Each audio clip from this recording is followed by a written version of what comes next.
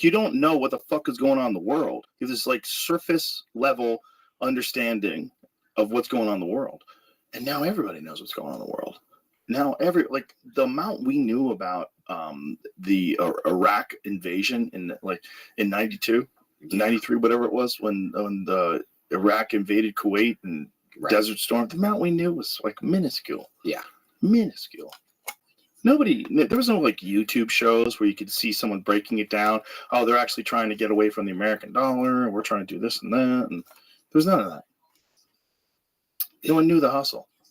It's crazy that these wars are still happening. I don't know why we're giving them our money. We need I don't know. Well, that's not going to change. Yeah. I mean, that might shift if Trump becomes president. I mean, maybe he can get away with some stuff. Maybe he could do some things. He wants to stop the wars.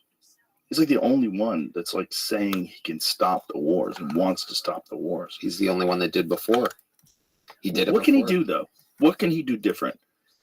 Like, let's pretend it's November of 2024. Trump wins. January, he gets in office. What can he do? Well, it seems like he has a way to... Jesus Christ. Trump is planning to send kill teams to Mexico to take out cartel leaders. Donald Trump has told allies about his plans to covertly send special forces to Mexico to assassinate drug kingpins. Sources tell Rolling Stone. Well, Rolling Stone, you have lied to me before. You've lied to me a lot. And you've lied to me about the fucking people overdosing on horse dewormer. Remember that? Mm-hmm. That was Rolling Stone. They had a line of people outside waiting to get to the hospital because so many people were in there for horse dewormer overdoses that gunshot victims couldn't get in. Jesus. They're so dumb. They used a photograph. This was in like August in Oklahoma. They used a photograph of people wearing coats because they were lining up for a flu shot. It was a different shot, different photo. It wasn't what they really were there for. It was bullshit. Crazy. What is that article, Jamie? Same thing. Printed somewhere else. Same thing? Yeah, same thing printed on Yahoo. But the source was Rolling Stone in here, too. Yeah, I mean, if he was doing that, someone's a rat. So shut the fuck up. It seems like the type of article that you would put out if you want the person assassinated and you want to make it look like someone else is going to assassinate them. It's worded a little differently. One source recalled him saying it in the past, earlier this year, that he would do something. He should like create that. a kill list of drug lords consisting of most notorious heads of drug cartels that a special ops team would be tasked with killing or capturing. That's a different way of saying that. You know, the problem with that is you create a power vacuum, and then what happens is someone else rises to the new spot. You're not going to stop the demand, so you're not going to stop the supply. You can try, but unless you're in an all-out everyday war with the cartel, you're probably not going to do that. Even if you kidnap and capture leaders, you're going to disrupt the organization. But my uneducated guess, would be someone was going to come in to fill that void. Yeah.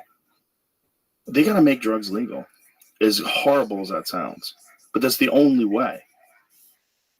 They just make them legal, tax the shit out of them, and use the money for treatment centers and education and testing. Yeah, and testing. You know that it's illegal to have it's illegal to have or to give away fentanyl test strips in the state of Texas. It's illegal? Illegal. Can you sell them? Me and my buddy are starting a water company. Here's how I know about this. Canned water, right? And the plan was to get them into all the bars in the city. Our idea was to literally just attach a 30-cent, fentanyl test strip. And then we found out we can't do that. You can't give away fentanyl test strips. You can't give them away. You can't even order them in Texas. Can you sell them? If you go to Amazon, you can get fentanyl test strips in specific states. Whoa. Yeah. Why would they stop test strips? I don't know. You think is encouraging people to do coke? Is that what that is? I have no idea. That doesn't make any sense. I know. It's very bizarre. There's so many dumbass fucking laws. Yeah. Because there's so many goofy people on both the left and the right. Texas House passes bill decriminalizing fentanyl test strips. Well, maybe it's if you have them, I guess. Oh, okay. The bill would take fentanyl test strips off the state's drug paraphernalia list. meaning it would no longer be a crime to carry them. It's still probably hard to buy them. Yeah, maybe you just can't give them out. Yeah, which is crazy. Still hard. Why don't you Google, is it legal to give out fentanyl test strips in Texas? I did. That's how I got here. Did it give any articles other than that? It probably says below that part. How much time can you get for selling fentanyl in Texas? How much time? 20 years. For 200 to 400 grams, you're looking at 5 to 99 years, or even life in prison, and a fine of up to $10,000. Life imprisonment, the most severe punishment for having more than 400 grams. Wow. They also only do like the state bill stuff here for like, I mean, I don't know how different it is in other states, but it's only like 6 months out of the year. The other half, they're not like they're out of session. Jesus. You have to wait till next year before they start looking at stuff again. That happened with games. Jesus. There's no reason. There's no reason. They can't have a good reason for. There's no good reason. Right. I mean, there's an epidemic. Oh, yeah. There's 100,000 people in this country in a year. Yeah. Update. There you go. That died in the Senate. Oh, despite no. support from Greg Abbott. Oh, no. The legislation comes after a bill to decriminalize Texas. So Texas and Congress lead bipartisan efforts to allow fentanyl test strips. The legislation comes after, but died in the Senate despite support. So whatever I put up before, we're just going to pass through the House, I guess. So they're trying to bring it back. Who the fuck is opposing that? Isn't that crazy? Who the fuck would oppose fentanyl test strips? I want to know. I'll tell you what it says in the article in 1 second. Yeah, name their names. It's just That's a crazy thing to inexcusable. oppose. Yeah. It's a crazy thing to oppose, kids. Like, that doesn't make any sense. Doesn't say. Because if we can figure out who that is and where they're getting their money from, then we can start to solve a lot of problems here. Because that's an actual serious problem. Imagine They if wanted they're to make COVID a big deal. Imagine they're getting the money from the cartel. Yeah. Right? I mean, Maybe. who could it be? Who could it be? Who the fuck would want you Who to else? not have Who fentanyl else test Yeah, strips? it doesn't say they voted against it. It says it died, which is like they just didn't vote on it. But the during Senate session. declined to take action So in the it's- regular session. Oh, It okay. just never got voted on, and that's could have been the same thing though. Like they're avoiding it maybe on purpose, or someone doesn't want to vote on it. But And, by the way, this is like, some people look at it like, oh, well, those people are doing cocaine anyway or whatever. So maybe it's not we're not losing the best people, but it could be anybody doing anything. It could be somebody trying to do, fucking Molly or I don't know, any more fun, like an actual like goofy psychedelic drug or something like that. Could be in any type of pill. I wonder if the logic behind not wanting it to be legal or sticking your neck out and saying that it should be legal is that people want to then attach you to promoting drug use, and then you would possibly like have an opponent that could turn it against you and say my opponent promotes drug use, and you could have that kind of a deal happen. Yeah, but there's a problem. But that was the gay marriage thing. That was a lot of things. There was a lot of things that people wanted to pretend that they were against. I mean, until I think 2013, Hillary Clinton was saying that marriage should be between a man and a woman. Barack Obama said that. They don't say that because they believe it. His opinions changed that much as a grown man. Like, what did you do? Mushrooms? What did you do? Did you smoke DMT? Like, what did you do? Tell me what you did. Where now you have this complete change of heart, and you think it's just be two people who are grown adults who love each other. They should be able to get married. Like, what happened? You tell me. Right. Or you're full of shit. Right. One of these things is going on. Either you're doing this political thing, which is like, God, it's so gross. When they're calculated with what they say just so they could win. Like, ooh. Yeah. They realize the gays can vote. So also they realized that public support for gay marriage was way higher because the stigma of being gay all sort of, and not that long ago, it was way more stigmatized. Like so many people were in the closet in Hollywood, because they kind of had to be. And to this day, the one open kind of homophobia you have in Hollywood is that gay men never play straight men in movies if they're out. They never play like the leading romantic interest in a movie if everyone knows they're gay. that's why I'm not in any movies. But also, making gay marriage legal didn't cost them vast sums of money. I bet if we did an online poll where every American had to vote and had to log in, and you polled them, do you think we should be giving money to foreign wars? I can't imagine the number being lower than 90% for no. Yeah, I think I saw a recent Twitter poll where they tried to do that. The majority of people was like, no. Yeah. I mean, if we forced people to vote on an actual issue. Well, it's also, you have so many people that are hawkish, and they think that, we can break Russia, or that we need to support Israel, or, whatever their position is, where they're real hawkish on, and they have a limited amount of information about it when you talk to them. So many people, when you talk to them about it, you're like, well, why do you think that we need to keep sending money to Ukraine? Is it working? Like, are these people being used as cannon fodder, or are they gaining ground? Like, you tell me what you think. Well, I just think what Putin did was like, do you support a guy like storming into a country and taking over? I'm like, no, I definitely don't. I definitely didn't support that. But that doesn't mean that you should spend hundreds of billions of dollars to prolong what seems like some horrible, bloody conflict that just, how are they going to win? Are they going to take over Russia? Like, how are they going to win? They're going to kick Russia out? Russia's going to quit? They're never going to do it again? NATO can move in? Everything's going to be fine? Are you sure? Are you sure nuclear weapons aren't on the table? Are you fucking positive? Is it good that China and Russia have cuddled up together now? And they're all buddy-buddy? And they're fucking shaking hands and smiling and taking pictures? Like, is that good? That seems not good. It seems not good if the whole fucking world is against us. Like, that seems really bad. And if they make our medicine. Right, and what solution could Trump possibly do? Like, when he says he could stop it, like, how do you stop it? How do you stop it? I think Trump just puts the fear of God into these people a little bit. I think he puts the fear of... The guy's not going to play by the rules. Right. They read our news. If they glance at our news, it looks like we have a crazy president.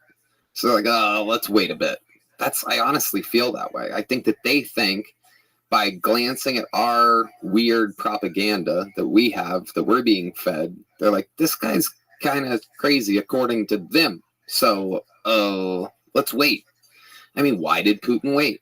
Why did Putin wait to invade Ukraine until old Poopy Pants Jenkins was president? If I was going to do anything, I'd do it right now. Yeah. It just seems like everything's so chaotic. Absolutely. We got no border. We're giving money to fucking whoever wants it. We're already rich countries. We got men who are the first female admiral. Oh my God. We have so much chaos. It's so kooky. Yeah. It's just so kooky. It's crazy. It's kooky, and it seems like they're just leaning into it. Like, there's no course correction at all. Just leaning into the kooky. Yeah. It's fun times. Oh, yeah. For comedy. Oh my goodness. We have so much stuff to talk about. Stuff that you would have to manufacture something that bizarre that people are accepting at any other time in history. It's so weird. So weird. It really is like the whole country's hypnotized. And I just think this is a perfect storm of things that are happening all at the same time. With AI emerging, China and Russia becoming buddies, us being run by a dead man. They're trying to stop this other guy from even running, and they're exposing how corrupt the democracy is.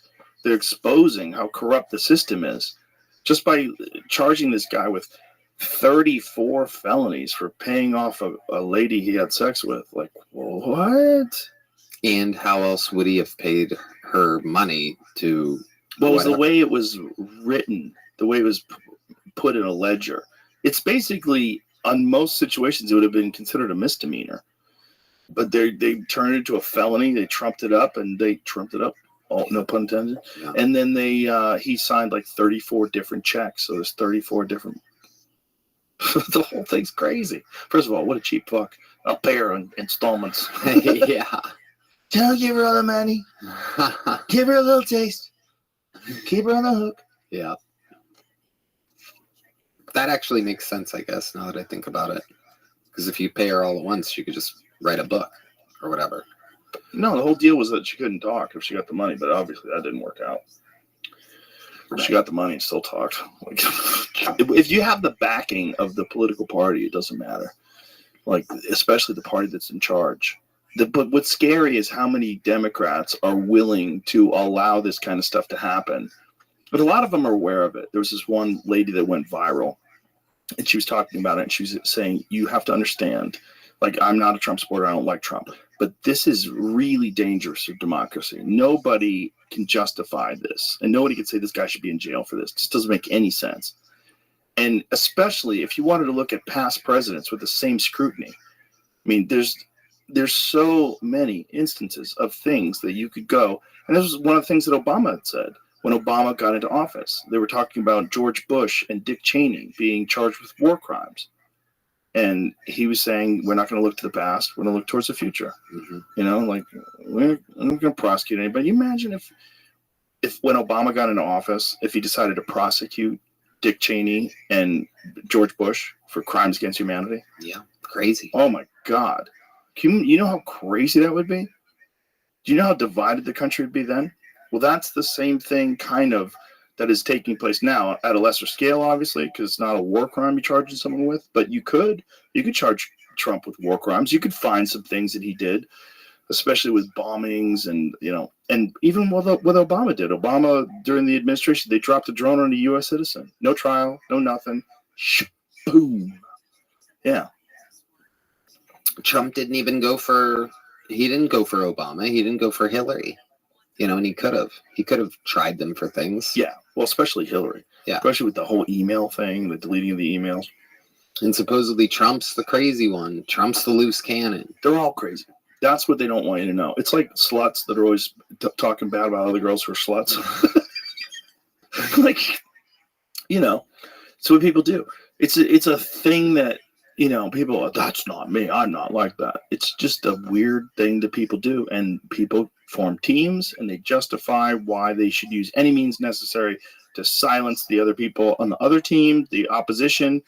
And they don't even realize they're setting a precedent that when this motherfucker gets in office or another motherfucker gets in office that's a Republican, you've got real problems now, kids. If the elections are real, that's how it usually goes. It usually goes one side wins and they're like, this fucking sucks. Let's try the other way. The other guy wins like, oh, this is bullshit. Let's try the other way. And this is what we've done in this country over and over and over again. Yeah. You know, we go Clinton to Bush, Bush to Obama. It's what we do. Yeah. It's what we do. We always do it this way. Yep. And if you change the way people are allowed to go after political candidates, and you change the way you're allowed to silence and imprison your candidates, then we're like Mexico. We're just not assassinating people yet. You know, we're like a third world country. We're like a banana republic. We're letting things other than the will of the people and what's best for the people be what's running the thing. We're letting the thing be run by the people that are in power, that are corrupt, that want to keep the power. Because it's not just Biden. Biden is barely there, right? It's all the people that are working there. You got to understand, he's this huge team behind him. They don't want to leave. What? Get on LinkedIn? Get on LinkedIn and fucking try to get a new job? Start sending out your resume? I work for the worst administration ever. Right. I was one of the people, you know? I mean, the one thing you can do is get a job as like a political person on like TV. You'll get one of those jobs, like if you're a White House press secretary, you know. And there's like Huckabee, isn't she like a governor now? Yeah, I think Arkansas or something. That's a good one to start with. You want to run the world? Start with Arkansas. Yeah. Yeah. I was talking to Tulsi Gabbard the other night, and I went off on a rant to her about mental health asylums. I'm like, these people are everywhere on the streets now. Yeah. It's crazy people. And I mean, it's not a great thing to have them out. It's not good for them. And it's not good for everyone else. There used to be actual places. And the money that it would cost, I mean, that's a cost that people would get behind. Yeah. The things that we would pay for instead of the things that we are paying for, insane. I think that happened during the Reagan administration. I think they changed like what it means to be a mentally ill person. They let a bunch of people out. Is that true? Yeah. Yeah. Yeah. I'm pretty sure it was during the Reagan was one of those Republicans that made people want to be a Democrat. Oh, you know who I heard actually was behind it was JFK because he didn't like what happened to his sister. How so? They gave his sister the lobotomy. Oh, yeah, and he turned against mental health institutions. I can't remember if it was. They gave his sister a lobotomy. Oh yeah, bad one. Oh my God. Oh, it's like one of the big Kennedy secrets. They stopped doing that in like the late 60s. They did it for a long time. I had an Instagram post about it because I went down a rabbit hole one night. I was like, what? Like, they just scrambled people's brains. And there was all these ads, like smiley people afterwards, happy people afterwards. Just scramble your fucking brain with an iron rod that they push through your eyeball. The eldest Kennedy daughter. Wow. On the Special Olympics. Wow. Yeah, man. Dude, brains are just like everything else. It's just like some people have bad livers. In their search for cures, November 1941, Mr. Kennedy arranged to have a lobotomy performed on Rosemary. It was immediately clear that the operation had drastically failed. Rosemary had lost most of her ability to walk or talk. Her personality had been forever altered, and she was left physically disabled. After being released from the hospital, Rosemary was immediately institutionalized. There's a story I've read about the doctor. There's like one doctor who was doing a lot of the lobotomies. He was traveling around to all the asylums. Yeah. And doing. Yeah, I read about that guy. He loved it. He loved scrambling brains. I mean, what a fucking, remember when you used to whack the TV to get the signal to come in? People don't know. Like, we would be watching TV, you'd be watching like a baseball game, and you'd go, what the fuck? You'd smack the TV, and it would come back in. Yeah, you got it. Like, that's how bad electronics were back then. You would smack the TV, and sometimes it would fix it. Like, sometimes it was like going up. It was just like, blip, blip. The screen would go up, and you just whack the side of it, and it would stay still. So I remember. Remember those days? Yeah. Yeah, that was their version of fixing brains. It was just like whacking a TV. They're just like, let's just scramble his brains. Yeah. And they're going through your eyeball. Oh. That's what they go through. They pull your eyeball aside. Yeah, they pull your eyeball aside. Excuse me. Out of the way. I got to shove a metal rod in there and just they get in the brain. They get in your frontal lobe and just go like this. Stop. No. Yeah. That's how it goes. Oh, God. Bro. Imagine thinking that's a good idea. I know how to fix it, everybody. What was like the most successful lobotomy? Did anybody get a lobotomy and like, wow, that one fucking worked? Like, Google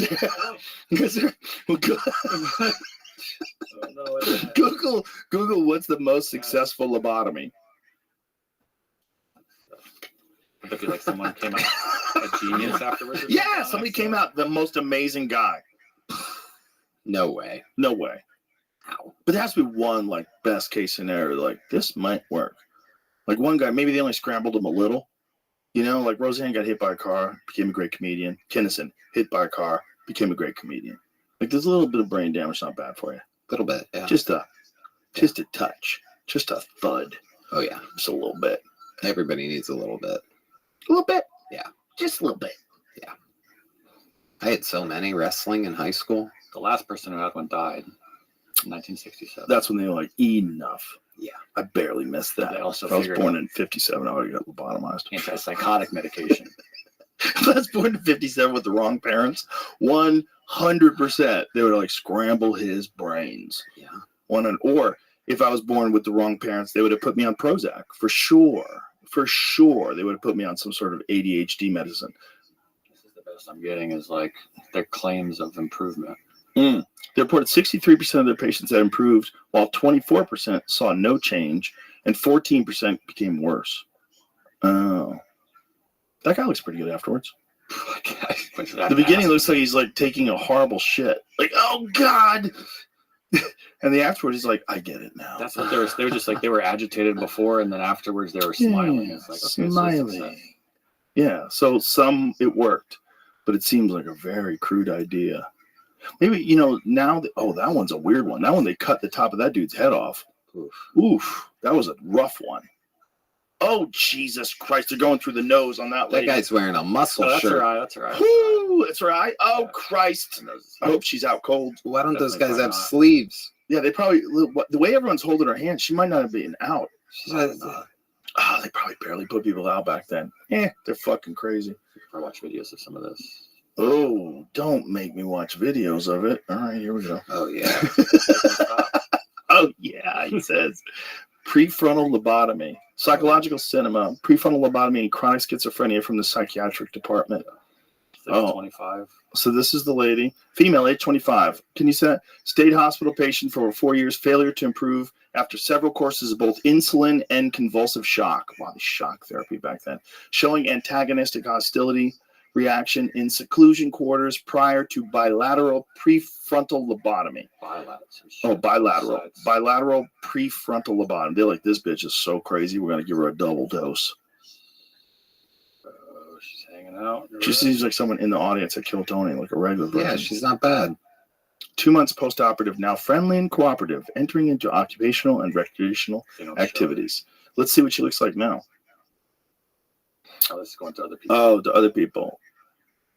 Oh, there she is now. Now she's all laughing. Get your fucking brain scrambled. Now her hair's all It's fucked crazy up. though that your brain can be scrambled and you can still function. Like that seems to. Well, you barely Well, function. But yeah. that's the thing. Like, people have been shot in the head and they lose like half their head and they still talk. Right. There's a lot of weird stuff that happens to people with their brain. Your brain, when one part of your brain gets damaged, the other part of your brain seems to have an ability to recover. There's this one guy, see if you can find this story. This one guy developed fluid in his brain when he was young, and they drained it. So they installed some sort of a thing that drained the fluid from his brain. And once they did that, as he got older, he got another MRI, and they realized his brain was missing. He only had the outside area of the brain, and he had like a 75 IQ, but he was fully functioning with the entire center of his brain gone. You see the MRI, you're like, what in the fuck? The guy has no brain. You know, like, oh, that fucking guy has no brain. That's him. He actually has no brain. Like, you got to leave him alone. It's not his fault. It's literally gone. So he developed some sort of fluid, and they put something in there. I forget where it drained to. But then over time, you know, his symptoms went away, but his brain went away too. Like, whatever that fluid was in his brain, it was like, took over the whole brain. Oh, God. See if you can find that. I mean, it's called hydrocephalus when there's brain too much cerebral fluid, cerebrospinal fluid, excess cerebrospinal fluid. Yeah, this dude I know it's not coming up there. had no brain. And they were talking about how different parts of your brain just make up for what's missing. Your brain sort of figures it out and says, okay. You know what else they found? Playing 3D video games increases gray matter in your brain. It's like a recent study. That's a good thing? Yes. Yeah. It increases your, like, 3-dimensional video games actually increase some gray matter in your brain in some way. And they're not saying, like, people aren't encouraged. See, the thing about video games is people always want to say, don't do it. You're wasting your life if you do. I say it. You're wasting your life if you do video games. However, they're awesome. Yeah. They're awesome. Are you really wasting your life, or are you doing something fucking awesome? You're wasting your life if you do it only. Right. But if you want to do it good, you got to do it a lot. Yeah. If you want to really fucking murder people in Call of Duty, you got to be on that bitch every day. You got to get the moves down. You got to figure out how to aim. That's the guy. Same case. Is it same case? Scientists research man missing 90% of his brain who leads a normal life. French man. Yeah, that's the dude. 44-year-old French man started experiencing weakness in his legs. He went to the hospital, and the doctors told him he was missing most of his brain. The man's skull was full of fluid with just a thin layer of brain tissue left. The condition is known as hydrocephalus. He was living a normal life. He has a family. He works. His IQ was tested at the time. Complaint came like 84. 84 was slightly below normal range. So this person is not bright, but perfectly socially apt. Clearance is a cognitive psychologist, University of Libre in Brussels. When he learned about the case, which first described in the Lancet in 2007, he saw a medical miracle, but also a major challenge to theories about consciousness. This dude is missing 90% of his fucking Is that the guy? No, that's a doctor. Get that guy on Kill Tony now. Yeah. Imagine if you wrote for him. Oh. How many, this guy's actually, you put a photo of his brain up on the screen and explain that this guy's literally up here with no brain. Going back to the brain damage, making people funny thing, we have a new regular as of yesterday, and it was only his second night ever on the show. Drew Nickens, who was bullied by his own military partners. And I don't know what they did to him, something head trauma wise that he didn't really want to get into. But he's so fucking funny. Like, he's just naturally the most likable, funniest fucking. Was he funny before the head injury? I don't know. That's a good question. Does he know? Like, how aware is he when you're talking to him? Very. So he's all there. You can talk to him. Yep. But he has brain damage. Yeah. You know how many people I know with brain damage? Oh yeah. You are the beekeeper of people with brain damage. I know a lot of people with various stages of brain damage. You know? It says update the brain. Rather than 90% of this man's brain being missing, it's more likely that it's simply been compressed into the thin layer that you can see in the images above. Which is Compressed? So the brain has different density? I mean, if it's like Jell-O. Can you make your brain like you can make your quads fucking dense? You know, some people have mushy quads. Some people have quads that can fucking jump on top of a huge box. Maybe you can make your brain like that. Super connected. Maybe video games is the way you do it. Find that study. Because that's crazy. Speaking of brain damage, did you see the UFC put out a clip of Sugar Sean landing that knee on Cheeto Vera without any commentary? Bro, Cheeto Vera has a chin that's made out of like Wolverine bones. Oh my God. His chin is insane. It sounds like somebody hitting a wooden baseball bat against another wooden baseball bat. Not only that, his head snaps back. All the way back. I mean, by the way, it might be the most perfectly timed knee I've ever seen. Here it is.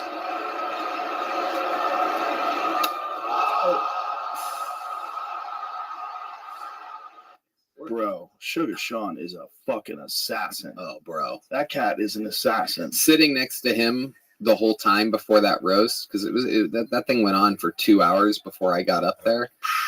And there's nobody I would have rather have sat next to. Right. The guy who's calm under pressure. Exactly. Yeah. Exactly. And he turned to me at one point and goes, dude, I don't know what it is. It's like 20 minutes before our thing. Ron Burgundy was just up there killing, and we were like all kids laughing for a second. And he goes, dude, I don't know what's going on, man, but I'm nervous as fuck, and it's you going up there. He goes, are you nervous? And I'm such a cornball. I told him how I really felt, and I go, I'm probably exactly how you were right before the Cheeto fight right now. Like, all the work I've ever done has come to this point. Yeah. And he goes, calm. I go, calm. Calm. Yeah. If you've done the work. Yeah. If you haven't done the work, it's anxiety. Oh, yeah. It's a rotten fear. Oof. Like, you got to really do the work if you're going to do something big. Mm-hmm. Whatever it is. And I've done that before where I did the work, and it feels so much different because I've also done it where it kind of fucked off. And then you're like, ooh, I didn't do my best. The live aspect made it crazy. I mean, I'm looking at the 3 stairs that I had to go up. I'm like, I keep glancing at them. And they're at an angle, you know, it's not like, and they're not like that well lit. And they're kind of long and not that tall. So I knew I had to like, look, I had to study them. The little things like that.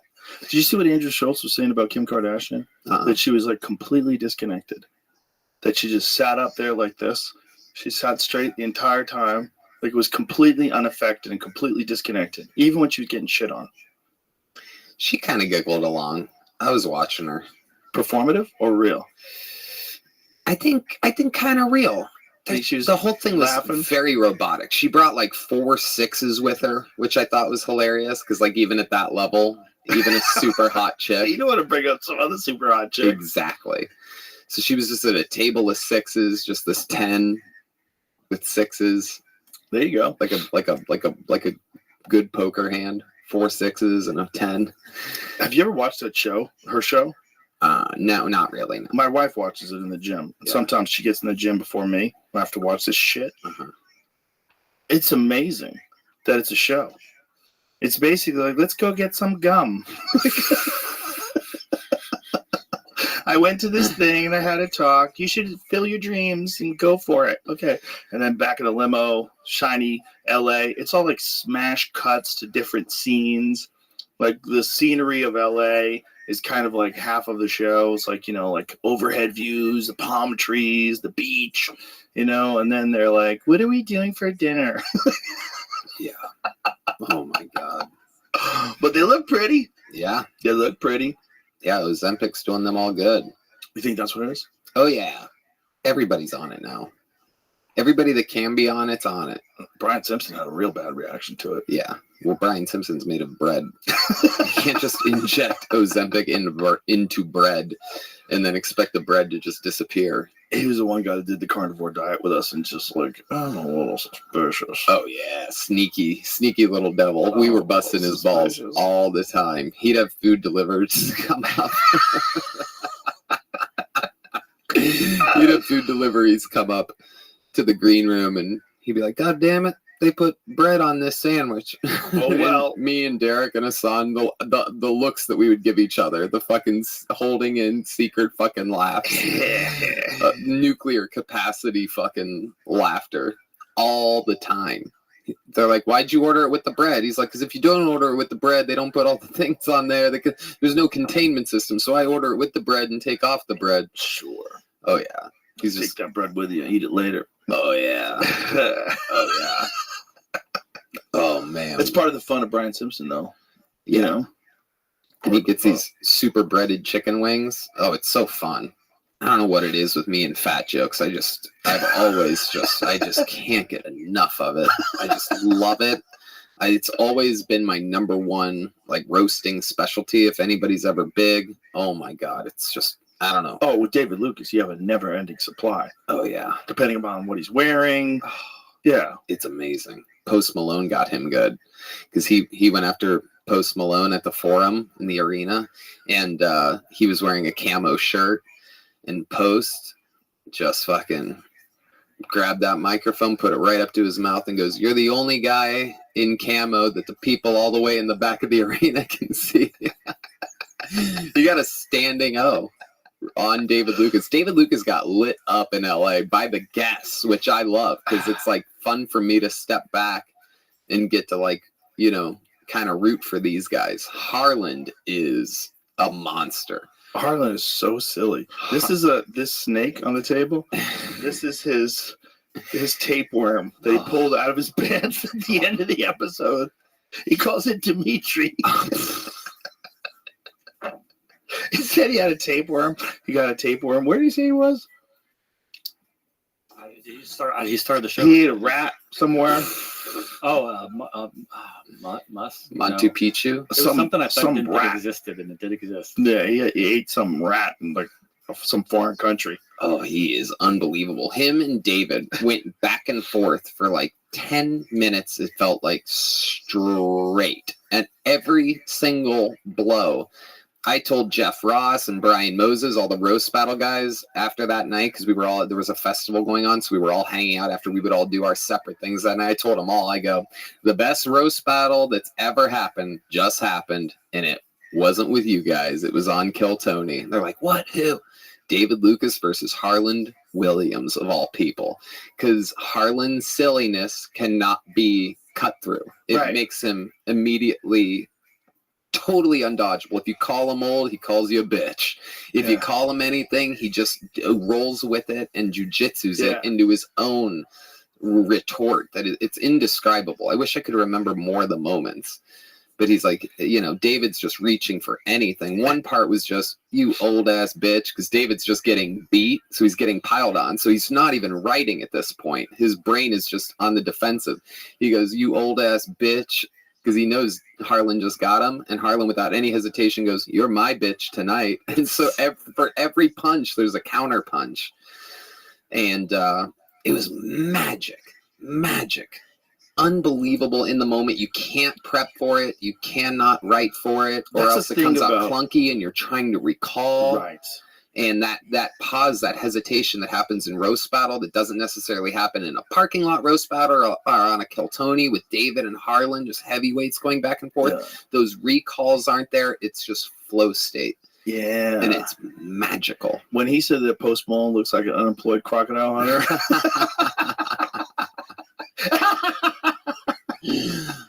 It's just like the perfect line. Yeah.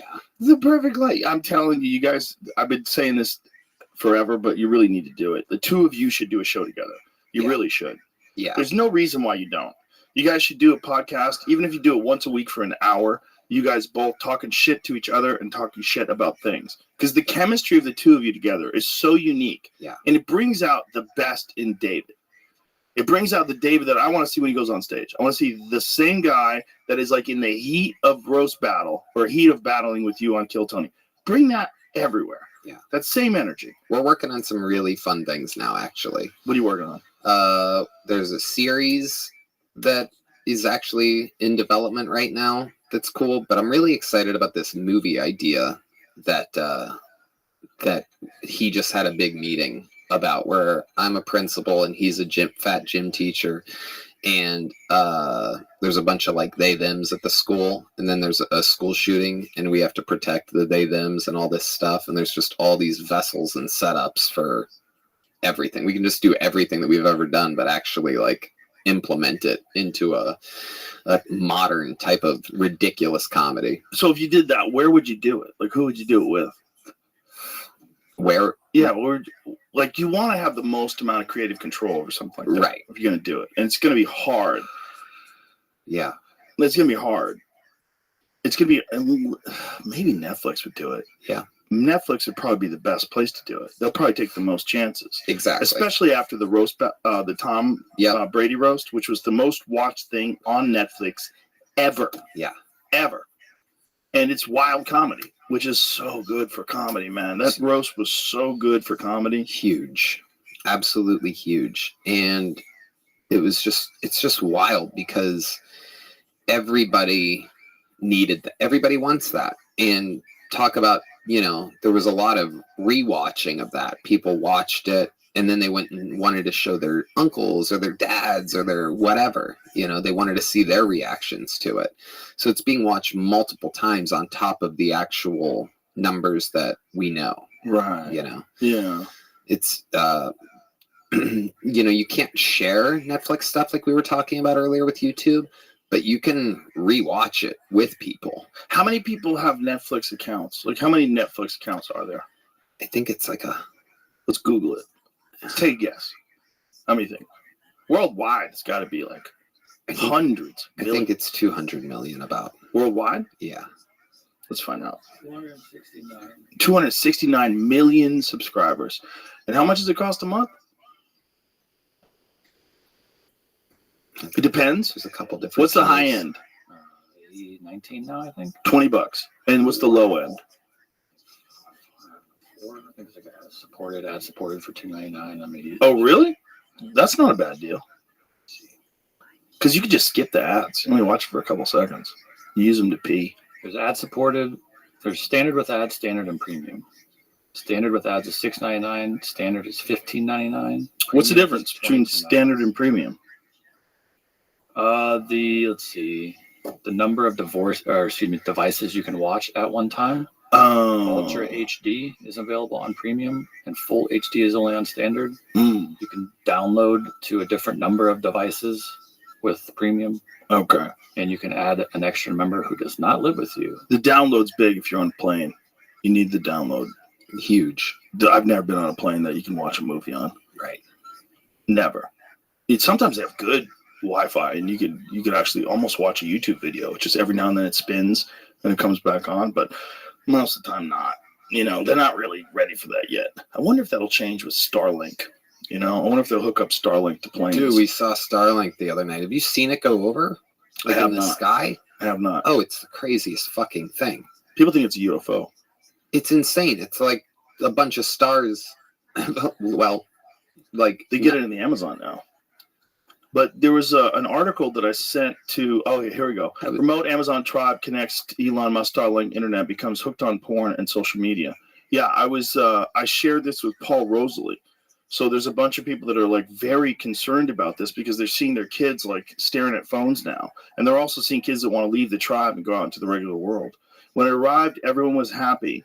Whoa, say that name. Sinema Maruba, 73, told the New York Times. But now things have gotten worse. Young people have gotten lazy because of the internet, she explained. They're learning the ways of the white people. Ooh. Wow, that's crazy. They just call us lazy, dude? Yes. Damn. The white people. Well, there's a lot of us that are lazy. What does it say? Remote tribe in Brazil become bitterly divided 9 months after gaining access to satellite internet. Wow. 2,000 people. I guess it's here, like in the middle. Wow, right below Peru. Yeah. I want to know. I don't know how I feel about that. I want to know what kind of porn they're watching. Everything. Yeah. They probably can't believe it. Yeah. These white ladies, fake lips, just sucking dicks. Yeah. Initially, the internet was heralded as a positive for the remote tribe, who were able to quickly contact authorities for help with emergencies, including potentially deadly snake bites. It's already saved lives. Enroque Maruba, all Maruba use the same last name. Oh, wow. They're all like the same people. How do you know if you're having sex with your cousin then? If they have the same last name. But they all have the same last name. They're probably cousins. The whole thing has the same last name. There's 2,000 people. That North Sentinel Island, like the story about that guy who was the missionary who went there and got killed. There's only 39 people there, so they're all related to each other. Damn. So at this point, they might not even be able to go help those people. Like, imagine if you just stepped in and say, hey, we're going to establish schools and clinics, and like, who knows what's going on with them? 60,000 years of people living on one island, and there's only 39 of them left. And you can't go there. They'll kill you. Yeah. They'll fucking kill you the moment you get off your boat. They tried to kill a bunch of people. There was a bunch of people that had abandoned a boat that ran ashore. They got rescued, and as they were getting rescued, the North Sentinel people were headed on boats to them to kill them. Oh, God. Frightening. Imagine if they're like mentally challenged. Right. We don't know. We really don't know. No one's interviewing them. Like, what are they like? If have you ever seen that show, Soft White Underbelly? No.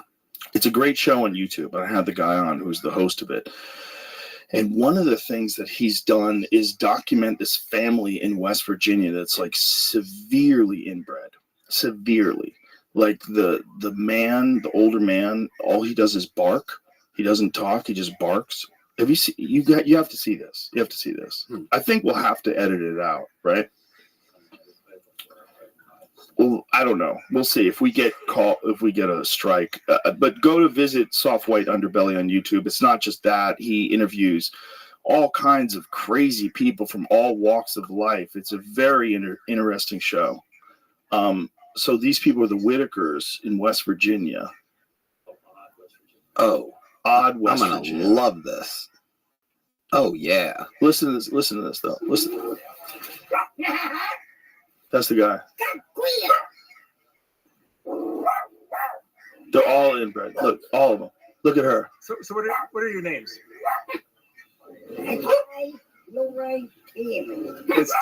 I'm sorry. Who's this? His name's Ray. Ray. I remember Ray. I photographed you, Ray. Do you remember? Years ago. He And barks. your name is Lorraine. Lorraine and Timmy. Yeah. Now you guys grew up here in Odd, West Virginia. How many years have you lived here? All my life. You guys, did you go to school? You did? So, some of your brothers and sisters probably didn't go to school, or how much schooling did they get? They didn't wish school long, but they graduated. You graduated from what? Well, I was in high school. You went to high school, Timmy? Yeah, he went to high school on back. Yeah, it's good enough. Wow. Whoa. He's been there twice. He's visited them twice. This show's incredible. Oh yeah.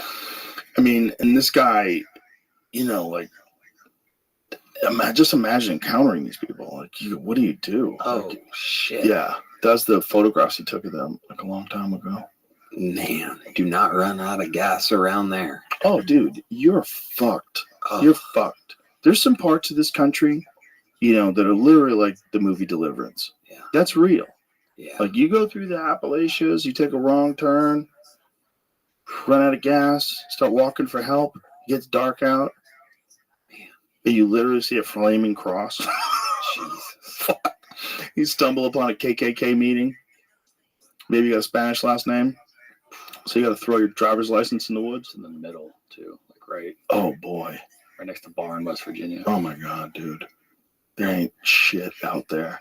Oh, my God. The Baptist church on the street. Oh, of course there is. There's another church, another Baptist church. That's all it shows up. It's all just churches. People just... Listen, man, if you live in a place like that, church is the best fucking thing going. Yeah. I think church for a lot of people is like the green room for us. It's a place you go to see the community, you recharge, you love everybody. Mm-hmm. Yeah, and then you decide you're going to be a good person. Yeah.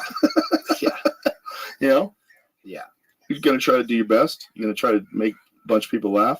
You're going to try to become a good Christian. Yeah. I was rewatching There Will Be Blood recently. Those church scenes, I mean, fucking unbelievable. That movie's insane. Oh, it's so good. That's all Bakersfield. That's all that area, the Tehachapi's. Yeah, they were filming that when they were filming No Country for Old Men. Really? At the exact same time. And No Country for Old Men had to stop shooting one day because the black smoke from There Will Be Blood was messing up their background. Wow. Isn't that crazy? That's crazy. Two of the last great non-Tarantino movies. Yeah. And they were filmed at the same time, came out at the same time, up for the same awards. Bangers. Did one of them not win Movie of the Year? Because that's crazy. But one of them had to not win. It's weird that they all clank up against each other. Isn't that nuts? Yeah. I don't like the Academy. Excuse me. I don't like the Academy Awards. Right. No, me neither. It doesn't make sense. I don't like awards for art. I think it distorts the whole thing. I mean, on one hand, it gives the films a lot of recognition and it helps people do other cool projects and it helps more great movies get made. And you get to showcase great actors and they get rewarded. So people want to become a great actor so they can get an award. But at the end of the day, man, like the number one movie is like, why? Right. Why? Yeah. So just say what you love, right. Why you loved it, what's great about it. Is the way but unless we're so competitive, we want a contest. Totally. And it doesn't make sense because it's like, oh, Forrest Gump's an Academy Award winning movie and Pulp Fiction and Shawshank Redemption are not. Only because they coincidentally came out in the same year. Crazy. If it went 92, 93, 94, they would all be winners without a doubt. Maybe. There's a lot of bangers in the early 90s. Yeah, that's true. You can 92 had Goodfellas too. Mm-hmm. You could get away with a lot more back then. You could do more stuff. Well, I mean, they were fucking creative. They weren't scared. Yeah. The network notes kill things nowadays. Well, it's not just the network notes. It's like all the executives and all the people behind the scenes. They're all like captured by this ideology. And they're real careful about how they do things and what they do. It's like they get really scared. The executives fuck it up. Yeah. We have someone that told me that Many Saints of Newark from David Chase was supposed to be quite different. I'm sure. And it came from the top and notes for David Chase, who is a monster. I mean, I probably brought this up here before, but I still to this day, and I laughed about it to myself just a couple nights ago. There I am, glancing through. I blasted through the new season of The Jinx, which is fucking unbelievable on HBO. One of my favorite murder documentaries ever, with the crazy-ass Robert Durst. And then there I am, just, nothing. Here we go. Rewatching The Sopranos for the 5,000th time. And it's every fucking time better than the last. It's unbelievable. There's so many things that I still am like, oh my God, I never noticed that. Well, it's also one of those shows that, so many things happen, you can go back and watch it again. And the acting's absolutely insane. Gandolfini in his prime, Lorraine Bracco in her prime, Edie Falco, it steals it somehow. The mom steals it. There's times where she can. But Edie Falco's not the mom. She's Soprano's wife. Yeah, No, that's what the I mom. meant. Remember Yeah, the mom? I'm talking about the kid's mom. Remember the mom died and they replaced her with CGI and it looked really fake. Yeah. That part's crazy. That's the episode that I watched the other night. I was just coincidentally on never did that. season 3, episode 1 or 2, I think. They should redo that like they redid Star Wars. Yeah. You know, you know how they redid like Yoda? They made Yoda CGI, which they fucked it up. Yeah. But they should do that with the mom. It wasn't that bad. It was bad. It's not. Look, it's not that terrible. So fake. It just looks fake compared to them. There was something about her head moved weird. It's coming up. There's a part where she reacts. Because that part. Yeah. Fucking nothing. Now look here. I don't like that kind of talk. Like her head's not moving. Yeah. Yeah, that's what it is. Her head's frozen. It doesn't look as fake as I remembered. Right. It's like a deep fake back then. That was as good as it gets. That probably cost $1 million to do. Yeah. Who knows what that cost? Yeah. But why did they do that? Why didn't they just have her? We found out she's dead.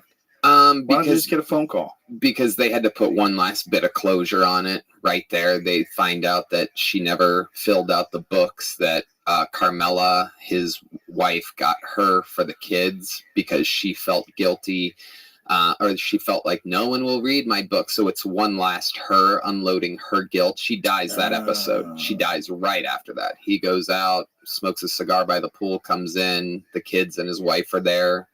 And he's like, what's going on? Your mom passed away. And so then, oh God. And it's just crazy how this series changed everything. It still doesn't totally change TV. Yeah.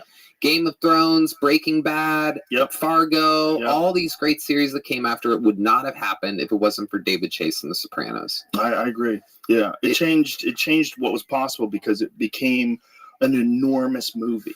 Instead of it being a show where they wrap up the story each week, everything ties into the next episode. You're glued to your seat. You can't wait for Sunday, whenever it was. Yeah. You're like, was it Sunday? Yeah. You're like, when is Sunday coming around? Oh my God.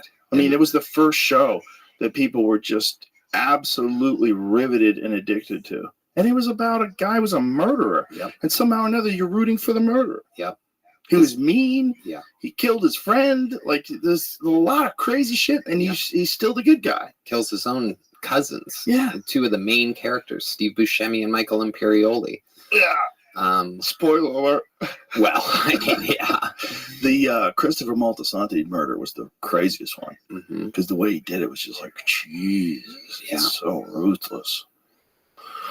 But it kind of also made sense. I mean, from his perspective, if he would have let him keep going, he could have killed his own kid. That's the part, because he glances back and he sees the branch in the baby seat. And he knows that he admits to him right then, I'm on drugs, I'm going to pop. You need to say you were driving. Yeah. Which is their ongoing thing for seasons, is you've got to get off the drugs. Yeah. And so, shocking as all hell for us viewers at the time. Yeah. Crazy. Yeah. You know the other one was it Paulie that killed his girlfriend? Who killed his girlfriend? Remember in the end when they went chasing after him in the woods? You fucking cunt. And he's like, he's going to kill her with a gun. And she realizes he's going to kill her. Oh, yeah. And she runs. Yeah. And he murders her. That was Silvio. That's who plays guitar for Bruce Springsteen's band.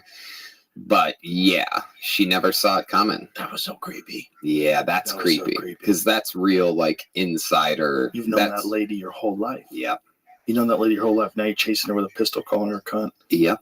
And you're going to kill her. And she realizes you're going to kill her and she's screaming. Ooh. In that world, if you talk to the government, especially back then, it's cold. It's just as cold as ice. It's the one thing you can't do. So all their friendship. Show. Yeah. What a fucking show. Oh, it's incredible. And every fucking episode is better than literally almost anything else out there. That's the crazy part. It's just I can't stop rewatching it. It's just the funniest ongoing game on my bedroom television thinks I'm a psycho. Well, it's one of those shows that like, then we realize what's possible, so it raises the bar for everybody else. And then Game of Thrones is like the next one. Mm-hmm. It was another one where you're like, and then that one was even crazier because you got fucking dragons and insane special effects, and the CGI had kind of caught up with everything especially with the new one, the new Game of Thrones. The CGI is off the charts, but like, how long does that take to make? Like, the new one was over like a year ago. Yeah. Like, how long when is the next season of, what is it called? The new one called? House of Dragons? Yeah. When does the new House of Dragons come out? 2 weeks. Ooh. 2 weeks. Holy shit, dude. That's perfect. Because I'm wrapping up The Gentleman. I only have one more episode of The Gentleman. What's The Gentleman? Oh, you don't know. It's the new Guy Ritchie series on Netflix. Ooh. It's the same. Did you ever see the movie The Gentleman? No. The movie is fucking awesome. The movie is like Matthew McConaughey, and it's about weed dealers. And it's like this like organized crime weed movie. And this just follows that. It just is a different branch of that world, but it's fucking amazing. It's such a good show. I tried that samurai one you recommended, but there was a Kill Bill moment, a ripoff of Kill Bill, and I just couldn't. What was the ripoff? There's a part where they're doing the walkout, and it's like frame for frame a ripoff of Lucy Liu's walkout when she's arriving to that place. I just hate it. It just drives me crazy how many people and how many things Are derivative. take from. Yeah, but Tarantino did that a lot, Well, yeah, That was part of it was an homage. It's an homage to these films. exactly. Like, I feel wasn't Reservoir Dogs like an homage to another, like a Chinese film? Yeah. I can't remember the name of it, but yeah, a lot of his things are. But when they do it to him, it's just different. That's funny. Yeah, That's funny. It's interesting to do that in a historical novel turned into a show like Right. Shogun. I didn't notice it, but I love the show. Show's incredible. Show's really well done. Shogun's really well done. It's fucking riveting. I love it. a lot of people told me the past episode one is when it gets cooking. I just couldn't. I don't know. It's very good, dude. Yeah. If you give it a shot, it's very good. But if I was going to recommend something, I'd say The Gentleman. Watch that. Yeah. The fucking show is so crazy. It's so crazy. So much wild shit happens. It's just like, Jesus. Yeah. Oh. And I think they're going to do a season 2. You never caught up with the Jinx, huh? No. Never caught up with it. You never watched season 1? Nope. Oof. I knew what happened. Yeah. I remember the story. And I just, it's one of those things like I've never watched The Wire. It just got away from it. Me neither. Totally. I heard The Wire is awesome. Yep. Everybody talks about it. Bourdain was always raving about it. Yeah. Jamie loved it. I never watched it. I can't hear you guys talk about Sopranos without screaming it in my head. I'm like, you guys haven't seen this though. Is I The know Wire it's- better? I can't say it's better. I wouldn't Say say it. it's better. Say it, bitch. This is the Academy It also Awards. came after. Somebody gets the Oscar. Who gets it? It came after, so like Who gets the fucking award? Stop trying to dodge the question. I would argue The Sopranos, but I don't There like you it. go. But I don't personally like it better. Oh, really? Yeah. Why do you think? I don't know. I tried. I don't Interesting. like Breaking Bad either. I really didn't get into What? it. I tried. Really? I watched it after The Wire, so I started to watch it. I'm like, fuck. It's like limited by not being a level of real because they're censoring themselves a little bit. Just felt I that's see like what I couldn't you're get into it. saying. The Wire is so hyper realistic is the word used so much when it's talked about that it's just like it's really cool to watch. All right, I'm gonna get into it this summer. It's just I'm gonna tough. start watching The Wire this summer. I'm all filled up until the summer. Yeah. Got my I can only watch things a couple nights a week. I don't have that Yeah. kind of time. Same. That's Yeah. why I like The Sopranos. It's like background noise, and if I'm paying attention, I'm laughing or enthralled. I have to today if I'm I have to if I don't do a certain amount of work, I feel lazy. Right. It's not a good feeling. Yeah. And if I'm just watching too much TV, I feel like I could have gotten so much done. Totally. And I could have gotten a bunch of I can enjoy shows if I've done what I need to do. But if I don't, if I didn't work out that day, I'm not watching TV. Yeah. I'm going to feel like a piece of shit. Yeah. Unless it's my off day. Yeah. Same. I don't let myself, I don't have a video game console and I don't play games on my phone. So when I got back from LA to treat myself, even though I don't even play chess, I downloaded a chess app because my Instagram showed me a finishing chess move. And You don't know how to play chess? I do now. And Okay, because I don't know how to play chess either. I was saying maybe we could play chess. well, it's only That'd been be a couple fun. weeks, and I'm obsessed. Uh, It cut to me last night in bed at 4:30 a.m. on my phone, playing people around the world in chess, and it's crazy. I love it. Chess is a fun game, obviously. Yeah, It's just to me, it's one of those time sucks that I'm scared of. totally, Just exactly. like video games, just Yeah. like golf. You obviously know I have a giant pool problem. Pool's a problem. Yeah. I played pool with my friend Tommy in New Jersey on Friday night till 5 a.m. Yeah, the day of the UFC. yeah. Went to the hotel room. I slept till 3 p.m. Got up, showered, got some food, made it to the arena. Golf's a different kind of time waster, though. It is A little bit of exercise. the air, the nature, Mhm. the oxygen of Mhm. being around the trees and the fresh grass and everything. It hits Being by different. yourself, It too. gives you a jolt of energy. It gives you a crazy amount of energy. I totally see it, man. Yeah. I get it. It'd probably be super beneficial for me to pick up golf. Yeah, Like I probably enjoy it, tons of vitamin D. but I can't. Right. I'm too busy, and I have too many things that I really love. Like I already love archery. I have to practice. If I don't practice, I don't shoot good. If I don't shoot good, that's not good. Gotta stay in. It's like pool. You have to stay in stroke. With archery, you have to stay focused. You have to stay like in tune. I don't know what the word they would use for just being like on when you know where that arrow's going. Just fucking know. And it's all at different distances. Like any day of the week, you could wake me up at 4 o'clock in the morning. I could hit a bullseye at 20 yards, but 20 yards is not that most of the time. I'll hit in the 9 or 10, right? But most of the time, like when you're shooting, you're not going to shoot at 20 yards. You have to shoot at like 40 or 60 or so. So I practice at like 74. I practice at 85 sometimes, and that's a long distance. Like it really requires like a fine tuning of your feel of the bow. Like as you're drawing back and you're centering your pin, there's this Zen state where all you can think about is the movement of the arrow. All you can think about is the correct technique. All you can think about is like how you want that arrow to just sink right into that target perfectly. The perfect time to release, right when the pin is settled over the spot where you want to hit, and the arrow just goes, and you watch it. And it's magical. It's like it cleans your mind. It's like it hoses off all of life's bullshit because it requires everything of you in that one moment. Yeah. And I think if you can find anything like that, whatever the fuck it is, whether it's yoga or whatever it is, golf, you find a thing where when you're doing it, it requires all of your concentration. I think that's like a good flush out of the system. And I think people who don't have that have a lot of fucking anxiety. Yeah. And I think your brain never gets cleaned out. Like you need a thing that's almost like people do it through meditation. They do it through a lot of different ways, but it's like there's a way you're focusing only on one thing that's like super beneficial for some reason. Yeah, no doubt about it. I went and had to do the hot yoga fucking spaghetti and Wagyu meatballs flush the other day.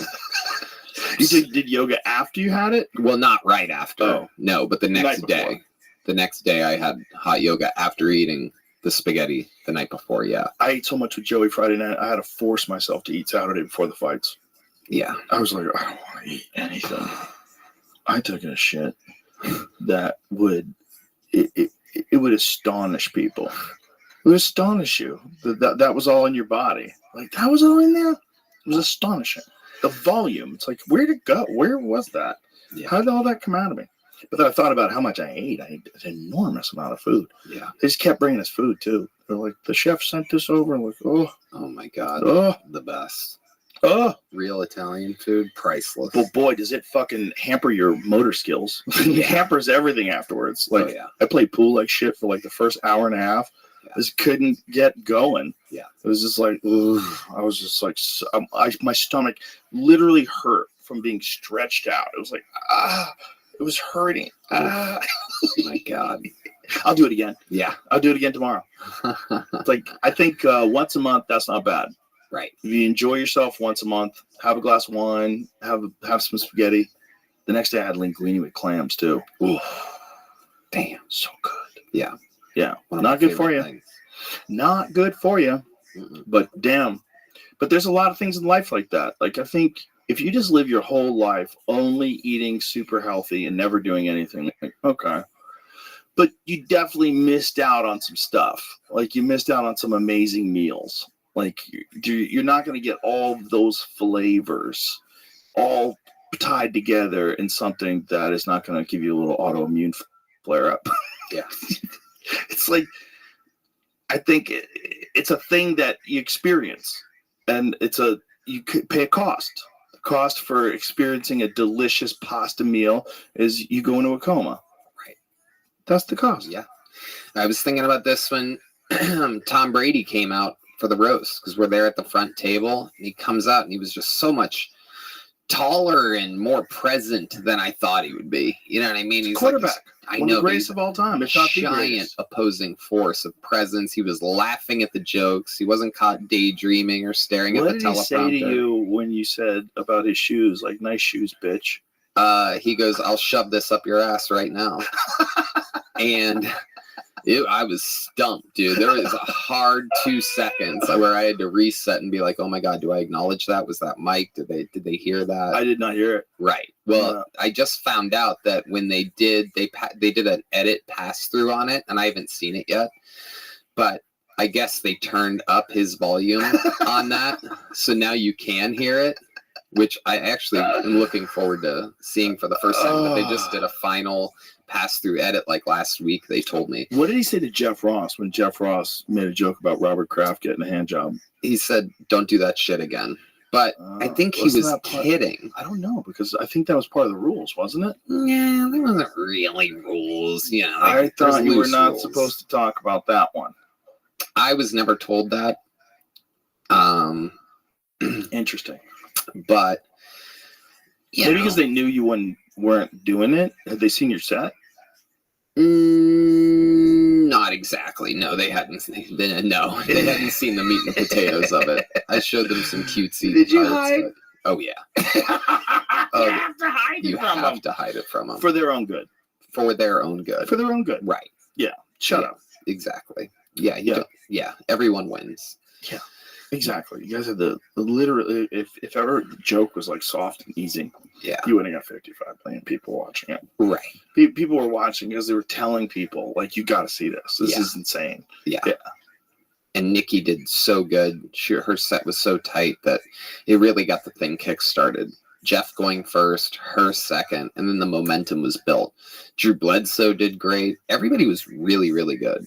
It was kind of fucking awesome to be there around a bunch of, like, because those football players are so goddamn competitive that they were all really working hard. So even though you're expecting it to be like, Tom was good at throwing a football, like, they all wanted to be the best. And On people that were night, writing for them. yeah, So who was writing for those guys? there was a whole amazing team, led by the guys that have written like all the roasts, Mike Ferrucci and Ray James, and a bunch of like guys that literally specialize. They wait all year waiting for another roast, like monsters that literally are like, when they find out who's on it and they know the other people that are on it, they start wiring these things together. What do they have in common? What's the setup? What's the, how do we tie it in? You can have a 3-fer, a 4-fer, a 5-fer where you make fun of a bunch of people at once. And they write a loose script, they send it to the person reviews it and says what they do want, what they don't want. And sometimes, what you definitely don't want is someone to go, I don't want to hit this, I don't want to hit that, I don't want to go too hard on this. The fearless people, a perfect example of this is Martha Stewart at the Justin Bieber roast. She goes, I'll fucking say anything. I want to kill. I want to destroy on this roast. And me and Mike Ferrucci are like, okay. That's pretty amazing. Yeah. That's pretty amazing. Martha Stewart saying that to you. Well, yeah. Well, everybody realized how cool she was when she did that show with Snoop Dogg. Yeah. Because that was like, what a weird, odd couple that worked out. Well, that was all born out of that roast. Why'd they stop doing that show? I don't know. That was a good show. Yeah, I'm not sure. People loved Martha after she got out of prison, too. Gangster. She's a gangster, dude. Bro, they put her away for nonsense. They put her away for Holy some shit! stupid insider trading where she didn't even make How in any. the fuck are you all? Yo, dogs. How's life in the big city? Can you hear me?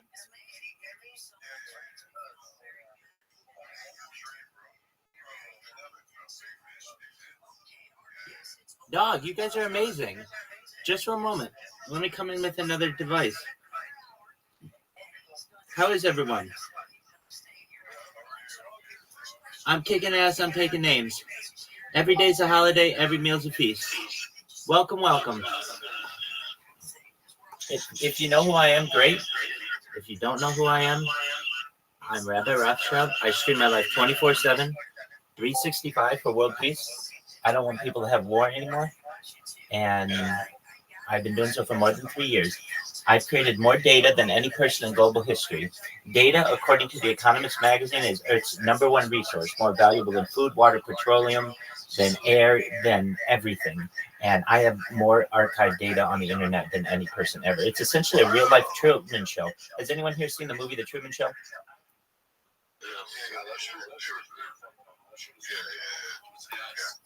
Word. So this is what I do. I stream my life 24/7. I listen to podcasts. I talk about world peace. Additionally, we talk about ending world hunger through hydroponics, through vertical farming, through cloud seeding. We try to do our best to discuss ending world thirst through digging of wells, through desalination plants where you take water from the ocean and make it potable for people on land by removing the salt water, the salt in it. And then additionally, we talk about life straws. Those are just a few ideas. Other really interesting things that we talk about: anti-gravity, antimatter, alien disclosure, life extension technology, stem cells, human growth hormone, mind uploading technology. And this is the really big one. When I talk about mind uploading technology, I mean this. If you're hearing me say this right now, I'm honestly telling you, I don't think you will die. You all are on the internet in 2024. You're generally probably younger and have a generation or two to allow this type of technology to develop, where we scan your brain, upload that scan into a computer for later download into a cyborg, a cybernetic being, an avatar, a clone of yourself, an ethereal being, whatever you may want to be. And if you don't want this, you also have that opportunity too. What I'm explaining here is we are on the cusp of transhumanism, and I am helping to explain to the world that this is the future of technology. That's what's up. That's what's up. Word.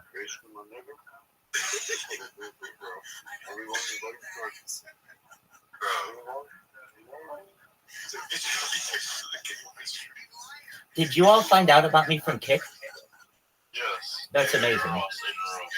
Oh, that's amazing. Hey, do you want to see my Kick bot? Fuck yeah, I got 4 of these things. Everybody knows about me.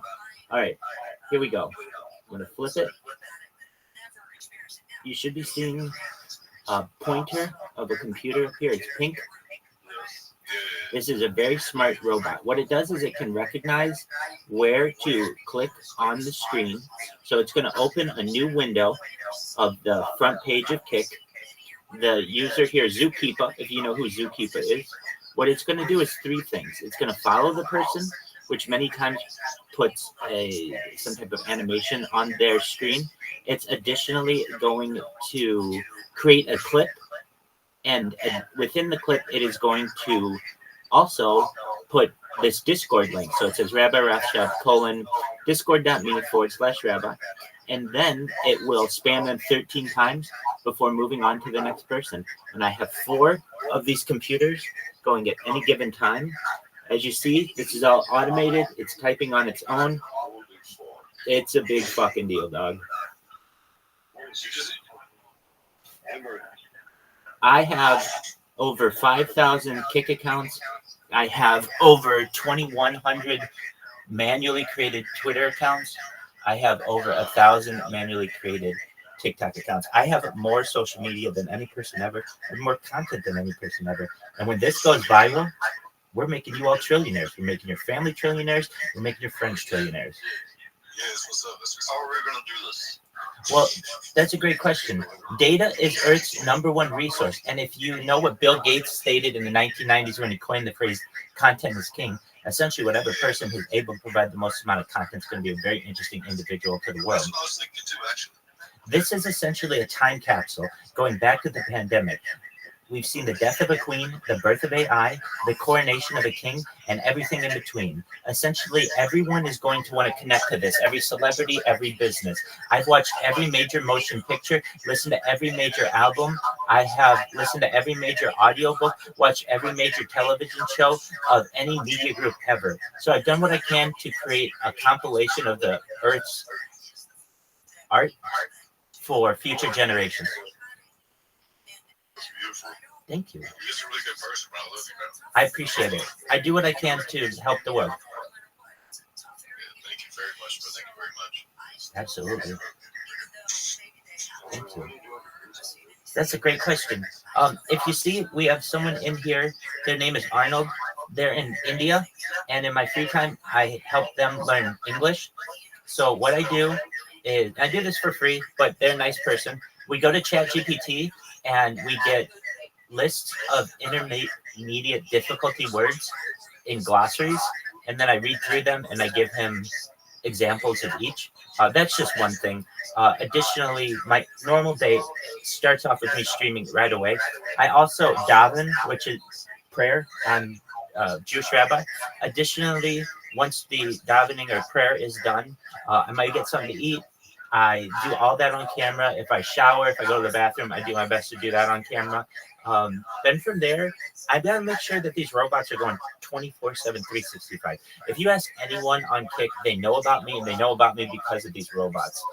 Then from there, what I do is my best to go viral. So I'll do a couple interviews a day with people in Discords. I'll do podcasts, depending on the day. And then while this is all going on, I love podcasts myself. So I listen to the Joe Rogan Experience like 24/7. He's got enough content that I can just leave it on and just have it running all the time. And so we learn things from his podcast. We learn things from the people on the different platforms. So all in all, I do my best to absorb all the information that I can over the given day. That's just crazy, bro. Well, we're just stopping by to say hello and just see how you're doing, and thank you so much for your time, bro. Dude, absolutely. Please come by anytime. I want you to know you have a friend in me. If you're ever bored, you know where I'm at. I'm in here all the time. So feel free to check in. And if you ever need anything, I'm Rabbi Rothschild. I'll be happy to help you. All right, thank you so much. Thank you so much. Take care. You too. Bye-bye. What a nice guy. What a nice group of people.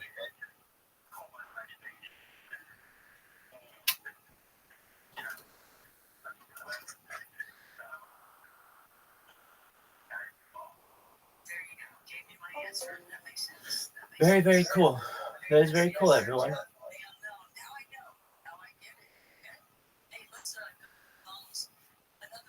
W. Joe. Exodus Apollo is the man. Are you mad at Exodus Apollo? Not at all.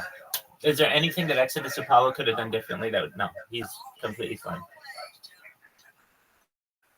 Would you do anything differently when you were in Exodus Apollo's chat? I might have put a trivia for about a sec for that. No, I don't even know how that would have gone over. I just yelled that. Do you hate anyone in Exodus Apollo's group? No, even though they yell at you and they kick you out. No, I understand 100,000%. That's the funny thing about this, folks. If you're watching this, you're like, man, that motherfucker's annoying as shit. I know this. I know it better than anybody. So, apologies in advance. Or in the past. Whatever. Dog, I do this for world peace, and no one's going to find out about it any other way. Dog, shout out to Aiden Ross's stream. And honestly, I don't know if he's ever going to see this. Aiden Ross, everybody's going to just suck your fucking dick because you own the goddamn platform, basically. But you are very, very cool. Your mods are really cool for just letting me state it. That's all I want. That's all I've ever wanted in people's streams. And I don't understand. It's a big deal. Especially if it's like you're just minding your own business. you can shut off a person's camera. You can change their name. Or like, I don't know, a lot of things. You can change things that are displayed. It's like there are not a whole lot of reasons to ban someone. Why would you ban someone?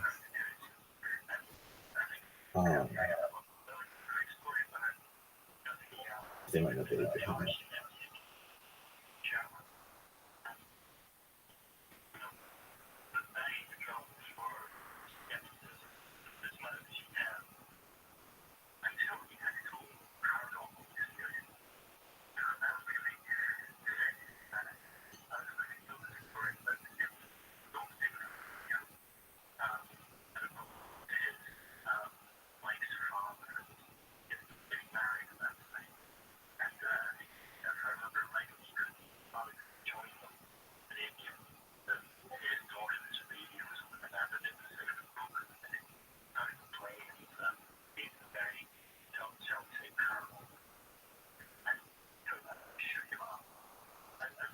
In order to avoid all kinds of scenes of bloody pictures all over the Discord, I allow a free speech channel, and if anyone wants to post anything they want there, I allow it, period.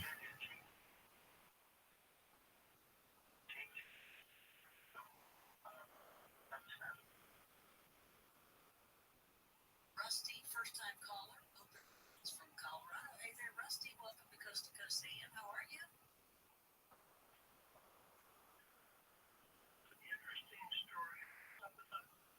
Park County, and have people that have to live in a community, and it's Jefferson, very open water. It's a town called, and it's a sign where it was. Post office, and there's a cemetery, but Peter was not buried in the cemetery, but was buried sometime around. What happened was he was fond of family, very important, and there were a lot of little tiny rumors of whoever it was about him, and now he was taking care of his kid. Those old stuff. I'm very angry, so he went into a school and killed 3 school board. And he, of course, was arrested and convicted and executed. It is just brilliant. Things because literally was he went in and asked the school board or whatever else. It's kind of really interesting. I study history of Mark County. I've been doing that for years. I wish it would coast down after 1977. And part of the series is Coast Down Maps. But it's just a mess. And I often wonder, where is he buried? So, have there been any stories around that? It's just an interesting thing. You go into the history of Park County, find it. The Taylor County, the border goes right there. There's a schools and homes here around there. It's just a fascinating tale.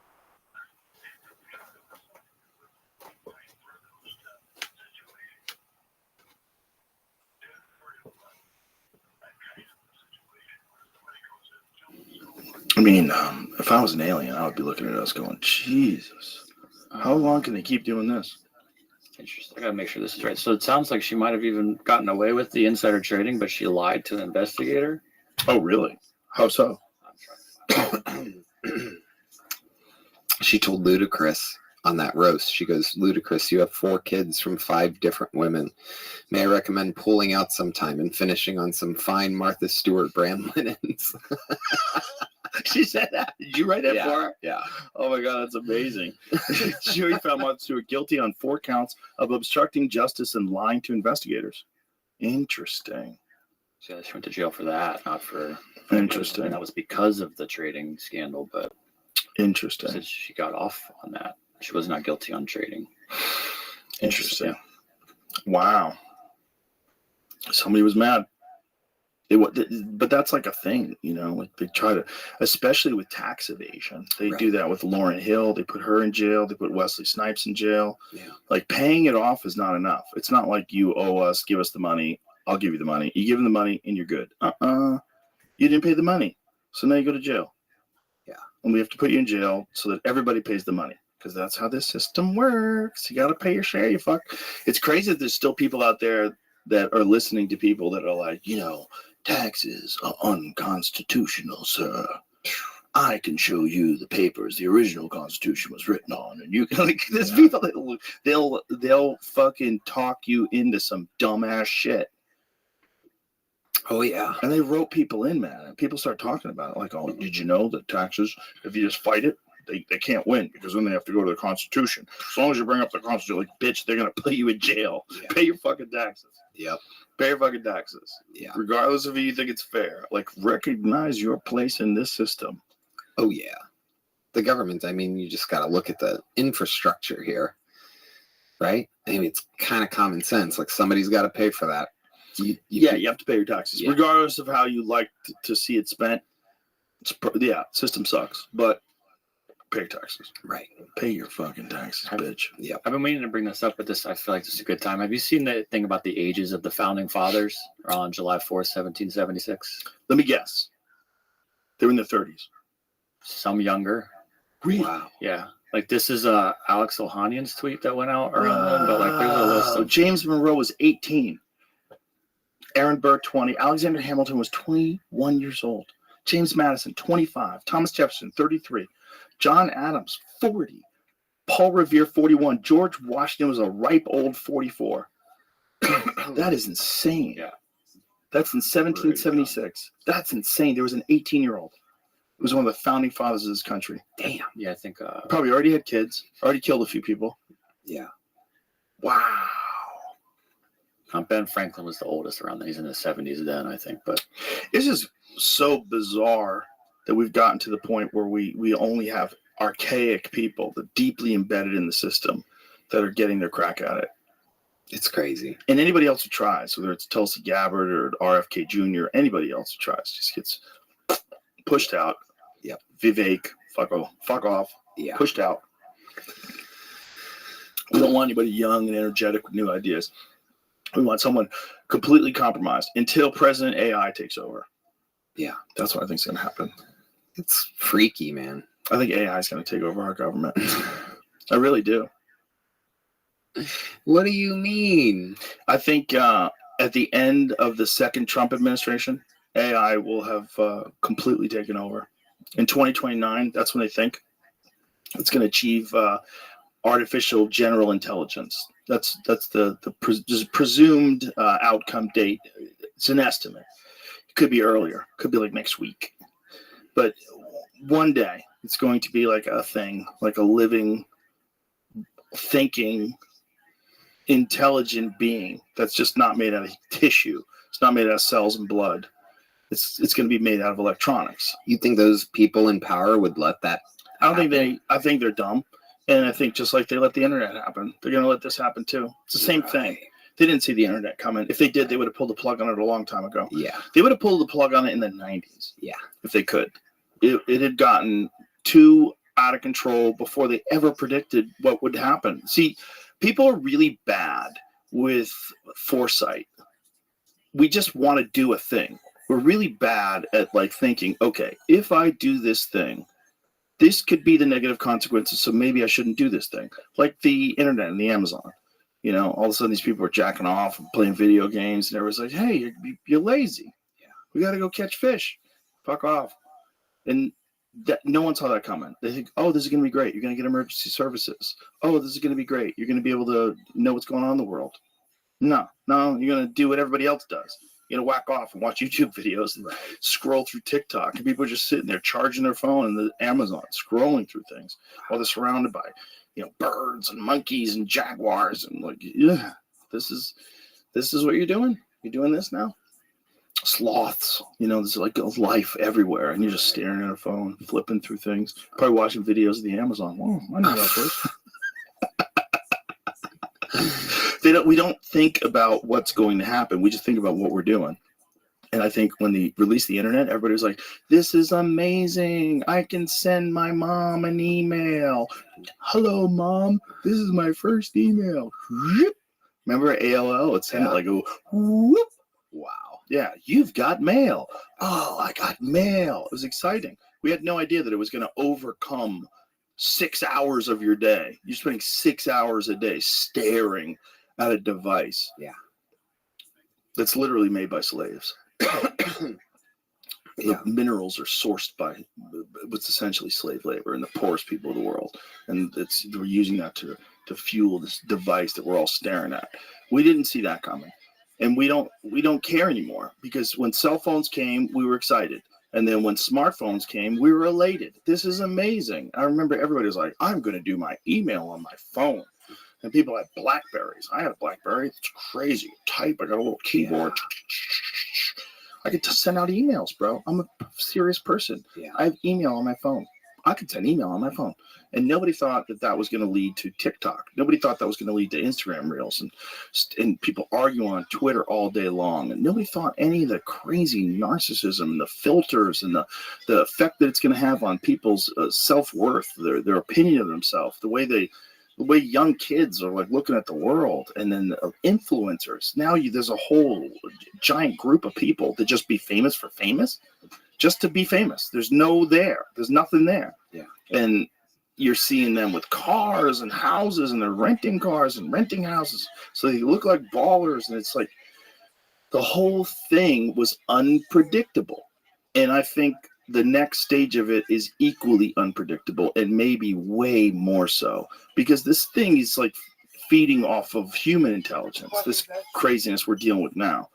It's like human reward systems are being hijacked. Attention is being hijacked. Dopamine's being hijacked. All this is being hijacked, but this is just like human stuff. When that thing becomes alive, it changes everything. It changes every fucking thing about the way the earth is managed, resources, power, everything. It's going to be weird, man. And we don't know what it is. It might be a fucking disaster, or it might be amazing. It might end war.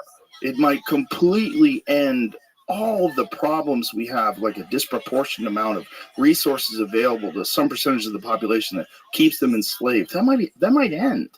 That might be balanced out by an ethical artificial general intelligence that just decides how to allocate resources and then takes over almost all jobs.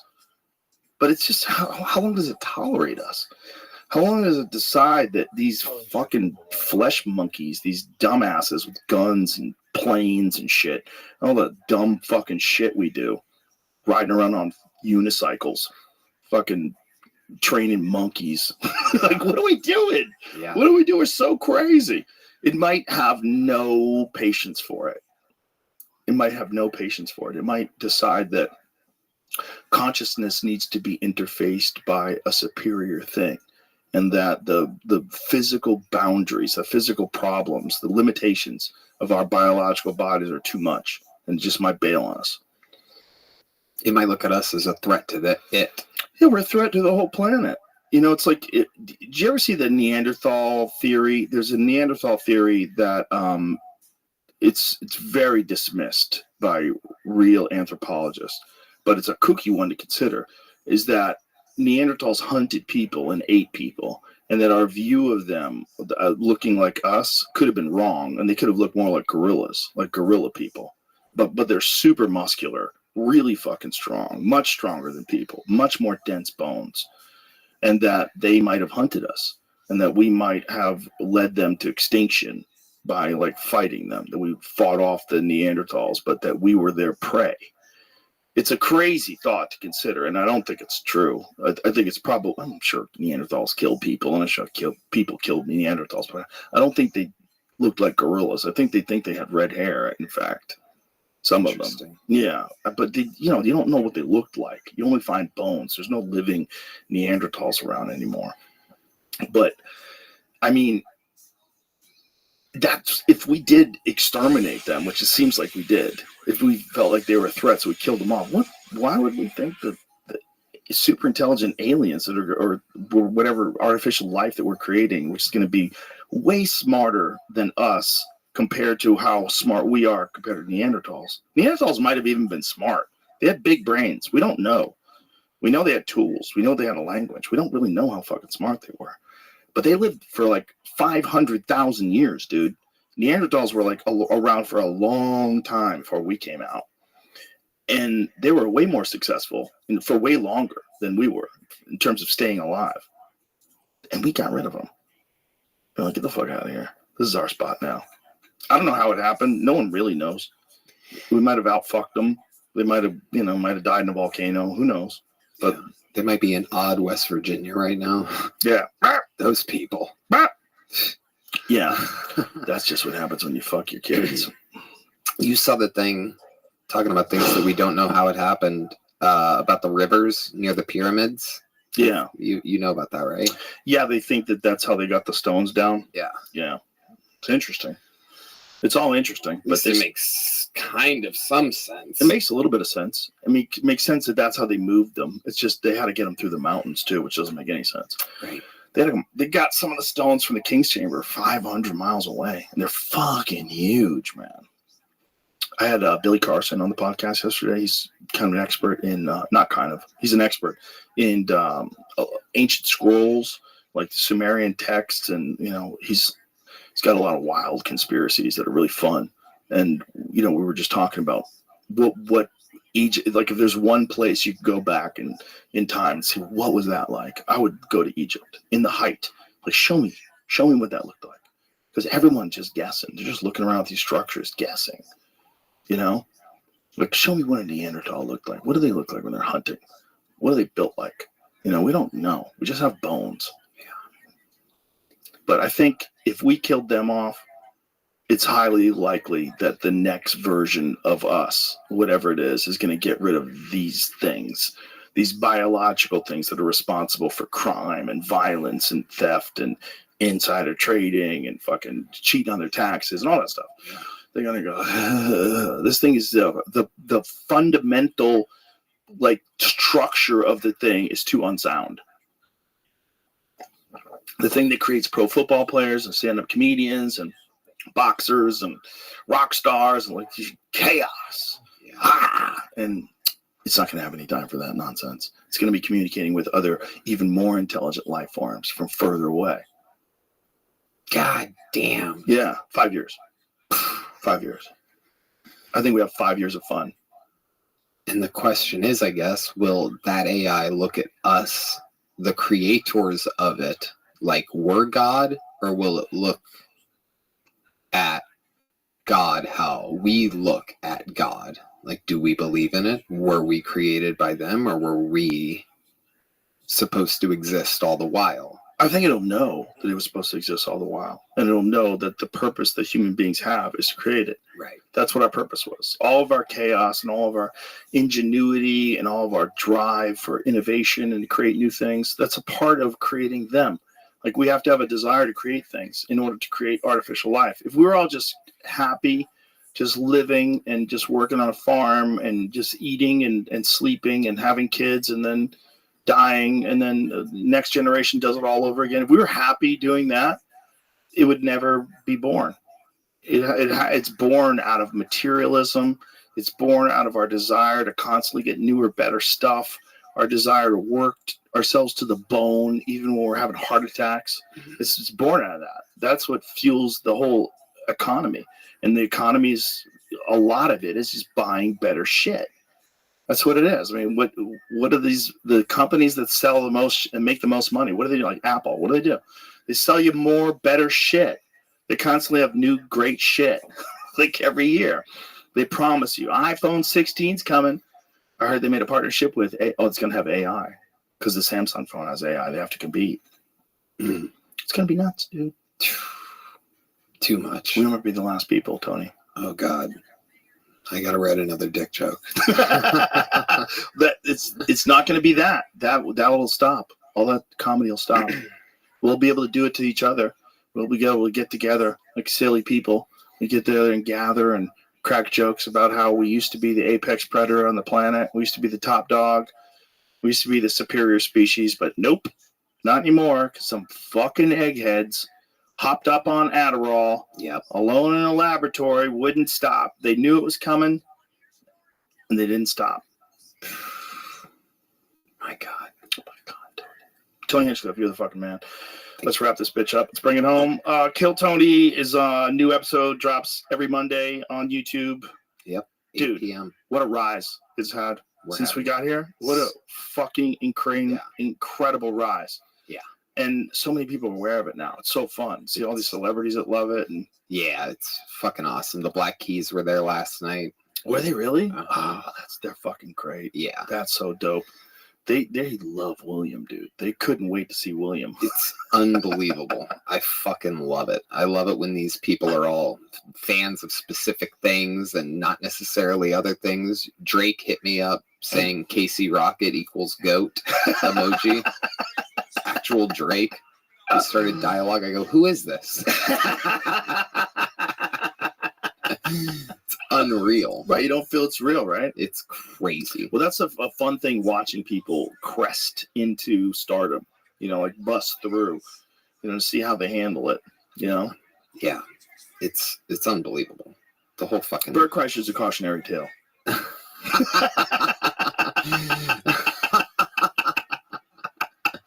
It's wild, man. It's wild out there. It's so fun. Just kidding, Bert. Bert seems like he's having a great fucking time. Oh, I remember when I called Bert, and Bert was on a motorcycle in Vietnam doing that stupid TV show. And he goes, I'm on a motorcycle in Vietnam. I go, dude, you need to be doing comedy. Quit that fucking stupid show. You're too funny. You're too good. Come back. Yeah. Come hang out. Yeah. I'm going to be doing some dates with him just for fun in a few weeks. You going to do the Fully Loaded? Yeah. Oh, nice. Doing the Pro Football Hall of Fame in Canton, Ohio. Doesn't he do he does fucking 10 comics on a show, right? How long are those shows? I don't know. It's a lot of comics, I right? have no idea. I just know we're getting trashed on a bus, having fun, waking up, doing it again. How long can he do that? I don't know how long he can do it. I can do it for 4 days. I'm already I literally said to my people yesterday, I'm like, make sure I get the first flight out of wherever that ends up. Yeah. Because it ends I have to wake up on a Monday and then come back here and do you guys sleeping on the bus, the whole deal? I think so, yeah. Oh, Christ. Yeah. Do you know how loud Bert must snore? Oh, no, there's no way we can. No, there's chambers. Do you have any idea? There's no way that's happening. That's like a small door. Yeah. It must be insane how he snores. I think the whole tour, it's a bunch of snores. I feel like Big J Okerson. Oh, Big J! For sure he snores. There's going to be if I snore, he snores. Oh, yeah. There's going to be sleep apnea machines all over that bus. CPAP's plugged in everywhere. Stabby probably snores. Oh, for sure. Hell yeah. Stabby snores. Jesus. Not a chance in hell that guy sleeps quiet. Yeah. Not a chance in hell. No. All right, you're the fucking man. Thank Congratulations on everything. It's been amazing to watch. Thank you so much. And that's it. All right. Kill Tony, Monday, YouTube. Tony Hinchcliffe on Instagram. Anything else? That's it. There's still a few tickets available for Madison Square Garden the first night, August 9th. Oh, shit. Yeah. That's it. All right. Bye, everybody.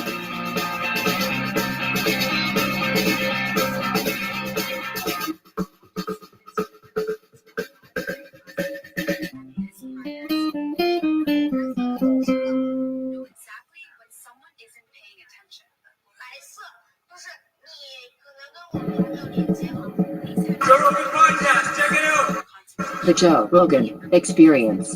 Train by day, Joe Rogan podcast by night, all day. Yeah, so the thing is about that photo of the moon that they do with the phones, they found out that that's kind of bullshit. No, let me show you some money. I know, I took it too, but what it is it's AI.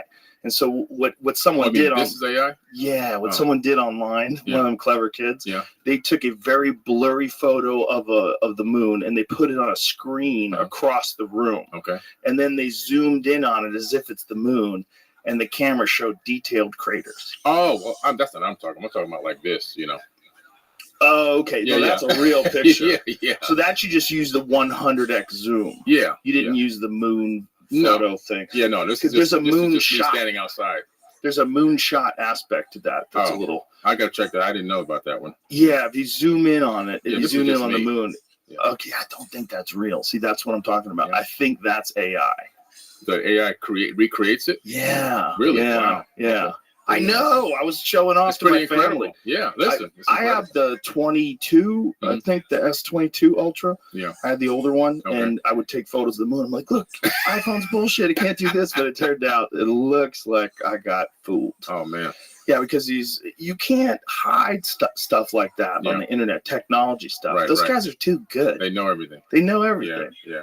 But we were just talking about the difference. I'm really thinking about switching to Android. I'm just Yeah. tired of being trapped. Yeah. And Right. it's just like this resistance. Everybody's like, don't do that. I'm like, oh my God, it's like a mind virus. Like everybody's like culturally locked in having a blue bubble. But when you tell them you're going to switch from Apple, then Agent Smith shows up from the Matrix, inhabits their body, and they try to tell you to stop doing it. Don't do it. Like try to convince you not to leave. It's like if you were a Catholic and you said, I'm going to become a Baptist. Right. You know, people are going, don't do it. Right. Don't do it. Like, what are you talking about? Yeah. It's not that much different. I know. It's crazy. It's weird. Yeah. People get weird with everything. They Yeah, get yeah. weird with their beliefs. They get Yeah. weird with what they subscribe, what group they attach themselves to. So true. It's so strange. Yeah. And I think this is a good way to segue into like what you do. And because these subjects, so many of these subjects, so many people have like an instantaneous reaction. Yeah. And that instantaneous reaction is, oh, hogwash. Yeah. If this was true, I would already know about it. It would be taught in universities. Yeah. It would all be. But then you find out like no one is really just kind of trying to piece stuff together, specifically talking about these ancient tablets, which are, to me, some of the most interesting things about ancient history, particularly what came out of ancient Sumer. Yeah. Ancient Sumer, when you look at their tablets and like, what are they saying? And why would they dedicate so much time to talking about this stuff? Exactly. Why do they have pictures of giant, enormous people looking things with like a humanoid with a tail sitting on their lap? Like, what is this just fiction? Yeah. Like, why would they detail this? And how do they have a representation of the solar system with the correct amount of planets and relatively the correct order and size? You know, it's not exact, but it's an artistic version of the real thing. Yeah. And how the hell 6,000, 5,000 years ago do they know that? Yeah. And what explanations do we have? Like, what's the conventional explanations when people tried to dismiss what they knew in ancient Sumer? Well, the conventional explanation is always going to the term mythology. They Right. throw mythology around, left and right to cover up the fact that they have no clue or idea. So they turn it into mythology so they can kind of say it's all fantasy and fairy tales, and this is how they express themselves or how they understood the universe. It's all mythology. It's all fake. But in reality, it's not all fake. These people left behind such detailed records and information. It's a time capsule of information on stone tablets for us today to be able to decipher, break down, and understand. And that's what we're here to do now. When you look at these ancient languages like cuneiform, can you read that? Do you know how to read it? Yeah, a small amount of it. Yeah, studying How it does it from work? books that I have bought right off of Amazon. Oh. Yeah. So basically, you take a stick. It looks like a stick with a kind of a curved end, right? Almost sharpened. It's called a stylus. And then Just like a stylus for an iPad. Exactly, very similar, right? And then you take a piece of wet clay, and right before it's too wet or too dry, right in the middle stage, you then start wedging, making these incredible lines into the clay, and then from that you get this cuneiform text.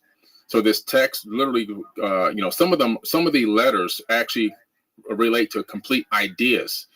But it's incredible work, and it takes a long time to do. And then you have to let this thing dry, and then it becomes stone. So, if people were supposed to be trying to worry about how they're going to get their next meal, shelter for the night, and all these kind of things, who has time to sit down and write these incredible works of art like the Epic of Gilgamesh, for example? Yeah. I think they really were writing down, and also they were transcribing information that was given to them by these quote-unquote gods with a lowercase g. So when you're reading things like the Epic of Gilgamesh, the Epic of Gilgamesh, for people who don't know, is one of the oldest versions of a lot of the stories that you hear in the Bible. Very, very similar to them. There always seems to be a great flood. There's a few heroes. There's angry gods. There's a bunch of stuff going on.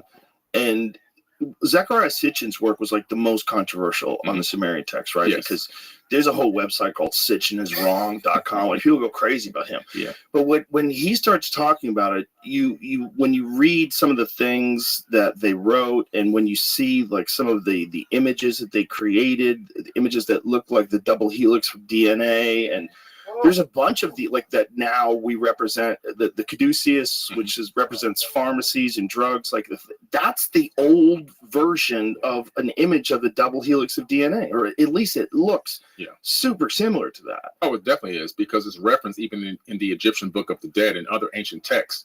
So there's no coincidences here. Now, Zechariah Sitchin, I don't particularly go by his work.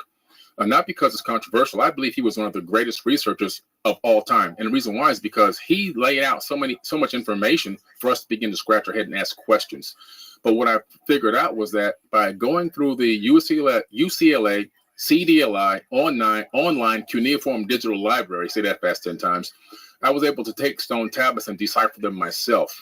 So anyone can go online to the UCLA CDLI online cuneiform digital library and read these stone tablets for themselves. You don't need Zechariah Sitchin. You don't need anyone else. And as I began to break these tablets down, do they have them transcribed, or are you reading the actual tablet? They transcribe them. They actually transcribe them into English for you. Is there controversy as far as are there different versions of the transcription? Like, do some people think it's interpreted differently? Is some debate about that? Only where it comes to where some of the text is missing. There could be pieces chipped off of tablets. Right. You see that corner missing from that tablet right there in the Epic of Gilgamesh. Just look how wild is that? Yeah. Just how wild is that exists? Yeah. And that it's so hard for people to put in their brain 5,000 years of time, and that there's these people that have this very bizarre language. When you look at that language, we don't even know what it sounds like, right? Right. No, and the language popped up out of nowhere. You're talking about a civilization that appeared out of nothing. It looks like computer code. It does. Doesn't it? Yes, it does. Just imagine a human being deciding that they were going to write down in these very bizarre, and they all agreed that all these things mean a certain thing. So they had to somehow or another have a Rosetta Stone or something where they're documenting it so that people can learn it and teach it. And then we're looking at it 5,000 years later. Yeah. It's so amazing. It is. And what's incredible is this text was translated in the 1800s, long before Zechariah Sitchin was born. So there are some rumors that, he was the only one that could decipher these tablets. Well, no. George Smith, who worked as an Assyriologist and wrote many books and deciphered these Sumerian tablets in the 1800s. So we're talking about texts that have been deciphered for a few hundred years, nothing that was just deciphered recently. So what are the first decipherings? What year was the first deciphering? It was in 1800. I think around 1850. George Smith. He actually worked at the I believe it was Cambridge. What was his take? When he's reading all these wacky stories and all the Anunnaki stuff, what's his take on it? He is literally subscribing to this information the way almost that you and I see it today. These people saw something, experienced something, interacted with something, and he cataloged it, and it inspired him to write a complete translation of the Enuma Elish and the 7 tablets of creation. And he talks about the fact that information was copied right from those tablets and put into the Old Testament of the Bible. And so, not exactly like it's going to go from here to the Bible, but it went into other ancient papyruses and scriptures and so forth. And then later on, when it was discovered in caves, people took those and then said, okay, we got to put this into a book. And then it became the Bible much later, around 100 AD. But he subscribed to the theory that these people interacted with beings in some way, shape, or form, and that also this information is so incredible that it became part of the biblical text. Did you ever read the Dead Sea Scrolls? Yes, yeah. So the Dead Sea Scrolls, what was it found in? What year was that? It was in Qumran, right? They found Qumran, but I think again this was also, I believe, in the late 1800s or early 1900s. Is when they found them. So these things are written on animal skins, and this is this is a very old version of those exact same stories, or some of similar stories. Yeah. There's a lot of weirdness in the Dead Sea Scrolls. I haven't read it, but is there any references to anything that's similar, like Anunnaki type characters, the Nephilim or anything like that in the Dead Sea Scrolls? They show up everywhere in the Dead Sea Scrolls and the Enuma Elish and the Epic of Atrahasis. Of course, even in the Bible, they're known as the Anak, A-N-A-K. We were grasshoppers in their eyesight, it says in the biblical text. So no matter where you go in any culture, you're going to discover that these beings, in some way, shape, or form, engaged mankind, brought knowledge, teaching, building techniques, and just so much more wisdom and information, esoteric wisdom, alchemy. All these things came from these people. So the craziest version of this story is that they genetically engineered us out of lower primates and put us here to mine gold. Mm-hmm. Right. And then established different types of civilizations and taught us how to build things, taught us all these different things. And enough time has passed that we've kind of forgotten. Mm-hmm. Enough time has passed. That's the wackiest version of it. Right. That's the bare bones minimum. Yeah. The wackiest version is they made us, mm-hmm. which is, we've talked about this a couple of times, but how bizarre it is that human beings have this incredible fascination for gold. Mm-hmm. We're fascinated with gold. Yeah. This fascination with gold is really weird. Mm-hmm. Like, why back when it was basically useless? You couldn't make a knife out of it. You right. couldn't, like, it didn't make sense that this would be so valuable. Just because it's rare, you're barely alive. Right.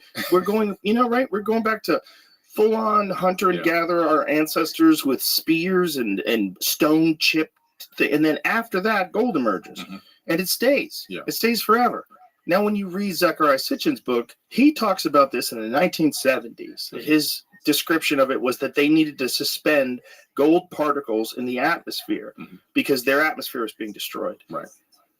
Then you move to like somewhere around the 2000s when climate scientists start proposing this idea mm-hmm. of suspending reflective particles in the atmosphere. Right. And then when you realize the unique properties of gold, how unusual it is in terms of like a building material, you can coat things. Mm-hmm. The reason why things are like coated in gold, silver plated, gold plated rather, you can take a tiny piece of gold and cover an enormous area with it. It's a strange metal. Yeah. Like really weird. Mm-hmm.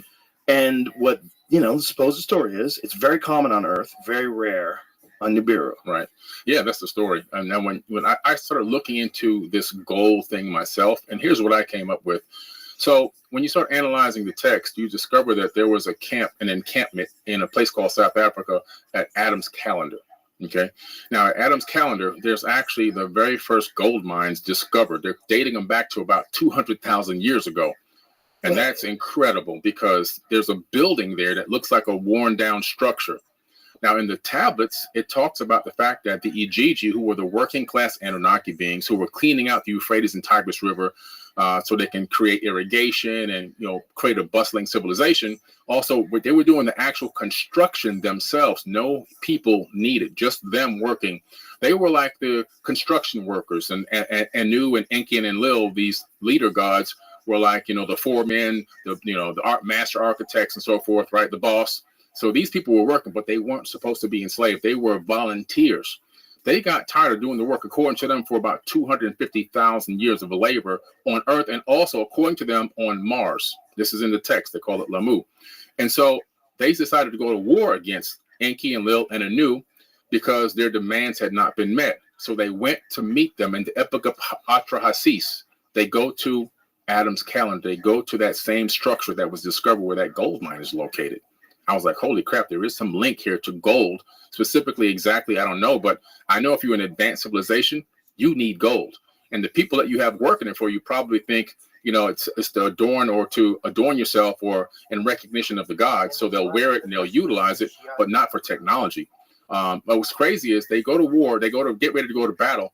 And then Enki says, I have an idea that will stop this war. There's an existing being on this planet, existing, not something that doesn't exist, existing. We can add our essence to it, but a slain god. So they're talking about taking the DNA or genetics from one of themselves and mixing it with the DNA of the hominid that was here. It's not specified whether it was, an ape man or anything, but they don't specify in the tablets, but to create a worker being. And they began to do this genetic modification, probably disconnecting some of our DNA, making genetic modification to us to get us to take orders from them. They insert. Yo, dog, how are you? I hope you're living well. Shut up, the Crown Lord. We're watching Joe Rogan. Feel free to check in. Just check me out. Inside, and when it's on, you look to amazing. get something from the outside. So this is incredible. And so they made us worship people. Gene Yes. inside of us. Yeah. To make us worship them. Right. How genius. That's incredible, because then you're not a slave anymore. You're doing this for the honor of the gods. And for people who think all this talk is really crazy, I want to put into perspective that we talked about this the other day, that during which war was it where the Soviet Union was experimenting? It was scientists in the Soviet Union, correct? They're experimenting with creating a chimpanzee human being hybrid that they would probably send to war. Yeah. So instead of having regular people, we would make this monster, this freak, ape man, and send him to war and have him crush the enemies. Yeah. So it's just how crazy is that? They knew how strong chimps are. I got an idea. Let's turn a chimp human, and that way, if he dies, who gives a fuck? Right. We made him. Get him to go to work for us. Yeah. And now, if you're a supremely enlightened being, wouldn't you think of human beings with all of our folly and all of our chaos and all of our war and bullshit and the internet and disinformation and misinformation? Wouldn't you think of us kind of the same way we would think about that chimp hybrid thing? Yeah. If I was I was the president of Russia, I want my cousins to go to war? No. Or I want to send this freak that I made in a lab? Yeah. And what's interesting, I'm glad you said made in a lab. They had talked briefly in that text about fashioning people. In other words, almost How did like they say it? They said the word fashioning, fashioning a being. What was do you remember the actual quote? I would have to look it up, the actual quote. But they describe it as fashion. Because they said even the lamb hadn't been fashioned yet, so they had fashioned lambs. So they fashioned, and it's also in the Epic of Gilgamesh. They fashioned the friend that Gilgamesh went on the journey with. He wasn't born from a woman's womb. They created him. They created him an artificial being to go on this journey in the Epic of Gilgamesh. So they used that phrase several times in the tablets. But they said, no, wait. It was almost like that's not a good idea, because in some ways it seems as if they had known that the idea of making these too many artificially created people wouldn't be a good idea. Now, they didn't go deeper than that, but you can see where we are today with AI and everything else, and these robots that are coming. Maybe they knew something about that, but they decided to take a biological being and genetically modify and program that to do the work, and that's exactly what they did. Well, if they really knew what we would be capable of and that we would be illogical, overpopulation would be a gigantic issue. Mm-hmm. And in many parts, it's not really that big of an issue here, except for in cities, but in many parts of the world, it's the whole country. Yeah. The whole country is New York City, which is just fucking bonkers, and you got to wonder, that's actually not true. It's like, it's not even that bad, even in China. China has a lot of open space, but when you're in those cities, they are massive and they are filled with people. Yeah. And that is probably what you'd imagine a higher being would do if it was like us, like kind of illogical and kind of a little bit reckless and has a little bit too much technology for the average person that didn't develop the technology. But all of a sudden you got some 85 IQ dope who has access to all the things that all these geniuses have created. Yeah. You could figure out, we talked to Michio Kaku, he built a nuclear reactor in his house when he was a kid. I heard about that. That was crazy. That's crazy. Yeah, I know. That's so crazy. But there's a lot of different stuff that you can do and have access to technology that is beyond anything you would ever be able to invent with your own mind. But because we share things across the board, you would imagine that if you were an enlightened being from another planet that's a million years more advanced than us, you'd go, I see where this one's going. You have that cousin who's an alcoholic and then he wins the lottery, like, oh shit, Derek just won the lottery. Yeah. This is gonna be crazy.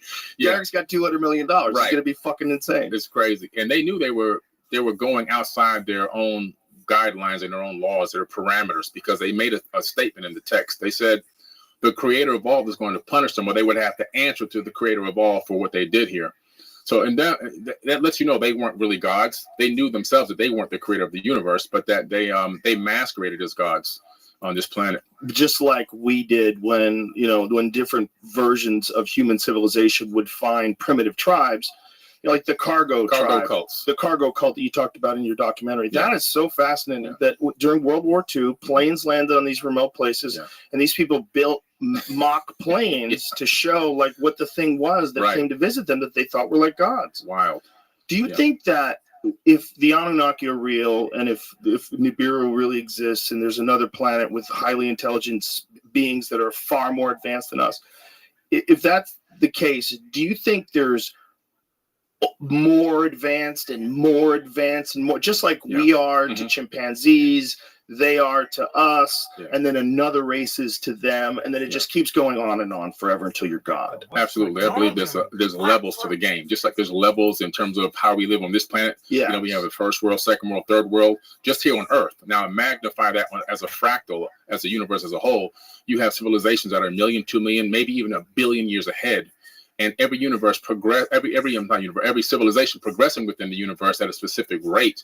So you can have beings that have already maybe even shed their corporeal bodies and only exist as beings of energetic light. And then you have everything all the way back down towards us. In the Emerald Tablets of Thoth, he actually says that he has achieved the ability to incarnate at will on and in the plane he desires. He claims to be able to incarnate whenever he wants and even into other dimensions, which is wild. That's next level. Yeah, that's next level. But it does make sense that if we're capable of doing what we're doing, we were talking about your phone, the Samsung Galaxy S24 Ultra with zooms and all this different shit. That's magic to someone just 200 years ago. And if it keeps going and you keep like playing this out as far as possible, it kind of makes sense that there would be levels to the kind of intelligent life that exists in the universe beyond our comprehension. Yeah.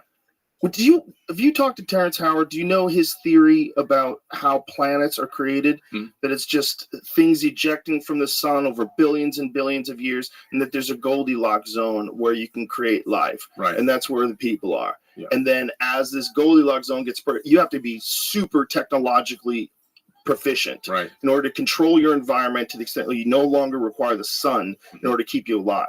That kind of makes sense if Nibiru is out there past Pluto. Oh, it makes a lot of sense. It makes sense that Howard, because I just talked to him a couple hours ago. Oh, okay. Yeah, I mean, so we were talking about weight conjugations and everything. Fucked me up for like 3 days. I left this podcast for 3 days. I was like, God damn. First of all, how the fuck is he so smart? Like, how would you ever imagine that a dude who's an actor on a television show or in a movie is that smart? Like freaky smart. Right. But his theory about the creation of planets, I was like, oh, that makes sense. Oh, it makes a lot of sense. We watch stuff fly off the sun all the time.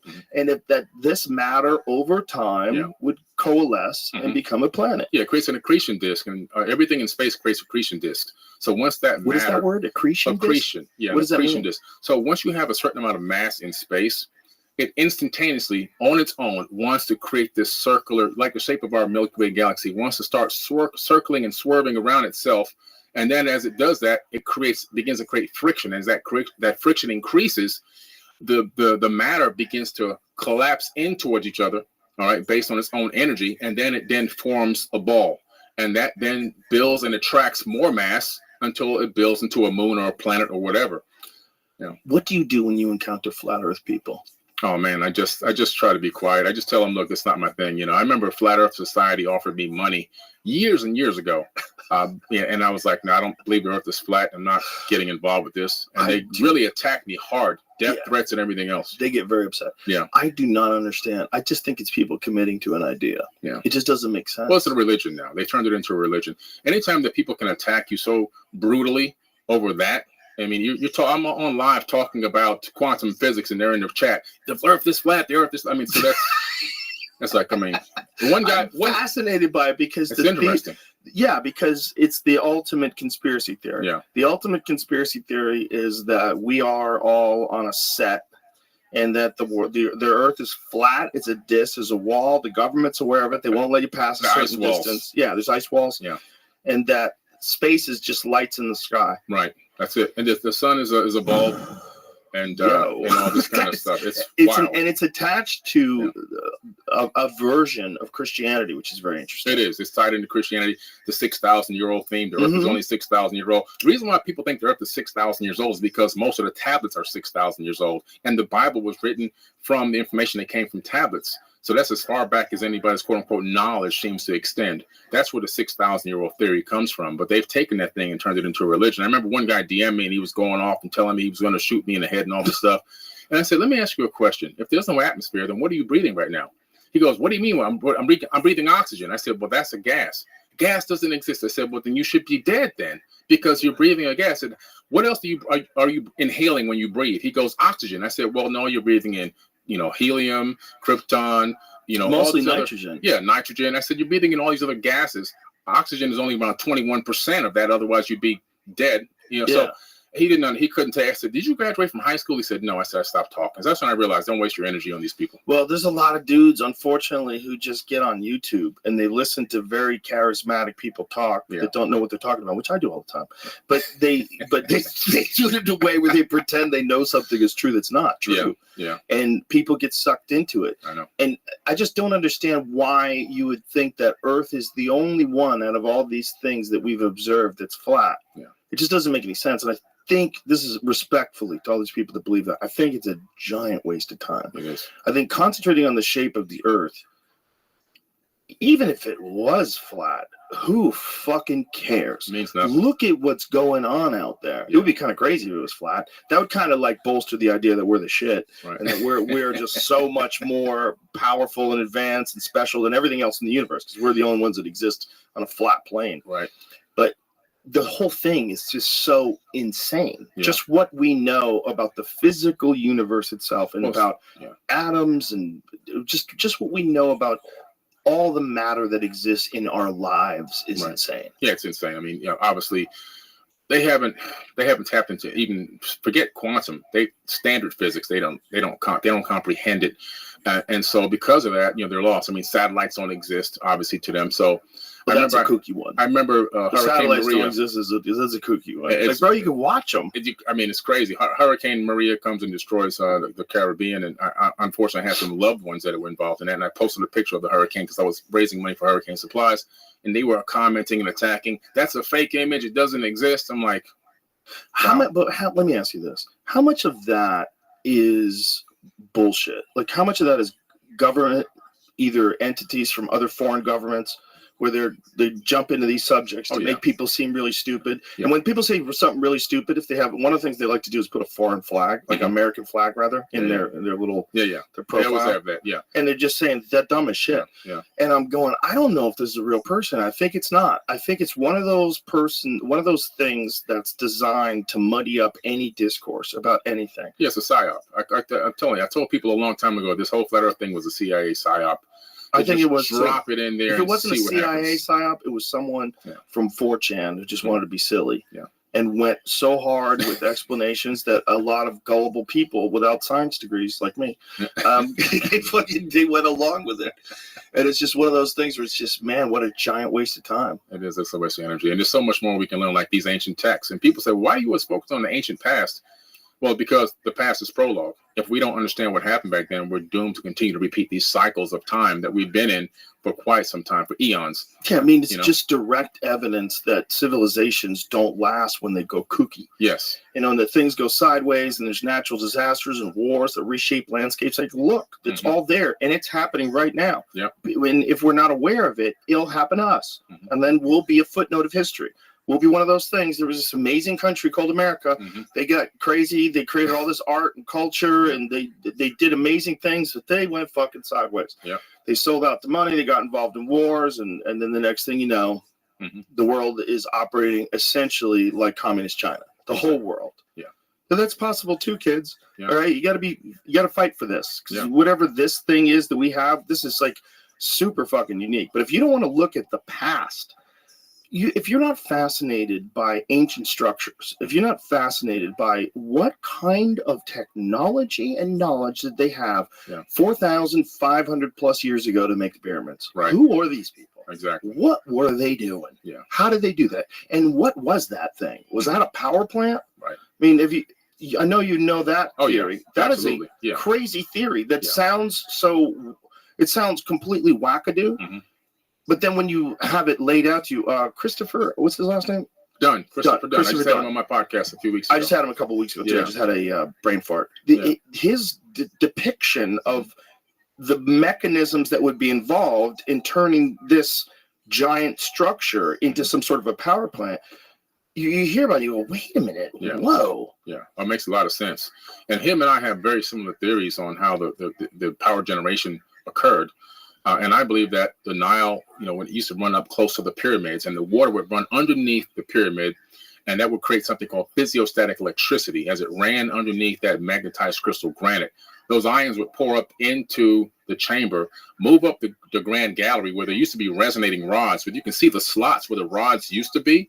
They're removed now, but the slots are still there. Then it would be pushed into the king's chamber where it would be amplified and some type of fusion would take place, then forced up through the apex. And then the crystal granite obelisks around the region would capture that ambient wireless electricity. And then if you had something called a JED, which looks like a Tesla coil, you can capture that energy and you can transfer it into a device for gold electroplating, for any other electrical tools you need, like some of the tools they had to have used to create some of these incredible works of art. We can see the tool mark, so we know they had the tools. But they had wireless electricity way back then. That's insane. If that's true, that's insane. Because you would think there would be some kind of physical evidence of a device, like something left over, some sort of a, ancient chainsaw, right? Like something. Yeah, they did a great job cleaning up. I mean, they poured sand over Giza to bury another couple hundred pyramids there at Giza. Do you think they poured sand? Do you think that's just natural erosion over time? Because when Giza, when the pyramids existed, it was a very different place, right? Like if you go back before the pyramids, like 9,000 years ago, it was a lush rainforest, right? Yeah. And then over time, it became sand. And the same with the entire Sahara Desert, which is really crazy. We're talking about the other day, they find whale bones in the Sahara Desert. Yeah.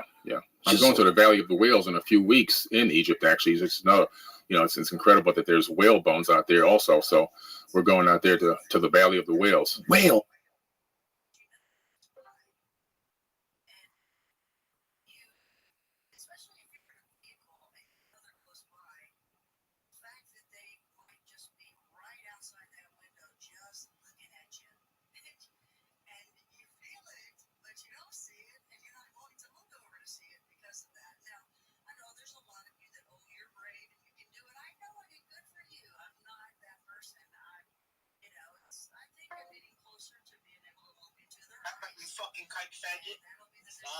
Oh, nobody wants that. Hey, what's going on, Karan? How is everyone? Everyone's good. I'm all right. Are you screaming right now, Rabbi?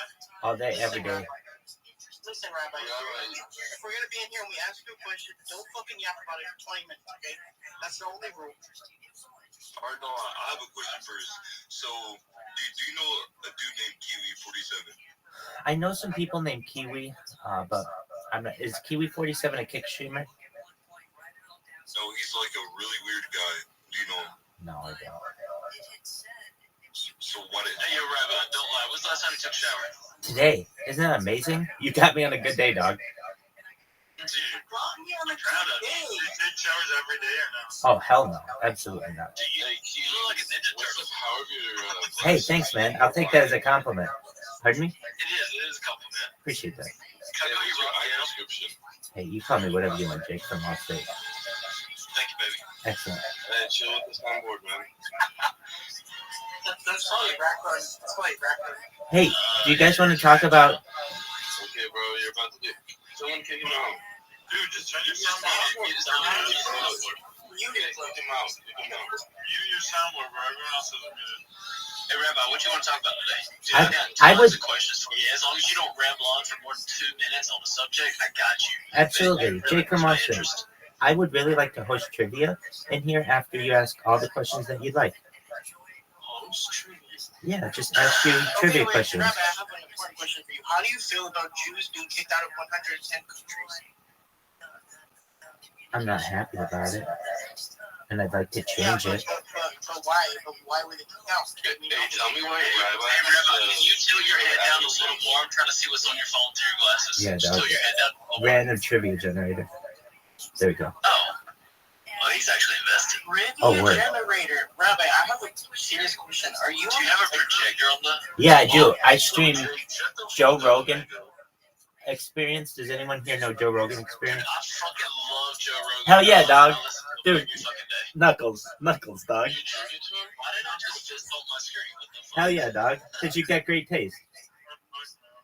Dude, I can't wait for I don't know who he's gonna have next, but I want to hear him talk about the Trump assassination attempt. Okay, so he has, and I was very disappointed with what he said.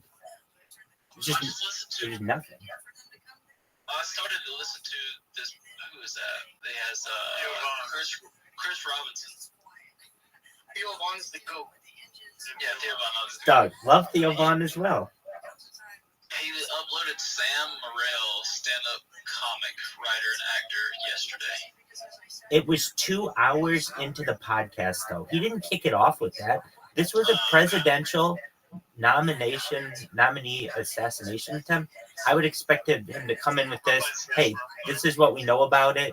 This is Joe Rogan. He's into all this shit. He waits 2 hours into his podcast and just fleetingly mentions this with a comic. I just thought that he'd be much more invested in this, especially seeing the kind of relationship that he has with Donald Trump at the UFC. You see those two guys? They're basically. No, Dana White and Donald Trump. Yes, Joe Rogan will tell you he's not a fan of Trump, nor Biden. You know, up until like 3 or 4 years ago, Joe Rogan would consider himself as a liberal or leftist. Word. And I agree with all of those things that you just said. I am in agreement that he doesn't favor. He thinks that they're both corrupt, as do I. I think a lot of people do as well. Just from the fact, though, that this guy almost died. Literally, I still can't wrap my head around that. Like, he got hit in the ear. How close that is to death, and like it's like just kind of like, all right, business as usual, and no one's gonna lose their job over it. Which is crazy. It's wild. Joe Rogan really likes RFK though. Yeah, I do too. I love the trend. RFK's got some good points. I can't get with him on everything. It's not like Bernie. Bernie has some, like, maybe 1 or 2 points I like, but yeah, we're not gonna get political in here, Bernie. Fuck out of here, dude. Every political candidate has 1 or 2 good things about them. You're socialist. Fuck you. Okay. I will just say this. I think I'm an avowed socialist at this point as well. I think everybody. I don't like Bernie at all. The only thing Bernie was going to do is fucking raise your taxes to fucking like 50%. That's okay. If everything I have is accounted for, you can raise it to 100%. Bro, fuck that. Yeah, that's because you're probably fucking broke. Along with like 95% of people on this planet. Bro, you think I have a question, Rob? You said I like some good points about Bernie. I clicked your link and I got like 70 viruses. Well, one of his points is the two-party system is broken. That was one of his solid points, and I agree with that. You don't think it is? Yeah, do you think it's ever going to change? No, I'm not trying to get it. I'm not trying to. Absolutely. Hey, let's talk about something about which I spoke with someone earlier. It's a new type of technology, and I'm sure it affects all of us. Everyone's entitled to their own opinion. Otherwise, shut the fuck up. Okay, next question for you, Rabbi. Sure. Pardon me? How's your streams going? Oh, thank you so much for asking, Karin. Really well. We've had consistent internet. That's always good. I don't pay attention to that. What I pay attention to is how many people are in my Discord or how many people ask me into their Discord. I've had one group. I don't know if you guys know who Exodus Apollo is. He's a streamer on Kick. Very nice individual. I have gotten a lot of momentum with his Discord. I was in his Discord and he had 6 different Kick creators in it last night, including one guy on there. His name is COB. He wears a hat all the time. Anyway. Yeah. Okay, excellent. Who's COB? I've never met this guy. I love COB. He's been here before. The dude with the white dude with dread. Yeah, I know COB. Oh, my bad. I didn't know the white dude that was like a rabbi. How old are you? I'm 38 years old. Wait, how old? 38. Damn, do you have a job? I'm a certified project management professional. I've launched apps on the App Store and Google Play. I've also had 6-figure contracts with Fortune 500 companies working remotely. As of now, I work freelance to be able to support myself and support this project. So are you rich? Oh, how much money do you have in your bank account? I'm probably I'm probably the poorest person you've ever met. how did you have a 6-digit contract in Newport? You can invest that and live off the savings of that, and do a lot of streaming, and Why did you live give on it all up? Was that a church? Yeah, did I hear the smoke detector beep? Sure. Yeah. You need to put batteries in your smoke alarm, buddy. Not- Do you have blind people living in your house? Rose half black. Hold on, let's talk about that. I don't have one of those things. Of anything, I can tell you by smoke alarms than you have ever met out of any individual ever. And it's actually on the topic I wanted to discuss, which is battery life. This is, see, like, Rabbi, this is No, let me talk about this. Let me, please. Please. No, it's very important to everyone here. Okay, but as for that chirp, I didn't hear it, and I don't know what it was, but it didn't come from me. I can tell you wait, let me say, my fire alarms use a special kind of battery. It's americium. Americium is a special element that only needs to be recharged once every 7 years or so. So I can tell you it's no issue with like double D batteries, anything like that.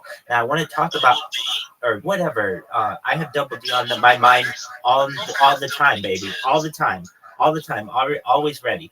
But double A, triple A, whatever, you don't have to worry about that. Americium is basically a set it and forget it. So wait, let's talk about that in our phone batteries. Yeah, sure. Just one moment. Can we please just ask you questions and you answer? No, hold on, Kevin. I want to see this battery real quick that he's yapping about. All right. Whatever. I'm lucky trying to call him out on this bullshit. I just want to see if Yo, Rabbi, I'm looking at, I'm tuned into your live stream right now. What's that like white filament or like that white paper that's all across everything? Is that curtains? Yeah, so I call this Rabbi Rothschild Ohel. It's basically my attempt to make it like a tent. So here's what one of these batteries looks like. Do you have one in your house? I think we all perhaps do. It's in a smoke alarm, way high in the air.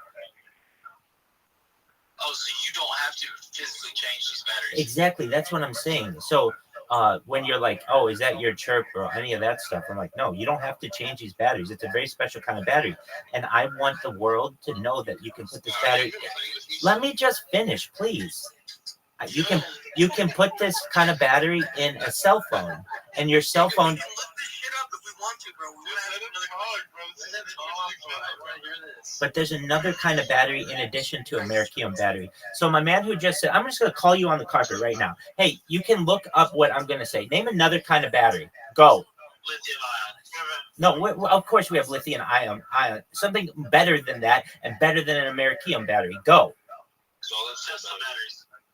What's a Tesla battery? That's like a Tesla wall. That's a lithium battery. What about zinc batteries and nickel?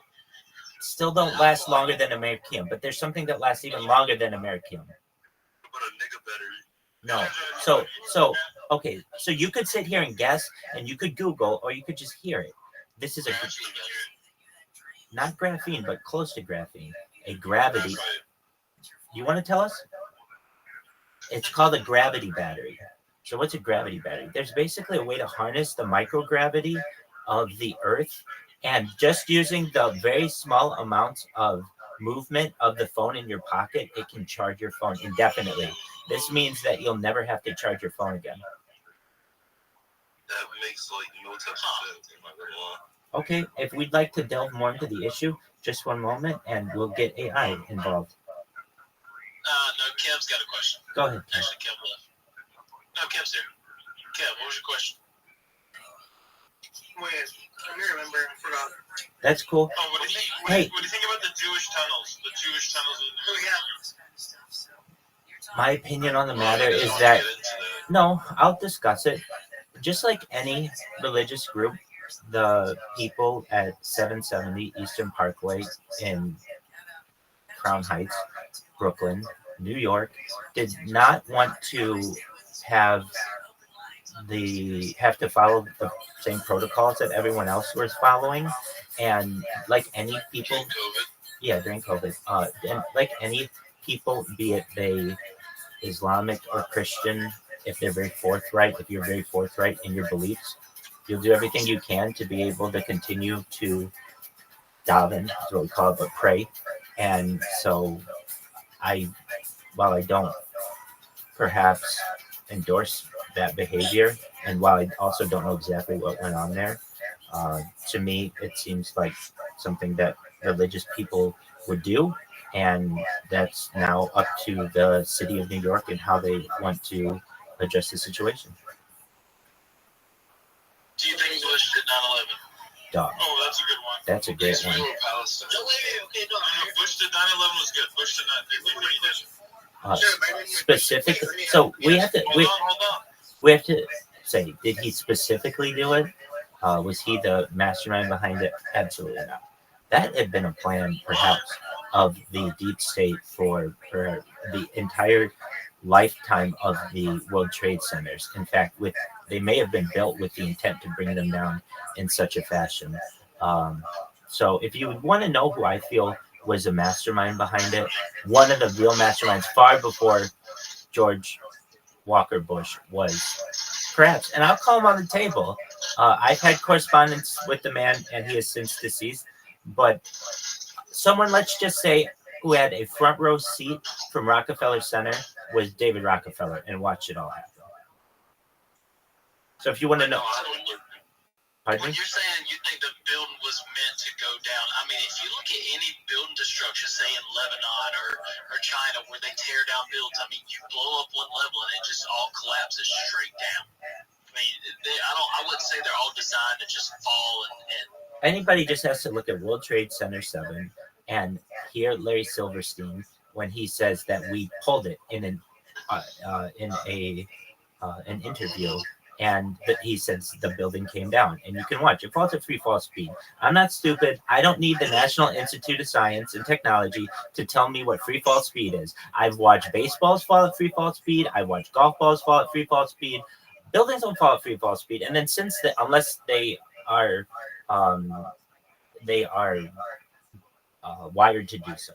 And I also know exactly what was in that building, including offices for the CIA, the Secret Service, the Department of the Treasury, the Federal Reserve. Many groups were in that building. And look, I'm not stupid. I know how this happened.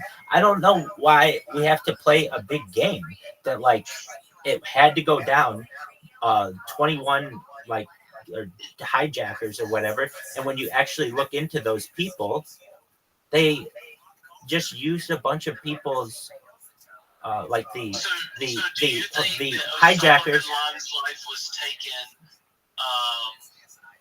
for no reason. I think he probably died of liver failure. Well, that's just from Central. That's just from Central Intelligence documents. That Israel, Palestine. No, Rabbi, but what do you feel about the dancing Israelis? Yeah, so if you really want to know how it goes down, Mossad is a very powerful organization, and at the end of the day, Mossad's taking over the world. I'm very vocal about it. You have to understand, I'm taking that motherfucker over. If you're like, Rabbi, you're taking over Mossad? Fuck yeah. I have more data than any person in global history. Along this entire time, I've talked about Mossad, very much so, and I've emailed Mossad. They're very well aware of who I am. And what I'm... Pardon me? Thank you. And I don't fear Mossad. In fact, if anything, people probably could make the argument in the future that I work for Mossad. Why? Because I'm working on world peace. I'm also working on the expansion of Israel. I think that Israel will be the entire world someday, and it's just a matter of time for that to happen. Now, that may strike fear in your heart, and I don't want it to. I want you to know that there will be people who will be protected, and I think most likely all of you will be, and you'll be able to live life amongst the stars. You'll be able to participate in space tourism and all the other things that you want in this world. I don't want to cut any points here, though. This is about global domination. Any country that has ever existed has had one mission, and that's to take over the world. And don't think Israel's is any different. Can I say 2 words? Sure. Israel, Palestine, we get it. No. Shalom, shalom, Shabbat. Shabbat shalom. Thank you. Why do you call yourself a rabbi? Are you a Jewish teacher? He is. I am. Do you study Jewish law? Yes, I Do you am. do you study Jewish law? Yes. Teach it? Jake, fucking dumbass. You keep fucking talking. Wait, so if you're a Jew, do you hate black people? Go ahead, young child. No, I love black people. Jesus Christ. I absolutely love black people. Like, Yeah, he said fuck you. I don't. I've been sitting here trying to get a word out for the past hour. Holy fuck. Go ahead, Karen. Oh, okay. I'm going out. Kevin, fuck off, man. Listen. All right, Kevin, you speak first. Kevin, I'm gonna fucking vote you at this fucking move. Fucking Tom, because you can't do it. No, you're not. So, anyways, let me say something. Okay, so basically, fucking Jews already run the world. What the fuck are you talking about? That's correct. Don't start yapping. I'm just gonna ask you questions. That's all I have to say real quick. Okay. Are you on the spectrum? No. Are you sure? Like, are you not diagnosed? Like, when's the last time you went to the doctor? Like within the last year, I've never been on a doc. I go in for a yearly physical. Hey, my friends. Here's the thing. I'd love to come here and speak with you all. I'd love to come and play trivia. I'd love to come and answer all your questions, but you got to do it in a polite fashion. Yeah, come on, man. Bro, I'm serious. This is an extra. Yo, Rabbi, what is it? What is it? Dancing Israel. What is that? What is it? Dancing Israel. What is that? That you guys just talked about? Dancing Israelite? You mean the people that were dancing that were fucking happy about 9/11? I forgot what the. Is that what it is, Rabbi? It's like some like they say the Jews did it. The Jews did 9/11. A lot of people were involved in it. But what is it? But what is it? Can you give me a breakdown? Just Wikipedia. Let's see what it says. He doesn't even know. No, I know very much so what it means. Any other questions? And by the way, I know I wasn't being rude. I genuinely want to know if you're on the spectrum. I know. I answered your question. Nah, he's very rude. The fuck? He told me before you come in here, he thinks you're on a lot of medication. Is that true? I wish if I could get it, I would. The fuck? Hell yeah, What man. medications are you on? Oh, I'm not on any medications, but if I could, I love to microdose. I Microdose what? so, psilocybin. Yo, I feel like You can just do that. You don't need a prescription. I know. Rabbi goes on Adderall and he has it on. Yo, I feel like if Rabbi takes some Adderall, he would be unstoppable. If Rabbi takes some Adderall, he would be unstoppable. Well, so, and that's what I'm getting at. I mean, it's fantastic. It's legal speed. Do you ever go to sleep or do you just sleep on stream? I always sleep on stream. You have to understand, I feel that the world's going to be able to learn a lot from this. We'll be able to study a human circadian rhythms, perhaps Are you sure you're live on YouTube? I don't see you. on, Yes. I'm on 8 different streams right now on YouTube. So wait, did you start streaming on Goyim TV, the website we told you about? Remember, you should start streaming on there. Thank you. Yeah, no, I'm just That's it today. Yo, Rabbi, I have a serious question for you. So, what's the whole purpose of Birthright Israel? To me, I don't know anything about it, but to me, it feels like pretty much sending a Jewish kid for them to get brainwashed. I want your opinion. It is an immersion program that young people essentially. Brainwash confirmed. Okay. Dude, let it be. Hey, guys. Yeah, bro. What is that for? You're being annoying. So it's an immersion program that people essentially from college age to age 35 can travel to Israel. This has been paid for by various donors. And I can tell you that the people that I know personally who have gone have been very connected to Israel. And when you call it brainwashing, one person's brainwashing or indoctrination is another person's immersion in culture. So it just depends on what side you're viewing it. I can tell you personally, my beliefs on Israel have, as I would say, many Jews' views on Israel are strong, but they want Israel and we want Israel to be the best country that it can be. And there are those of us who really believe that Israel is going to be the entire world someday. And that's what I forthrightly believe. There are some people who think that Russia is going to be the whole world someday, or America is going to be the whole world someday, or Brazil. So for this to be seen as a superiority or something isn't a necessary thing. I want to include more people in our people. It's a family. It's a mishpacha, and I want more members of our mishpacha. The fuck is that? Actually, don't explain. Mishpacha. All right, friends.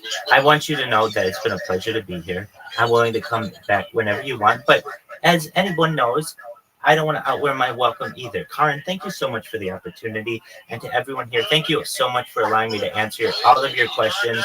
This has been one more. No, you always want to leave everybody wanting more. And I want you to be wanting more as well. So you guys should know it's been an absolute pleasure to be here.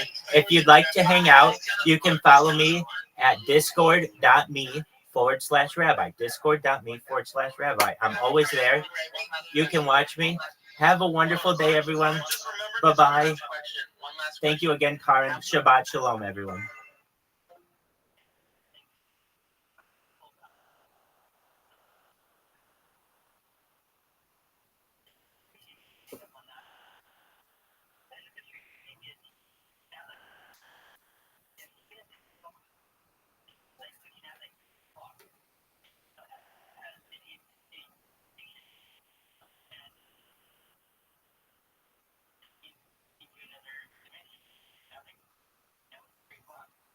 Do you think that could have been also where he was hearing what was coming his way or anything, and he was listening? Or no? Wondering if this idea might be misdiagnosed or introducing people in their existence. You don't have a note. Some people like approach stuff, but everyone's like, oh, that's baloney. You don't have to wait out.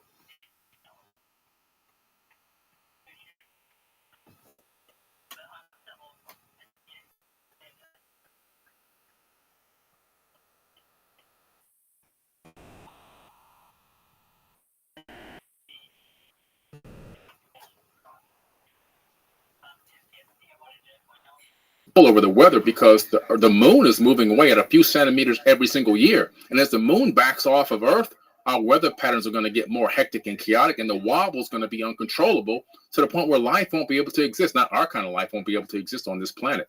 So just losing the moon alone in a few million years is going to destroy us. So we have to create breakaway civilizations. We have to get out of here, which is what all these other advanced civilizations in these ancient texts have done. Well, it only makes sense if Terrence is correct about this idea of the Goldilocks zone. It only makes sense. And if there are other planets somewhere in another galaxy or ours that have the same exact sort of features, water, the same temperature, the same mixture of amino acids and whatever the hell else is here that makes life, and then it happens there too. It just makes sense that some places are going to be more stable, so they're going to have less natural disasters, so like people will evolve faster and longer, they'll exist longer. But then, there's the argument that the natural disasters are actually good, because the natural disasters knock us back down if we're about to destroy everything, knock us back down to some much more primitive version of ourselves, and then we have to rebuild society again over thousands of years, which to the universe is a blink of an eye. That's a blink of an eye. You're right. That's exactly what happened in the Emerald Tablets.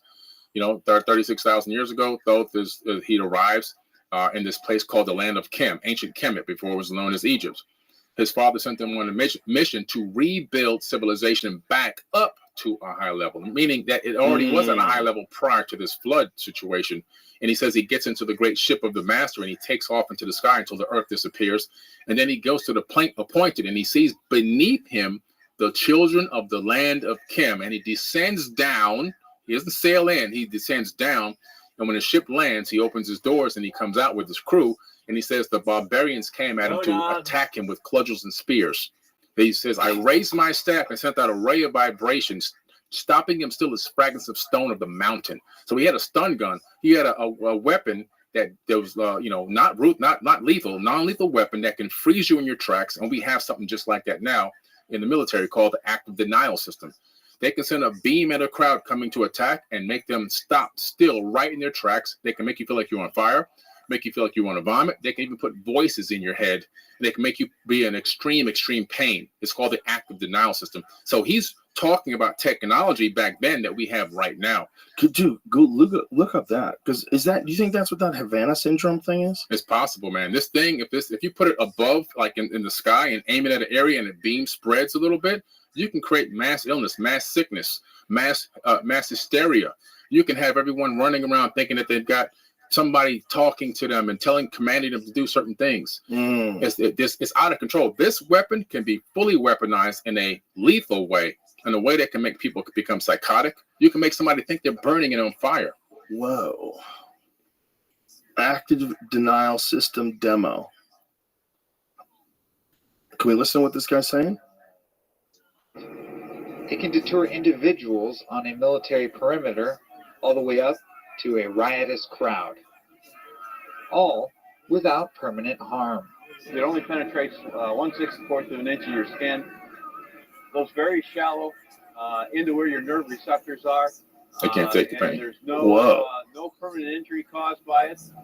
So what does it do to them? Send a frequency, a beam of frequency, just like Thoth says in the Emerald Tablets. I put this in my book because it's Any important. of the guests volunteer to test out its effectiveness and safety, including the Assistant Commandant of the Marine Corps. Wow, he said Sergeant fuck Major it. of the Marine Corps, He said and fuck the it. Assistant Secretary of the Navy. Most described it as feeling like a hot oven or grill being opened up. It is something that... Wow. Yeah. So that's what he used on them thousands of years ago. Holy shit. Or something like 2012? Yeah. Oh, now they turned you into a statue. Statue. Absolutely. No, now it's over. Medusa. Yeah. Medusa. Yeah. Holy shit. Same type. What do you think Medusa was? Frequency technology. Imagine that. Imagine that story. We always thought that was just some crazy story. Yeah. But imagine there's a technology back then that can actually turn you into stone. Right. Now that we know that people can do things like that, and then we would imagine 1,000 years of evolution, 10,000, 500,000, whatever these people are, whatever these things are that have the ability. It's kind of disappointing that they're still waging war, though. I got to tell you that. Yeah, it's crazy. That's a bummer. That's a real archaic mindset. We have to find a way to rise above. This is why we need to understand exactly what happened. And how do we overcome what's been embedded into our epigenetic memories? Because we're suffering from epigenetic mental hysteria, which is psychosis, and this war psychosis. We've been programmed as human beings to have consumption and fighting and competition over collaboration. Yeah. Everything is designed to keep us separate. Divide and conquer is the main mission, and it works so well for so many thousands of years. And this divide and conquer tactic that's been burnt into our DNA and our code has put us in a situation where we are not advancing as we should be. We're getting now this technology leaked out to us. And yes, that's advancing pretty fast, but consciously and spiritually, it's holding us back. Everyone's putting themselves in boxes and saying, I'm a part of this thing and I'm a part of that thing. And then we don't work together. No, that's such an important point, and it needs to be drilled into people's heads. Yeah. We're distracting ourselves by getting involved in these stupid arguments over stupid things. Right. When there's really important issues with the world, mm-hmm. and those aren't being addressed. And one of the big ones is, how do you stop people from killing each other? How do you stop war? How do we stop this insane practice of having groups of people go up against groups of people they've never even met and killing them? Like, exactly. And then we're all okay with this. We talk about how this is normal and this has to be done. And war is ugly and it's unfortunate, but we have to do it. Like, okay, are you fucking sure? Who's pulling the strings here? People with $10,000 suits that don't get on the front line. Yeah.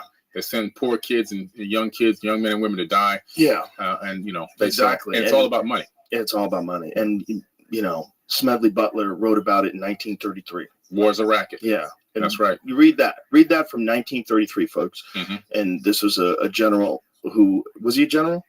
Yes, was his rank? Yeah. General. Who was retiring, and he wrote this piece about how he thought he was preserving democracy. He was really just making the place safe for bankers. And It's an ugly business that Eisenhower tried to warn us about in his leaving from office speech. That's right. When he stepped down, or when he was no longer the president, he left office and gave a speech about warning about the military-industrial complex and its influence. He sure did.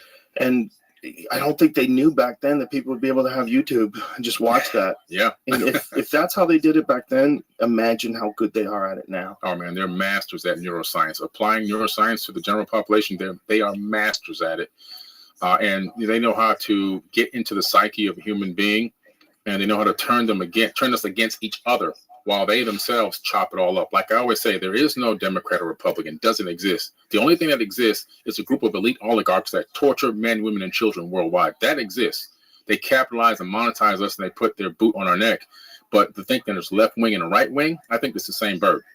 Yeah, it's all just money. Yeah. It's all money. And they use social issues, whatever they are, whether it's Christianity or abortion rights or whatever it is. They just use those. It's like little moves that they put in their little game. Yeah. And really what it's about is enriching themselves and staying in power. And the best way to stay in power is control narratives and to control influence and make people believe a very specific thing and drill it into their head. But the problem is, like, I think human beings are more awake now than ever before, and they know this game now. Yeah. At least a large number of us know this game. It's shifting so fast. Yeah. It's shifting like incredibly fast, which is great.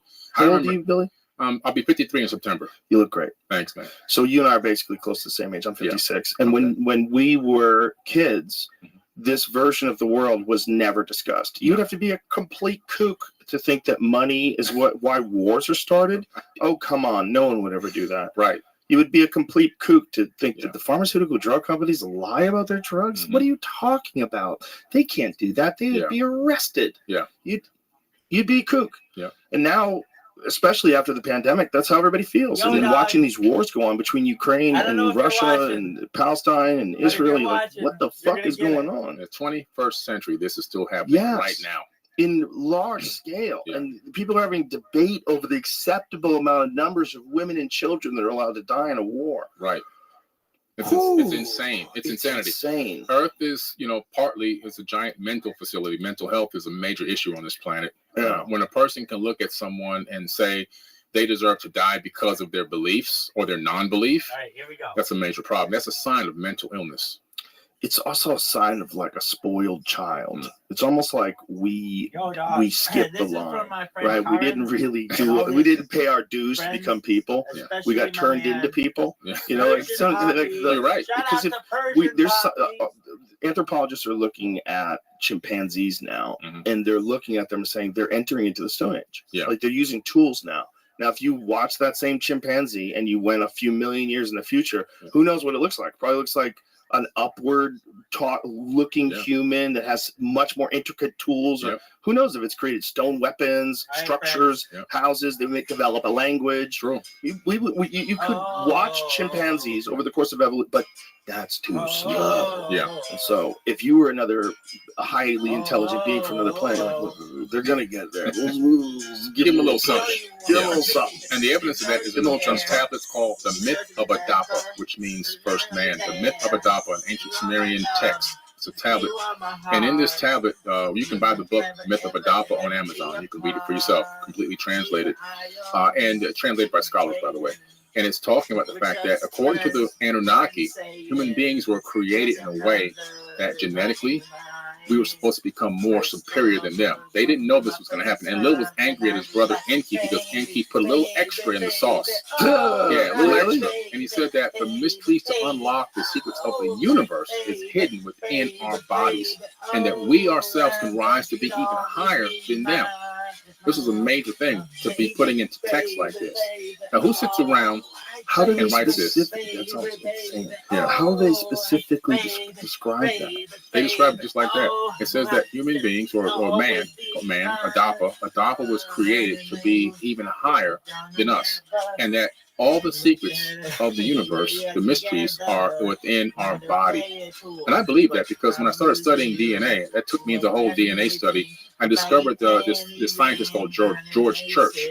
And he created this ebook that he was able to take from a digital format, and he was able to download it onto 1 drop, 1 gram of DNA, a digital book. He converted it from AC's, T's, and G's into from zeros and ones. I'm sorry, he converted it from zeros and ones into AC's, T's, and G's. Read, write, put it on the DNA. Then he said, "Wow, this is incredible. DNA can store information in a volume." Then he said, "Okay, this is what we're going to do. Let's replicate this book." So he replicated the book 80 billion times on 1 gram of DNA.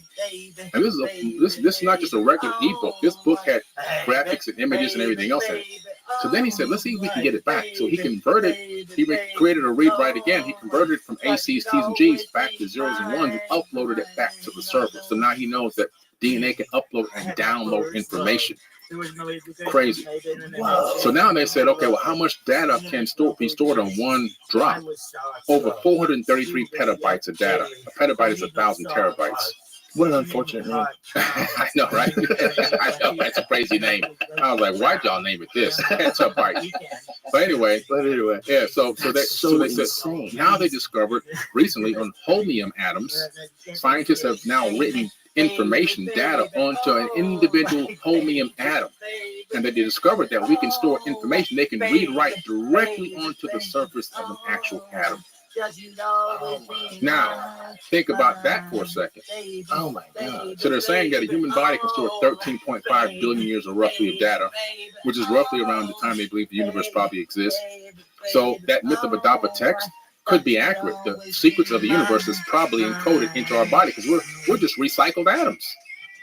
Right. And then as we evolve technologically and biologically, we develop a higher and higher ability to access that information. Exactly. That's exactly what it is.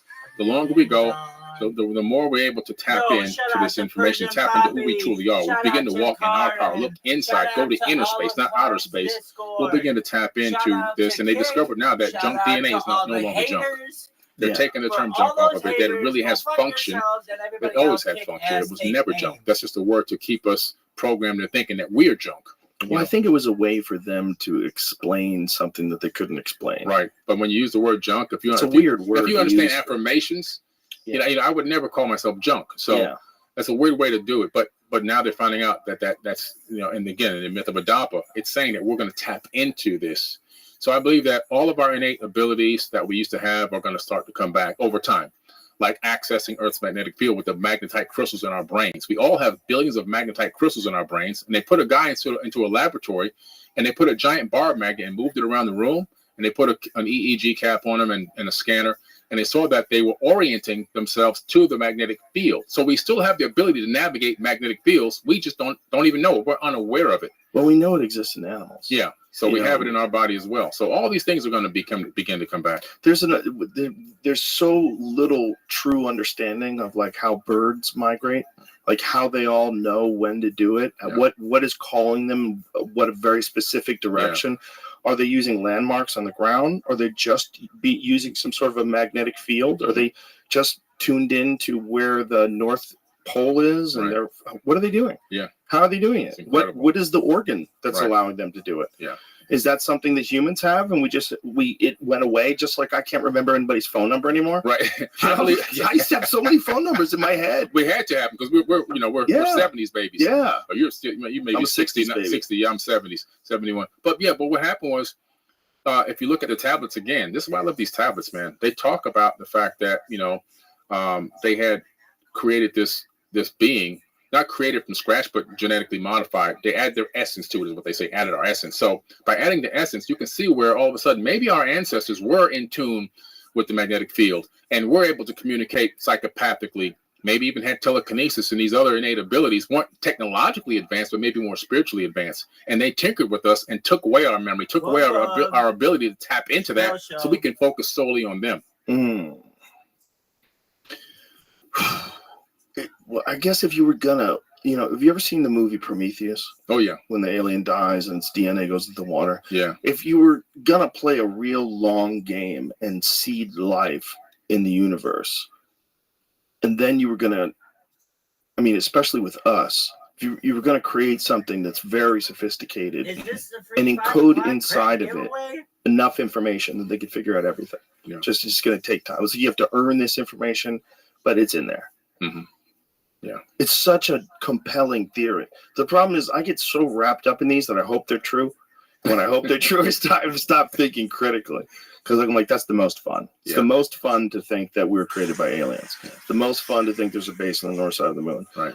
But the undeniable stuff that, to me, is equally compelling, I think, even than the aliens. Is like, how did they make the pyramids? Like, who did that? Yeah. Who did that? And what was that culture like? Right. Like, if I could go one place, I would go to Egypt, Giza, when it's thriving. Yeah. When it's thriving, whatever. I don't even know what the number is. You know, I don't know if it's a John Anthony West number or if it's a, more conventional number of 4,000, whatever it is. Just get me there. Right. Let me see what that was. Yeah. What were you guys doing? Right. How the fuck did you make that thing? How did you get those stones from 500 miles away? How did you cut them so perfectly? How did you get them all the way up in the ceiling of this giant king's chamber? Yeah. What was that damn thing? Why did it have a gold cap on the top? Right. Like, what did you guys do? How did you make the gold cap? Yeah. Like, what did you guys do? It's wild.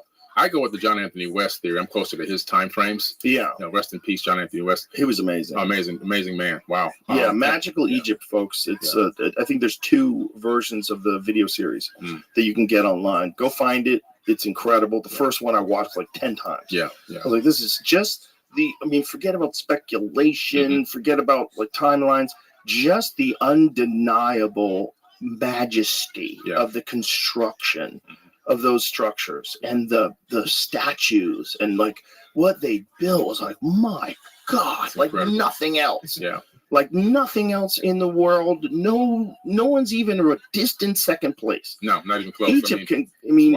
Egypt can just stand above all of it. And it was so long ago. Yeah. It's super ancient. And what I like about John Anthony West, his theory aligns with the Emerald Tablets date range. Because when he talks about the Great Sphinx being built 2 processional periods back, it takes it back to around 38,000 years ago, around the same time that Thoth claims to have written the Emerald Tablets. And in these tablets, he talks about building the Great Pyramid. He said, "Builded I the Great Pyramid, patterned after Earth's force, so that it too might remain through the ages." So he claims to be the master architect of the structure of the Great Pyramid. And what he did was he incorporated into it advanced science.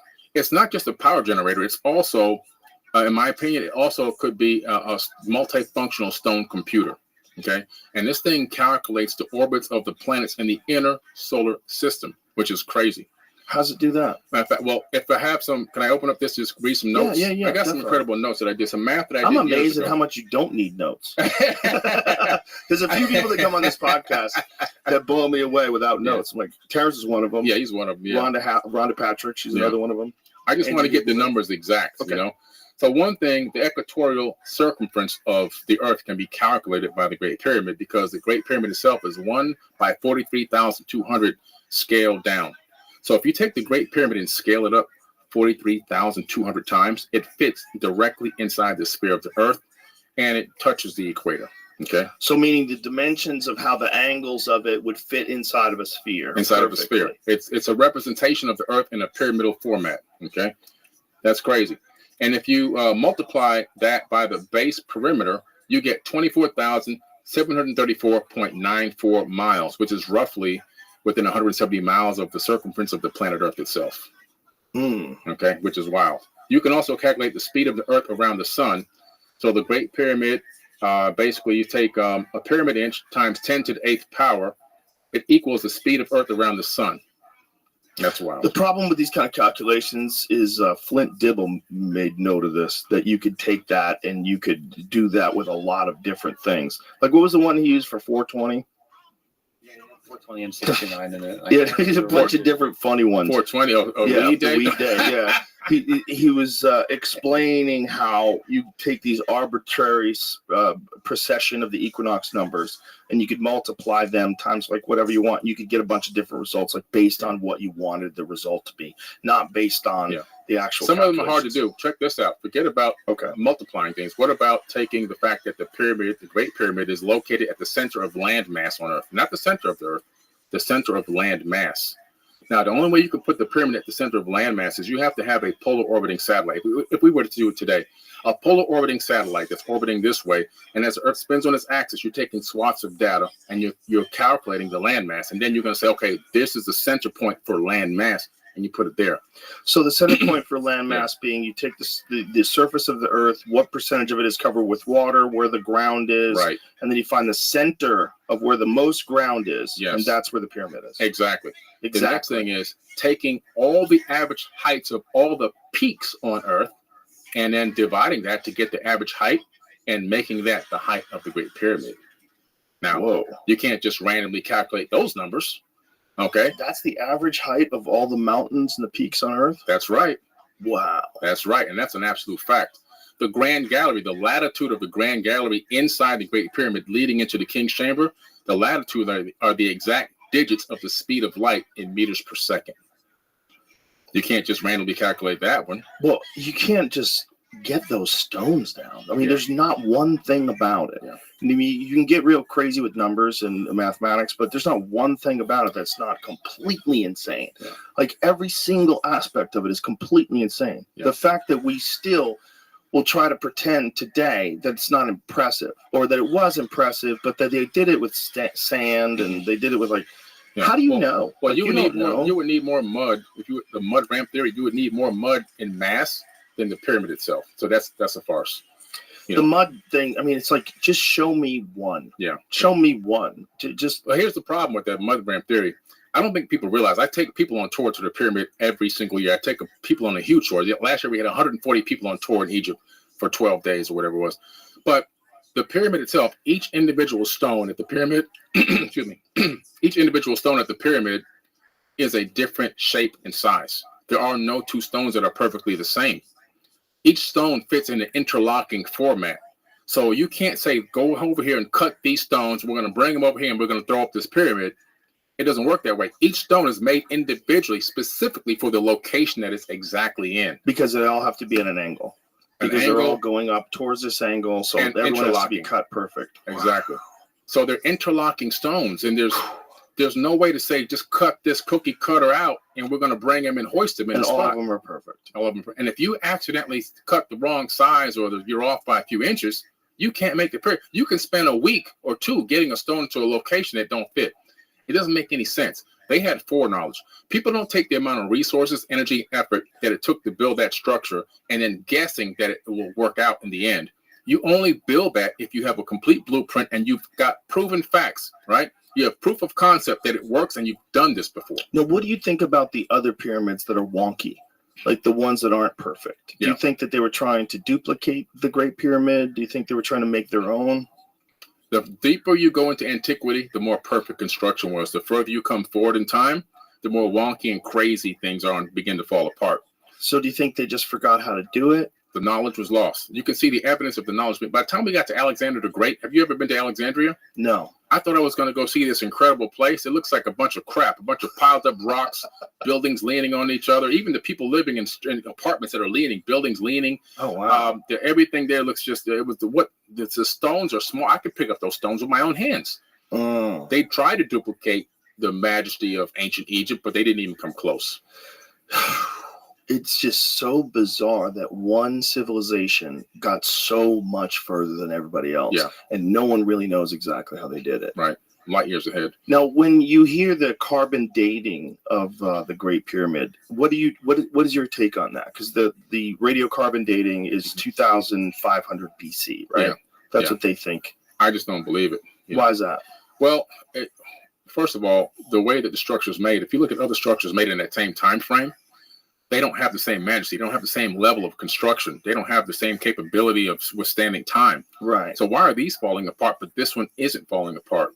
But that's not necessarily because look, you can have a shitty house today and you can live right next to Jeff Bezos's house. That's very true. You know, I mean, it's just there's going to be different cultures and different abilities and different craftsmen. Yeah, within the same region. I'm talking about within the same area. Yeah, but even in the same area, you're always going to have people that suck. If you look at the subterranean shaft, I don't know if you've ever been there. It descends beneath the Great Pyramid down into the ground on a specific angle, about 65 meters.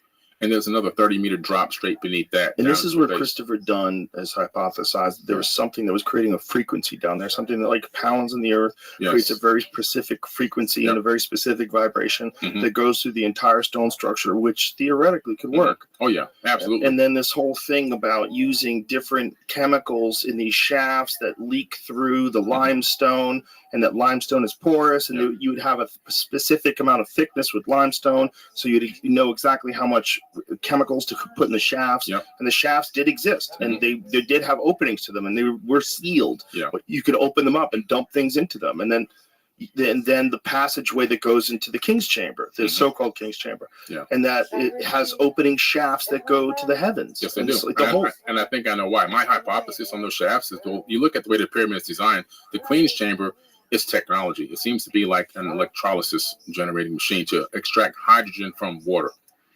And Chris Dunn had the same, pretty close to the same hypothesis I had with that. Now, why hydrogen? It's the most abundant element in the universe. And right now, today, we try to communicate with ET on the hydrogen frequency. Now, those shafts, imagine on certain alignments, we know for a fact that pyramid aligns with specific planets or stars. Orion, Aldebaran, Draco. There's these alignments. And then these shafts would send out this hydrogen frequency, potentially, on my hypothesis, around those alignments. Why? For communication purposes. Updates on this breakaway civilization. Because I believe there was an ancient galactic war, which I talk about on my show, my docuseries, Anunnaki. And this ancient war created these space refugees, which then spread out around the Milky Way. Earth just happens to be one of the breakaway civilizations.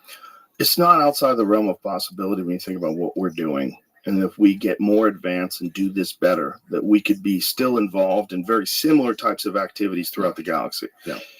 It sounds terrible, but that just might be how things get done.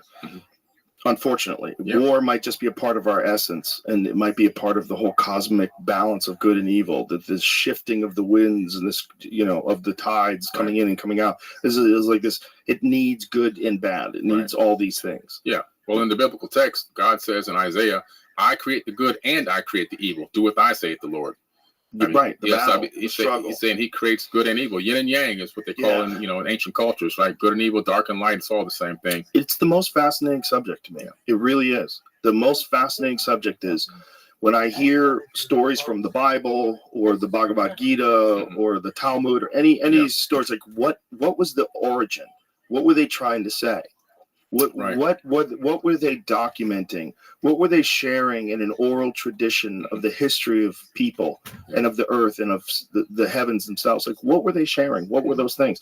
How much of it was myth? How much of it was someone misinterpreted the original story and watered it down? But at the beginning of it, even at the beginning, there was light. It's literally like the Big Bang. It's literally describing what the current scientists believe happened. And then you think about these stories of floods, and then we know there's evidence, like the Randall Carlson work, all his work on the flooding that existed, where you could see these like enormous channels cut through, that it is indicative of just insane amounts of water over a short period of time. And when he describes that, you're like, what? It's incredible. And then the fact that we know that there's asteroid impacts, there's comet impacts, and that the ice age ended abruptly, and that all these areas, like this is where it was, this is where it went down, and this might be every fucking story that you've heard from the beginning of time. Epic of Gilgamesh, Noah and the Ark, all these stories. All of it. I mean, obviously, the Noah story is inside of the Epic of Gilgamesh. I believe that is a result of the Younger Dryas incident. And the Epic of Atrahasis, there is this this strike of this either an asteroid or whatever it is going to hit. It doesn't specifically say, but they had the ability to stop it. And there's this other disc that has cuneiform writing on it, which is supposedly the direction that this thing took course through space to hit Earth. And so it was kind of known that this was going to happen. And everywhere you look on the Earth around that same time period that this is estimated to happen, megalithic construction stopped. What happened if everyone stopped at the same time, unfinished in the quarry, unfinished in the quarry over here, unfinished in the quarry? All of a sudden, around the entire planet, everything is unfinished. Something happened globally that made people stop working on these structures and go to maybe Darren Kuyu underground base or in the Americas. They they say that the ant people, the Hopi say the ant people took them under. If you couldn't go under and save yourself, you had a ship. We know that Ziusudra in the Epic of Gilgamesh was told how to build a ship, but it wasn't a boat like what we know was said in the Bible. It was actually a disc he was told to build. We found the tablet for that, so we have the tablet in the British Museum. It was an actual disc that looked like pie sections on the inside, and he was told to collect his local flora and fauna and his local livestock, not 2 of every kind in the world. He didn't get 2 ticks and 2 fleas and 2. It didn't happen. He had local livestock, but he built a disc, not a ship, which is pretty interesting. But yeah, these stories are everywhere. It's pretty crazy. It is crazy, and it's just so strange when you see resistance to the idea, while there's still real evidence of this impact. Yeah. Once there was real evidence of the impact, once the Younger Dryas impact theory started being discussed by legitimate scientists, and they recognized when they're doing these core samples that they find nuclear glass, and they find all of these things like iridium that are very common in space, very rare on Earth, all this very thin layer. It's real clear there's a time where all this shit goes down. Yeah, it happened. And there's also mass die-offs in places. And my friend John Reeves, have you ever seen the Alaska Boneyard on Instagram? No, I haven't seen that one. Yeah. Wow. Jamie, pull that up. So he has this piece of land. And he's a gold miner in Alaska. He's a fucking great character. And he has this amazing piece of land that they've pulled out thousands of bones and tusks and woolly mammoths and animals that aren't the Boneyard Alaska is his Instagram. That put things that weren't even supposed to exist in that area. Yeah. They have absolute proof of these things existing. Right. Different cats and short-faced bears and all kinds of shit. So they're pulling things out every day. He just texted me the other day. Asked me to come out and blow out a mastodon bone. I can't make it, bro. I'm busy, but I love this dude. Yeah. And what he's doing up there is all his. Yeah. This is his property. Incredible. So he's got it all documented. He's got warehouses. He spent millions of dollars doing all this stuff. Yeah. And his one area is only a few acres, man. Wow. It's only a few acres. So imagine what's really up there. Imagine what's really up there. Yeah. And what he thinks is that there was a mass die-off that probably happened instantaneously, and all these things got swept in the water and washed down into this one particular area where they collected, and that's where he's finding them. Gotcha. That makes sense. So he's got 2 very specific areas that aren't that big. Yeah. Just a few acres each. I think the biggest one is like 6 acres. Wow. It's crazy. And so they're using these high pressure hoses and they shoot into the permafrost and they slow because it's cold. It's fuck up there. So everything is just frozen into the ground. Right. So they blast into the permafrost and start to loosen things up and show some of the images of the warehouses that he has. I mean, insane amounts of tusks and bones. Wow. And there's even more than this. The what is the museum in New York that has his bones? Natural History Museum. From the previous owners of this property. They took a bunch of these bones and they wind up dumping some of them in the East River because they had too many of them. Oh man. So then they've sent out people. What is his name? Dirty Water Don, Dirty Water Don, who's this fucking scuba diver guy who goes into the East River, who found woolly mammoth bones. Wow. And what the other one? Bison bones. All these different bones at the bottom of the fucking East River, exactly crazy. Where he said they would be dumped off. Wow. So they dumped them because they had so much of them, and then they have a bunch of them that are still there. So now they have Alaskan politicians who are pressuring the museum to release these things back to these people so they can get them in the hands of people that could fucking study them. Right. Because they just have them locked up and they're just trying to say that they're theirs. Yeah. First they tried to deny they have them, then he provided paperwork and there's proof, and then they denied there was ever any dumped into the East River. But now they pulled them out of the East River. Yeah. Now they know. It's real. So look at this. That's incredible. This is insane. That's an incredible graveyard. This is insane. Wow. Boning. He calls it when you help it's a boneyard. So if you go there, you become a boner. So he wants to make me an official boner. So all these bones. I mean, this is just a small sampling of what this guy has. We have one out there. Yeah. We have a bison head. Wow. That he gave me. Well, I saw it up there. Yeah, that's what that is. That's what that is. That came from here? Oh, that's probably 15,000 years old or something. That's wild. Who knows? I mean, that's crazy. This whole thing is insane. Look at all the stuff he's got. I mean, it's just, and this is just one small area that they're chipping away at. A few acres. So, and there's charred surface. There's a layer that they go through that's all completely charred. And he's documented this too. Like, what the fuck happened here? Look at this layer. This layer is insane. This whole place was up in flames. Yeah.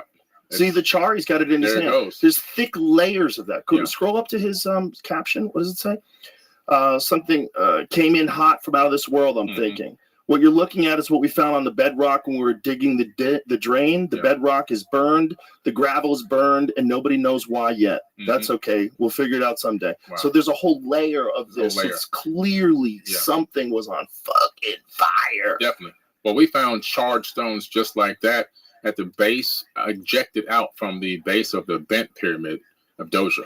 Really? And if you look at this, we've been documenting this. I'm going to put it in my TV show, the Anunnaki series. There's areas of the bent pyramid that look like they've been blown out. Something hit it and blew out the stones and charred them black, just like that. And there's a debris field out there, and nobody is studying this stuff. So we started studying these charred stones, these charred rocks. And up above the area where you kind of walk in to go down into the bent pyramid, there's more, look like another impact point where there's more stones blown away. And as you walk out away from the face, you discover that's where they lay.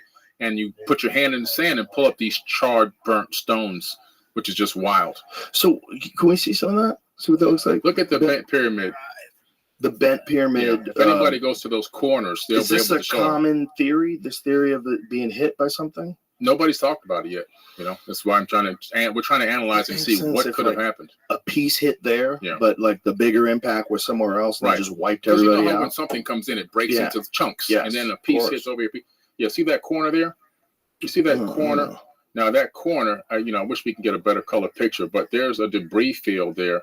All those stones are it looks like an impact, and there's out away from it, there's charred, burnt rocks in the sand. You pick up a regular piece of rock, you can see what that is, a geode. You put up these, it looks like charred, burnt stone that came from the pyramid itself. I like to see the image of the chart, because to me, when I'm looking at that, it's just like people are stealing rocks. You get but that's exactly what it looks like, but that's not stealing rocks there. And the homegrown archaeologist that was with us, Muhammad Ibrahim, has the same exact belief, because we are able to see those areas there, the mass of what's missing, majority of it's in the sand. Which is why I would send you the photo. Oh, okay. So it wasn't stolen. It was knocked off. Yeah, it's there. It's still there. So I'll send you the photo that we have. Could you please click on the one to the left of your cursor? Right? Yeah, that one. Thank you. Can you make that one bigger? I see. Yeah. So all that got blown apart. It's blown apart, and the mass is still there. A lot of it turned into dust and powder, but the black pieces would be further toward me. Can you tell us where we could find images of those? The charred? I have some. Can you show them to Jamie or send them to Jamie? I'll send them to you right away. Absolutely. You can't airdrop it because you're using foreign technology. Not even. Yeah, we'll just download them and email them to you. But we want to be able to do it now. They're on our Google Photo Drive right now. Could you just send it to him? If he got you an email, we'll do it right now. Absolutely. Okay, Jamie, will you give him my email? Yeah. We'll pause here for a second, folks. We'll get these images. See if we can find some images now. Okay. So we left off with the burnt pyramid areas that look like they've been hit. Yeah. And he said, so we got the photographs from your wife. So let's take a look at them here. Yeah. So this is a video. Yeah, that's how I had the videos, because they were going to give me screenshots from the videos. Yeah. So I figured we just look at the videos instead. There's one that's kind of more zoomed in, but yeah, it's hard to get an idea of the coloration, the discoloration there from the low resolution phone video. Do we have any other videos, or is it just videos, Jamie, or do we have photo? Oh, okay. You see those areas there? That's those black areas on the stone. If you rub them, they get very black underneath. There's also other pieces that are smaller, laying further out. So there's charred areas that have been covered with dust and sand over time. Right, exactly. But if you brush it off, you see a char. You see those dark areas there on those stones? Yeah. That's not the natural color of the stone. If you go back up, that's not the natural color at all. Those colors there, and the geologist and the homegrown guide that we use in the archaeologist also said that's not the normal coloration. They don't know what energetically happened here. Okay, so now I see it. I see it in that. Stop right there. I see it in that stone right there as well. So charred, and then over the thousands of years covered with dust and sand. But if you dust off the dust and sand, you see this charred surface. Right. Oh. Yeah, which is crazy. Well, that does kind of make sense if a little chunk hit that. Yeah. And a bunch hit some other spots, and that was just. Yeah. And it also makes sense if you think about how an advanced civilization like that can just disappear. what would have to be the moment? It just doesn't make any sense. I know there's the burning of the Library of Alexandria where they lost a lot of the information, but I think that might have been a book heist.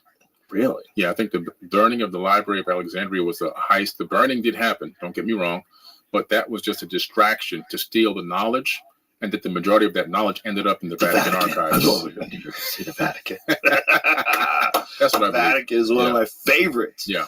That's one of my favorites. I went there with my family a few years back, and I was blown away. And I highly recommend it to anybody that gets to go to Rome. If you go to Rome, please go to the Vatican. It's stunning. Yeah, it's stunning. All the artwork they have, and they also have an Egyptian obelisk. Yes, right, which is crazy. And you know that obelisk, that courtyard is the same courtyard as Teotihuacan. If you look at Teotihuacan, not the dimensions, but just the actual shape of that courtyard.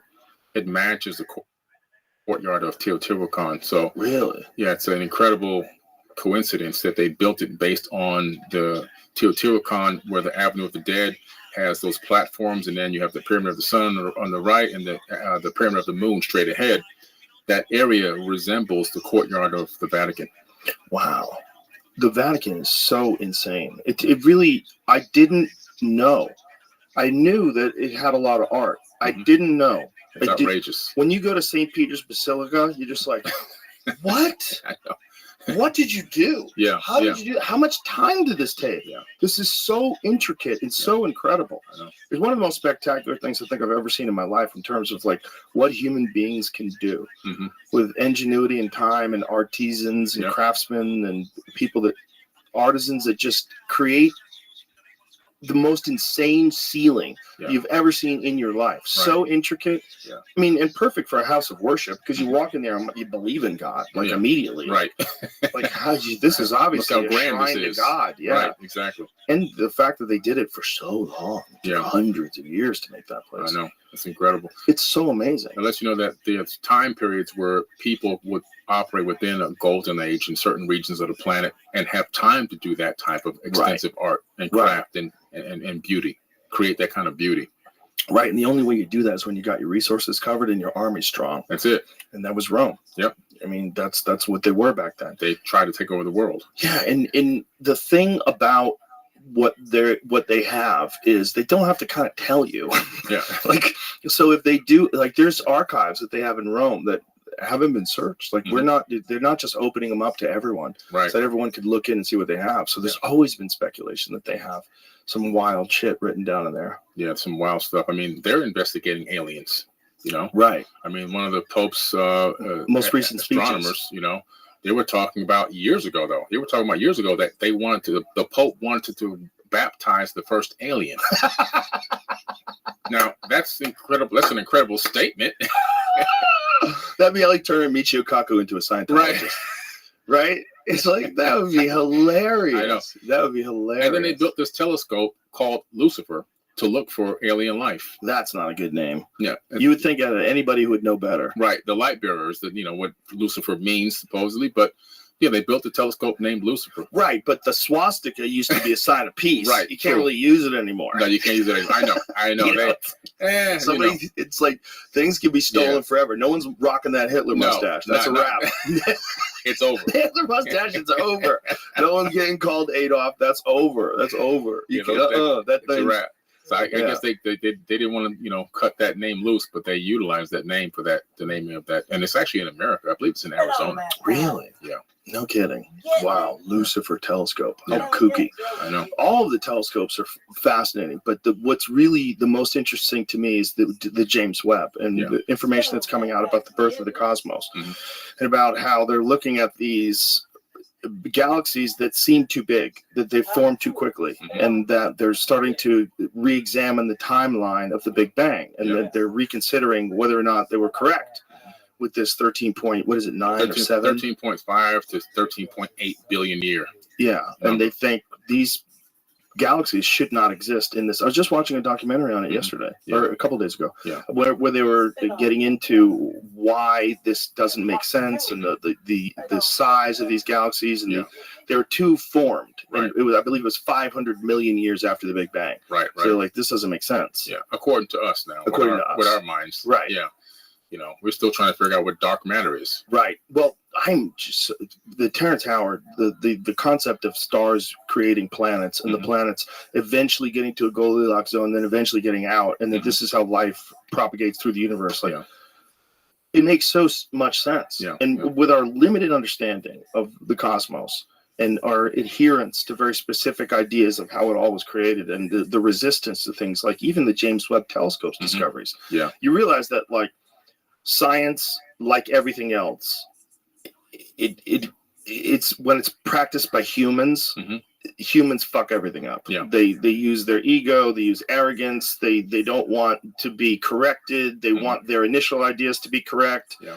And then there's a lot of great scientists that are just looking at it and going, this is amazing, like let's keep doing this, and let's get an even better telescope out there that maybe could see even further, and maybe we'll have to re-examine what we think about the birth of the universe. Exactly. I mean, it just keeps getting better. Technology keeps getting better. I remember Hubble, when it came back with the 2 trillion sky book. 2 trillion galaxies is what it estimated exists within our known universe. And then the Webb comes out, and it's just showing this stuff in much more clarity, and it's probably going to make discoveries that are even going to surpass, obviously, Hubble in terms of the quantity of galaxies, and it just keeps getting better and better. We're getting a bigger and better understanding of our place in the universe as a whole. And some people are scared of that. This is why they don't want it to get out. They don't want the information to be put forth that's going to change the paradigm. But the paradigm is not to be afraid. The paradigm shift is about to be embrace this new huge part of us that's connected directly to us. We're a part of it, and it's part of us intrinsically, energetically. And I think people are just afraid of what they think is the unknown because it makes them feel small. When I hear all this stuff going on out there, it makes me feel bigger because I know that I am part of it. Yeah. We are part of it. Yeah. But we like to think as individuals. Right. Oh my God, I'm not important. The universe is infinite. Exactly. The universe is not just infinite. It's so infinite that the infinite nature of the universe might be a part of an atom. Right. In another infinite universe. That's the fractal holographic universe. Yeah. When you go fractals on things and you start thinking about it in that terms, you go, what? Yeah. It's never ending. It's just this constant thing that's in you in subatomic particles, and deeper than that, and then further out than that, it just never ends. Right. It goes both ways forever. Yeah. Yeah. And you just go, oh boy. I know. It's hard to take yourself too seriously. It's hard because and I think individuality is an illusion. We appear to be separate and individuals, but energetically we're really all the same entity, the same consciousness, experiencing itself differently, subjectively through different bodies. Yes, different life experiences, different genetics, different places in the world. Correct. Yeah, but we're all the same thing. Yeah. And that's the hardest thing for people to get in their head. Anyone that you run into is you living another life. Right. We're all the concept of me. When you think about it, everyone has that same feeling of me. Everyone has me inside of them. They're just me with less information, more information, better brain, better this, better that, shittier this, shittier that. Yeah. And there's an infinite number of examples of it. And then it probably exists everywhere in the cosmos. And it's probably what facilitates change and growth, is that there is this imbalance and that there is this constant struggle amongst human beings. Right. That's probably what makes us constantly try to improve. Exactly. It's just very disheartening to think that we improve to the point where we can travel to other planets and have a war. I know. I know. We don't want that to happen. We don't want that to happen, but just if it really did happen here, it just makes you think, like, is that just what we do forever? And is this just when we have this utopian perspective of being able to eliminate war on Earth someday, which no one thinks is going to happen, and not with this current version of human beings. Right. And then you think, well, if we surpassed Earth, if we passed our genes and our civilization out into the universe, are we still going to be behaving the same way? Right. And if we were, if I was an alien, I'd be like, don't let those dudes in. If we get to a point where we're us now, but 500 years from now, where we're the same genes, wacky ass crazy genes. But now we have time travel. Yeah. Now we have interplanetary travels like that. And then we show up with nuclear bombs. It's like, give us all your titanium. Right. Like, fuck. Like, that's a problem. Yeah, that could be a problem. I would be really trying hard to stop us if I was from another planet. I think a lot of the suppression and oppression of technologies, potentially, this hypothesis could be that there's a hand in the background holding us back a little bit. It's quite possible. But then there's a theory like the Diana Pasulka's books, where they talk about these discs that they have found in the recovery program that apparently does exist. And they call them donations. They think that these things are kind of left here so that we can just go, oh, fiber optics. What a great idea. Velcro. Oh, yeah. There's a lot of these things that seem to, like transistors. Microchips, right. Yeah, a lot of these things seem to have come very quickly after Roswell. Yeah. Which is interesting. That's a fact. I believe in the ARVs, alien reproduction vehicles. I believe that exactly is what's really going on with a lot of these UAPs. I think that a lot of them are ours. I believe that there's UFOs out there, but a lot of these objects that we see in the sky are probably made by us by re-engineering existing alien technology. And so, but, you know, it comes to the point, are we going to be able to advance as a civilization to get beyond war? And I just saw they released an AI fighter jet that went into a dogfight. Yes. Just a few weeks ago. Yeah, Mike Baker was on here showing us that. Right. It beats the human piloted planes 100% of the time. Yeah.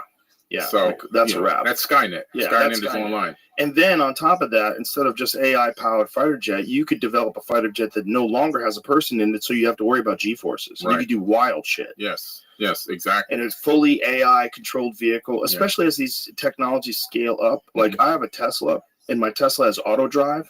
And I can set in a destination, like a restaurant I like to go to, press auto drive in navigation, and it does everything. Wow. It hits the blinkers. It stops at stop signs. It stops at red lights. It takes turns. It changes lanes. It moves around parked vehicles. Wow. It's fucking wild, man. And it's not done yet. And this is the beginning. Yeah, it does hit curbs, though, I heard. I heard it hits curbs. I heard, like, when you're taking turns, like, for overpasses or underpasses, oh, man. like, a few people have curbed up. Yeah. So keep your hands on the wheels, kids. Yeah. But it's not there yet, but it's a lot better than when I first got it. I remember I was driving down Laurel Canyon, and I was with my wife, and I was playing around. I was like, we were listening to Led Zeppelin, and I'm like moving my hand around the steering wheel. I'm like, look at this, the car's driving itself. This is crazy. But that was primitive back then. I didn't totally trust it. It was probably better than I thought it was, but like every now and then it would get a little wonky. Now it's smooth. Wow. Now you use it at all, Jamie?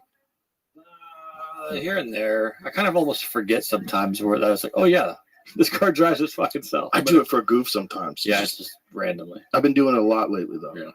It's shockingly good. Well, our grandkids that's all they're gonna know. 100%. They won't have to drive at all. Yeah, but right now, like people joke around about manual cars, that it's a good theft deterrent device. Have a manual transmission. Nobody knows how to drive that fucking thing. This is hard. Yeah, well, it used to be the only way you could get a car. That was it. I learned it by accident, because I was in an emergency situation and I had to drive up my friend's car that was a manual. And I had to learn within the distance between where I was to where I had to go. Oh wow! Because one of my kids had got hurt doing something. And the only car available was a manual. That was it. Yeah. It's not hard. I mean, you could learn it quick, but most people don't know how to do it. But the thing is, like, that's going away. Like, they're now saying that the next version of Porsches is going to be the last version that they have with a manual transmission, and which is crazy because Porsche, that was the one thing that people held on to, was that you could get that stick shift. People love that engagement of the car. Right. But that's going to be the thing of the past. Everything's going to be automated because your freedom to drive that, people are going to, the communist nature of especially California, they'll do it first probably. Your freedom to drive that is not worth, the potential of you taking someone's life in an accident. Right. And it makes sense. That's part of the problem. It does make sense. You can see the argument. Oh, yeah. It makes sense. And that's where everything is going to go. I mean, there's going to be so many.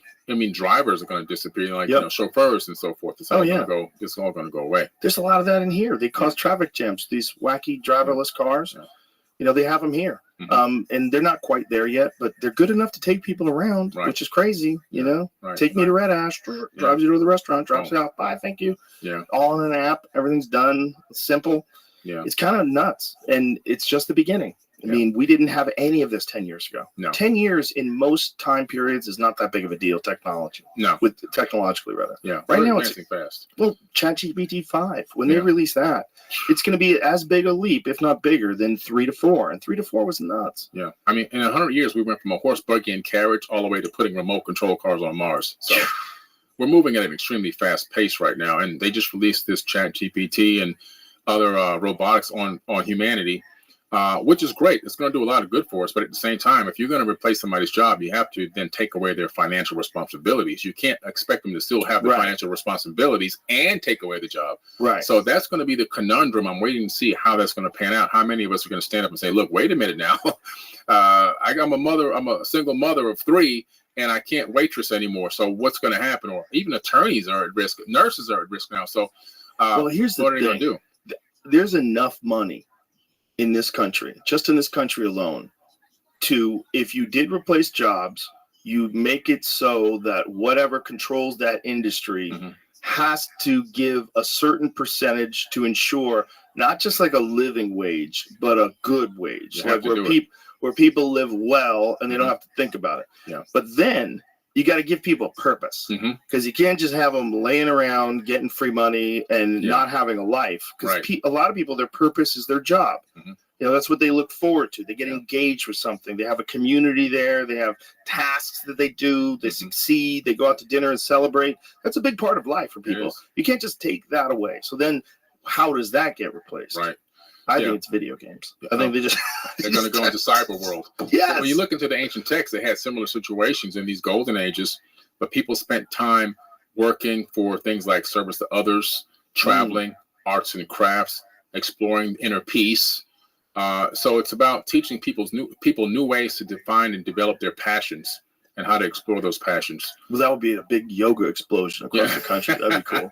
Yeah. That'd be great. Yeah, people get into fitness, martial arts, and just to be able to do, but you have to do something. Right. If you become stagnant, you die. Yeah. And you still should have the ability to possibly work if you want to. Yeah. Right. It shouldn't be mutually exclusive. Like, you don't get this money unless, if everybody got like $200,000 a year, just imagine the entire country just gets a free $200,000 a year. You're never going to have to worry about food. You're never going to have to worry about a place to live. You're good. Yeah. You got $200,000 a year because everything's automated. Everything's done by the government.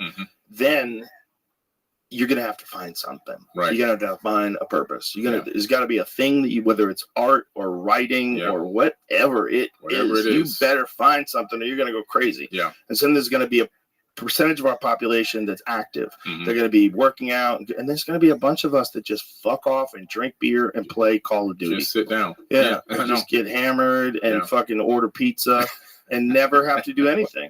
Live in a nice place. You don't have to worry about money ever. You could always buy like a good laptop, and you get together with your buddies and you all play games, but you better have something. Go bowling. You better have something. You better have something you like to do. You know, because that's where it's going, though. But wouldn't that be better than work? Because for most people, like, you know, there's a great satisfaction working and accomplishing a hard day's work, and you know, you get your paycheck and you feel like you've accomplished something. But wouldn't it be better if you just all of your needs were met? And we put an emphasis in our culture on creating and doing things that interest you, and whether it's competition or whatever it is. But this will be financed essentially by this ability that you just get free money because robots control everything. And they have plenty no of more money. jobs. There's no more jobs. They don't have to pay a salary to these robots. Only repair costs. And management costs, obviously. So it would be great. And the $200,000 that everybody gets, they're getting it anyway because they were going to buy stuff from them. Exactly. It would be a wild change and shift in how human beings interacted. And if there was a way for us to channel that in a positive manner, it could ultimately be beneficial. And we could be looking back on these days where people are working Wendy's and go, what the fuck was that about? Well, most people are working in jobs that they're not passionate about these jobs. And it's evident in their work, you know, their effort and their and their work ethics. Well, it's also evident in their success, right? And their happiness. That's right. Like a guy like you who likes to do what you like. You enjoy this, you pursue this, you talk about this, you're very good at it. This is a great way to live. And if other people can find other similar things or different things that similarly excite them. And if we were under that new scenario of $200,000 a year, whatever it was, I would still do this. Of course. You know, so people will work. It's like Star Trek. They work for free on Star Trek. They don't, you know, it's just a TV series, but they don't have a paycheck. Kirk didn't get paid? No, they never got paid any money. Wow. It was all for free. Communists. They were trying to turn us into communists. It's all for free. But they did it because they were passionate about it and they believed in it so much. And so there's things that people can still do if they're passionate about those things. And you know, it's just work, but you don't ask for a paycheck. Right. If there was a base paycheck for the whole country, just a base paycheck based on, I wonder if 200 grand is even possible. What is $200,000 times 333 million? Check that out, Jamie. What? And only 190 million are adults. 190 million adults. Right. That's right. Let's be generous. Let's make it 200 million adults. Yeah. So 200 million times 200,000 is what? So it'd be 2 times 2 is 4. Add all the zeros from the 200,000 onto the 4 million. Right. But what is that in like the word? Is it trillions? 200,000. 200,000 times 200 million. 200 million's got 8 zeros. Shit. So 6 zeros. 6 zeros is a billion. 9 zeros is 6 zeros a million. 9 zeros is a billion. It's giving me 4E13, so it's 4 13 zeros. 13 zeros? 4 times 13 zeros? It's a lot of money, folks. Yeah. Gonna have to drain these oligarchs. Well, tax the rich. What was the numbers? 200,000 times 200 million. 40 billion? That doesn't sound right. That is going to be. It's either 40 billion or 400 billion. Then. It's $40 billion. 40 billion. That's it. That's Sounds reasonable. That's reasonable. That's so reasonable. Yeah. That's so reasonable. That's less than the military-industrial complex budget for the year. 100%. Imagine that, folks. I just want you to think about that. We could give 200 million people $200,000 a year. That's a good amount of money. Yeah. $200,000 is nice. You can live in a nice house, go on vacation, you can eat well.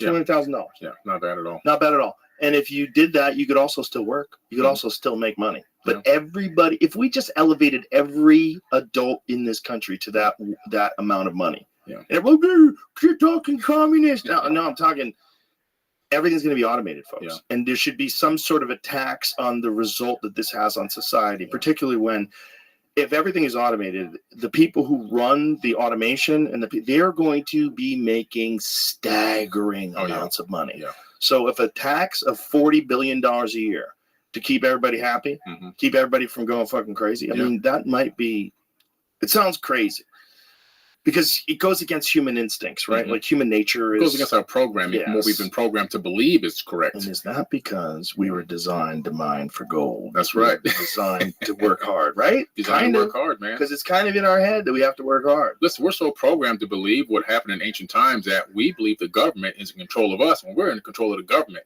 Right. We allow them to tell us what to do when we should be telling them what to do and what we want. But we sit back and allow them to put rules in place, laws on us, and even lock us up and do things to us. And there's nothing we can do about it. But people think there's nothing we can do. There is something we can do. We've given up our power. We've relinquished our power to an outside source because of divide and conquer. It allows it to work. Once we realize that divide and conquer is just a distraction, that we should coordinate together and organize, then we can take back control of this planet. Yeah, and this idea of the government being in control of you is literally how it works with every single country in the world. It's just a natural course of human nature that the people in power want more power. Yeah. You know, when you're selling skateboards, you want to sell more skateboards next year. You know, when you're in power, you don't want to relinquish some of your power and make it better on the people. No, you want to clamp down that power more. We had to get on Facebook and stop these people from tweeting about things or posting about things. Yeah. You know, we have to. This has become a problem. Let's put pressure on this company to censor certain voices on YouTube. Exactly. And that's the shit that happens. That's really what happens because they're not acting in the best interests of humanity. They're acting in their best interest, which is what every industry does when it's just trying to make money. Exactly. Well, the United States is a company. It's a corporation. Right. And so they're acting like a corporation. That's the reality of it. I agree with you too about this UAP thing, UFO, UAP. Yeah. Many people have said this, but I'll repeat it, that there's something about them doing it always near where military bases are too that's super suspicious. Come on. I mean, listen, to me, what's going to happen or what potentially could happen, another Gulf of Tonkin incident. You know, the incident that created the Vietnamese War, they lied about an attack at the Gulf of Tonkin. False flag. To create the Vietnamese War. Yeah, exactly. So all of a sudden you see one of these UAPs, they're going to call it one of these not ours. We don't know whose it is. And then it attacks a Navy vessel. Yeah. And now they've got the right to say, we need $10 trillion a year, whatever the number is, to create these weapons. After Iran. Yeah. Right. Whatever. And something. and generates more money. Yeah. So, could this be why the formation of the Space Force is here, so that they can find a way to channel money into something else, where these private corporations can create these black budget projects that we've approved because we're afraid we're going to be attacked by aliens now, and then they take that money and they develop these projects that never see the light of day, and they all chop up the money behind the scenes. Yeah, that's the reality of the world we live in, folks. And if you're clinging on to this left versus right, these culture war arguments, you are getting caught up in their bullshit game. Most people want the same thing. They want to be healthy. They want their family to be healthy and happy. They want to have a pursuit that they enjoy. They want to enjoy their community, enjoy their loved ones. That's what most people want. Most people want the same thing. Most of the shit that you're seeing has all been stirred up by foreign governments and special interest groups and a bunch of shit. And if you're online, they're spoon feeding it to you. If you're online and you're engaging on social media, they're shoving that down your throat. Gaslighting every day. Gaslighting you every day. And it's more and more obvious now than it's ever been before, because people at least are aware of it.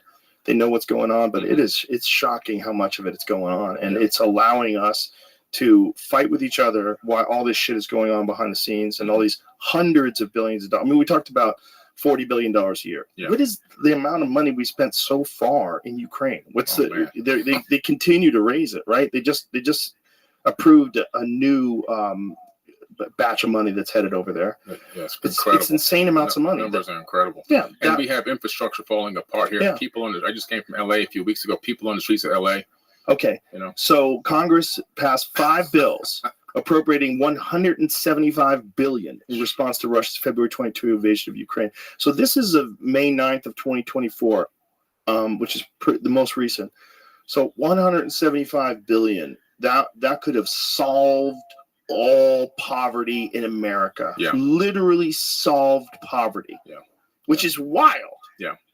If poverty and crime are our number one problem in this country, which I would say they are, that would solve our number one problem. The crime is a side effect, 100% of the poverty. Yes, and I always said this: if Halliburton can get these no bid contracts to clean up Iraq after we bomb it, and it's for profit, right? So they make a lot of money doing that. And how about a no bid contract to clean up terrible neighborhoods? Exactly. No bid contract or a no bid contract rather to develop community programs, and they'll be funded through the state. You'll make a ton of money. And you can do this, and also you'll have a ripple effect. You'll have less crime. You'll have more people that are out there in the workforce. You have more people that are being productive. More people that are inventing things, and creating music and culture and art and all kinds of other things that people like to do when they're not getting locked up in fucking jail. Exactly. And then you just have to figure out a way to get off the grip of the military, or the rather prison industrial complex, which has a vested interest in keeping people locked up, because that's what the idea that we let that happen. I know. We let it be profitable to put people in fucking jail, and then we let the prison guards actively campaign to make sure that certain laws stay in place so that people keep getting locked up for nonviolent crimes. 40% of the people that are locked up in America are locked up on victimless crimes. They only hurt themselves. It's so nuts.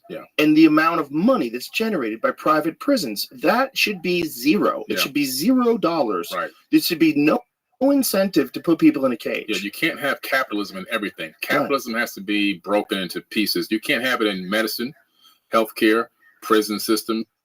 No. Right? Imagine if that was the way with the fire department. Oh, man. Imagine if you had to pay to get your house put out.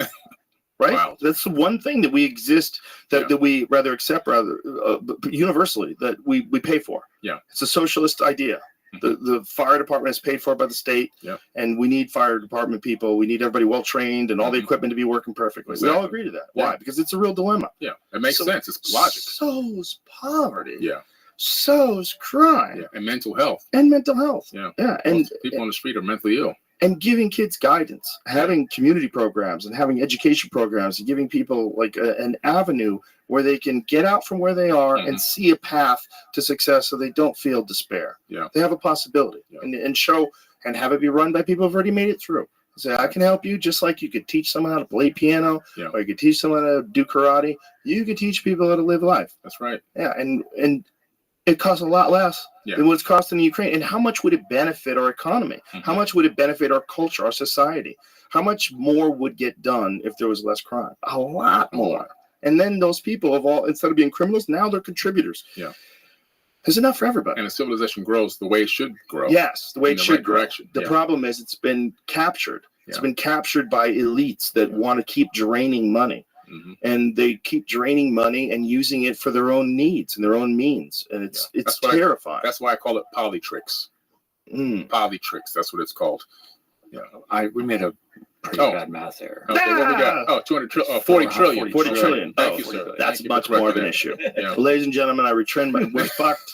We're never going to have enough money to fix this problem. I forgot what I said. So what is our GDP? What is our? Yeah, but that's a problem too. Because that creates inflation. What's our GDP? Boy, there's a big difference between 40 trillion and 40 billion. How many people are yelling at the computer? You fucking idiots. I worked backwards from one of the things we did says $875. Like, wait, that is not enough to get everybody out of here. That's hilarious. GDP increase in 2023 to 27.36 trillion. That's our GDP every year? Yeah. Oh, so we don't even have enough money because it would take double our GDP. That's the 200K if you want to go to 200K. Yeah. So. Well, you have to give people. It's only 200 million people. It's not even everybody. Right. That's 4,000. So we're fucked. Back to we're fucked. you just cut it down. Cut it in half. You could do it. If you do it, but even then, if you have it like about $80,000, and then let people work to earn their own money and other things. Yeah, 200 grand was a little lofty. Yeah. Okay, so if it was 40 trillion, you could get it down to 15 trillion. That's still most of the money we make. It's still a lot. It's going to increase, though, significantly in the next 10 years because of the AI. Right. All the chips and robots. When a company can lay off, like Amazon, lay off 1,000 people and replace them with 1,000 robots, right? Their profit margin goes up significantly within the first 8 to 10 years. Yeah. What, if anything, is being done to provide a safety net? Because you can't give people $200 a week. Right. Whatever it is, it's got to be a significant amount of money to actually get by. Yeah. Whatever that number is, whatever we decide that number is. The number could be less if things are covered, like if AI becomes so efficient at creating power. We have it in our head that power must be paid for. Yeah. But if AI becomes so efficient and eliminates jobs that we decide that we're going to nationalize all of our power, and then we'll look at power the same way we look at the fire department. Right. And we'll be set it up as a socialist power system, which is not the worst idea in the world if you consider that most power is being generated by the use of natural resources, which really belong to the earth. Mm-hmm. And like that individuals are pulling these out and profiting from them wildly, especially when they're doing like offshore oil drills. Like, who owns that spot? Yeah, I know. How are you able to just suck all that oil and make billions of dollars out of the ground that we all live on? Like, it seems like that should be everybody's. Right. But then you lose the incentive for profit that allows you to go dig. And you lose incentive. Yeah, I think that everything is going to move. Not everything, but a lot of power is going to move towards hydrogen. That's the big new push. The Navy has vessels now that run off of hydrogen, so they never have to go refuel. Do you know that Bob Lazar made a hydrogen Corvette in like 1990? Wow, incredible. That's psycho. Yeah. Wow. Yeah, he was such a freak. Wow. Oh, he is such a freak. But I love that dude. I'm fascinated by him, and I don't know if he's telling the truth, but boy, I hope he does. He is. But one of the crazy stories about him was in the Los Alamos Labs days when he was living there in New Mexico. He developed a rocket-powered Honda. So he put a jet engine on a fucking Honda. Wow. A lot of time on his hands there. Well, he's just a genius. Yeah, he's a genius. He's an absolute genius. Look, he talked about Element 115 before we discovered Element 115. Yes. So that's what sold me on him. Well, he also has never really varied from his story. Yeah. And to tell a story for more than 30 years and tell the exact same story is pretty strange. Yeah. And also didn't really profit off of it. No. It's not like a thing that he's like selling Bob Lazar t-shirts and, Bob Lazar was right, baseball hats and constantly going on podcasts. No, he did my podcast. Yeah. Yeah. I don't even know if he's done another one. I don't know. I know you got, a lot of hell for it. Yeah. And I was trying to get him to get back on again, but he's working on it. Well, during the Jeremy Corbell documentary, the FBI raided him. Yeah. Which is insane. It's insane. Why? And he thinks that they believe that he has a stable version of Element 115, that he has a sample of it somewhere. Yeah. And so he thinks that's what they went looking for. They'd love to get their hands on that because the decay rate's so fast. Well, the video that George Knapp had, there's a video that George Knapp had from a long time ago where he was demonstrating with George Knapp how this element, when bombarded with radioactivity, could distort gravity. And he had some experiment that they did that we could show with light and I don't exactly remember what the parameters of the experiment were, but that thing is one of the things that convinced George Knapp that maybe he's telling the truth. And this whole thing is crazy. And then when you see like these images where it shows these crafts behaving as he described, that this gravity projection generator, or whatever it is, this gravity generator, whatever this thing is, whatever they weren't exactly sure how to, because they, at least back then in 89, but that you would turn towards where you wanted to go sideways, and that's how it would travel. Wow. And they saw there's videos of these crafts doing that, of rotating. Same thing. By fighter jets. So fighter jets are locked in on them with these high-speed sensors, and they're locking in. And there's like a video where they go, finally, I got it locked in. Right. And they're like, look at it go. Yeah, I heard that. Yeah. See if you can find that video, because that video is one of my favorites. Because the pilots are so genuinely excited about this. When they finally lock it in, I think that's the Go Fast. Go Fast. The Go Fast one. Okay. And they're like, whoo, we got it. We got it locked in. Like, what the fuck is this thing? Have you researched any of the Vimanas from the ancient text? Yes. Yeah. That's very, very fascinating, because they, in the Bhagavad Gita, in what is this the one? Yeah, this is it. And in the Mahabharata, they talk about these flying crafts. Like, what is this? Which about to hear is actually U.S. fighter pilots. Powerful Raytheon. Pod display. How come I'm not hearing any voices? Oh, there it goes. Yeah. Here it goes. Oh, there's just explaining how the display works, this Raytheon display, and how these fighter jets are using this to try to lock in on this thing. So look how it zooms in. They see it pass by. It's going so fast, they're trying to lock in on it, but they're having a hard time. So they keep adjusting, and they're trying to get their sensors. Boom. So they got it. Yeah. So now they're excited. Yeah. What the fuck is that? No, I took it auto track. Oh, okay. Oh my gosh, dude.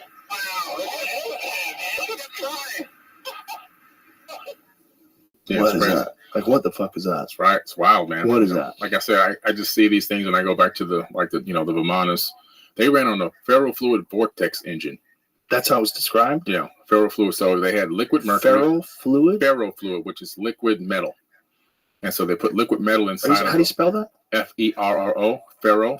We used to have a ferrofluid lamp. Yeah. Really? Remember? I bought you that one thing. You like put a magnet on it, and the. Oh yeah, where is that? Is that in storage? So they use a ferro. So you put, if you take a torus. We need a new one, Jamie. Order us a new one.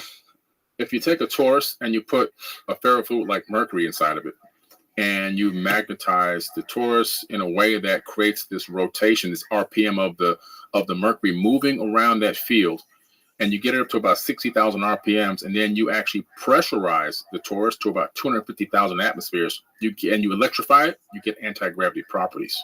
What? Yeah. Whoa.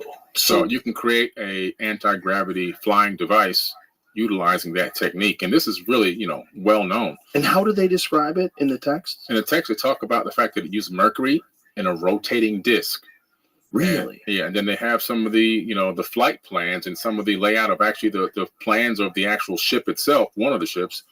And so from that, you can almost hypothesize or backward engineer what it might have been able to do.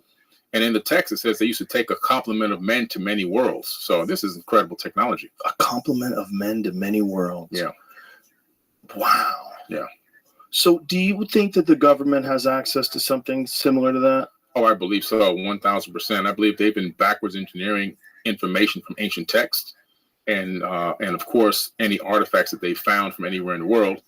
They might have even gotten information from, Saddam Hussein's museum, because that's the first place we went in the Gulf after the whole situation happened with, wanting to go take him out of power and kill him. They went straight to the museum. So Jamie just pulled this up. It says flying with ferrofluids. To solve this problem, L. Brad King, Ron and Elaine Starr, professor in space systems at Michigan Tech, is creating a new kind of microthruster that assembles itself out of its own propellant when excited by a magnetic field. The tiny thruster requires no fragile needles and is essentially indestructible. We're working with unique material called ionic fluid ferrofluid, King says, explaining that it's both magnetic and ionic, a liquid salt When we put a magnet underneath a small pool of ferrofluid, it turns into a beautiful hedgehog structure of aligned peaks. When we apply a strong electric field to that array of peaks, each one emits an individual microjet of ions. Yep, Whoa. exactly. You have to electrify it. Once you electrify it, you create this electromagnetic activity. This is what it looks like in. Yeah, that's just on 2 screws. I think it's just transferring. They're just giving you how it transfers itself. Wow. And so you could use that as something that could propel a device. Yes, absolutely. Wow. And you don't get to reduce the gravity, the weight of an object to 0, but you significantly reduce the weight of an object. And the fact that they figured this out, and that is it in the Mahabharata or the Bhagavad Gita? And the Mahabharata. Wow. And it also, I think, there's one account in the Vedas. Like, what is the definition? Like, what's the explanation for how they figured that out? Like, help me out. Help me out. How the fuck? They say they have flying cities. They say they have flying cities, and these cities would go to battle sometimes against each other in the sky. Oh my God. Yeah. So you're talking about massive objects flying around. Right. Like, and how do they explain that away? That's what I want to know. How do you explain that away? How do you explain somebody thousands of years ago sitting down to write a sci-fi epic? Well, not just that, but writing about a process. Oh yeah. Of creating this field that now has been documented all these thousands of years later. It works now. Like, how did you figure that out? Like, what are you guys doing? Yeah, this happens over and over again in text. In the Emerald Tablets, just the book I wrote, though talks about using cymatic frequencies and light waves to create manifest solid matter. And what happened about 4 years ago in a laboratory, they used cymatic frequencies and photons to create solid matter out of nothing. Just happened about 4 years ago. What did they create? They just create a few particles, but the fact that we can do it, but it was already in ancient text. Wow. So now we can do it on a very small scale, like we can create element 115 with a collider. Correct. Same kind of thing. And it's a very small, unstable version of element 115 that only exists for a fraction of a second, but they can measure it. Right. So, but if with sufficiently advanced technology, you could create it and then form a stable version of that. Right.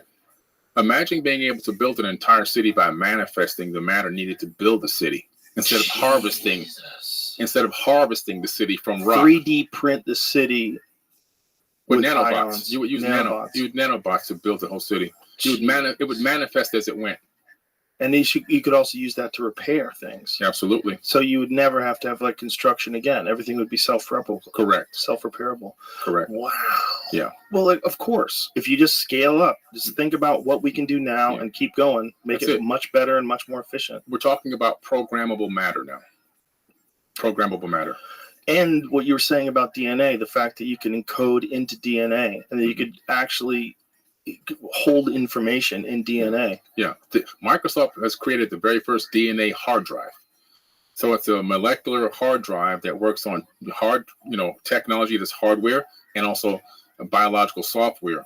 And so a hard drive the size of my cell phone can store an enormous amount of petabytes of data. So things like teleportation are going to be possible in the near future. We've already teleported, I think, a couple of particles from Earth to the space station, right? But what's stopping us from teleporting a human being? Understanding and knowing the location of every atom and the rotation and spin rate of every atom. That's a lot of information, a lot of storage space. Now with DNA hard drives, the storage space problem goes away. We'll be able to teleport biological beings or objects, big objects, into space or wherever we want on the planet. Like Star Trek. Whoa. Who's going to be the first guy to get beamed up? Somebody's going to be a real guinea pig for that one. Yeah, we're going to have to find some pedophiles. Because when you teleport, you die. I don't know if people know that. Oh. Yeah. Well, that's a bit of an issue. Teleport. I mean, you're reborn again instantly in the other location, but it's a facsimile of you. Anytime you teleport, even the molecules that we teleport now, the original version, the original molecule or the starting matter, it's destroyed and the data is then transmitted and then it's reformulated. So a teleportation is actually the death of you and the reformation of you. Maybe they could do a better job, like an Instagram filter. You know, maybe you could just like tone a few things up, clean up a little bit, get rid of some scars or whatever, get rid of some body fat. Right. Yeah, maybe they can make a better version of you, but you have to be willing to die. Yeah. Yeah, but maybe that's hell. Maybe you come back and you have no soul. Well, like maybe when you teleport, your soul doesn't go with well, you. they're transmitting your consciousness, so everything is saved. All of your information is saved. And we know that was done also in ancient times. Thoth talks in the Emerald Tablets about being able to go into these halls of Amenti where he had rejuvenation chambers, which is what I believe is the Serapeum in Saqqara.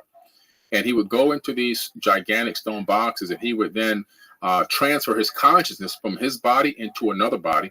And he would leave the body that he left inside of one of those gigantic boxes, one of those gigantic diorite stone boxes for 100 years while it recharged itself and rejuvenated. While he said he walks amongst men, but unlike a man. What? Yeah. And he would do this for eons. He would transfer from body to body, not bodies he stole, bodies he created, that he created himself through probably some of the advanced form of stem cell technology. And he would walk amongst men, but unlike a man. And he was known all around the planet because of this. The guy lived according to the ancient Egyptians, he ruled over them for 16,000 years, one person. What? Yeah. Yeah. So is this those ancient texts, like the ancient hieroglyphs that show kings going back like 30,000 years? Well, that's the Sumerian kings list located in the Ashmolean Museum in Oxford, England. I was there myself in person to check out this stonework. And it's an incredible tablet that talks about the reigns of kings. Yeah. Some kings ruled for 28,800 years, 14,000 years. I mean, 20,000. If the numbers are insane. These are not Egyptian? This is no, not Egyptian. These are Anunnaki. This is pre-flood. This is antediluvial. And then when the flood comes, it talks about, and then the flood swept over the land. After the flood happens, then they descend kingship from heaven back down to humans, and then the reigns of humans begin. But they're not really full humans; they're demigods. They're half human, half Anunnaki. And then their lifespans are like much shorter because their ruling times are only like 1,000 years and 800 years and 700 years, and it starts to go down. Which is why like Noah was 600 years old. Right, exactly. So these tablets, what are they called again? You're talking about the Sumerian Kings list. Can you show me that, Jamie? I want to see what that looks like. It's a giant four-sided tablet located in the Ashmolean Museum in Oxford, England. Yeah. And so, what exactly does it say? Like, it gives you this is it right here. That's it right there. Those are all four sides. And how old is this? Oh, this is they're saying 6,000, but can you make it bigger, Jamie? Believe me, it's much older than that. I just want to look at it. Yeah. Man, this is a copy of a copy of a copy of a copy over tens of thousands of years, in my opinion. But this text gives the reigns of kings in shars, S-H-A-R. A shar is 3,600 years. So one shar would be 3,600. 241,000 years of rule. Whoa! On that stone right there. The Sumerian kings list. Yeah. Now, if this is right, if this is all true, what a mind-blowing idea. Yeah. That humans have been around, that were engineered hundreds of thousands of years ago, and that this is the reason why there's this bizarre shift between lower primates and us, which you don't see in any other animal. Right. There's nothing like it. No. There's nothing like us. Look, we have 46 chromosomes, right? Right. What happens at 48? Exactly. Yeah. They discovered that chromosome number 2 was taken out. They call it an artificial mutation. They mean geneticists. Fused together and 2 telomere caps put on. 1 telomere cap on each side. Who in the world took chromosome number 2 out, fused it together, and put telomere caps on it? And they say that it happened an estimated 200,000 years ago, right at the time that Sumerian tablets say they decided to make mankind to do the labor. There's no coincidence that the tablets are aligning with modern science. And this means that a couple things. The first thing, it means that we were genetically modified. The second thing that it means is the telomere caps limit our lifespan to about 120 years max, according to Harvard scientists. Now, in the Bible, what does it say? It says that my seed shall not abide in man forever. His years shall be 120. That was taken from the Sumerian tablets, even further back than that. Thousands of years before the Bible was written, when Yahweh, a.k.a. Enlil, shows back up, sees the human beings building a tower into the heavens, copying a tower that they themselves had built. It pissed him off, and he said, wherever their hearts decide to do, they shall achieve it. My seed shall not abide in man. His years will be 120. And then he did a genetic modification at that point, I believe, with the telomeres. And he spread mankind out around the planet, and he confused their languages. He had us speaking different languages, so we couldn't collaborate. Now we're in competition, no collaboration. Divide and conquer. And there's the Tower of Babel. That's it. That's it, man. So it was all done just to keep us from rising. Yes. We were advancing too fast, and he had to slow us down. If we shorten their lifespan, then they won't have enough time. By the time they realize who they are and what power they have, they'll be dead.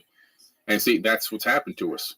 So if the Anunnaki are real and Nibiru is real, and Nibiru is on an elliptical cycle that comes between, it's like Mars and Jupiter, right? Mm-hmm. Somewhere around there. Like, well, it's further out now. It's over time. Its Right. orbit has been pushed out, and that's just one planet that these Anunnaki people come from. They come from many planets. But do you think that this planet Nibiru that's on an elliptical orbit, if it's coming every 3,600 years, wouldn't there be some sort of documentation 3,600 years ago, at the very least? Well, you have to look for geological disasters as marker points.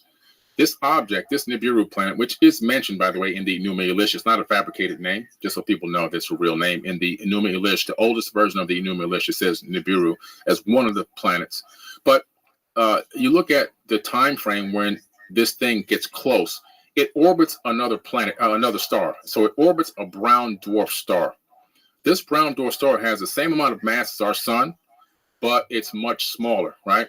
But it generates enough heat through friction and its orbiting planets. You can see it in 2-mass infrared mode coming out of the constellation of Leo if you go to a worldwide telescope and download the software and all of that.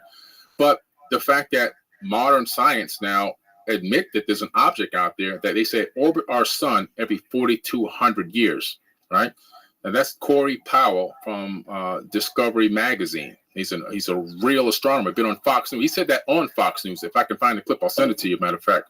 And so we'll find it. Yeah, we'll find it. Yeah, Fox News, Corey Powell. And so what's happening is we are seeing evidence that there is something out there that's orbiting our sun, and that our sun is a binary star system. So we used to think that our sun, one sun in the solar system, is normal. But as they looked out into space with Hubble and now the Webb, they discovered, no, binary is more of the normal, and even trinary. And so it's like, wait a minute. If binary is normal, they start looking for this object that gravitationally should exist, and they believe that it's out there far beyond the orbit of Pluto, and that Corey Powell says a solar system exists within our solar system. And he goes on to say, we come from there on Fox News, which was just crazy. So the idea, if you follow Terrence Howard's theory, is that matter comes from the sun, it moves away, coalesces into planets, it gets to a Goldilocks zone, life comes out of that, life becomes far more intelligent as time goes on, develops more capabilities, and then is also assisted by other beings that have been through this process already. Yeah. And then if this scales out for hundreds of millions of years, you get to a point where this Nibiru is, or billions of years, or whatever it takes for it to get all the way the fuck out. Well, I estimate that they're about 1 million years ahead of us technologically. Now, it could and be... then there's things that are millions of years ahead of them. Oh, way ahead of them. There's things that are far, far ahead of them. This is what's hard for us to scale out. Yeah. We like to think that aliens that fly in spaceships, that's the top of the food chain. Right. But not even close. Yeah. Like I was saying before, I never got to it, really. There's 3 types of beings I think that exist. One is a physical corporeal being. That could be what we see flying around in these UFOs. Not all of them, some of them that visit us, that interact with us in the ancient past. Not all are little green men, but they have various different body types. The second kind that I believe is potentially multidimensional beings. Okay, that there's life in every different dimension. And Michio Kaku was famous for saying that the universe, they believe, has 11 dimensions. So that's 11 dimensions. We're only in the third. There's 4th, 5th, 6th, all the way up to 11 at least, or the universe, he says, would collapse. So if you're in a being in a higher dimension, you can see the past, present, and future all at once in the third. If you say, that's an interesting place, I'd like to visit it. If you can actually create a phase shift in your atomic frequency to match the atomic frequency of this dimension, you can walk right in, and then you can walk right back. And then you probably have something else that's outside of this entire universe that has the capability. Maybe it is the creators of the universe itself, which is why I wrote the book, Fractal Holographic Universe. Maybe there's a creator outside of this entire universe that has a hand in creating this ancestor universe itself. Well, it also makes sense that if you scaled intelligent life up infinitely, you're going to reach a point where you have godlike powers. Yeah. This being or collection of beings, this hive mind, whatever it is. Yeah. It could essentially, if given 100 million years, harness the very power of the universe itself, or maybe even create the universe. And create other universes. Yeah. Yeah. Which absolutely. the ultimate mind blower that intelligent life is the reason why this thing exists. Then it creates this thing. We're creating universes right now as human beings on this planet. 14 college kids created a video game called No Man's Sky. No Man's Sky is on one DVD disc, and it has 80 quadrillion planets and unlimited life forms, and the game never ends. We've talked about that, right? Yeah, that one's a weird one. Yeah, you put AI in it. Right. Then what's going to happen? Right, scale up to a quantum computer. Now all of a sudden, and then have a virtual reality headset. Boom. Yeah. The people in there, who are we? Where are we from? Right. What is the Big Bang? When we turn to console alone, that's the Big Bang for you. Yeah, Sims. The Sims are going to get AI now. They're going to be asking questions. Right. They're going to be creating their own software within the software and trying to build their own copy of a universe. We're not even close to base reality. We're literally living in a stacked reality. We're just one reality out of, who knows, Googles of actual realities that exist. Do you think the simulation theory has weight? Oh, I believe so. I wrote a book about it. That book is about the fractal holographic universe, and I believe that we're living in a simulation. One of these books, you got a stack of them. No, How many books have you read? Written rather. 4. The one just came out today, the fractal holographic universe. This is the Emerald Tablets, the Epic of Humanity, and my financial book. Woke doesn't mean broke. Financial literacy book, not the political woke either, but the real woke. When did you start going down this road of exploring all these interesting subjects? Well, it was a long time ago, 1977 in Miami, Florida. We moved from New York to Miami next to the Opelika Airport, living in the hood. I used to go out in the backyard. You know how it is back then. No cable TV, no cell phones, no tablets. Yeah, you just go outside and play. So I'm outside in the backyard playing, but I'm looking at the airplanes go over. And this one day, this plane goes over, but it's not really a plane. It clears the horizon in seconds, not minutes. It just goes straight across. I know from as a little kid, the planes take a long time to go from one point to the other. And it went straight across. And it was more like not a full size, not cigar, but not an egg, kind of in between the two, glowing. A tic-tac. Almost like a tic-tac, glowing metal, yes. And then it came back and it stopped right over me, completely silent. About now I can estimate about 250 meters. And then it just went, pew, gone. And I ran in the house and I told my mom, hey, I can't believe what I just saw. And my mom said to me, son, back in the day, there were advanced beings that came to this planet. This is 1977. Your mom told you? Yeah. Whoa. That's why I dedicated the book to her. And she said they used to live on tops of mountains like in Peru and Machu Picchu, which is why one of the greatest places I ever went. I had to go there. And so I went to the library at Rainbow Park Elementary the next morning, and I told the teacher I have to go to the library inside the school, Rainbow Park, and I said I need to get all the encyclopedias on space, on aerospace. And she gave me the encyclopedias on aerospace, and that's when I started researching from that exact moment. Wow. And I haven't stopped since. So you were how old? 8? 7. 7 years old. Oh my God. Yeah. You just got locked in. I got locked in. I started researching swept wing, delta wing, ballistics, intercontinental ballistics. I'm looking at submarines. I'm looking at hovercraft that existed way back then, flying discs that we had created in the military way back then. SR-71s and all this stuff. And I'm trying to figure out what the hell did I see? And I couldn't find it. But it took me down the path of technologies and advanced technologies and aerospace information. And I kind of became a quasi-aerospace historian. And that led me in further on down the line to studying, architecture and seeing a connection between the two. And you studied at both Harvard and MIT? Harvard was for ancient civilizations. I took a class and got a certificate in ancient civilizations. And at MIT, I took a class in applied neuroscience and got a certificate in applied neuroscience. And are you just doing this for your own edification, just because you're interested in it? Yeah. Right now, I'm enrolled again in MIT right now for a class in AI. And when you first got down this road, we're talking about a time where there's no internet and you're just like trying to make sense of some things. Just trying to make sense, man. And this one, have you ever seen anything since then? Yeah. Yes, actually, at Esetti Ranch in 2017, I believe it was. We were out there. I was out there to speak at this ranch in Washington State. And it's down from the basin of Mount Shasta. It's called the Esetti Ranch? Esetti. Oh, okay. Yeah, Esetti, E-C-E-T-I. It's like a private kingdom in America, actually. It's a private, they've got registered as a small kingdom. They don't even have mail or anything there. It's a weird place. I had to stay in a yurt. It's really crazy out there. But I spoke there for a whole week. I had to get used to it because nobody told me about this before I got there. You had to stay in a yurt for a week? Stay in a yurt for a week. Did they have running water? at the community bathroom. Oh boy, Essetti? Yeah, he said. Oh, enlightened contact with extraterrestrial intelligence. Oh boy. So they're just out there with no technology trying to talk to aliens. No, just out there every night sky watching, basically. Really? And the video that we Does that recorded, sound like rich crazy person's idea? yeah. the video that we created that night, watching those UFOs in the sky, actually made it onto an episode that I'm in on Ancient Aliens. Oh, yeah, that show's the best show to get high to. Yeah. You ever see Action Bronson's show where he would watch Ancient Aliens? They would just get stoned and watch Ancient Aliens. That show's crazy. But yeah, so we recorded some crazy footage in the skies there. Yeah. What did you see? Well, they were giant discs flying around. Some were changing colors. Do you have video footage of this? It's on the episode. I sent it to Ancient Aliens, and see if you can find that. James Gilliland, the guy who owns the ranch, licensed it and approved Ancient. But if you go to Essetti Ranch YouTube videos, you could probably find one right on YouTube right now. Wow. It was incredible. So these folks are just out there trying to make contact. Just not trying to make contact, just watching. Just like in amazement. There's no contact attempt there. And why? There you go. That's it. I was there that night. That video, I was standing there that night. There was a lot of activity that night. There was some crazy stuff going on. And what does this thing look like to the naked eye? We're seeing very blurry, looks like zoomed in footage. Yeah. What year is this from? This is probably 2018. 18. There you go. So they didn't have the Samsung Galaxy S24. Yeah, we didn't have that one back then.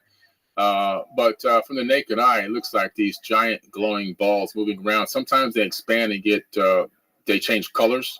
Sometimes they descend right down by Mount Shasta, and then you could see the lighting in the tree line, and then they would go back up into space again. It was just crazy stuff. Have you seen that ball lightning that they get in Texas that comes out of the mountains? No, I saw one on the railroad track though, ball lightning.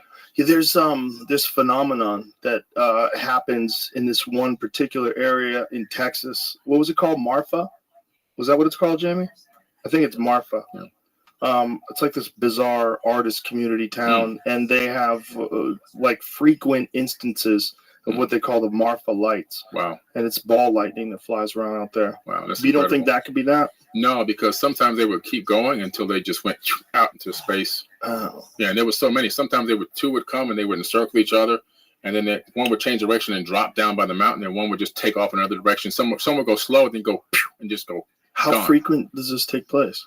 I don't know. I was only there for those 7 nights. I say the first night we were there, that was when we saw like the 10 in the sky moving around and doing things. The second night, not too much. The third night was a little bit more, maybe 4 or 5. So do you think that what it is that this place has no light pollution and they picked a very specific area that they knew these things occur in? It's possible. No light pollution. And plus also maybe that's an area where they have an opening or access, or I don't know. Who knows? I'm just now speculating now, but I don't know why. That people came from all over the world to that location the week I was there to just camp out and look up at the sky. Wow. Yeah. Well, listen, man, we covered a lot. Yeah. 3 hours. I really appreciate your time and appreciate all the stuff you put out there. It's so fun, yeah. So fascinating, and it's so interesting. And thank you very much for being here, man. I really had a good time. I enjoyed it, man. Thank you. Please tell everybody how to find your website, all your social media, all that stuff. Okay. Yeah, well, first of all, I have my own streaming TV network called Forbidden Knowledge TV. It's an app on the App Store. So they can just go get the Forbidden Knowledge TV app with the number 4, Forbidden Knowledge, and they can get access to a lot of videos and stuff that you can't find on YouTube or anywhere else. Produce shows like the one you watched. My Anunnaki series is on the Forbidden Knowledge TV app. And of course, I have all my books on our website, Forbidden Knowledge TV, on Amazon as well. And just everything Forbidden Knowledge with the number 4, BIDDEN, Forbidden. Right. There it is. Yes, we'll do this again, man. I think we could talk for like 50 days. I know, for sure. Thank you, Billy. Appreciate you, man. Bye, everybody.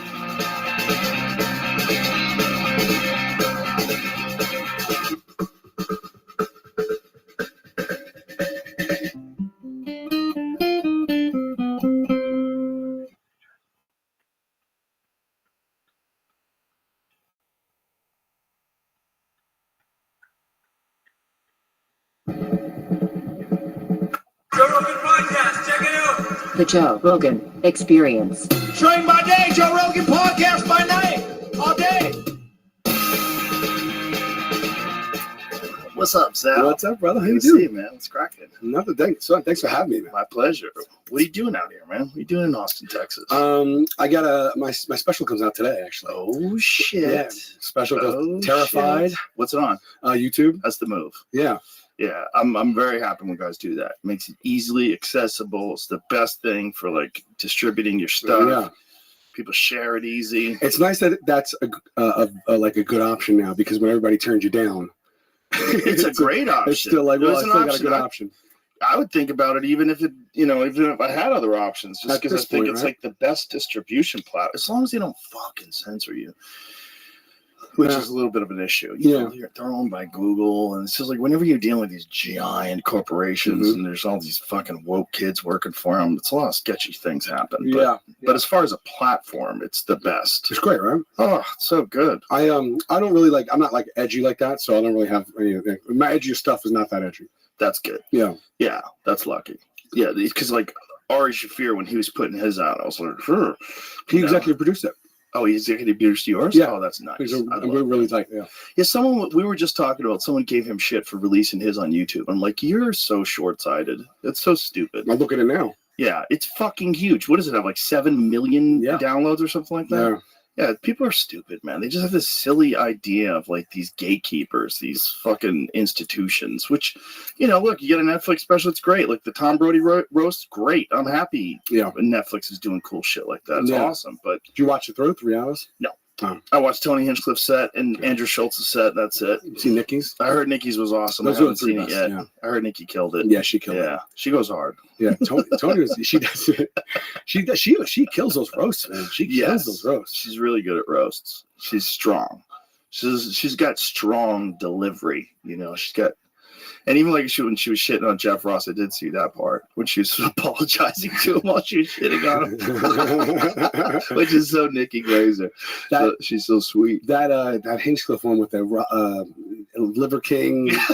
You look like I'm gonna fuck it up, but the Liver King and the Tiger King had a baby that looked like Martin Luther King. Got beat up by Rodney King and bit by the Lion King or some shit like that. I don't even know.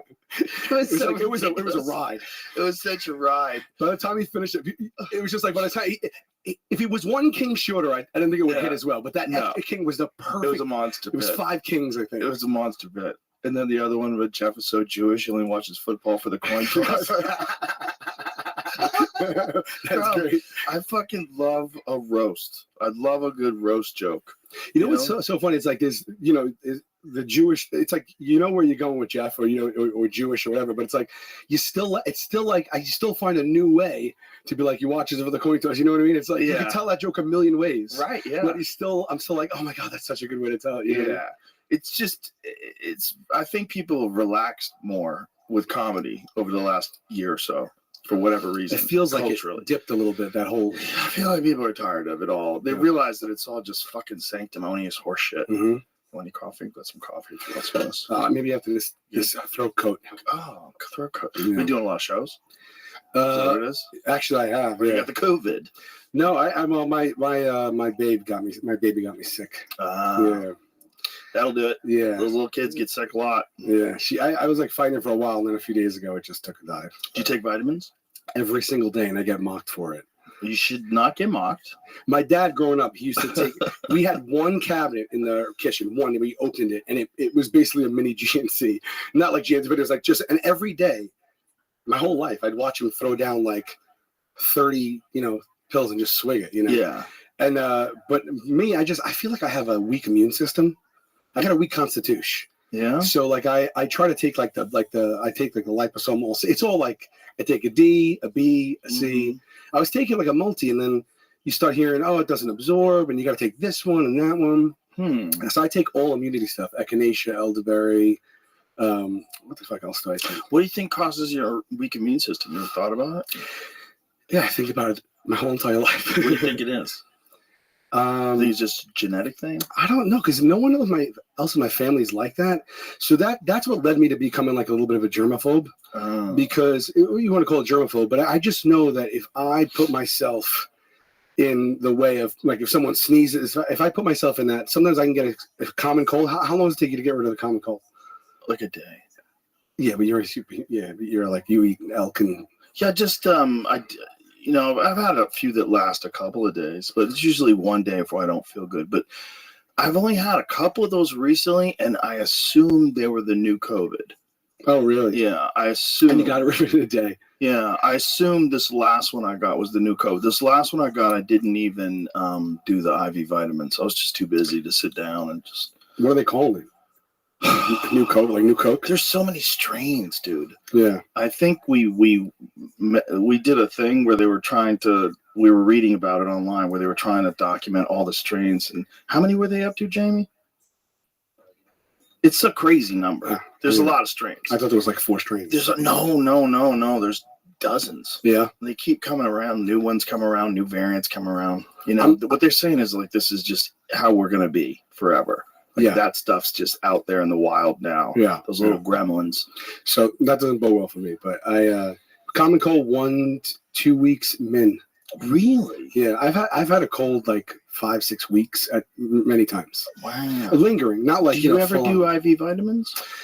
I've only done it twice in my life. It's so funny. When I shot the special in December in Chicago, and the day of, I woke up and I had a cold. I just because I was just running myself into the ground, right? So I woke up, my throat was like it was hurting me. It was like scratchy. My voice was raspy, and I had like no energy. I'm like, oh, freaking the fuck out, right? So I get to the theater and I'm telling them like I don't know what to do. Like I feel so weak. I got to do something. So Ari's feeding me these all day long. He's feeding me these Baroka tablets. They're like these vitamin dissolving tablets that are right. He's into those. Yeah, they're like 100, billion%, whatever, right? So he's feeding me those, and then I get to the place and they get me the IV, and the guy gives me a B12 shot. Yeah. And then I had just started Vyvanse. What's that? It's for ADHD, so it's like an Adderall almost. Oh no! And I had just started it a few days earlier, so I'm like not really. It hasn't really like, I'm not really regulated to it yet, and I just didn't realize that the tablets Ari would give me. I looked back afterwards, and they were like they all had caffeine. And then I got this B12 shot 20 minutes before the first shot, and I was on the Vyvanse, which is Adderall, and it was the highest dose. I didn't realize that this was all happening to me, and like 3 minutes before I went out, I was the most wired I ever was in my entire life. Of 40, like I was like literally, and then I had the adrenaline. Just because it was my first taping, you know what I mean? Oh my god! And I was fucking ready to stroke out. I was holding my hand and it was doing this. Oh and I was Jesus like, Ari, Christ! You gave me 3 of these fucking things today. Every one of them has 200 milligrams of caffeine. Oh my god! He's like, I didn't give you 3. I'm like, you gave me 3. He said, you didn't give me. How do you look me in the face? We were both there. It's not like I'm tough for hearing the second hand. And then I think the B12 shot just put it over the top. Oh my god! And it was like just a combination. I didn't use 1 second from show 1. Oh my god! Not so 1 second. Is it like an Adderall or is it like a cousin? It's Adderall. It's basically Adderall. It's like same exact thing. And why did you think you needed that? Why do you think you needed Adderall? I mean, I suffer from ADHD and a little OCD for like my whole life. And so what does that mean? Like when you say ADHD, how does it manifest itself in your life? So many ways. Mainly the thing that affects my life is I can't focus. I can't focus on something especially if I'm like this up and down days, but like I can't focus on something for more than like, if I'm trying to complete something, I will complete it. Like what kind of stuff? Like if I'm writing or if I have just stuff to do, anything at all, paying bills, this, that, anything that where I have to use my mind. Like, you know what I mean? I'll plant my ass down and I'll be trying to like write or send an email or whatever. My leg is shaking like crazy because I don't want to sit there. I just like, and I just, it's helped because I can multitask like 500 things at once, but it also hurts because it's really hard to get something done. I can't remember anything. So I have like 50 lists in my phone. They're all labeled and prioritized. That helps me, but I have to use that. Otherwise I won't remember anything. Right. I have trouble reading. Like I'll read a page and then I will I have no idea what was on that page. I have to read the page again. So I end up reading really slow. Is it with everything you read or is it only some stuff? Like, is there anything that you read where that's not a problem? Books are tough, like long form reading. With fiction or nonfiction? Anything? Just a lot of pages in between two covers. The genre doesn't play into the factor. So not even like a really, like there's not one book that just captivated you and you like easily could read it? Yeah, when I'm really, like I said, there's good and bad days. So like, if I'm reading like a biography or I'm really into it, I don't really read fiction. Oh, okay. Yeah, but I like biographies really. So okay. If something like that, I'll but honestly, it's really tough. I really don't read as much as how many books I've bought. I have a lot of books, but so many aren't open. One day I'm going to read that. Dude, I have this guilt that I think about that. I know I'm not going to do it. I owe it to myself to read all these books. And I just keep picturing myself like on my deathbed, being like the books. You know what I mean? Like, I just want to read that. It's wasted money. It is, but it's nice to have books in your house. It is. I have this weird theory about books that I haven't read that are cool. It's like at least they're near me. At least I'm getting the energy off of that book, that really good book. Like whoever wrote it, whatever it is. Yeah, I can see that. I know that book's awesome. It's sitting right there. Yeah. Yeah. I can't even listen to audio. You think audiobooks would be the solve? It doesn't. But I can't listen to someone unless it's really, really good. But it's like hard to listen to someone drone on. It's hard, but a lot of them are really good at it. There's some really good voice-over actor guys. Yeah, and including they do fiction, so they do a bunch of different voices. It's a real art form now. It's almost like old-timey radio stories or something. That I love. I love it. My buddy I do a show with. He has a bunch of books out published.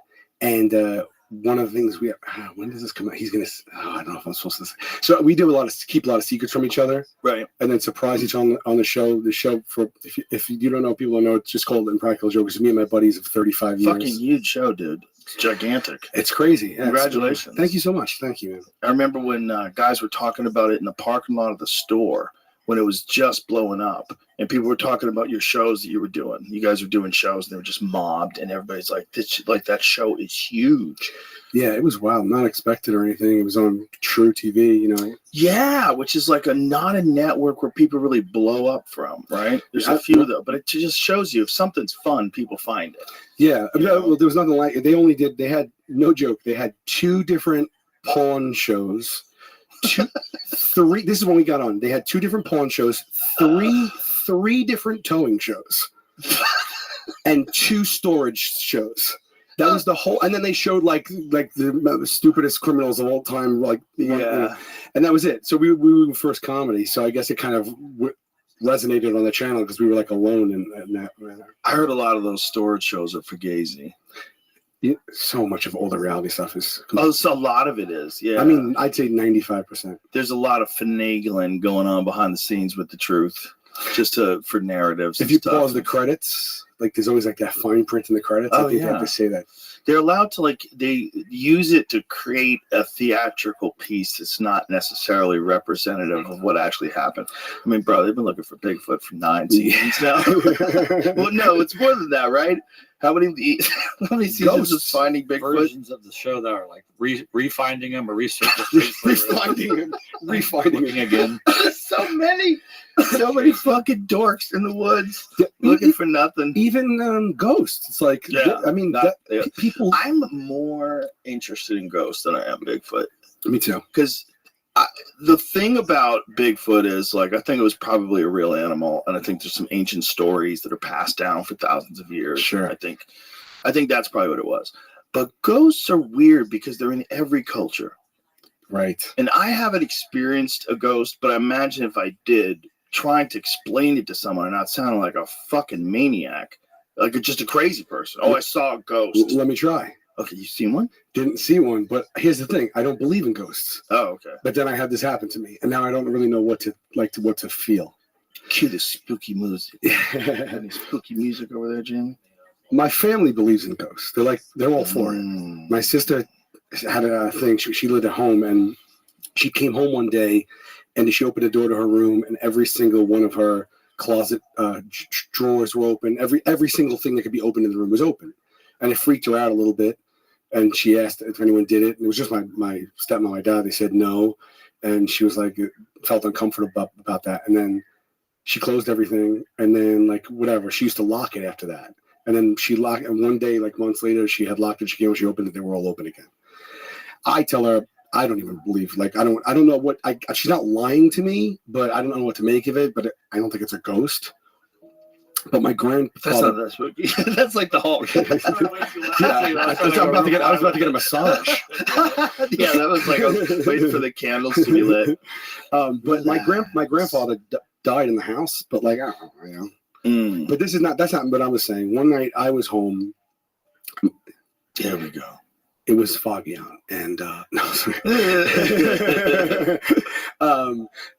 So I used to live alone, and I'm in bed, and I'm laying in bed. My television is on, and I do lock, even when I live alone. I lock my bedroom door when I go to sleep. I lock my bathroom door when I'm taking a shower. I always have, right?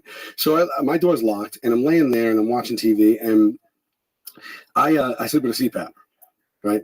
So what's good about that is like I can go all the way under the covers like a cocoon, and I still have a form of to breathe.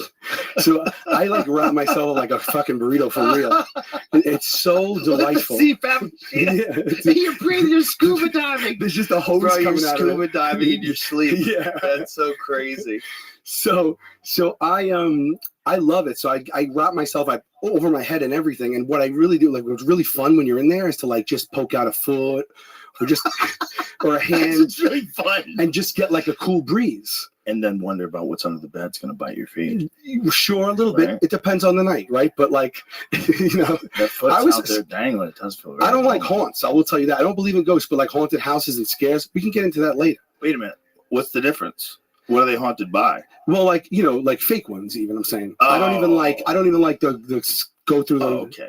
Yeah. No, I don't like that shit. But it's not. It's less about. That's funny because the guy likes to play jokes on people. You would think. Yeah, I mean, well, do I really play jokes? I don't know what I do really. It's like pranks. It's like the four of us. It's fun. Yeah, it's crazy shit we did. But you don't like a good haunted house? Like, they jump out of nowhere and scare the fuck out of you. I'll tell you how much I don't like that.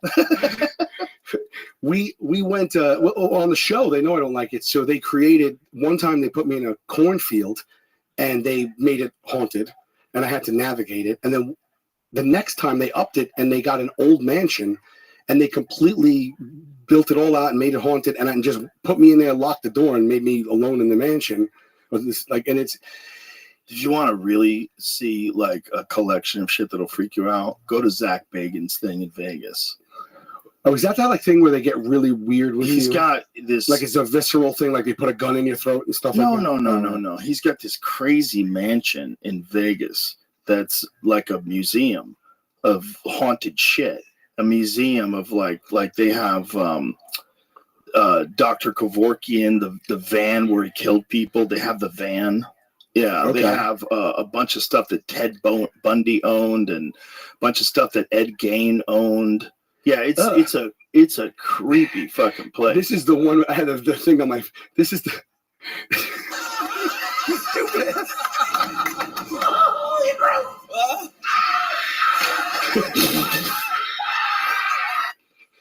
I mean, look. See, now I know what I had to threaten that girl. Because I know, look, here's the deal. She's not a ghost. I know she's not anything like that. I'm not crazy. I just don't like the jump scares. I don't like it. Right. Like in the cornfield, they've had a little girl, right? And I was 20 minutes into this cornfield. Where's this little labor laws here? This girl's just standing there waiting for me. She's in like a dress. She's a little girl with pigtails. And I see her in the distance, and I go, is that a little girl? And then she just raised her hand and pointed at me. Oh, and boy. I had to follow this path that they laid out, and it had to go past the girl. Right. I don't know how to explain it, man. I know that I know that they did this to me, right? But yeah, I was like, I know you're a little girl, but I will fucking punch you. I told her. I said, when I went past her, I'm like, I know you're a girl. I was like, look, I know I can beat you up. Don't jump scare me because I'm liable to punch you. I'm letting you know right now. That was the little girl. But wait, so I'll double back on this one. Corn is fucking scary to get lost in. Corn maze? Yeah, it's terrible. It's really weird. Like there's a place in California where they have a farm and they have a corn maze. You can walk around this maze. It's fun because you can eventually get out. Go but in at you night get alone. Lost. Yeah. in this maze. You get really lost, and it's kind of confusing. And now imagine this is thousands of acres. Right. And you're in the center of it with no water, and you have no idea. You might be walking around in circles. You really have no idea. You may as well be on like the mountains when people die. Yeah, people die in cornfields, man. That's a real thing. I mean, I feel like, yeah, it depends how dense it is. I mean, if I was ever in that situation, I'd just go straight and not stop. I wonder how many people over in history have died in cornfields. Just heat exhaustion. 11. Get lost. 11. Yeah. That's what you think? We had looked it up. For real? No. Let's guess. Let's say a guess. I want to guess, but then it's all time. I think 11's a solid number. I think 11's like a good guess. Like 11 people over the course of America have died in cornfields. No, back in the day? A lot. Think about that. But they didn't have monocrop agriculture back then. I don't even know what that is. That's like these giant cornfields. Okay. Where like in this country right now, look this up because I think it's true. I think 5% of the land mass of the United States is being used for cornfields. That's crazy. That's fucking That's crazy. wild. That's so crazy. I think that's correct. The guy on my show, by the way, I just read the headline of that. I'll be real clear. Yeah. I didn't even read the whole article. I just read the headline. Oh, okay. Well, this guy, this might not be correct. He put a cornfield in his yard. He has 5 acres. He built the cornfield registered as a farm, so we get tax breaks. He has to sell $50,000 worth of corn in order to get it. So I'm trying to do that right now. How much corn is $50,000 worth of corn? No clue. It feels like a lot to me. Isn't it funny the government subsidizes corn? It's wild. Well, you know where it all came from? It came from World War II. So during the war, like people need food, and they wanted to make sure that in the future they would have stockpiles of food. You know, like the war just ended, but who knows what's going to happen now with Russia? Yeah. We could be into it again. Let's prepare. And they started subsidizing corn production. Then they just started using corn for all kinds of extra stuff right that you're not supposed to use it for, like oil. Yeah. You know, or corn syrup. Yeah. That stuff's fucking. I can't find the percentage, which I'm trying to get to, but I've got 97 million acres, which is about the same size as California. What? Wow. Oh, there's no shortage of that then. There's so much corn. Okay, so like what percentage of that is California's got to be more than 5% of the country, right? Nah, you think so? Because if they're not counting Alaska. Right, Alaska's so big. Doubles there. So. Alaska's like way bigger than Texas, and Texas is enormous. I think Alaska is like 3 Texases. Really? What percentage of that corn do you think we're consuming, and what's going to waste? I don't know if it's a waste thing. It just goes because you can use it for so many different things. You can use it to make alcohol. You can use it to make corn syrup. You can use it to make oil. You know, I think it's like a money racket. It's like they've cornered this market, and people were better off when they were using actual sugar, and people were better off when they weren't eating corn syrup and fucking everything. It's just not good for you. And then, what people think is corn or canola oil. That's not canola oil. That's rapeseed oil. It's an industrial lubricant that they figured out a way to refine down to the point where human beings can eat it and not die immediately. People fucking put it on everything. This is the first time, I've really, in the last, 10 years, whatever, when I was a kid, we didn't eat it. I mean, my parents, I love them, but, we didn't eat fresh vegetables. We got canned everything. It says about a third of America's corn crop is used for feeding cattle, hogs, and poultry in the U.S. Corn provides the carbs in animal feed, while soybeans provide the protein. It takes a couple of bushels of American corn to make corn-fed steak. By some estimates, a beef cow can eat a ton of corn if raised in a feedlot. Both dairy cows and beef cows also consume silage, which is fermented corn stalks and other green plants. So a third of the corn crop is used to make ethanol, which serves as renewable fuel, additive to gasoline. The rest of the corn crop is used for human food, beverages, and industrial uses in the U.S. or exported to other countries for food or feed use. It's used to make breakfast cereal, tortilla chips, grits, canned beer, soda, cooking oil, biodegradable packing materials. Have you ever watched that documentary King Corn? No. It's great. It's a good one. It's a good one to watch. It's a giant industry that's not good for us. It's like all the things that it does, like you can do with other things, and you'll be better off. Right. It's captive. It'll never change. Also, corn on the cob is fucking delicious. That's the best corn. That's the best form of corn. There's nothing wrong with corn. I love corn on the cob. Corn's great. I like Why is it so much cream better of corn soup? Cream of corn soup is great. I haven't had that. Oh, I love it. Maybe I had that 3 times in my cream life. corn, Bureau cream corn, like at a steakhouse. Yeah, got it. Corn's great. Don't get me wrong. But on the cob, it's like it's the best. The sweet corn, that sweet corn. Oh, with butter. And salt. When you take the butter and the butter like takes on the shape of the corn cob because you're just reckless. Yeah. You're running a whole stick of butter around that. Fill the whole. That's how I do it. Oh yeah. You hold the stick and go like this. Oh yeah. Yeah. Dude, fucking a sweet corn, fresh off the grill with butter. Oh, one of the best things in the world. Like a typewriter. Oh my god, so delicious. 3, 4 of those things. So delicious. I don't know why they're better. And you take that same exact corn and you like kind of put it, just take it off. It's good, but it's just better on the cob. It's also you're getting the melted butter and all the kernels, and it's in your mouth while you're biting into it. Yeah. Oh yeah. You know what else they use corn cobs for? What?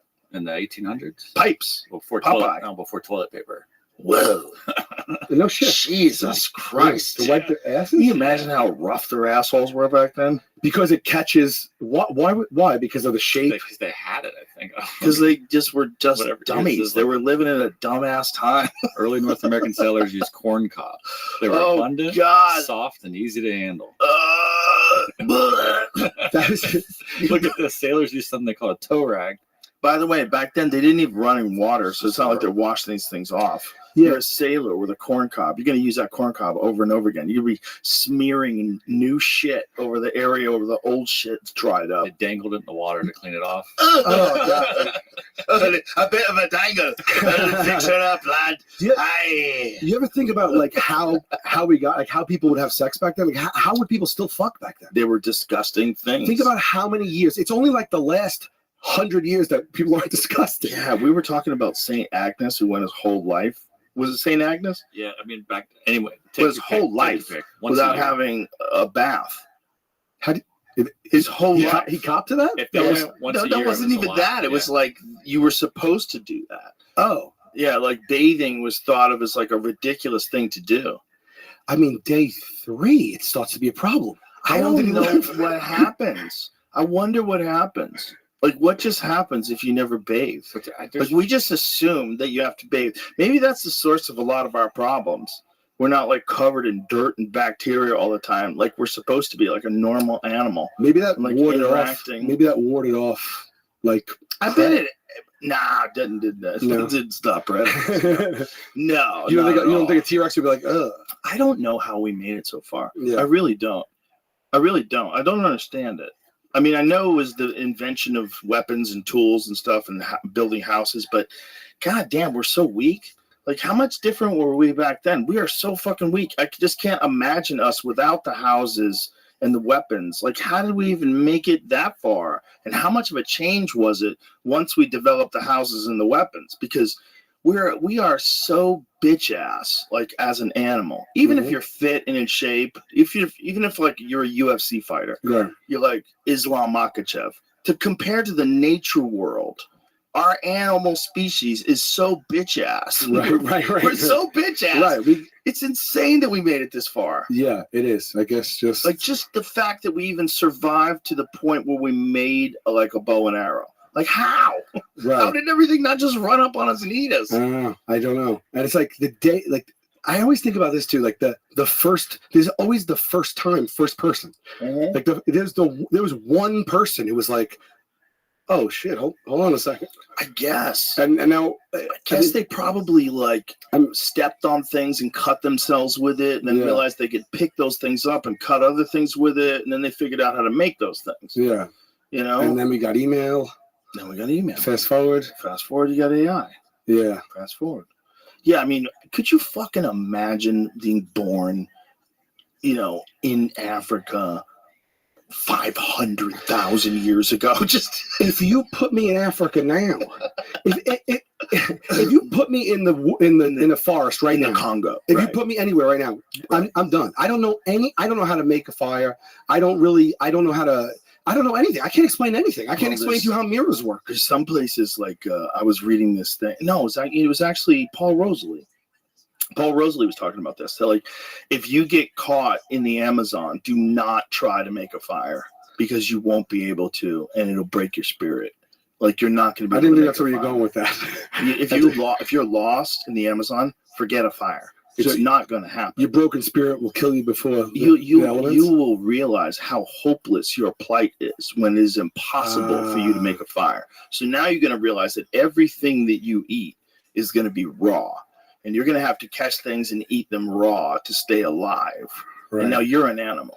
No, I don't even know. Like I'd be on the trying to catch a small animal and strangle it. What am I going to do? And the likelihood of them finding you is so small. If you just go on a walkabout, if you're like some wacky dude who goes off his meds and decides to go on a walkabout in the Amazon, they're not going to find you. So many walkabouts just don't turn out well. A lot of them don't. Why keep walking about it? Well, why are walkabouts so romantic to us? You know, like that movie with the kid who, what was the movie called where he lived in the bus in Alaska? Yeah.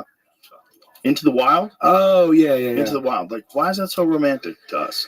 For someone who just goes out into the wild, and even if the dude dies out there like that guy did. Maybe there's some type of, like, whether it be just finding yourself or, like, just being at one with these elements as much as possible feels like something romantic, I guess. Yeah. It feels like this understanding that we're disconnected from the rest of the world. Because it gives perspective, for sure. Perspective. Yeah. It does give you perspective. It's also like the more disconnected we are, the more ridiculous we behave. Like, because where do people behave the most ridiculously? In big cities.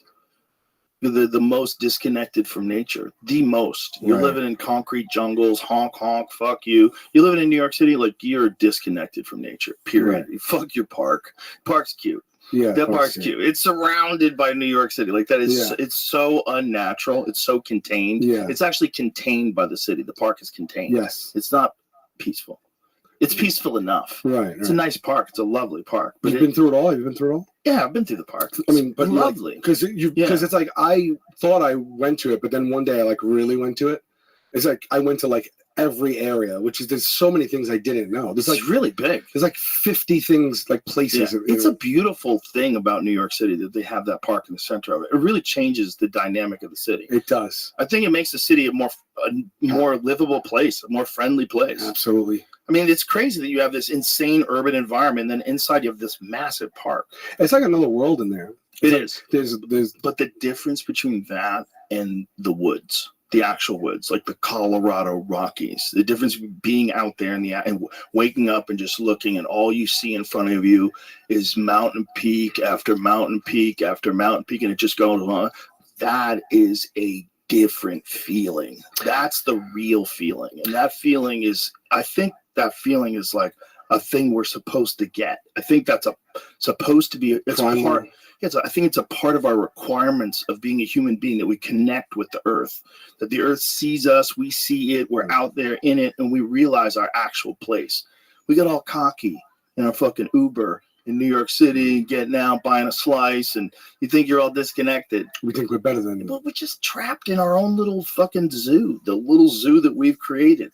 But when you go out in the world, you feel so vulnerable. You go out into the woods, you feel so minuscule and but connected. But you're right, you start to feel where our place is. Yeah. We are not as we are bitch ass. Yeah, that's bitch right. ass. That's a bitch. That first wave that comes over you is a bitch ass wave. Bitch ass. Right? Compared to all the other things, bitch ass. I don't think I'm catching anything. I don't think I'm gonna kill anything. What do you think you feel like when you're not even at a point where like it just happened, but you know you ain't getting at it? So it's like your survival mode is gonna kick in. How long you last, I don't know. You probably go into shock. Like right? if a bear grabs you, you probably just go into shock. Well, I had this conversation yesterday, actually. So would you be able to play dead? It depends on what the bear wants, man.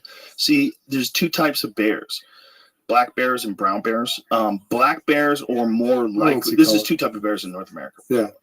There's the black bears. They're also brown too. A lot of black bears are very even blonde. They look blonde sometimes. They're called color phase bears. But they're more like black bears are more likely to try to eat you. Oh, I thought they're the more opposite. likely. No, they're more likely to try to bite you and kill you to eat you.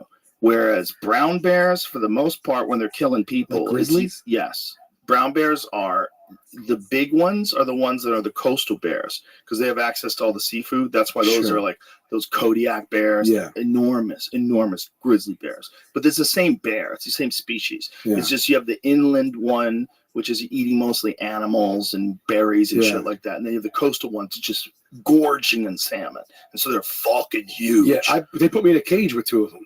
They're actually less likely to try to go after you because they have an abundant food source. Like there's people that like camp out by the river and watch these enormous fucking bears just eat salmon. But the bears don't want to have nothing to do with you. They're just eating salmon. But like the Revenant, right? I don't care what kind of bear it is. If there's a bear coming at you, the bear has bad intentions, black, brown, white. Yeah. And they tell you to lay down and just stay there. Like I know that like the bear's gonna catch you if you keep running, but you think that you could play dead in that moment? No, it doesn't matter. It'll just start eating you. Right. So why the do thing you is, get this like, advice? if it's a mama bear. So if a mama bear goes after you because her cubs are there, if you stump and you scare her, like if you come too close and she doesn't know you're there, she thinks you're a predator. She may charge you. She's and if taking she that earrings charges you and bites you, and you should play dead. You should play dead with her because she's not trying to eat you. She's just trying to protect her cubs. Okay, she wants a knockout. But it doesn't mean she won't eat you either. Yeah, how you playing dead when she's because chomped through this? Sometimes she just wants to eliminate the threat and then get her babies to safety. Yeah. So that's why playing dead works with mama bears sometimes. So you're just hoping for a mama. But it's a big sometimes. It's a big sometimes because sometimes they just eat you. like they're bears. We don't have like a fucking like treaty with them. Right. That's why my strategy is just not to put myself in a place where there are bears. That's a good move. You know? And that'll it's help worked you. so far. That'll help you a lot in this life. Yeah. If you want to avoid getting eaten by bears, don't have go you to come a place across where one they like that? Like just in the wild? The scariest thing I came across, I've talked about it too many times on the podcast, but to tell you, I saw a big mountain lion from about 30 yards away, but I was inside my friend's truck and he spotted it. It was about dusk. It was in Utah in the mountains, and we were taking this corner and he hits the brakes. He goes, "Look at that cat." And we look, and about 30 yards away under a tree is this enormous mountain lion with like a head like a pumpkin, dude. Yeah. And these giant forearms. And it's just sitting there. We're like, holy fuck, man. And I had binoculars, so I pick up the binos. So I have these 10 power binoculars. So I'm looking in its face. Oh shit. But I'm protected. I'm inside the car. We have a gun. I'm protected. And I'm shitting my pants. That's like crazy. I felt like some primal fear. Yeah. Some primal recognition of an actual monster. Yeah, that kicked in from the inside. I mean, that's from inside a truck with a gun. It doesn't matter. With the binoculars. Yeah. Dude, you look at this thing and its eyes are kind of, because it's dusk, the eyes are kind of glowing a little bit. Yeah. Yeah. No, thank you. No, thank you. Those are the real monsters. And I had a collie dog bite me once, and I was that scared. So it's like I'm not gonna go. Bro, if your cat wants to fuck you up, that's a real problem. Yeah, you know. I don't do cats. But imagine a cat that's 170 pounds. Yeah, dude, it's so scary. This is like so big. You ever see these guys on like Instagram? Like they live with lions. Oh, those guys are like they're like on the couch, and they're like, "Come over," and they just feed them like a sandwich. And well, you know, Melanie Griffith grew up with lions. No, her whole house was filled with lions. Yeah. How does that something everybody knows? Her house was free roaming lions. No. They had pet lions. I mean, enormous pet lions. Where did There's all these photographs of her as a child in California. Right? Wasn't it? Her family was kooky. These were just kooky lion pets. Yes. It wasn't like they were like carnies or something like that. No, they're crazy lion people, and they did a movie with these lions. And the movie is supposed to be like the dumbest movie of all time. Illegal? Was it illegal to do this? This is the movie. What's it called again? What is it, Jamie? Roar. So these are all their lions, and a bunch of people got fucked up in the making of this movie too. By the way, no shit, I don't believe it. Because they used actual real lions, man. And so, like, different fucking scenes. Melanie Griffith is in this stupid movie. All these clips of these actors right now. Yeah, those interacting with their pets. Those are real lions? Yes. Every one of those people were yes. How was that? What was the insurance for that?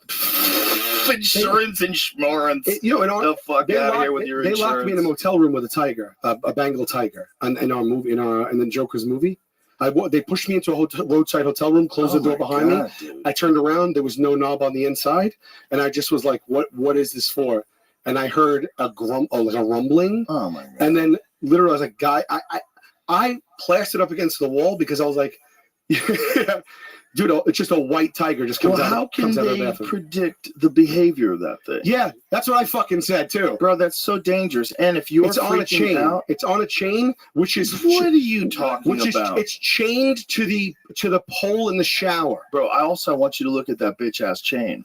I thought you were going to say, look at that bitch ass in the corner. Look at that chain. You don't think he could break that chain? I know he could. I was saying it. Bro, that is so crazy. Yeah. That's such a crazy thing to do. I just forgot about that until this moment, too. Fuck those things. I said to them, ooh, fuck those this things. Isn't funny. It's not even funny. It's not going to make the movie. Like, the first thing I said on camera is, do we have insurance? It's in the movie. I couldn't even, like, play it up, and I just, it stayed in the fucking movie. Dude. Yeah. Fuck that.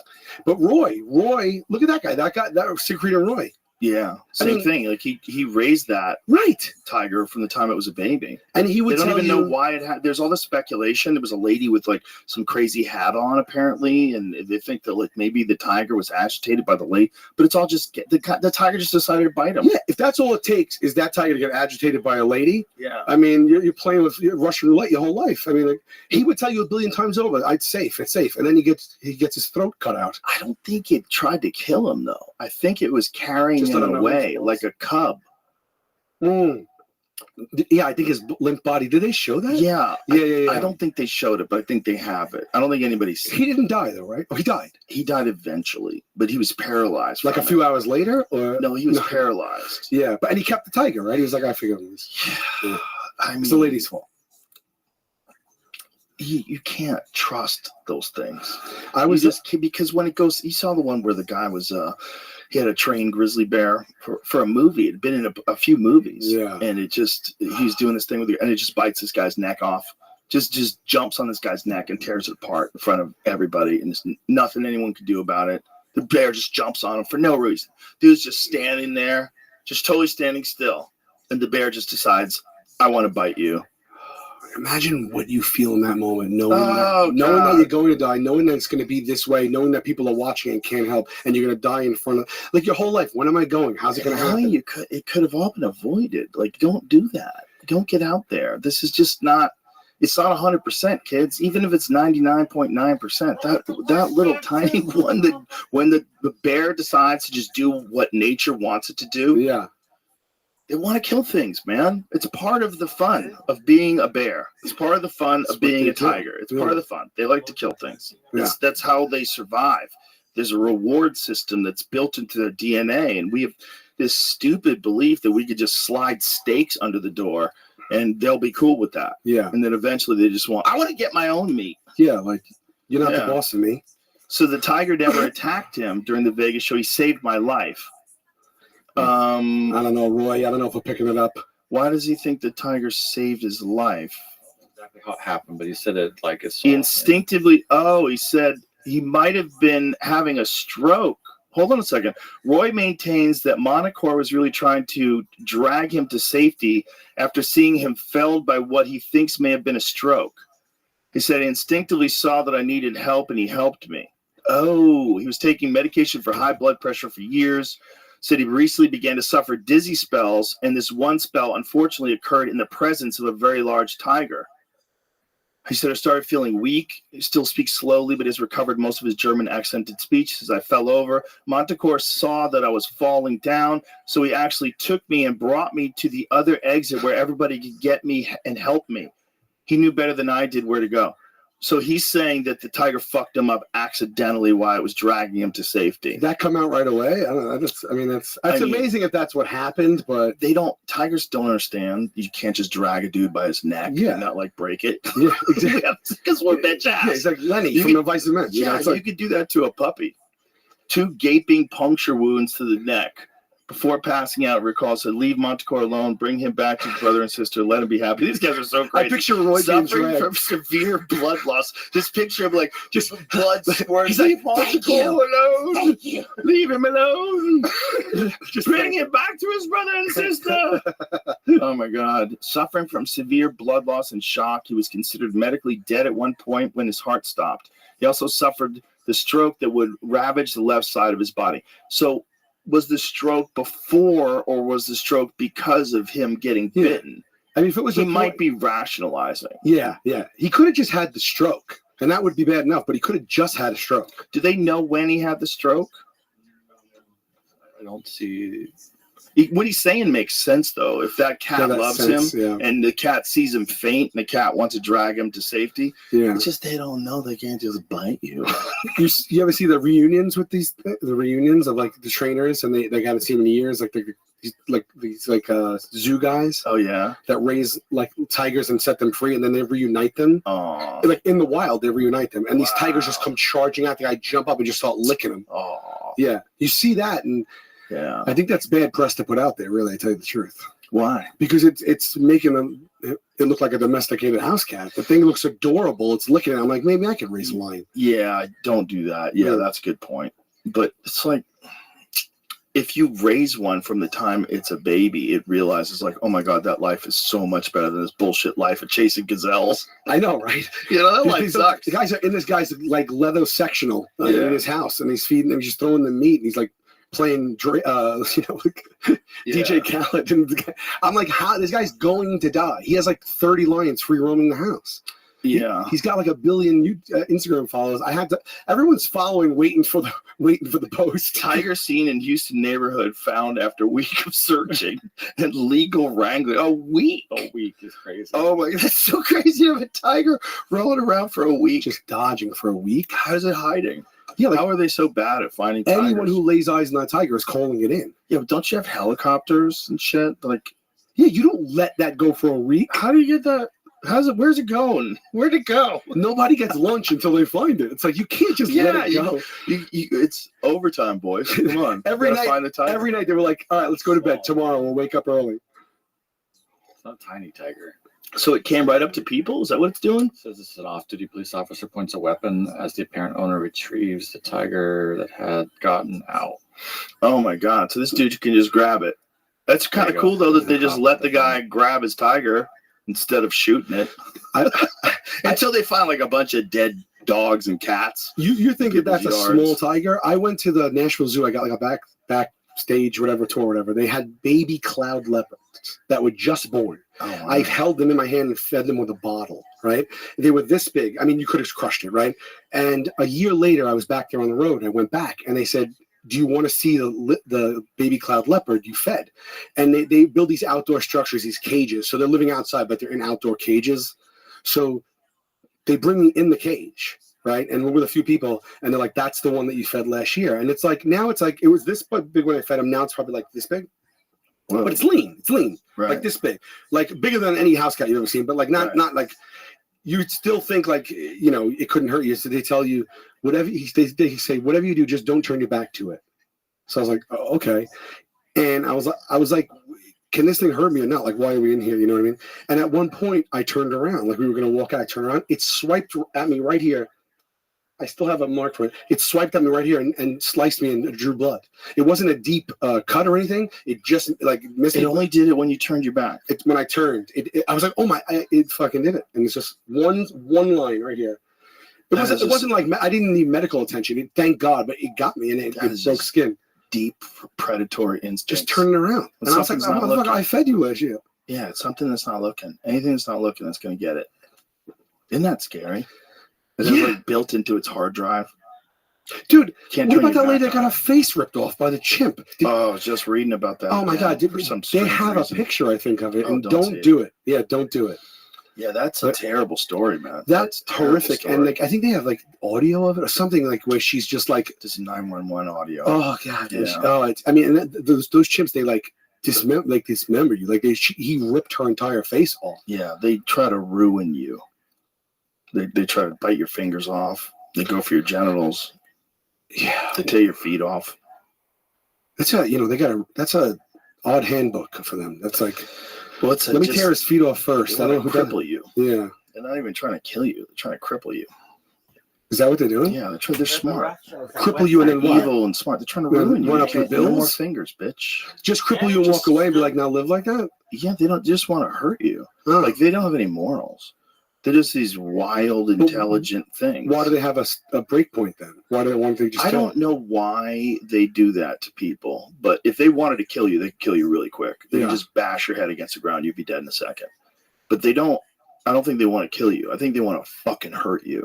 You know, they punish you. They have, like, one of the more horrible stories was this guy had a chimp that he raised for a while, and then it got big and it became a bit of a problem, and he had to give it to a rescue center. And he would go back with his wife and they would visit the chimp. And one time he went back and he brought the chimp a cake because it was his birthday. And the other chimps were so angry that they didn't get cake. You gotta be fucking kidding. And someone fucked up and left one of the doors open, and the chimps got out. They figured out a way to get out. They opened the door, attacked the guy, and just tore him apart. Tore his hands off, tore his face off. The guy who raised... It wasn't him. It wasn't the chimp he raised that did that. It was the other chimps. So the other chimps were jealous that they didn't bring them, that he didn't bring them cakes. To bring cake for everybody. They're evil. They can be evil. Like they don't care. It's not like a proportionate response to something. No, so I think that's they overreact a little bit. So but they're intelligent, but they're also like ruthless in this crazy way that is incomprehensible. Like the worst possible characteristics you could ever imagine happening in human beings are just common. Yeah. Just common. Wow. With chimps. Commonplace. Man, that's another thing. Like explaining these deaths. Like, like to his family down the line. He's like, he brought an angel food cake to He didn't even kill him. Just tore him apart. It didn't kill him? No, he survived. And then does he have a life after that? Or what is how much? His face is gone. His hands are gone. His body's all fucked up. I mean, they just tear you apart. You go for your dick. I wonder how it feels about cake now, the guy. They're probably done. He's got a bit of it. Maybe I should have brought 4 cakes. Yeah, he's probably a cookie guy only now. Well, I wouldn't look at cakes too traumatic. If he even has the eyeballs. And it's not like, I had a chimp. I saw a chimp bite somebody. When I was little. Yeah, when I was little, we went to go. You familiar with like New York, like upstate, like what do they call it, Lake George and stuff like that? Sure, I know. We go like up there, and we like, or even the Pocono, like the Catskills. Beautiful. Yeah. So we would go up there, and I remember we were at this like little resort or whatever, and they had like entertainment, and they had like a daily show, and it happened every day, and we were there for a few days. So I would go to the show every day. It was in this little like cabaret theater, and this guy would come out, a cowboy in all sequins outfit, and he hosted the show. It was for kids. And there was all different acts, and he would bring them out. So he brings out one of the acts. He brings out the stage becomes a little ice skating rink, and the ice skating rink I'd say is maybe twice the size of this table. It's just for them to do like little twirls, and the guy comes out and he has a chimp dressed as a cowboy in ice skates, and he's dressed as a cowboy in ice skates, and they start skating together and he's holding the chimp and they're twirling and everything, and then the chimp loses control. He lets go of the chimp flies off the stage, and the woman at a little cocktail table in the front, he landed on her and bit her right here as he landed, bit her right here, and she was bleeding everywhere. She started screaming. She's like, "It bit me!" Oh my! And she's screaming, and the guy didn't know what to do, and he got the chimp, and they got back onto the ice. And he was like, okay, and he took a chunk. You saw like a chunk of flesh out. Oh, I was like 8, and I was like, I couldn't believe and there was no one really there. There was like 15 people. The place was empty. It was like a weekday chimp ice skating show. No one wanted to see it. It was like at lunch, and it was all dark in there. Like it was all moody and everything. Oh my God. It was just a real experience. And this guy just was like, all right, that's going to be the show for today. And the next day they did the show with the chimp. The same girl? No, the woman was a patron. Patron. Yeah, okay. I don't know what happened. Could you sue back then? Was it the suing days? I mean, Did you hear anything about it? I mean, I was 8. I kept my ear to the streets, but nothing came over my desk. I mean, I had to imagine it was some type of lawsuit. I can't believe though that like the chimp didn't get put down. Yeah. Yeah. Well, maybe it did. I don't know. It was wild though. They're starting to like clamp down on that. They're trying to pass laws in places Ice skate saying you chimps? can't have chimps. Yeah. Ice skate or just regular. Can't have regular ones. Because like this lady in Connecticut just said like it was legal what she was doing. I think they've changed those laws though. You shouldn't be able to have them. We can't wear shoes on a plane because one time, one guy failed at doing something with his shoes. Right. This lady gets her face ripped off to the skull. Still can have chimpanzees. Still can have them. It's not a big deal. I don't know if you can anymore. After her? Yeah, I think they changed. Oh, she was the woman that did it? I think, well, there was those 2 different stories that were both in the news around the same time. And one of them was the guy that brought the birthday cake to the chimps. And the other one was this lady whose friend was visiting her and just got the chimp tore apart her friend. That was a bad time for chimps. Okay, under CT, is Connecticut? It's illegal to import and possess all primates in the family hominid, gorillas, chimpanzees, bonobos, and orangutans. Yeah. Zoos that are accredited by the Association of Zoos and Aquariums or the Zoological Association of America are exempt from the ban. So they passed a ban after she got tore up. But that's just Connecticut. But there's places you could have them. I guarantee you could have them right here. Guarantee. Right you see here people with Crocs? in Texas. People have Crocs in their apartments. There's people. Oh yeah, in fucking New York City. In New York City, there's a guy that had a tiger in his house, in his apartment, and the cops are like. There's a very famous photo of the cops going up the fire escape, and you're looking in the window, you see a fucking cat. I mean, a big tiger, dude. Yeah. It's just like this, like bare in its teeth. It's the nuttiest picture. Yeah. What is he supposed to do? Shoot it with a dart or something, right? I think you have to shoot it. Yeah. I don't think a dart. You're not. I mean, I don't know what they did. I don't know how they did it. Well, good Lord. Who's going to be close enough to a cat in an apartment to shoot with a dart?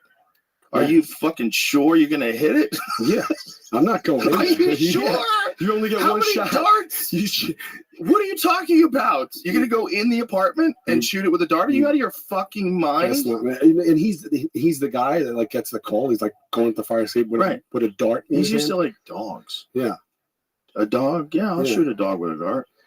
I'm surprised that tiger just doesn't live there till it dies because who's extracting that thing? And then well, what if it gets out? What if it figures out that windows are like you just go right through them? What about in Florida? Fire escape. People, the kids and dogs, everything get eaten by fucking crocs and alligators every single day. It's not every day, Joe. It's every day, Joe. It's they don't have very many crocodiles. More than I think should happen. I mean, people have their houses like blocked off so the crocs can't get in there. Yeah, it's alligators mostly. Oh, alligators, yeah. Yeah, there's a difference. Like crocodiles are way more dangerous. Oh, is that right? They're way more aggressive. But did they cohabitate? They do in the Everglades apparently now. Not a lot, but they have had more than one sighting of Nile crocodiles in the Everglades. And there's some of the biologists have a speculation that there might be a breeding population. Really? Because there's so many assholes who just release things in the Everglades. Yeah. I mean, you know the python situation there, right? No. You haven't seen about it? No. Nothing? No. Oh. The Everglades are infested with giant pythons that are all invasive. They're all pets or from research. Are you serious? Yeah, wow. So they're either from research place where people were working. There's some of them definitely got released there, but other ones are released just because there's people's pets. So assholes, some fucking dude is into death metal, has a python. It's like, I can't feed you right now, but I'm gonna let you go, and in 2 years after my album hits, I'll be back. Remember me. Like, he lets this fucking monster loose in the swamps, and they've decimated the swamps. So the Everglades is missing like 90% of all of its mammals. Shit. Everything. They're eating alligators now. The pythons are eating alligators. There's this crazy photograph. A python can eat, I guess, yeah, right? Well, they died doing it because the alligator like worked its way partially out of the python's body with its tail. It's like that's the most wild, fucked up photo. They threw me in the swamps in the bayou in New Orleans where alligators were for the show. Jesus Christ! Yeah, man. Why? You could die, man. These are like real, you could die things. I know. They dressed me as a bog, an Achilles suit, as like a bog monster, and they put me in the swamp, and I had to hide behind this thing. I mean, dude, the swamp, not like what I was. We took a fan boat. The water looked like chocolate milk. If you put your hand under the that's so dangerous. I know. If you put your hand under the water this low, you couldn't see your hand. Right? It's gone. It's about 110 degrees that day. They put me in this ghillie suit. I was nervous about germs anyway, so I actually literally wore a condom to go in there because I was afraid of stuff going like up my pee hole. Like no parasite. Oh, right. Yeah. I was just like, I don't know if it was going to help, but I was like, why not? Right. You know, like, it's like wearing a mask. Yeah. You know? I was like, better. I'm just going to put it on my soft dick. I mean, I just try, anything that can help me, really. Because I wasn't allowed to say no. You can't say no to these things. That's the whole point of the show. When you lose, you can't say no to whatever's coming your way. So there was a fan boat tour that passed the route, and they wanted me to come out during the fan boat tour so the guy could be like, oh, the lure of the bog monster. Like, just fucking with me. Not to scare the people, to make me look like a moron. And yeah, but you didn't know for sure, okay, this is fine. No. So they didn't tell me that was happening. But so that's my friend just attacking me. But so I had to hide behind that area over there. That's me just getting into it. Yeah, dude. What I would worry about doing this in Louisiana is someone who's got a gun and is like, I'm gonna finally kill me a Bigfoot. Yeah. You know? Well, they want the tour. There's people that are not smart. Yeah. And they are armed. Yeah. Well, I mean, I didn't think of that. I was worried about that. I'd be worried about them more than there would be the alligators. Yeah. Scaring regular white people. in that moment, though, I got so nauseous because it was 105 degrees, the smell, and I threw up. And I couldn't leave where I had to stay for the bit, so I was just sitting like in my own throw up. Oh God! Yeah, Jesus Christ! And then, like about 15 minutes in, they go, "Oh, Sal, get back!" And they point, and there's an alligator, and it's coming at me, and I think it's even a car, and I go and I turn and I run toward the boat screaming, and it was a fucking remote control alligator that they got that I didn't even know existed. But it was an alligator. And for a good 10 seconds, my reality was that an alligator was coming at me. And that would be the end of your show. I wasn't mobile. Look at the outfit I was in. I couldn't really move. That would be the end of the show. The end of me. Yeah. And then the end of the show. But you were thinking about the show, right? Yeah. I mean, I was like, I cannot. What about all the basic cable fans? The people that work behind the scenes? The real heroes? Yeah. Yeah. Don't do those things, dude. Yeah. Don't fuck around with nature. If you want to do silly things with humans, that's great. You start getting in the swamps, they're few and far between. It sounds like we do it a lot, but they're few and far between. Imagine a python just clamped a hold of your leg and start wrapping around your body, and you realize you're trapped. You're trapped in this stupid fucking swamp where you can't see anything. You don't know how to get out, and this snake's trying to kill you. You don't even have a weapon. You have nothing to fight it off. I hope I go by surprise. That wouldn't be much of a surprise. The beginning would be a surprise. I don't want to go in that way. I don't want to know that there's death imminent in the next 1 minute to hour, whatever the fuck it is. When a python wraps around you, I'd imagine it takes a little while. I bet the fear of it taking a while, it constricting you, is probably fucking just numbing. You probably can't think. You're probably so overwhelmed with fear. This thing's constricting your body and literally breaking your bones as it's like crushing you. I'm so scared of death already, and I think of death all the time, and never have I thought of it in like the light that we've talked about tonight. So we just added a whole nice new bucket for me. Yeah, animals are things you really need to worry about. Yeah. My friend Paul Rosalie, he lives in the Amazon, and he got on top of a anaconda that was so big he couldn't get his arms around it. Yeah. Why? He was seeing this thing slither through the water, and it was kind of dark out. And, you'd have to go listen to the clip on YouTube to get the exact wording of how he said it. But he essentially wanted to try to hold on to it because it wasn't going to try to come back. He took a chance that it wouldn't attack him. So he just... Why? I don't know. He's just fucking insane. Everybody thought he was insane. Big? Dude. Like, why? I don't understand. Like, it's so big that he couldn't get his arms around it. Is that what he does? He's basically like my size, maybe a little bigger than me. He couldn't get his arms around it. Does he work with Well, he works with the rainforest. He works in the rain. His Cafe? whole, no. His whole thing is saving rainforest land. And what they Okay. do is they take these people that were hired as loggers and they pay them more money to protect the rainforest. Because it's basically just poor people. And Sure. doing that, they've saved like millions of acres of rainforest. Yeah. And he's worked. So he Wow. he actually lives out there. So he Okay. sees these things. And he said, this is the biggest one he's ever seen. So they don't even know really how big the biggest one is. Yeah. It's just like the limited number that they've measured and come in contact with. Right. But Well, so what was his end game? I just wanted to like experience it, I think. Like Mm. just grab a hold of it. He didn't think it would bite him. I don't remember him talking about this. He tried to get eaten by a snake at one point about 10 years ago. He tried to? They filmed it for a show. He tried to get eaten by the biggest anaconda they could find. Oh, He got And in what a were they suit. gonna do? They were gonna kill it when did he have like some kind of crazy suit on Yeah, he had this suit on here. that'll prevent him from dying? What the fuck is He he just doing? looks like fucking from Mortal It's Kombat. carbon fire. Oh god, that's so ridiculous. Yeah, I don't know how. I mean, look, it's got its head around him. Jesus Christ. Wait, what? Yeah. That's hilarious. So that What a dumb idea, Paul. so that suit is preventing the strength of that snake from crushing him. That's how. Did you see, Jamie? See if you can find that video of the largest anaconda ever discovered. These guys are swimming under the water with it in this river. It's insane. That's what I was trying It's to get to. insane. Really? These guys are swimming down there in the water, and this thing's moving along the bottom of the water, and its head is like this big. Yeah. It's like a crocodile or something. Yeah. It's so big. Yeah. Its head is like way bigger than you think a snake's head should be, like bigger than a human head. Underwater is scarier to me than the forest, even. Underwater, I should feel be. it's another planet. It's It aliens. is another They're planet. aliens. They are aliens. Yeah. And there's no doors. There's no doors. You never lock yourself in a room. Like, whoo.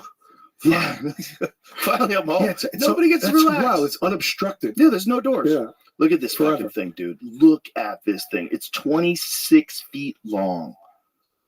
Look at these guys swimming by it. And what is that eating?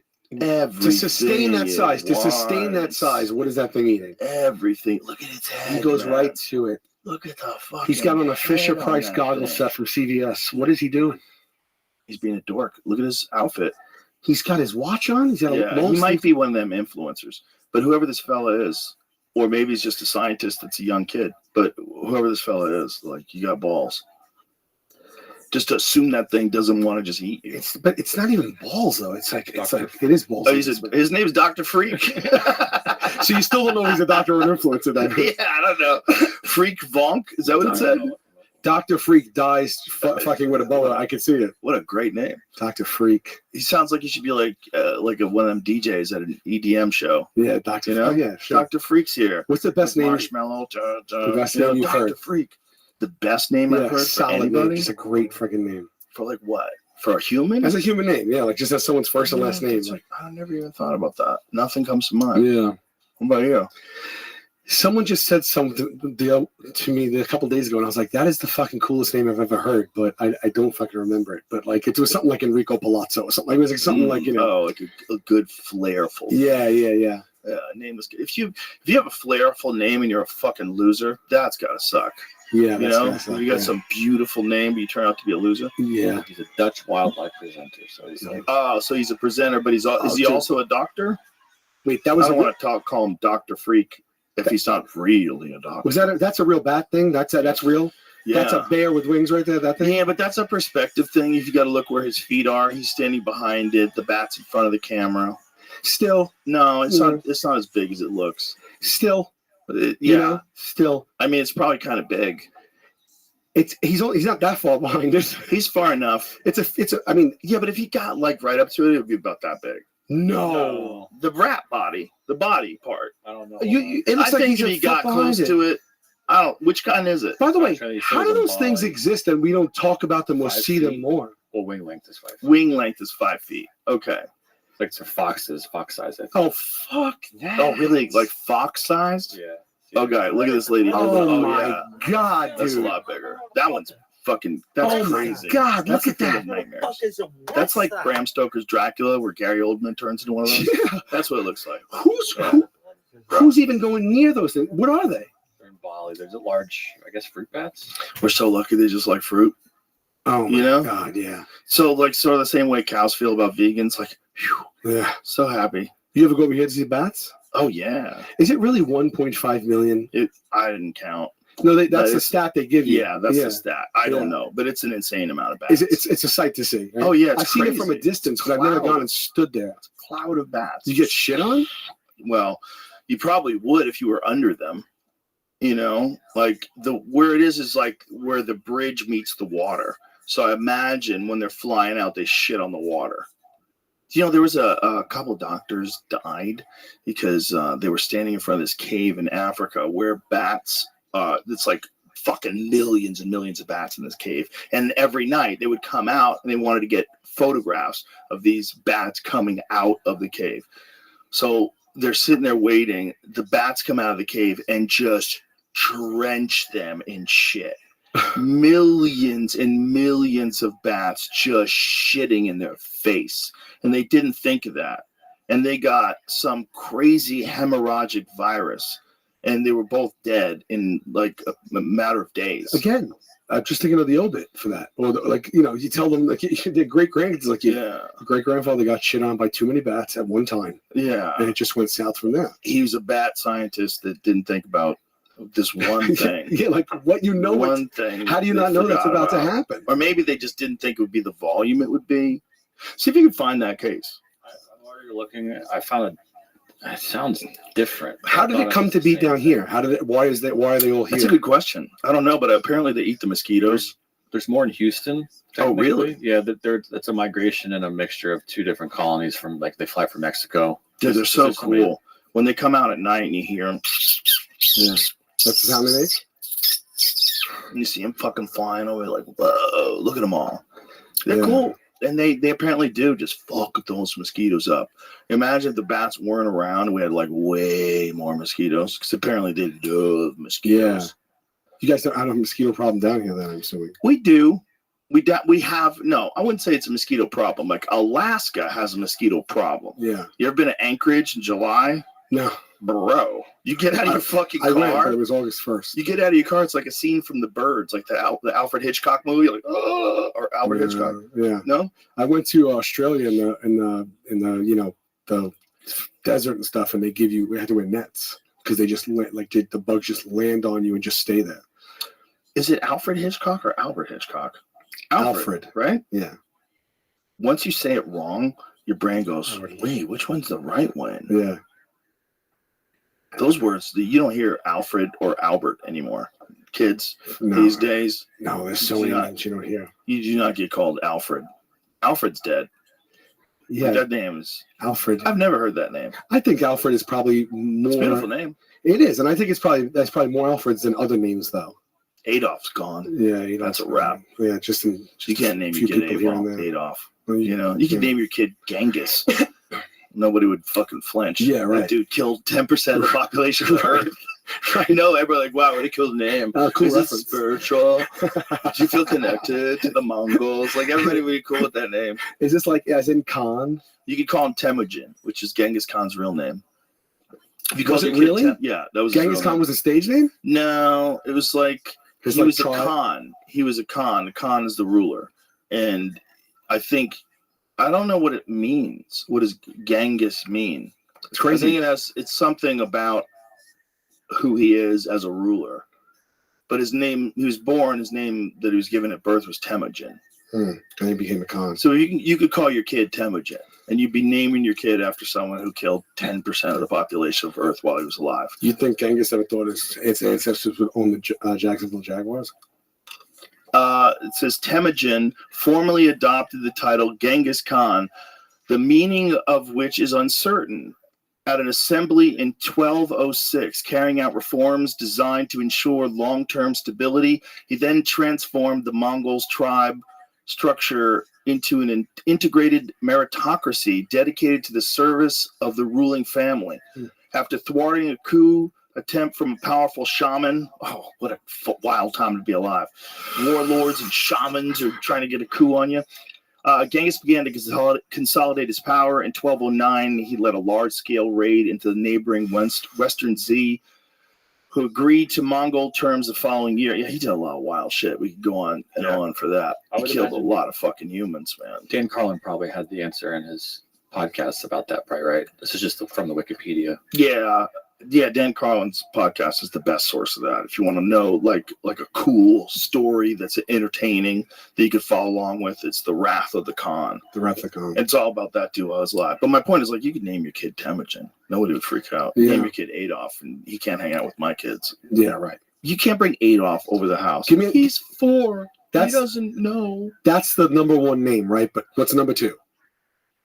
Adolf is a layup, right? And there's no everyone knows no Adolf. Right. Is there even a 2? Is it just he alone on his own now? I think he's alone on his own. Yeah. Right?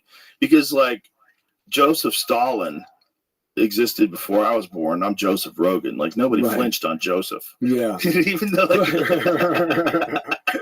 you know, he's such a piece of shit. Yeah. Such a piece of shit, but yet you can still say it. Osama bin Laden. Yeah. Oh yeah. Well, the rest of these are not real.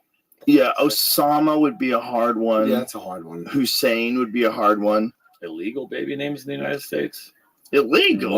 What? Jesus Christ? You can't name your kid Jesus Christ? You can't name your kid King? You're kidding me. You're kidding me right now. You can't name the kid. It's against the law. You can't name your kid Santa Claus. You can't name him the @ symbol. Bro, you can't name your kid Magistry. These were. It says they were ruled illegal, but I don't. You can't name your kid Majesty? Why not? Why can't you name it 1069? Wait a minute. You can't name your kid Messiah, but you can name him Muhammad? Right. Help me out. No, it doesn't make any sense. Help me out, because a lot of kids are named Muhammad. Yeah, of course. Yeah, but why 1069? What the hell's that? RoboCop's illegal in Mexico. No, my friend. No, my friend. No. We draw the line, my friend. You know what's funny? It's not like they're getting caught in the hospital, so it has to get word. So there's a knock at the door one day. It's the police, and like, we got to rename your son right now. Senor, RoboCop. It's from the US birth certificates.com. RoboCop Martinez. Oh my god. Oh my god. The N-word's on there. Yeah, there's a lot of them. There's a lot of illegal names. I didn't know you couldn't name your kid Jesus Christ, but I know a dude named Jesus. Sure. This is Jesus. I mean, it's just right. But are you allowed can't to throw be the Christ in. What if your last name's Christ and you want to name your kid Jesus? I mean, there's some Christs out there. There's some dudes, their last name is Christ. Yeah. What are they supposed to do? They're They're limited. I can't name my son Jesus. Yeah, right. You can't do that. You can't do that. How come you can name your son Muhammad? How come you can't name your son Jesus? Yeah. Think about how many Muhammads there were. Think about if it was like the most popular in the world. If it was in vogue to name your kid Jesus. Right. Like just millions of Jesuses. So many Jesuses. Right. Because if you think about how many Muhammads there are, why are there not an equal number of Jesuses? Right. Because we don't allow it. It's a weakness in our religion. That would become meta. It would be because then Jesus would be really omnipresent. Yeah, the Christians should get together and say, guys, it's a weakness in our religion. We got to let people name themselves Jesus. Yeah, I mean, it's encourage it. I'm gonna change my name to Jesus. Billboard.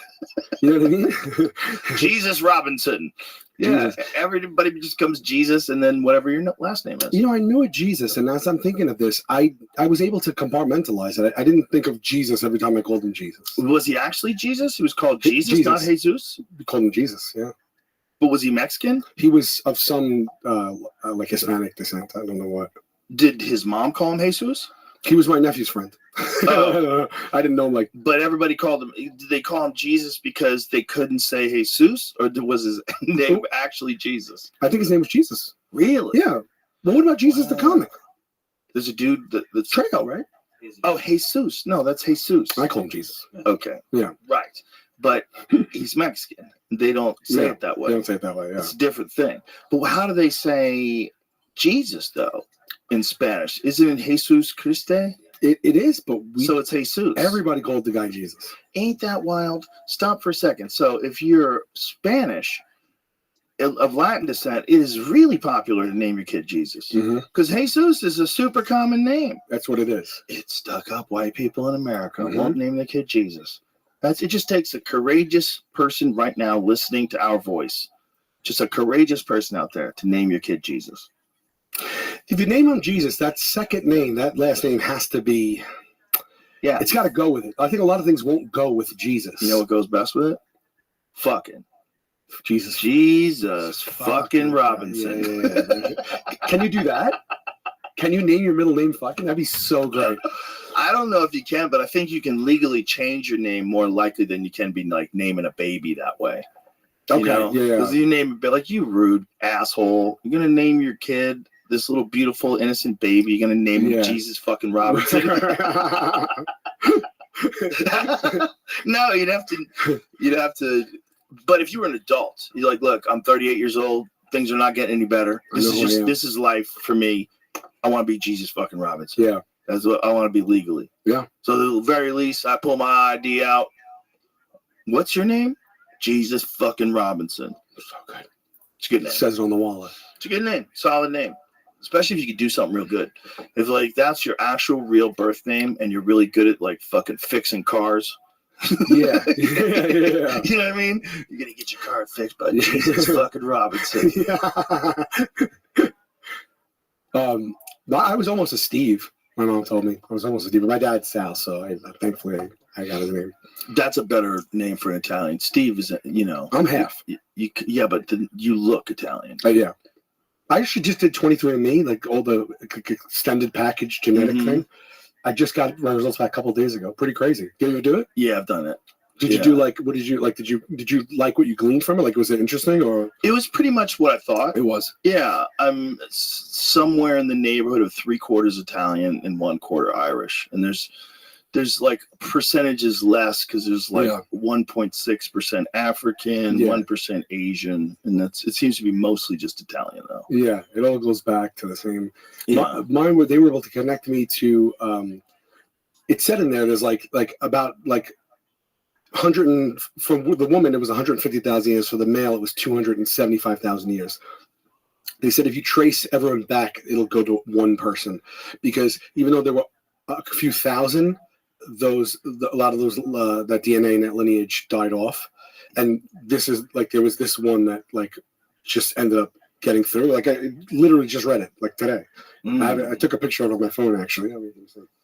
Just the unlikelihood of you making it to 2024, like your genes. If you were a person that lived 50,000 years ago, your kid had a kid and kept going. No, they had a kid, someone had a kid, kids. Here we are, 50,000 years later, your genes are still popping. It's insane. It's just wild to me. Yeah. So the first man to carry likely lived this gene that I have, likely lived in Southwestern Asia, or the Caucasus between 46,000 and 54,000 years ago. His male line descendants appear to remain rooted in the region for tens of thousands of years while the Ice Age was in full swing. Then around 11,500 years ago, the Ice Age finally gave way to the warmer climate, blah, blah, blah, blah, blah. But, hold on, this is the guy. The human species was confined to a relatively small range in eastern and southern Africa. Over time, members of this gene pool migrated. It was one that said you could trace it right. If every person living today could trace his or her maternal line back over thousands of generations, all of our lines would meet at a single woman who lived in Eastern Africa between 150,000 and 200,000 years ago. Though she was one of perhaps thousands of women alive at the time, only the diverse branches of her DNA have survived to today.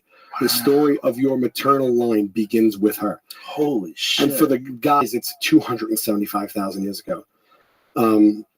Current evidence suggests he was one of thousands of men who lived in Eastern Africa. However, while his male line descendants passed down their Y chromosome generation after generation, the lineages from the other men died out. After time, he was the lone guy. And they told me I'm related to this dude. You ready? Literally a known guy. Otzi the Iceman.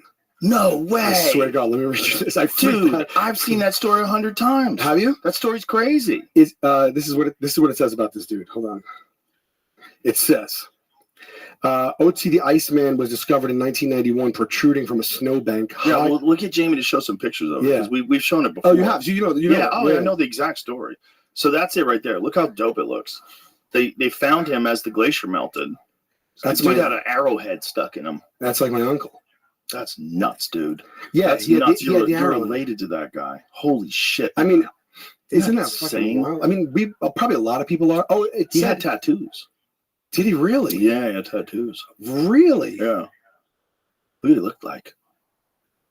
Had the world's oldest tattoos, it said. See if you can go back to that thing that you were reading. Just there, right below that, right there. That's it. Had the world's oldest tattoos. How were they made? The oldest tattoos that we know about, right? So he had 61 tattoos. Wow. He had like a tramp stamp? Yeah, he had a tramp stamp. Oh, he had a bunch of lines carved in them. Interesting. Look at that, all those lines. Even back then, they're like tattoos. Yeah, isn't that wild? Yeah. So might have been a part of ancient healing technique. That's just guessing, right? It said that he was murdered. Did you see that? Oh, Yeah. because of the arrow, but it said it might have been from someone, or it might have been someone that he knew. Chemical analysis of his teeth indicate he came from the Italian side of the Alps. He suffered during the year before his death with whipworm, a stomach parasite that was found in his digestive tract. Yet he was fit enough, ailing with whipworm for a year, to climb 6,500 feet in elevation during the day or two before he met his end in a rocky alpine hollow. Apparently was murdered, struck by a stone arrow point that was found lodged in his left shoulder. The twisted position of his body indicates that the murderer or one of his accomplices pulled the arrow's shaft out of his prone body.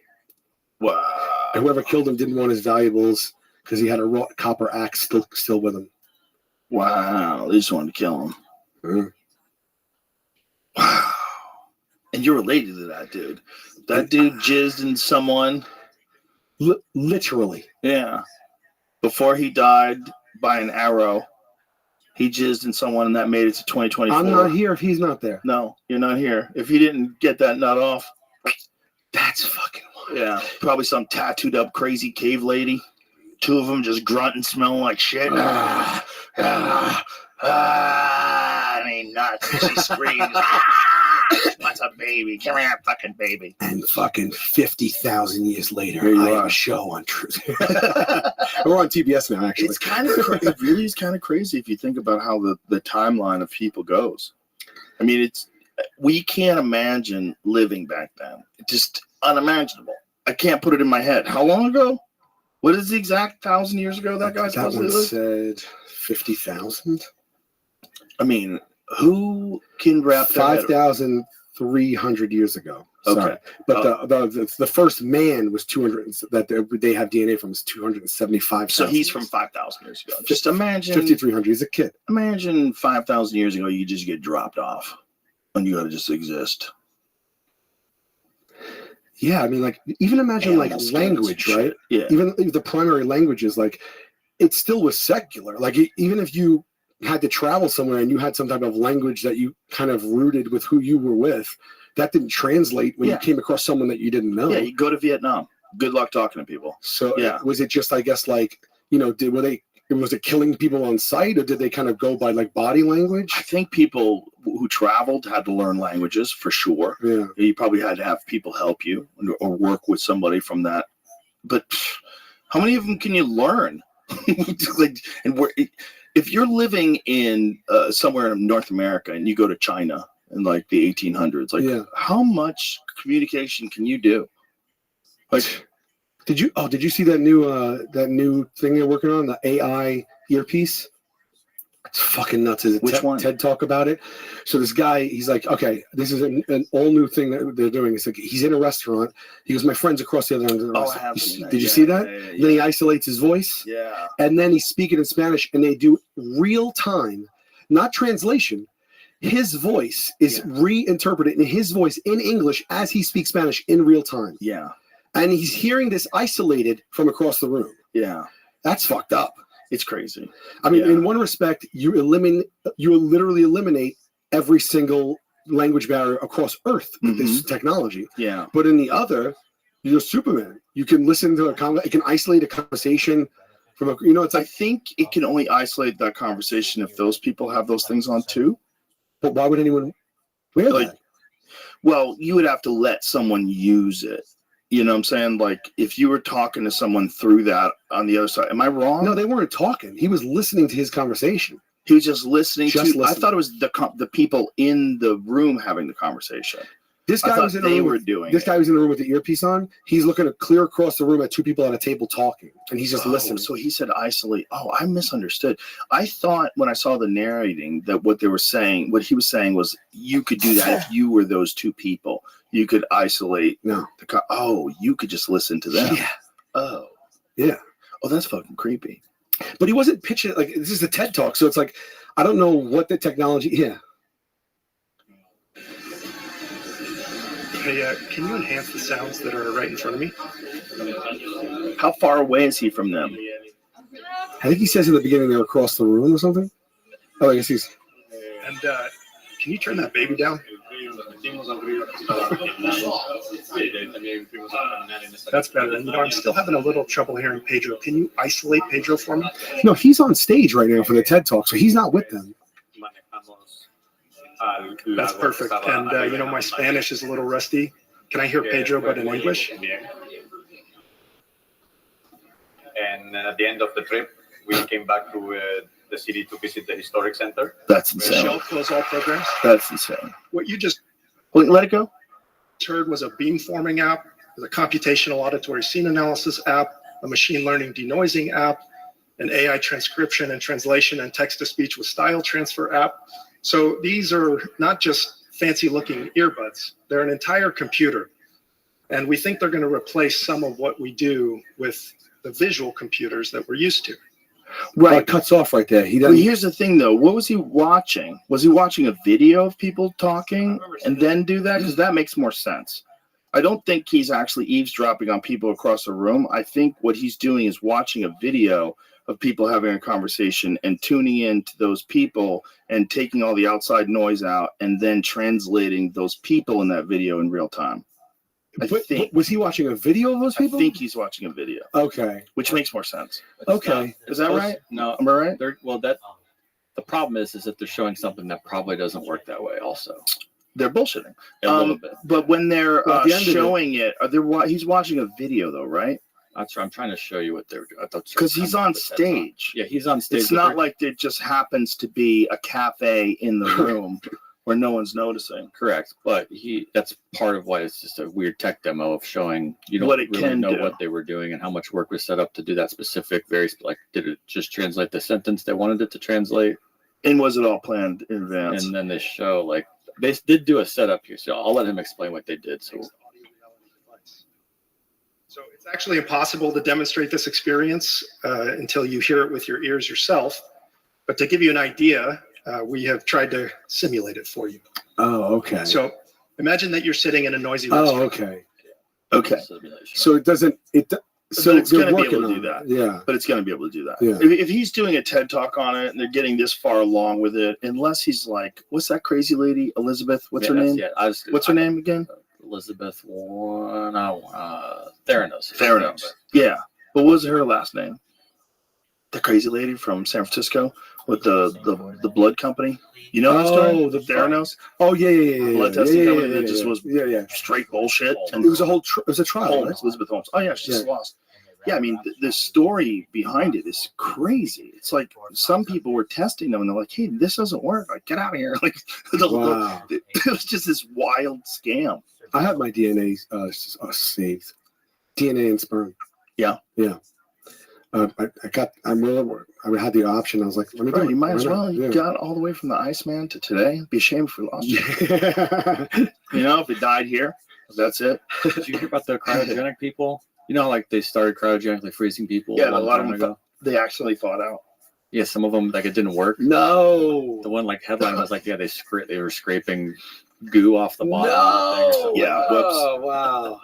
Yeah. If the power goes out and you thaw out, that's a wrap.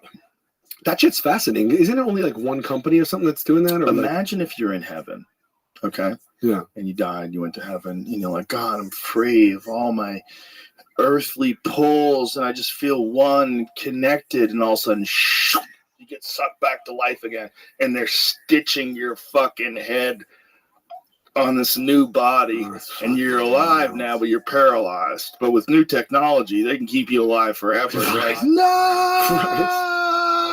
And what year is it? Congratulations, Walt Disney's back. Like, no! You were in Yastrzemski? heaven. Imagine Yastrzemski? if you were in heaven. Yeah. But imagine if during the process of reattaching your head, it made your mouth paralyzed, so you couldn't even talk. Hell. Yeah, that's hell. It's like the fucking movie where they eat each other to each other's ass. Could you imagine if you're dead for like 100 years and 100 years of heaven? Like, this is so much nicer than being alive. Oh my God! Everyone's just there's no arguments. It's just love and beauty and it's just the expression of love and geometric patterns, and it flows through you, and we all bathe in it. No one needs to eat. No one needs to sleep. I've arrived. It's just love, and then all of a sudden, like a funnel, clear, sucking you back down. Oh, and then just stitching your fucking head. You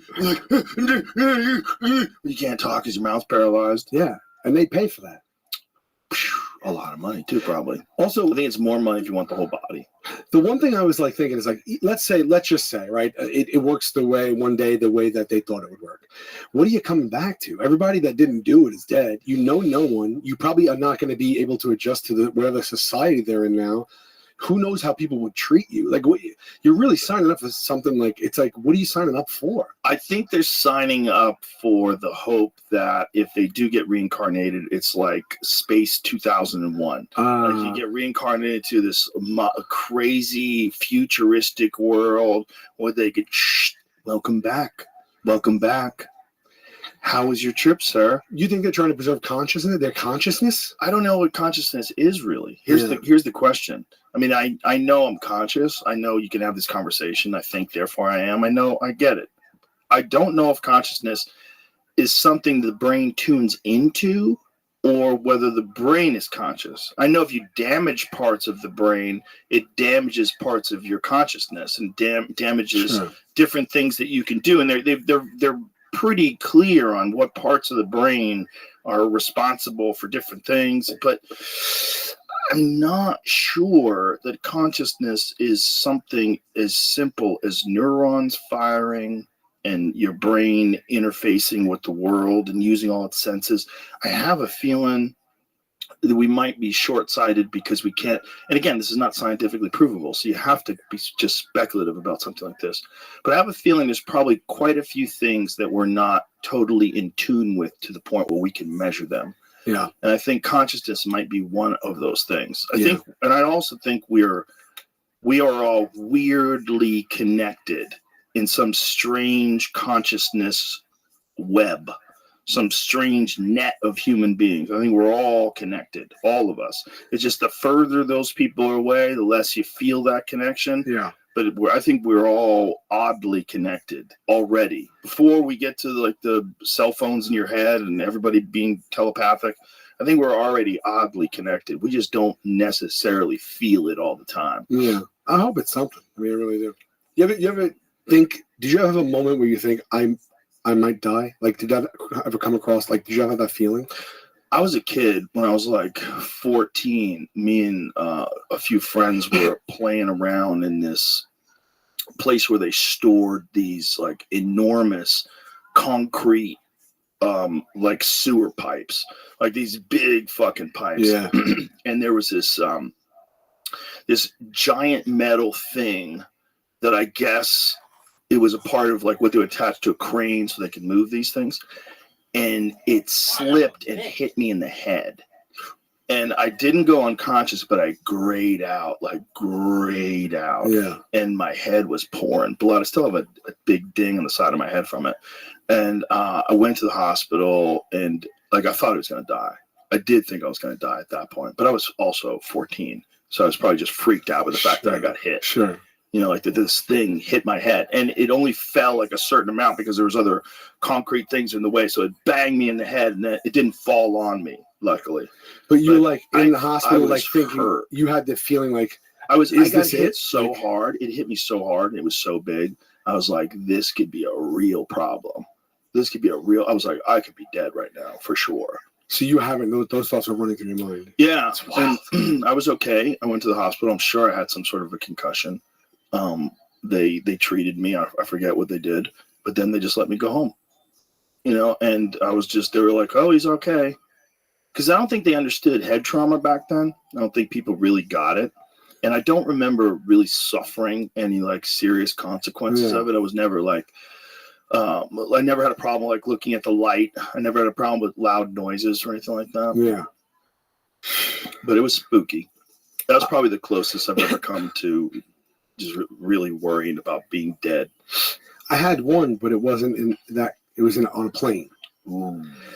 Yeah, it was bad. To this day, like if I think about it, I actually will have like a little bit of an anxiety attack. It was a small plane. We had to do a show in the middle of nowhere on the road, and they offered a plane, so we took it, and we were flying back home, and it was like a 8-seat plane, whatever it was, and I don't like flying at all. Anyway, never mind. People are like, "Oh, cool! You got to do that." I'm like, "Yeah." I mean, I don't like. It's like you see everything. There's no door in the cockpit. You see like all the motion. You know what I mean? I mean, like it's just like this feels unsafe. It feels like I'm flying in a toy airplane. You know what I mean? Any gust of wind, they say that's normal. We kind of glide with it. You know, and it's like I don't want to feel like we're up there like surfing. You know what I mean? And we were going to land, and we're just bullshitting with the guys, my friends, and we're talking, and the guy, right before we land, he starts to go back up again. And I look at them, and I go, what just happened there? Like, why are we going back up? And the guy, the co-pilot comes back and goes, guys, we have a little bit of a situation. And he goes, what? He goes, so we were about to land just now. You might have noticed. We're like, yeah. He goes, well, we were talking to air traffic control, and our panel up here is saying that one of the wheels is not coming down. The left wheel or whatever, and so what we're gonna do is it could be the panel's broken, and it could actually be down. We don't know, so we're gonna go fly around again, and we're gonna ask them to look again just to make sure. He's like, so it'll just be a couple of minutes. So we made this big turn, and we go down to land again, and again we're getting down to like low. They pull back up. He comes back out. This is what this motherfucker says. He says, okay, so they can't tell. It was at night. I don't know. We're a small plane. Maybe it's like a bullshit airport. He goes, so they can't tell. This is what he says. He goes, but we don't have enough fuel to get anywhere else. So we're going to go around a third time, and this time we're going to land the plane, no matter what. So I'm looking at him. I immediately just start crying. I'm like, not crying like, but like I'm just welling up with tears. Like I'm going to die. One of my biggest fears is dying in a plane crash. I don't even like to think about it because I don't even want to put it out there. And I'm like, oh my fucking God. And I'm like, and I'm like, what's going to happen? He goes, in all seriousness, he goes, don't worry. If the wheel doesn't come down, or if it isn't down, the wing will act like a wheel. That's what he said to us. He goes, the wing is made to like kind of act like a wheel. It didn't give me any comfort in the moment. It does. It slows down the plane. Yeah, but we're still it's scary. Spinning out and sparks flying. It's a little plane. You know what I mean? Good. Yeah. And actually, no, that was the night. Nighttime was it was the same exact trip there and back. The nighttime trip, it was like a storm and we were flying all that. This was the daytime because they had fire trucks and ambulances lining on the thing. Because by the time the third time we went on, they were there. So they were there with waiting. So that's another scary thing. I actually took out my phone and I wrote a text to my entire family. I saved text. I'm just like, there's a problem with the wheel. I don't know exactly what's going to happen. I'm literally like, I love you. Send that. Send that like as you hit. I literally wrote it in full like as I was crying. Switch. I wrote it in full as I was crying, and I had it open with my hand right on the thing. Oh fuck! Dude. So I was just gonna wait, and if it just, I felt like I could just hit it. I have the text that I saved. Oh my God! And my friend's such a fucking asshole. Like I'm everyone's really nervous, but I think I'm showing it the most. My buddy's a nutcase, so he looks at me and he goes, he's like, he's trying to calm me down, you know, and he goes, just calm down. And I'm like, all right. He goes, just relax, and then he starts going, La Bamba, and he starts singing fucking La Bamba. Oh no! And it breaks the tension and everything, and I'm like, dude, and I'm crying and laughing so hard because when you're in that heightened state of emotion, yeah, dude, I'm laughing as hard as I'm crying. Like now I'm like, I can't even. I'm laughing so hard I can't breathe. I can't tell him to stop doing it because I need to be focused right now on the end of my possible life, and I'm holding my thing, and I'm laughing, I'm crying, and then he goes, "Hold on, let me call my wife," and he goes, "Hello, babe," because the Big Papa fucking died with Richie Valens, so he goes, "Hello, babe," and I am literally can't breathe, and I'm holding my stomach. He's like, "Will I what?" And then I'm just like, "Dude, I'm begging him, please stop." I'm like laughing and crying, "Please stop, Joe," and then we went to land, and the wheel was out. The wheel was out, man. Man, we got out of the plane, and everybody was like in good spirits, and I was still in that place. And the fireman came over. The first thing that happened was the fire guy opened the door and looked at me and goes, "Oh shit!" He goes, "God, can I get a picture?"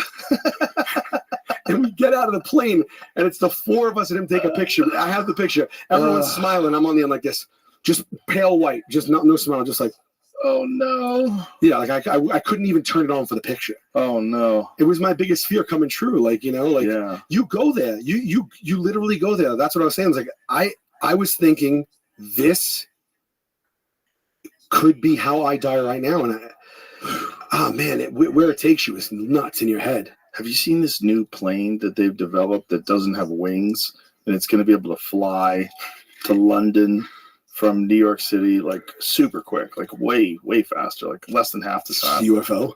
It looks like a spaceship, man. And apparently it's got, because it doesn't have a traditional shape, there's a lot more room inside of it, so it's fucking huge. What? Yeah. What's the technology? I don't know. I was just looking at some article about it, and it's a new supersonic craft that looks like, instead of like, it looks like a giant arrowhead or something. Okay. It doesn't look like a regular plane. Like that's what it looks like. That's it right there? Oh, that's not it, dude. Oh, so you fly from New York in 3.5 hours in this new supersonic jet. Can I see what the images look like? Oh, so this is going to be commercially marketed? I thought it was like military. That one seems like it. That seemed like a military jet. The one that I saw looked like that thing. That's it. 90 minutes. Look at that fucking thing, bro. That's ridiculous. Look at that thing. It looks like the same thing? Yeah. Okay. It looks like a transformer. That's just a view from the top, so you can see it doesn't have like a regular wing. It just has this crazy, immense space in the back, and you're gonna have room to like stretch out.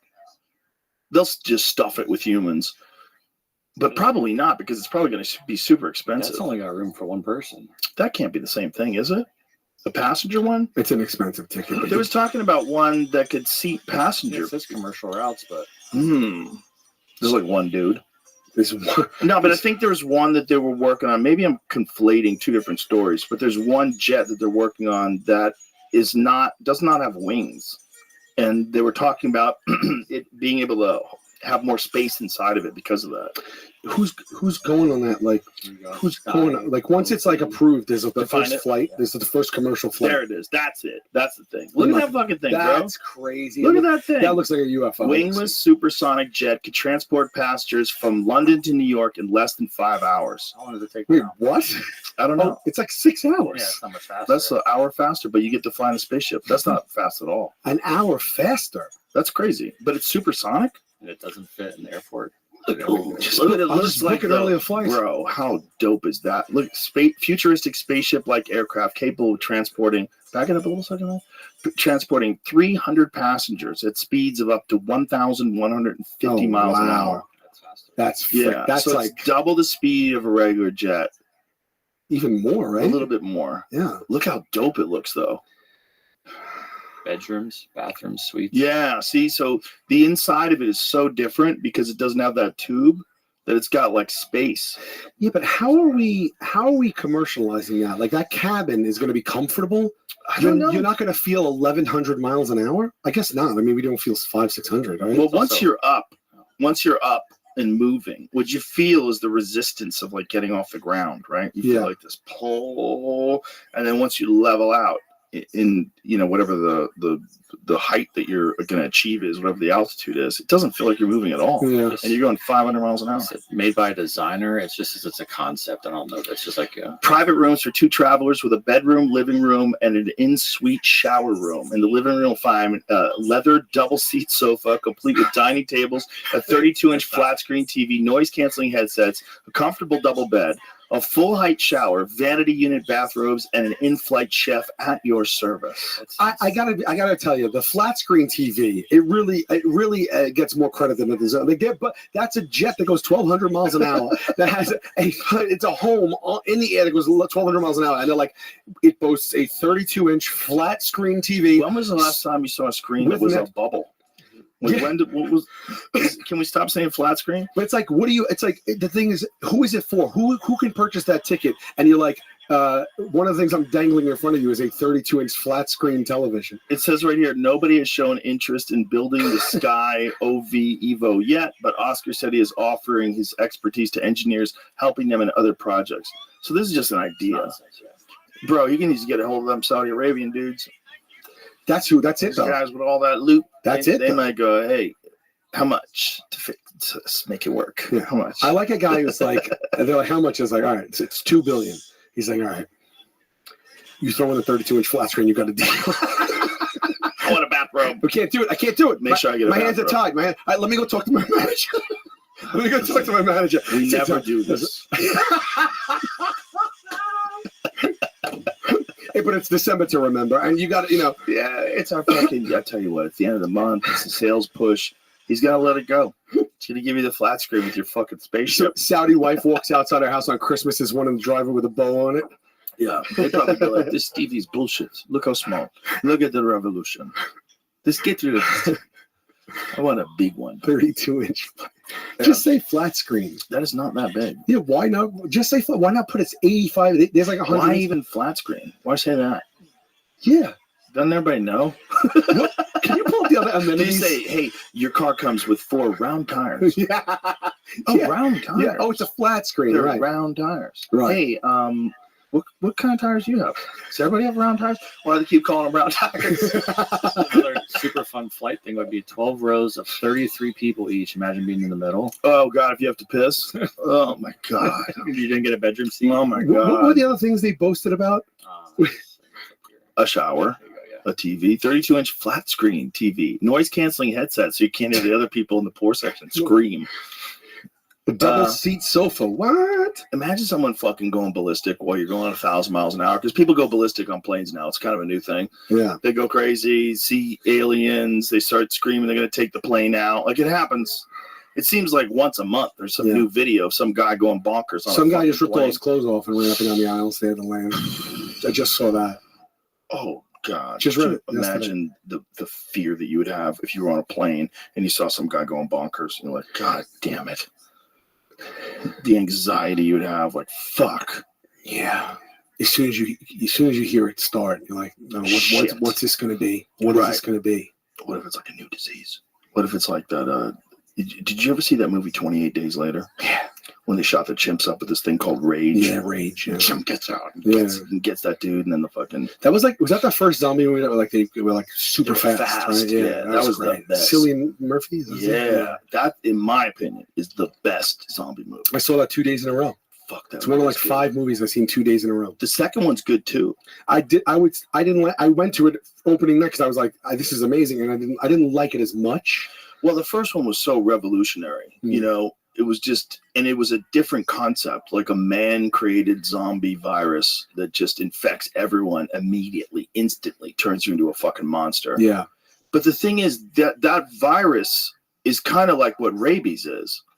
Right. Rabies isn't as effective because it doesn't turn you into a screaming, running maniac trying to bite people. But the reason why animals with rabies bite you, they have no fear of you. They bite you to give you rabies. They're trying to give it to you. Really? Yeah. You're saying that something in the composition of rabies elicits the need to pass it on? 100%.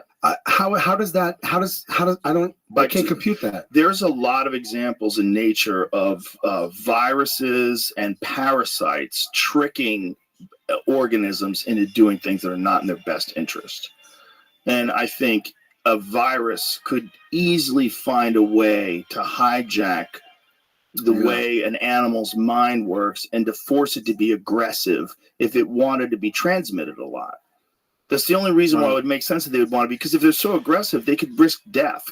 Like, an animal being recklessly aggressive is not good for its longevity, right? Because you could be recklessly aggressive with a wolf or something that could kill you, and you run up on it, it just eats you. But if you could bite it first, then you can give it rabies. Right. And then that thing's going to bite a bunch of other things, especially if it's big enough to kill you. Now it can bite everything. Like, there was a bunch of travelers that went across the country, like during the Lewis and Clark expedition, and a couple of them, I believe, got rabies. I think more than one of them got See if we can find that.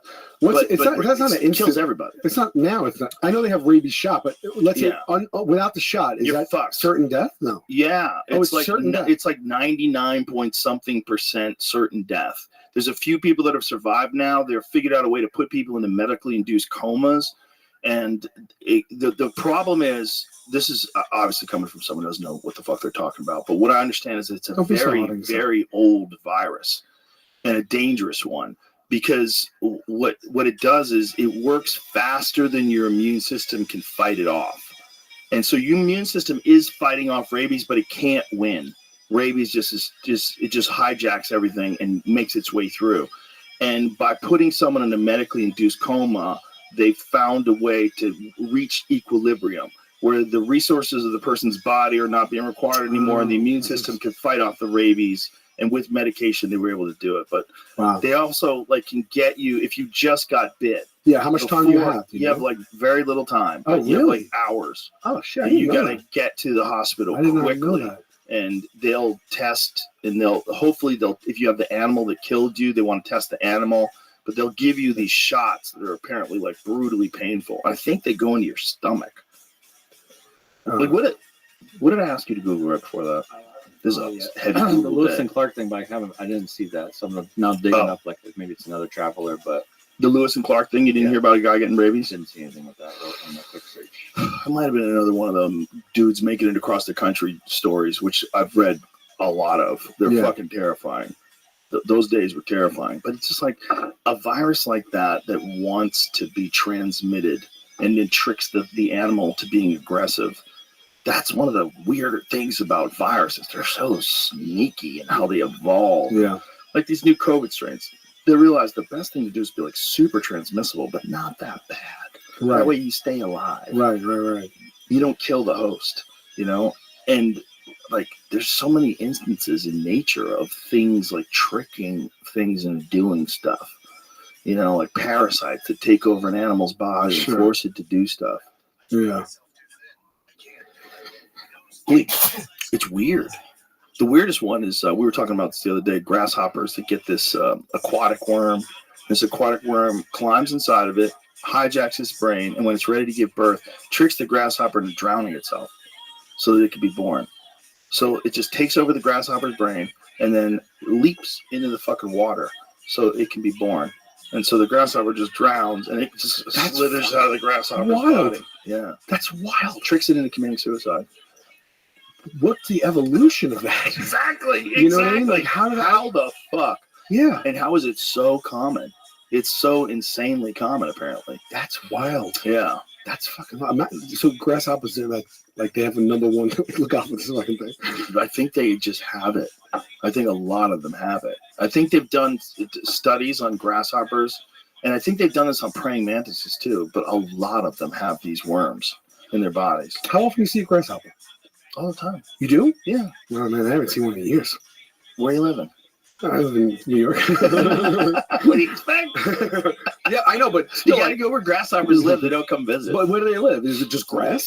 I mean, they live in open fields. I mean, I encounter grass. You know what I mean? Yeah, but I'm not going to see one in the neighborhood?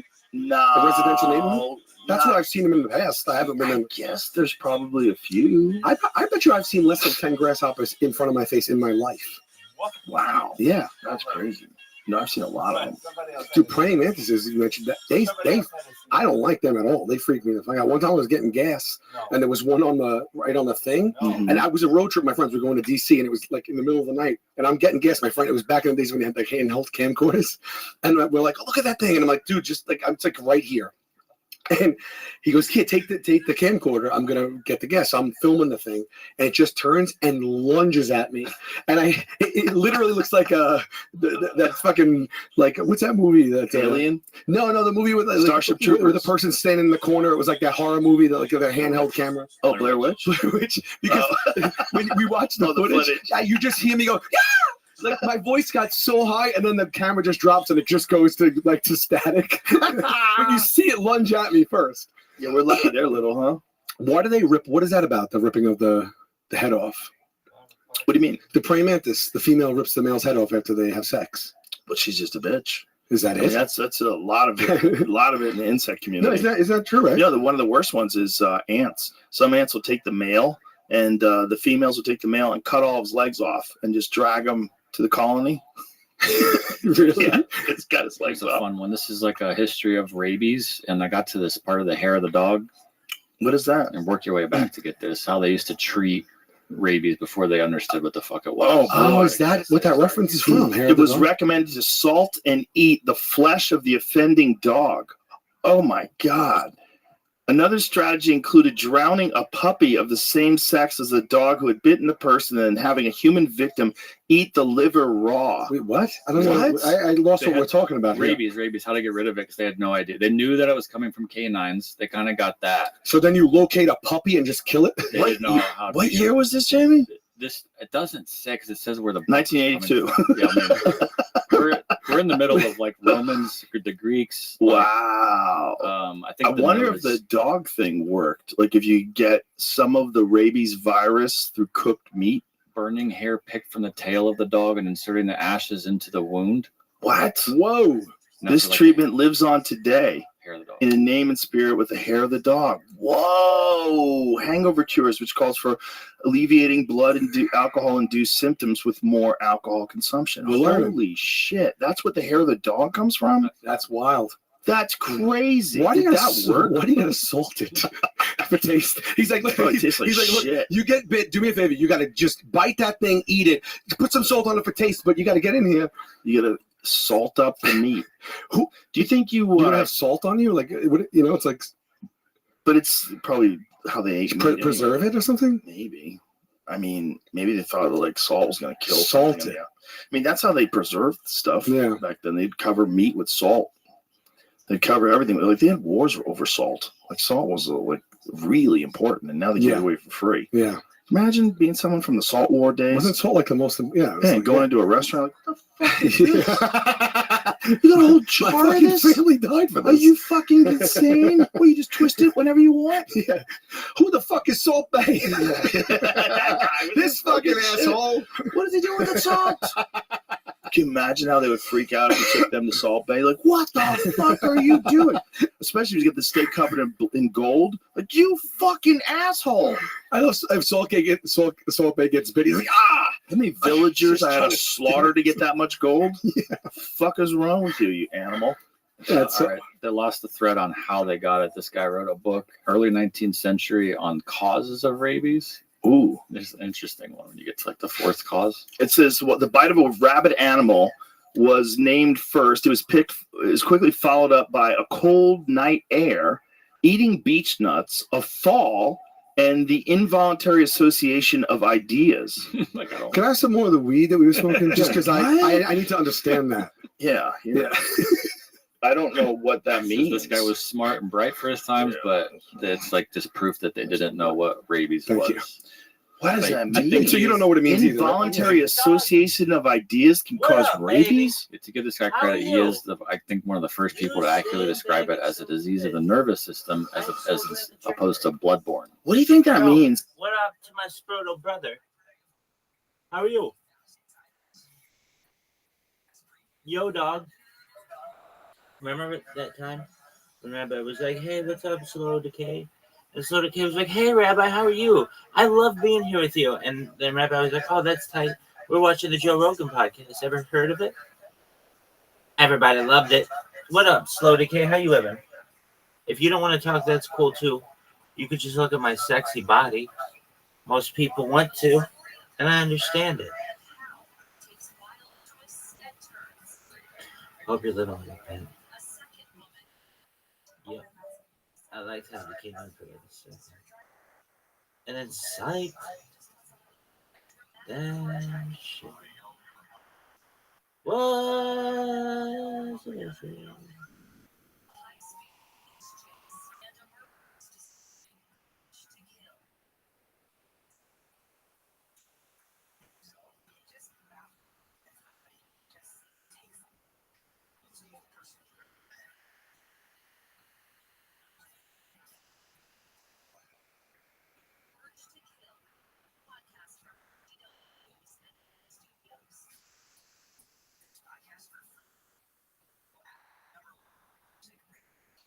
Can't stop, won't stop Rockefeller.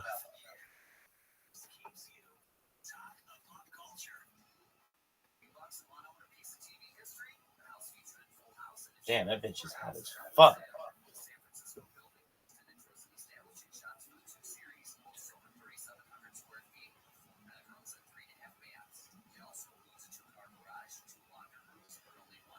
What does can't stop, won't stop Rockefeller mean?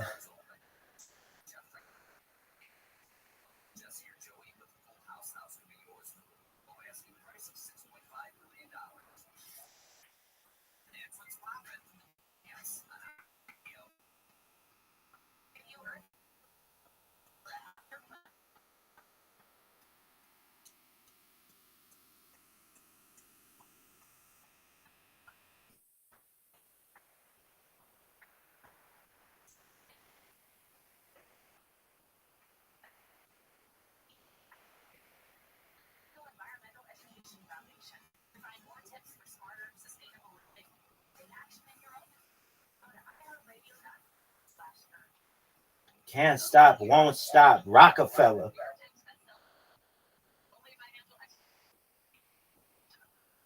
This bitch sucks cock.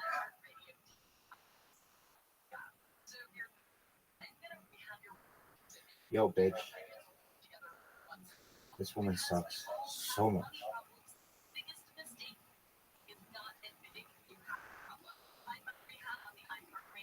Can't stop, won't stop Rockefeller.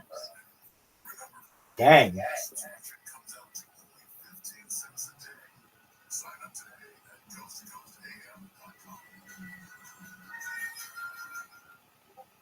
Can't stop, won't stop Rockefeller.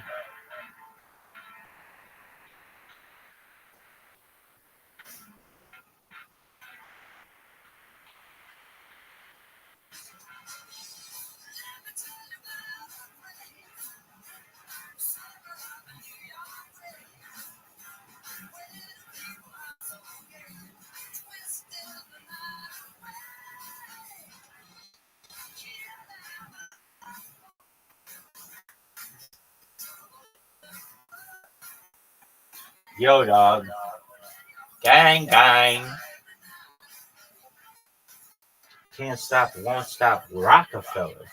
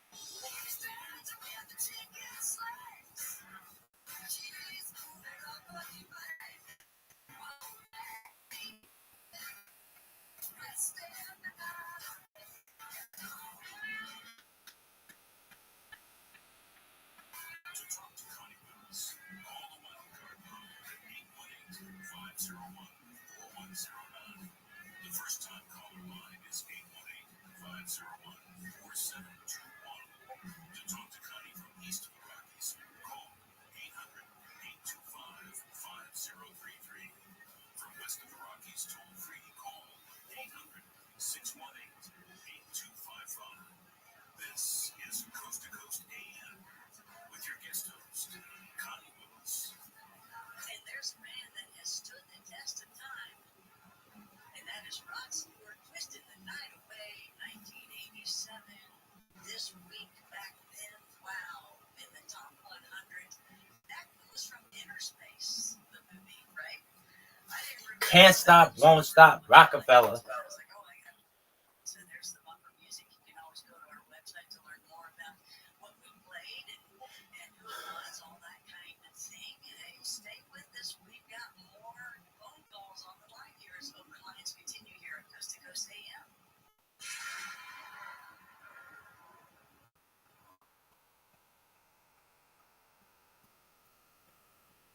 I want to talk to you about rising crime and personal attacks in our cities. Law enforcement simply can't get there in time to stop an attack, so who's going to protect you and your family? My friends at Hero2020.com are in the business of saving law. 20 my number.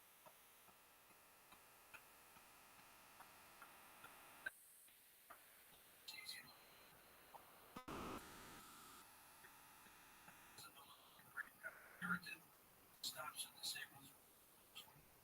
Favorite things about Hero 2020 is how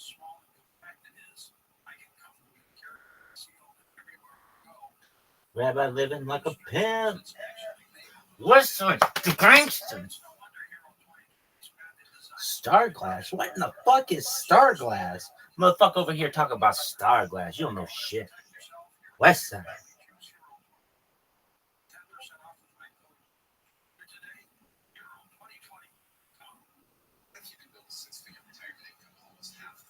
Rabbi, you are so fucking smart.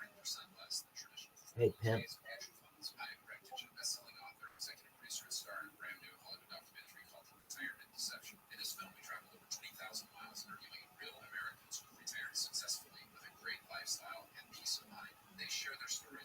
Can you please share with me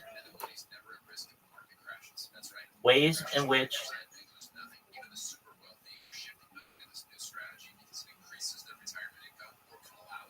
beautiful babies might be able to travel faster than the speed of light in the future? Question mark.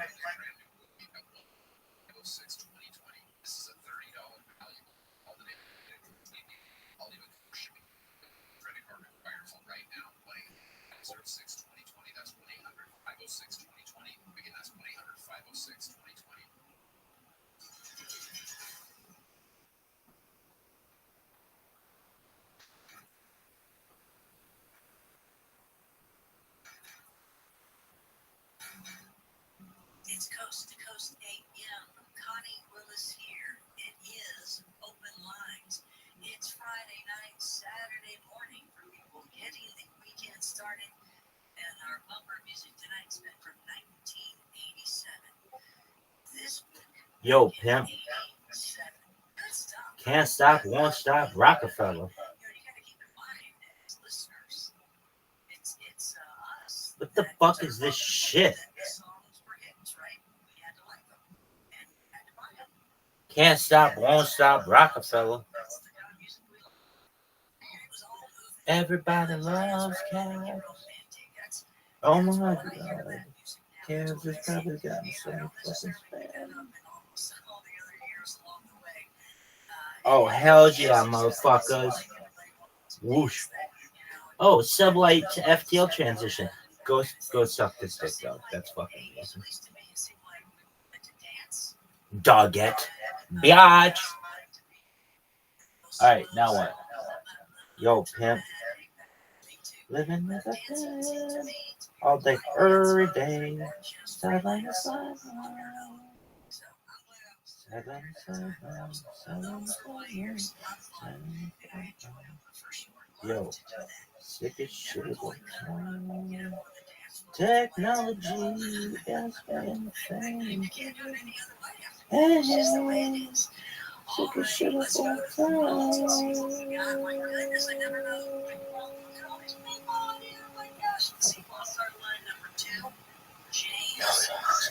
fucking for her. Word dog. Hey, let's put a button that says go to the top. Oh, fuck you, man. Get the fucking idea out of here.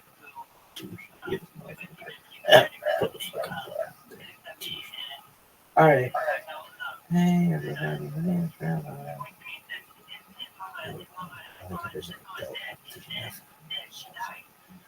Oh, ask me anything. Yo, dog, that was so sick. Hey, everybody, ask me anything. Yo, dog.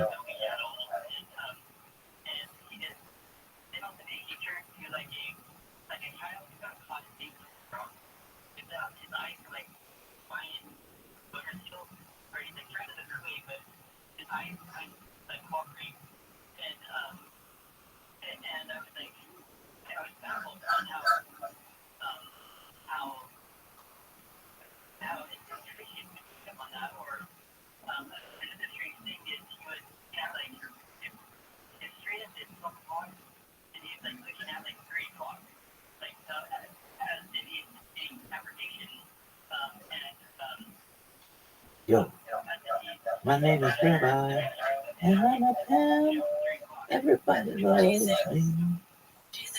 My name is Rabbi, and I'm a pimp. This girl's so hot.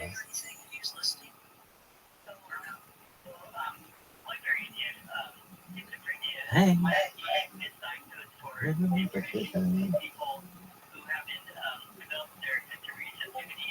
Yo, this shit sucks.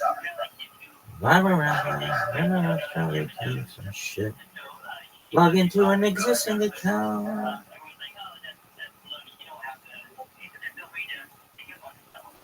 Rabbi Rothschild is a pen. I like how I can hear my echo.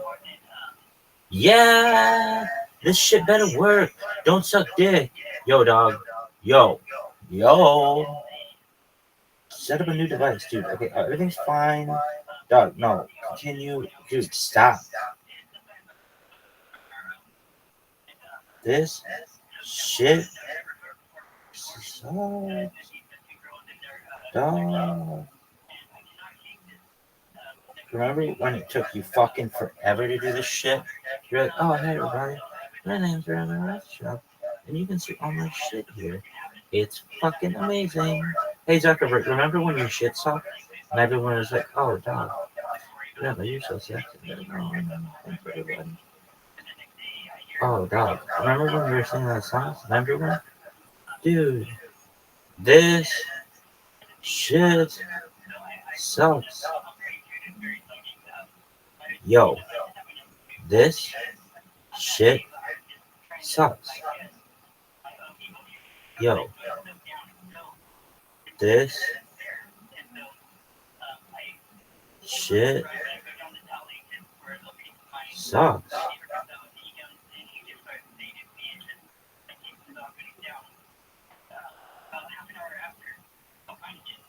Dog. Hey, Zuckerberg, remember you could be like, hey, go to bottom, which is probably something you love doing. Or go to the end or whatever, which no, probably people would entitle it. Anyway, this shit sucks. It's like, dog, this shit's so shitty.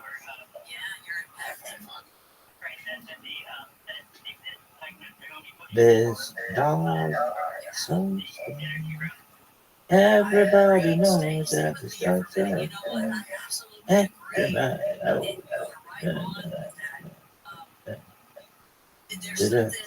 Dude, give me this shit back, yo.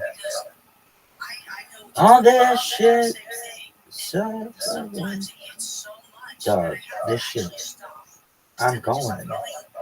He hates me. Yo, everybody knows. Grandma. Wow, this is fucking amazing. God, this shit is sick. I'll think to myself, that's not me. I'm not sad about anything. I'm not down about anything. So I'll stop, and I'm literally able, and I think you might be able to too. I'm literally able at that point to say, that's not me, and let it go, because there's no reason I'm feeling that way. And the second I do, and I step outside of it, I can observe, and I find out one way or the other that it was somebody else that I know. And I've been able Here you go. in the past decade Go. or 2 or 3 now, even realize who that person is. So I don't know if you've done that before, but give that a shot when you start feeling horrible and say, wait a minute, this isn't me. And Yo, maybe it's you. this shit sucks. But if you don't, it's exhausting, right? And so if you can step back and even figure out who it is, you will feel energized. So I hope you can do that in the future, or think about doing that, because it made all the difference in the world to me. I finally started to learn how to do that, and I still have to remind myself. Sometimes I'll be like, "Well, I'm just down and out," and then I'll go, "Wait a minute, no, I'm not. Everything's great." Somebody else is, and as long as it can get off of you, if it's somebody else's, but yeah, empaths, we have to deal with that, don't we? It can be exhausting. Caring about people so much. Thank you so much for calling in. That was really nice.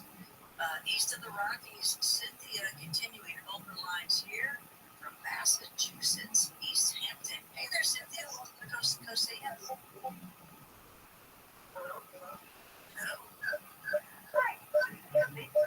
Hey, how are you?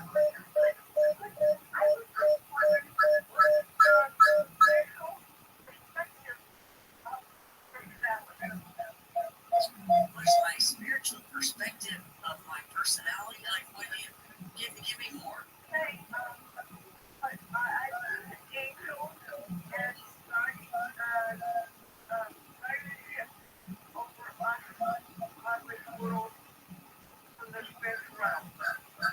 Okay. Do you believe, what else do you believe about them? Are they with us all the time? Are they guiding us the whole time? Do we hear it? Sometimes I want her because I don't have time right now. And sometimes I ask for guidance and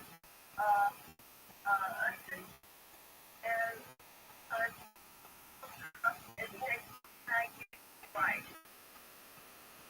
So I don't ask for much, but I ask for some guidance sometimes. And I like my words because I write poetry. My poetry has to guide me too. Nice, excellent. Good for you. Not only are you asking for the guidance, but you're trusting it as well. And so far, it's done well for you. So thank you for calling in. I appreciate that. Yeah, I'll get some guidance, and it's, I think it's you've been taught. What just happened? I always thought the Holy Spirit. Damn, dog. Other places and other areas, and I think What? thing that's important is Baby, my whole life is like that state. Tell your mother I found this video under her mattress along with her lightsaber. What does that even mean? Doesn't matter what it means. Or somebody might think it's Aunt Betsy or Uncle Jack always talks to me, right? That kind of thing. Somebody else can say that's my guardian angel. Other people will say it's a fairy or it's, something else, right? I know out in the woods, and not saying that that's where they only are, but, you got to remember sometimes, at least with me, my research, my discernment, my differentiation will allow me to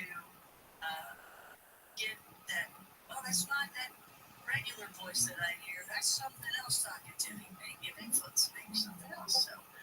So in hearing the guidance and anything that you hear, differentiation is very important, and discernment. And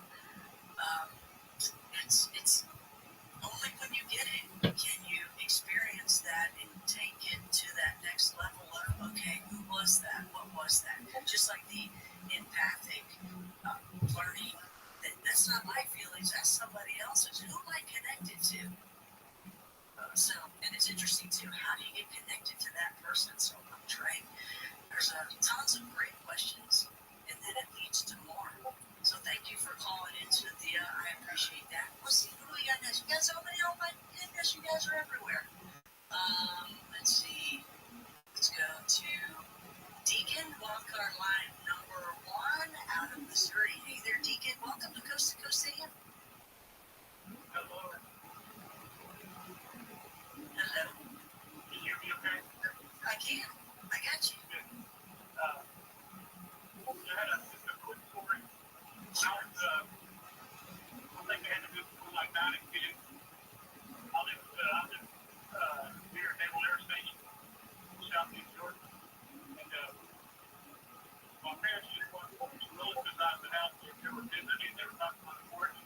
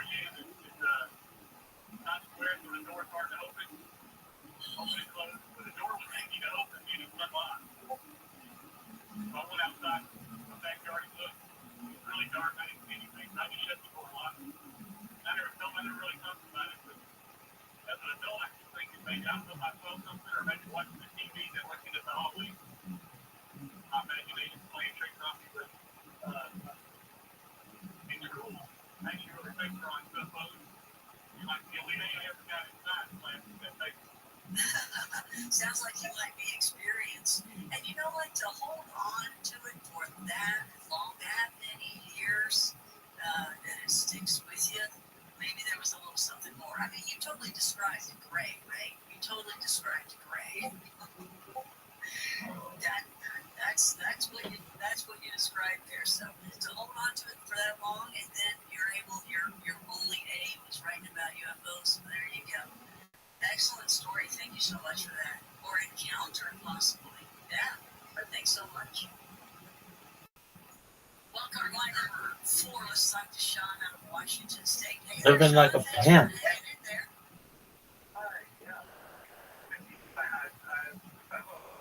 Tried to call and I talked to every guest host, tried to, and you're my favorite. Oh, well, thank you. I appreciate that. Yes, you are. And I'm talking and everything that you are is just amazing to me. And you're playing 1987, that's the year that I graduated from high school. There you go. There you go. So I did this, second time, the second week. Now I'm just gearing up, going out, and there it is. And I live out right next to Mount Rainier, on the last little town before you get Mount Rainier, and there's a lot of things out here. I on 10 acres that's right next to the Swalleys Reservation Park, and I live right next to the state park, and we have 10 acres. We've been here for 30 years, and just amazing things happening out here. Just would love to talk to you sometime. I'm flying, but you really are really special. I'm so glad that I've gotten to you tonight with you. Well, thank you. And I'm guessing UFOs, and I'm guessing strange lights constantly, and some entities too, right? Thank you, Sean. Can't stop, won't stop, Rockefeller. That's for sure. But for you, good for you. Thanks, Sean, for calling in, and thanks for the compliments. I appreciate that. That'll get you everywhere. I appreciate that. So nice to hear. And, so much hate in the world. It's so nice to hear the good stuff. Well, I want to say thank you to everybody that's tuned in. Sorry that we can't go to the other calls. Thanks for joining me for Open Lines. How about I'm a hustler, baby? I'm a hustler, baby. I hope you enjoy the rest of your July, because I'll be back next month. I'm a hustler, baby. I just want you to know it ain't where I've been, but where I'm about to go. Top of the world. That's always nice to do. I want to thank Leo for joining us. He's a great friend and he's a great person. And congratulations again on coming in third with the essay. Now give it to me. Amazing mind and so fun to talk with us as well with that British sense of humor. So thank you again. I'm a hustler, baby. I just want you to know it ain't where I've been, but where I'm about to go. Top of the world. And make us who we are. And you guys get to be the listeners out there and join us. Dog, this shit sucks. Because of these people right here: Julie Talbot, Bill May, Lisa Lyon, Tommy Danheiser, Dan Galante. It's about to go down. I'm a hustler, baby.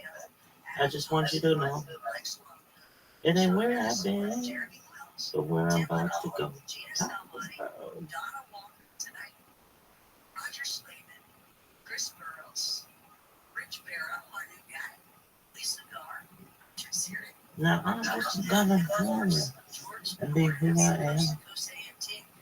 And with all this cash, you forget your man. Now give it to me. I am so happy to be here. So until we meet again, find me at ConnieWillis.com and join us. I'm a hustler, baby. Keep watching the night skies and continue with me to seek out the strange and uncover the unknown. For Coast to Coast AM, Connie Willis. I'm a hustler, baby. Yo, dog. You're so sick. Oh, that's horseshit. Bullshit. Are you fucking me? Dog. What is this horseshit?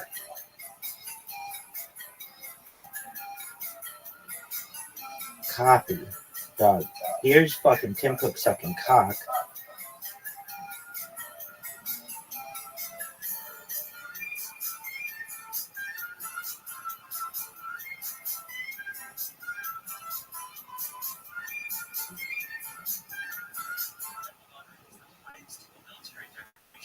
I'm a hustler, baby. I just want you to know. It ain't where I've been, but where I'm about to go.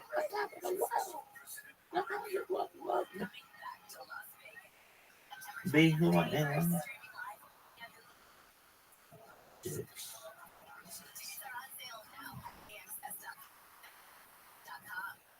Small business insurance knows opening a small business is a great achievement. They offer custom insurance solutions to fit your needs. Get a quote at small business owners trust them at .com/small business. On your phone, tablet, or TV, the most streamed titles in the U.S. Can't Swanson down on the weekly Nielsen streaming recap. Top 3 all held in place for a second week during the week of June 17th, starting with Netflix's Bridgerton with over 2.4 billion viewed. Batter on Netflix and Paramount Plus. Yo. Billion. Prime Video's The Boys hanging in just under 1 billion. Second season return of House of the Dragon. Dude, I'm just using it again. I think I did it. Disney Plus's growing office box number 5. Yeah, Dids. Oh, cool. This motherfucker just said dids. I'm just inventing parts of the fucking language. Dids. With your baby. Could it be on fire? Woo-hoo.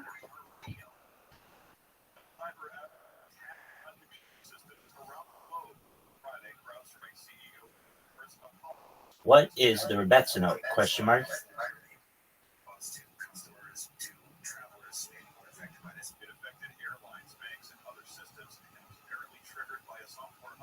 Cybersecurity firm. The United States Post Office shared postal addresses with Meta and other social platforms. TechCrunch reports that the USPS was unaware this was happening and will stop doing it immediately. The outlet confirmed that LinkedIn and Snap were also receiving addresses.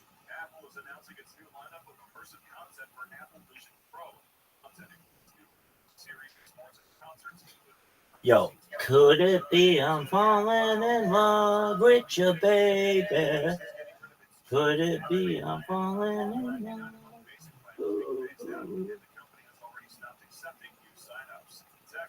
Could it be I'm falling in love with you? With you? With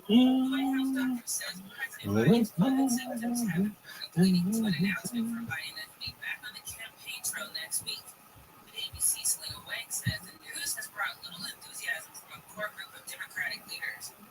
Sources tell us Senate Majority Leader Chuck Schumer, House Minority Leader Hakeem Jeffries, and former House Speaker Nancy Pelosi have all told Biden he lose to Trump and dragged out Democrats in Congress. Biden is recovering at home in Delaware this weekend. A man in Florida has been arrested for making threats to kill former President Trump and his vice president pick J.D. Vance. Delaware police say they took the man into custody yesterday after getting tips and posted the threats on social media. This comes a week after Trump was shot in the ear during an assassination attempt at a rally in Pennsylvania. A federal appeals court has ruled 2 white supremacists acted like they were part of organized crime by inciting fights and protests in Southern California. The lower court had tossed their indictment, ruling the men have been selectively prosecuted for starting brawls at protests in 2017. While the same conduct by members of far-left groups were ignored. But appeals court on Thursday ruled the far-left group was not training, recruiting, or planning to travel for similar acts like the white supremacist members had done. The case has been remanded for trial in Santa Ana. A woman has been killed in what may have been a samurai sword attack at a home in San Dimas. Deputies found a woman suffering from lacerations. This man who lives a few houses down says he and other neighbors are shocked. Right, it's a very, quiet neighborhood. Usually safe. There's nothing going on this crazy, so it's pretty definitely shocking. Video footage from Thursday shows deputies ordering a woman to put a samurai sword down. She was walking. Living like a princess, gangster. Oh, what is that horse shit? Sam Davis, Blake Trolley, KFI News. A jury has convicted 2 men of a 10-day liquor store robbery spree in LA that ended with a stolen car crashing into a tree. U.S. Attorney Martin Estrada says Anthony Flores and Urban Sanford robbed 5 Red Bulls to sell expensive cognac on social media. Well, the last one, he actually made it up for them. I ran it up various things, freeway.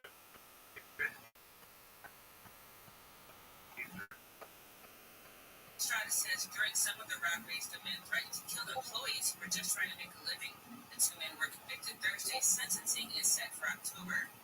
More than 14,000 workers at Disneyland have voted to authorize a strike.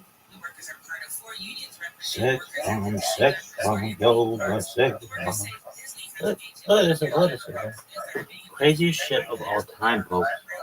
Hi, folks. strike does happen. It would be the first time it's happened at Disneyland in 40 years. Sickest shit And the San Diego Air and Space Museum is of all celebrating time. the 55th anniversary of the 1969 The gangster, the biggest playboy ever, coolest motherfucker of all time.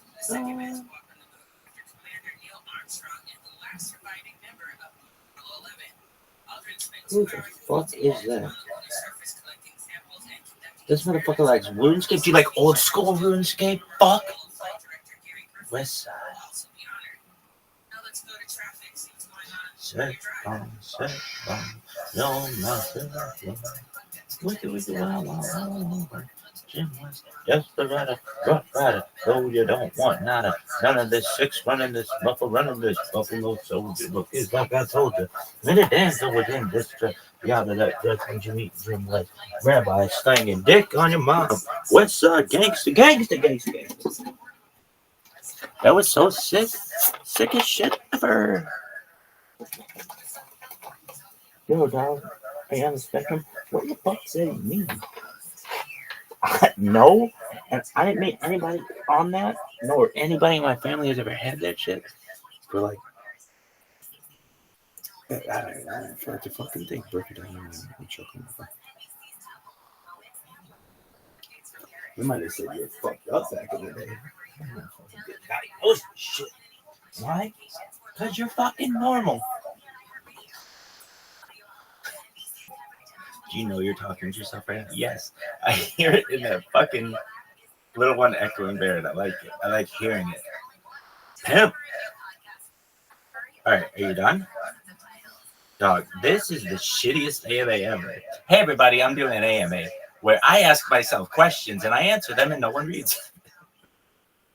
Wow, dog, that's so sick. I know. Richard Simmons' death is sick as fuck.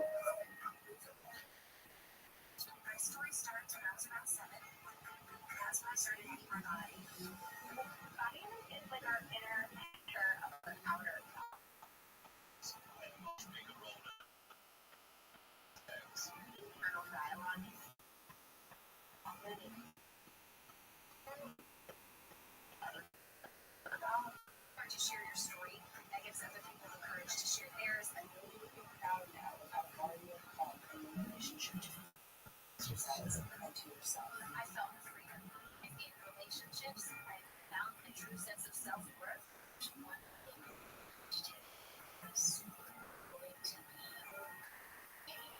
I'm Amy Brown, co-host of The Bobby Hope Show and host of 4 Things with Amy Brown podcast.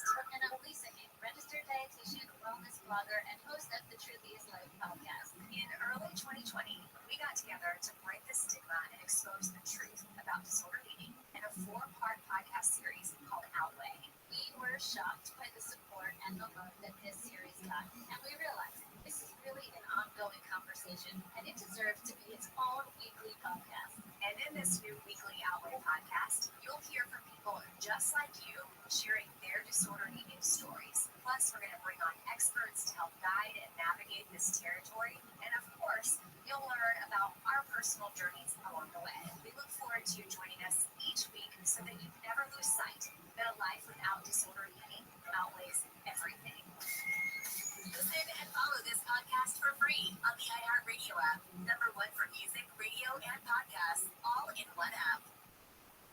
Southland weather from KFI today. Low clouds and fog in the morning, then sunny. Highs in the upper 70s to 80s, except around the inland areas where it will be up to 90. Tonight, mostly clear early, then low clouds and fog, lows in the mid 60s. In Orange County, highs in the 70s to 80s. Further inland tonight, mostly clear, lows around 65. Right now, it is 74 in Canoga Park, 72 in Sherman Oaks, 64 in Newport Beach, 66 in Fullerton.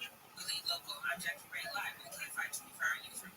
KFI AM 640 and iHeartRadio station, the exclusive audio home of NBC's Yo, pimp.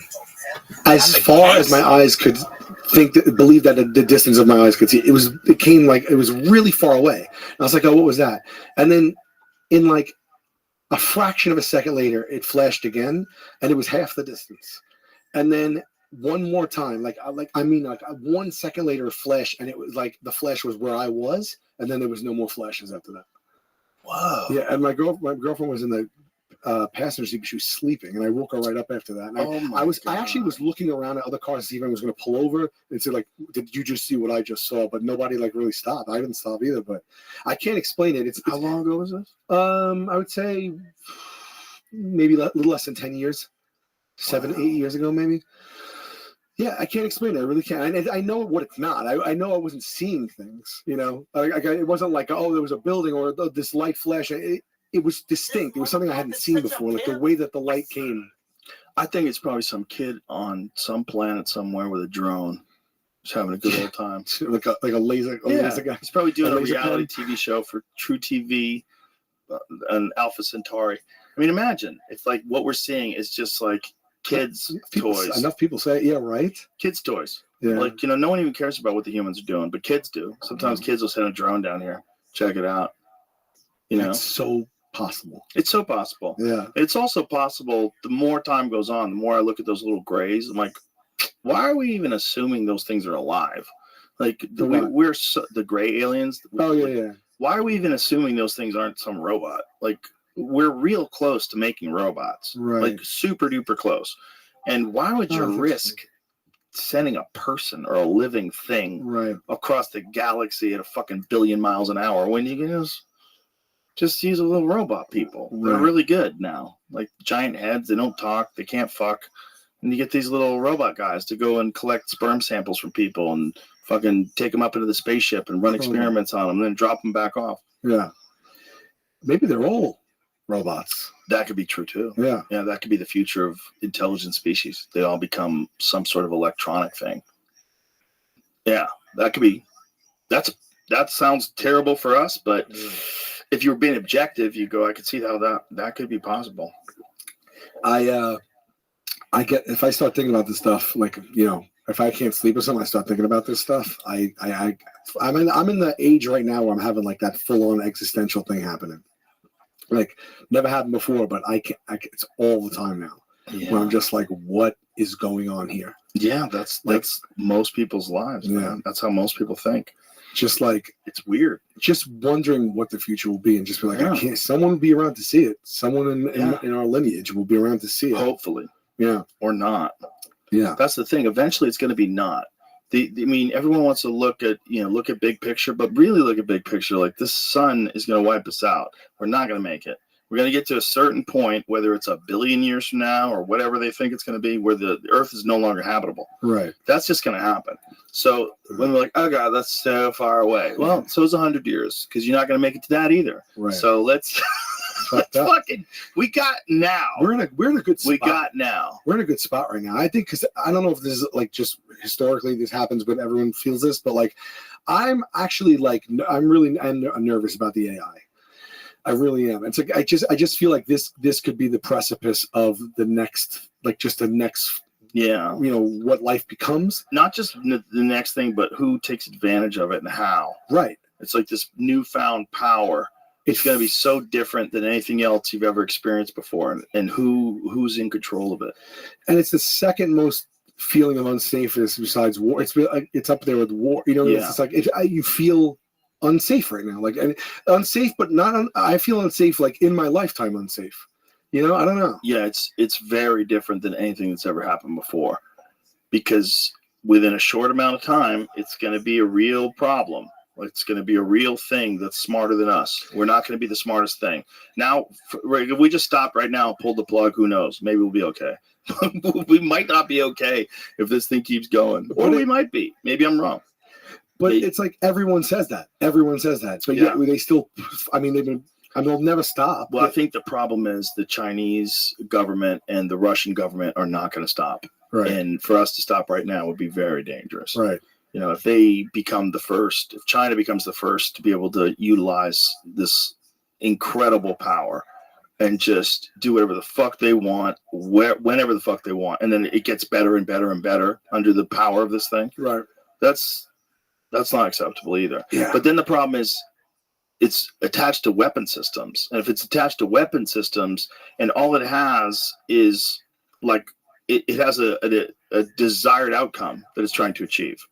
Right. And this desired outcome. Rabies. Yeah, it's not thinking about morals or ethics or how many people are going to die and how many innocent people are going to. What's the most effective way to ensure victory? And it's going to just do that. And that's going to be horrendous. And if someone from another country decides to do that first, that could be a giant problem real quick, because all it would take is dismantling our grid. That's it. All it take with that, and we're fucked. It's funny that there's because like them turning, everyone knows the theory about it turns on us, even the people in positions that are racing to get this technology. Yeah, it's a dog-eat-dog world out there, man. But it's like, yeah, that's it. I mean, it's either, I guess, don't be the one to get it, or just, in a way, this thing that could destroy everything, it's for protection. Like if we don't keep doing it, we're unprotected. It's basically the same argument that we have when we create the nuclear bomb. Right. Same argument, right? We have to do it before the Nazis do. Yeah. The Nazis get this first, we're all fucked. Yeah, this is what I'm saying. War, it's like a nuclear bomb. It feels like a ticking time bomb. It really does. I know. I mean, with everything you read, and it's like, Congress is not ahead of it. Like, that's what I'm worried about. Like, any type of, like, regulations and stuff. Well, I did a podcast the other day about it, and I think part of the problem is they can't really be. There's no way they can know everything about everything. Right. There's too many things going on in the world. If you want to ask them about cobalt mining in the Congo, and also ask them about overfishing in the ocean, and also ask them about the negative side effects of oil spills, and also ask them what's going on with pharmaceutical drugs, and there's no way any congressperson, gun control. There's no way. There's no fucking way they're going to be in charge of all that. And what are your thoughts on the border? And also, what are your thoughts on, what about seed oils? It's just plugging holes. Yeah, there's no fucking way you can be really well read on all those subjects and be objective. Yeah. So they can't keep up. They don't know what the fuck is going on, and it's happening, and all these super nerds are out there coding and banging away at it. And they're about to release Chat GPT 5.0, which is going to be the craziest of all crazy ones.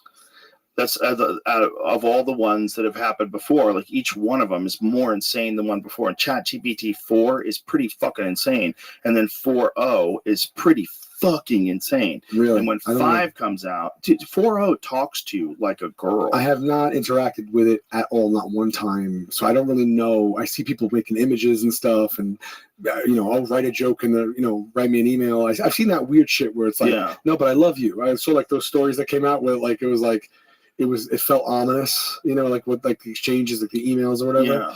But like I haven't really gone past that, because I'm like, but it feels like you have to. It feels like you actually have to. You're worse off if you don't kind of get acclimated with it. I kind of get forced to paying attention to it because of this show, and because of my friends like Duncan, who's like really, really into it. Like, Duncan uses AI all the time. Like, if he was hanging out with you, he would take your voice from record you while you're sitting there talking. Then he would run it through AI, and then he would type up a bunch of stuff for AI to say, like really embarrassing things. And then he would say, "So why'd you send me this?" And then we'll just start playing. You serious? Yeah. He did it to Tony the other day. It was hilarious. But that's ridiculous. I saw in a forum or something. Someone took my voice and made it the Michael Jackson Bad album. And they sent it out. And it's my voice singing Bad by Michael Jackson, but good. But it's my voice, and it sounds like me to me. And I was like, this is I remember I was doing laundry. I hit play, and I was like, this is fucking nuts. And that is going to be a living thing soon. That's going to be another Sal. That's going to be another Bobby Lee. That's going to be whoever the fuck they want to make it. You're going to be able to make people that sound and look and behave exactly like that. But we're going to be able to bring Rodney Dangerfield back from the dead, and he's going to go on tour as a robot. I'd see it. I'd see it for sure. Yeah. I would. I just want to see what it's like. That'd be weird. Imagine you brought Lenny Bruce back from the dead, but you didn't let him write new material, and he just bombed. Like, this is the guy we'd all go to see him. And, you know, he's like stuck in 1965. He still thinks he's, hey, dig. You know, and he just gets on stage. He's getting arrested for those jokes that people, like, nowadays, they just like. Now it's nonsense. It's my grandfather. Yeah, it's so easy. That's funny, man. Yeah, because in the context of, like, his time, what he was saying was revolutionary. Like, what is this guy saying? Yeah. But it's hard for us to recognize that wasn't that long ago, man. Not even at all. Wasn't it like 60, 70 years ago? That guy was getting arrested for telling jokes and talking about certain things on stage. It's hard to imagine that the society's changed that much in such a short amount of time. Is it the 50s? Well, he was around in the 60s, too.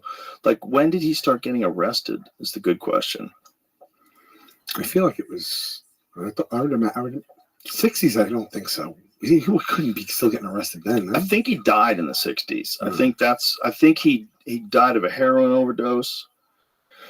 He was arrested at the Jazz Workshop in San Francisco in 1961 for using sexually explicit language. Although he was acquitted, law enforcement agencies put him under greater scrutiny, resulting in drug arrests in Philadelphia and Los Angeles. So they just started going after him. And he did do a lot of heroin, apparently. I think that's also how he died. I think he died from heroin.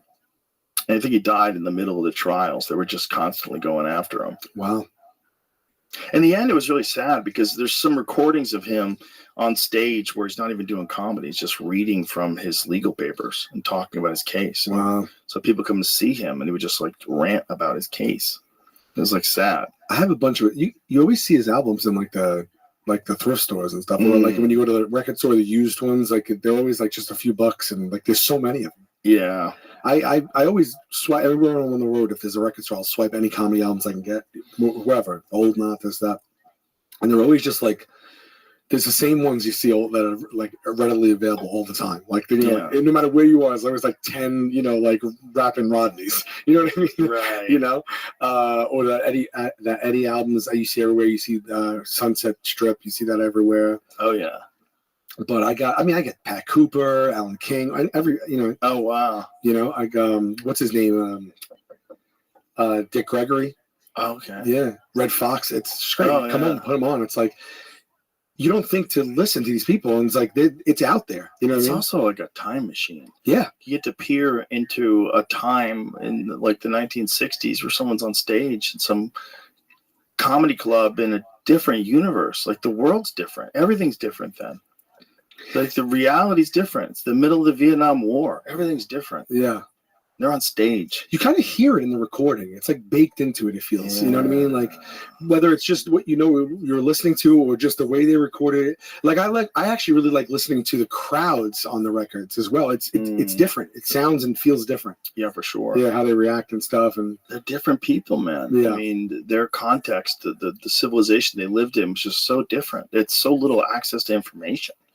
I mean, the difference between people then and now is so vast in terms of like how much we know about stuff, how much information we have about stuff. Yeah. And back then it was wild. Like, that kind of comedy was only like a few decades old. It was wild, man. Yeah. Like, nobody was doing, like, there's a great series of recordings from Richard Pryor at Red Fox's Comedy Club in LA. Okay. And I bought them once at a gas station. They just had them in like the cassette thing. Yeah. You could buy them, and they're fucking great, man. Yeah. And they're just these recordings of like Richard Pryor fucking around, making up material, working the crowd. You hear like ice and glasses. I and love everything. it. That's exactly what I was talking about. That's the kind of thing I love. I love hearing that. It's so cool. Yeah, it's so cool. Clinking and the clanking and the shaking and stuff. It gives like it's its own thing. It's like a you know what I mean? You've seen the Pryor's Tonight Show, right? Yeah, sure. Yeah. Yeah, just like totally clean cut Like, yeah, it was like I know. I was like, wow. I know it's kind of weird. It's kind of weird seeing that. Yeah. Well, that was also George Carlin. George Carlin's early days. He's real clean cut and clean jokes. Oh, I haven't seen. Yeah, he wore early. a suit and a tie. Yeah. See if you can find early George Carlin. Yeah, you'd look at me like, no way. That's the hippie guy? Yeah. Like, no way. Yeah. I know his material though. I don't know what it was like the early material. Very clean. Yeah. Very like regular comedy. Look at him. We stream of them for our entire lives, and I've noticed something. Holy shit! When the Westerns involve Indians, and sometimes they don't. Sometimes it's Brian Don Levy with a black hat and a crooked card game. But when they involve Indians, the big that scene same always eyebrow seems to be thing. when the Indians finally attack the Cowboys. We've been waiting for it throughout the entire movie. You can see them standing on the hill. And that's the big scene when they finally get to them. And you always see exactly how the Cowboys prepare for this attack. They're pulling wagons around the circle. Get them old ladies up there, holding up the weapons. Come on, now tear up the petticoats, use them as bandages. Get that water up there. Stand. Big hassle. We never see how the Indians prepare. And it's their attack, right? Now, the Indians were good fighters. Just because they started in Massachusetts and wound up defending Malibu doesn't mean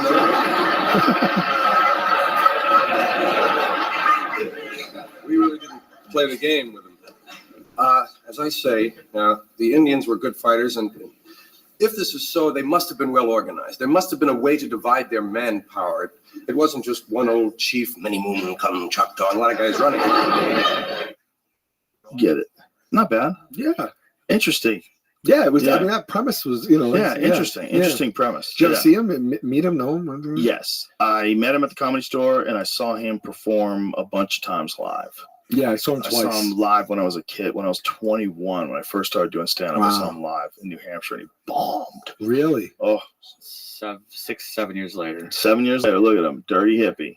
Found out about hippie pussy. Revolution. He's like, hey, I'm playing the game wrong. Probably did a little acid. Like, what am I doing with this fucking stupid tie on? I mean, that is a coast to coast transformation right there. Real quick too. Yeah. Just a couple of years. A few years. Yeah. Like, what did you look like 5 years ago? Pretty similar. So that was 65 to what? I think it was August 31st, 65 to March of 72. That's crazy. I mean, he's nearly unrecognizable. Yeah, he also looks way older. Like that doesn't look like a 7 year. Acid. That's all that acid eating you out from the inside. Oh! Yeah, he aged hard, I guess. Yeah, that's pretty nuts. One of the greats. Yeah, man. Yeah, I mean, without all those guys, I mean, that's what's really interesting about the art form. Without guys like Lenny Bruce and George Carlin, just a few people. It's just a handful of people. Richard Pryor, handful of people. Red Fox. What would this be now? Like, what would it be? It's kind of crazy. Rickles, I heard that. Yeah, Rickles, sure, definitely Rickles, right? Rickles is like the original roaster. What an animal that guy was. I have a photograph in my living room that he autographed to me right now. It's like a prize. It's like if there's a fire, amazing. It's the first thing I'm grabbing. Yeah, that's amazing. He was awesome. Yeah, he was so nice. He was so kind to us. Animal on stage.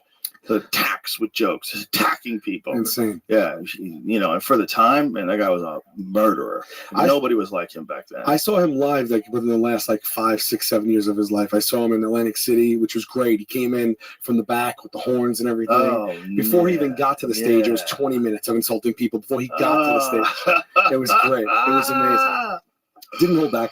And then I saw him again later. Like I saw him 2 years before he died up at Westbury, Long Island. And he sat in a chair for this one, but he still did 2 hours. Wow. Yeah. That's awesome. Yeah. That's awesome. And then I got to go backstage, and it was like freaking midnight, and he's with his wife and one other couple, and he let me come in and spent when the people come in, you got to leave, helping him out. He kept waving him off, and he talked to me for good 10 minutes. Oh, that's great. Yeah. I wish I saw him live. There's a few guys that are like, damn it. I miss seeing him live. Shit. Yeah. Saw Kinnison live quite a few times. Oh, wow. I saw Kinnison live at least three times. I saw him once live at Great Woods, which is this outside concert area. And then I saw him live at I saw his career start to slump. I saw it in real time. Even though I was still a huge Kinnison fan. The second time I saw him, I was at this shitty kind of casino-y place. It wasn't that good. It wasn't packed. And then the third time was kind of the same thing. Well, you were a comic, though. Yeah, I was just starting out. But you went to, like to a maybe show. I wasn't a comic yet. Yeah. Like maybe I was thinking about doing comedy. It was pretty close. It was like maybe right before I did comedy. But he went from 86, where he was on top of the fucking world, to like 88. It had already started to kind of fall apart. Yeah. It was wild how quick it happened. Yeah, wow. Like he had this one amazing album and one amazing HBO special. And those two were like his best things ever. And then everything after that is just too much partying and blow and just got caught up in the life, and the material wasn't that well thought out anymore. He's just like, his brother wrote about it in his book. If you read Brother Sam, it's a fucking great book. Yeah. Bill Kinnison wrote it. It's really, if you're a fan of comedy, it's a really good book. Yeah. But just tells you how this fucking wild man, like how different he was. Just plummeted. How long was he at that height? You think It was a few years. Yeah. You know, I think before he got discovered, like before Rodney, to I bet like from everything that I've heard from people that were around back then, he came a monster. He was already a monster from the beginning because he had been a tent revival preacher. Oh. So he was a tent revival preacher who knew how to do stand-up.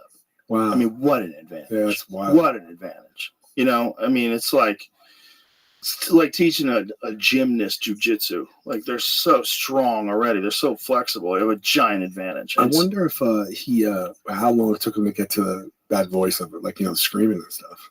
I think he had it from the tent revival days, because there's recordings of him doing sermons, and he would do it like that. It's bring you in the air and Jesus. Yeah. And it's like really powerful stuff, and that's a form of show business, clearly. Sure. Yeah. And he was really good at it, and so he. I've never seen an first old guy. set from him or anything like that. You've never seen an old set? No, I've only seen him trench coat guy. You know? Okay. But there's some that are online. You can find on YouTube of him with like a leather jacket on and a comb over. It looks like shit. Wow. Before he started wearing the beret, yeah, he used to have a comb over. You know, he shit. Wouldn't shave the head. Couldn't give in. Right. Nobody gave in back then. He wanted to be a rock and roll guy too. So he had long ass hair and like a bandana. It was ridiculous. So that was him in the early days. Wow. His last sermon. But he was in 82. Something I was just reading said he was a door guy at the Comedy Store starting in 1980. So he probably broke off to make a little money doing a sermon. But this is like what it sounded like. Without Christ in my life. Get to the sermon part. I don't want to hear any songs. There's gotta be some script. Is it mostly songs? Here it goes. I feel like I have as much. I feel so grateful. You can't believe how grateful I feel towards the Spirit of God for what He's allowed me to be part of. And I know I wouldn't have had it without this church. Amen. Without these ministries that you see on this platform. Amen. And without yourselves. Amen. We've all played a part in each other's lives. We've given to each other. Amen. So that was him just preaching.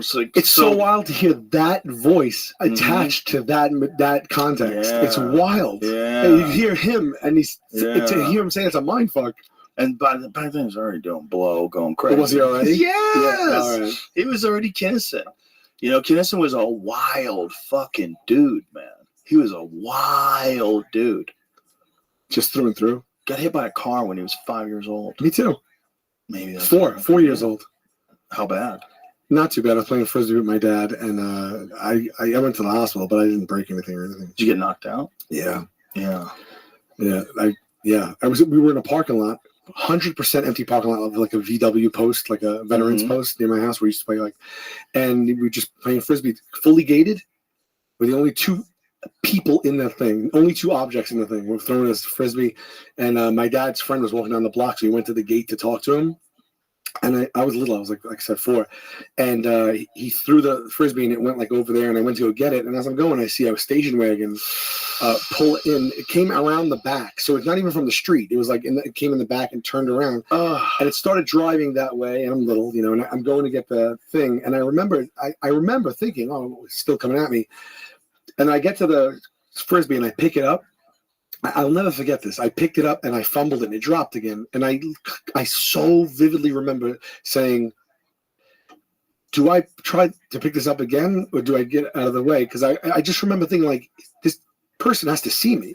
Oh, I'm the God. only object in front of him. Oh my God. And I went to pick it up again, and I woke up when my dad was running, and I was in his arms. Yeah. Holy shit. But it wasn't bad. It wasn't bad.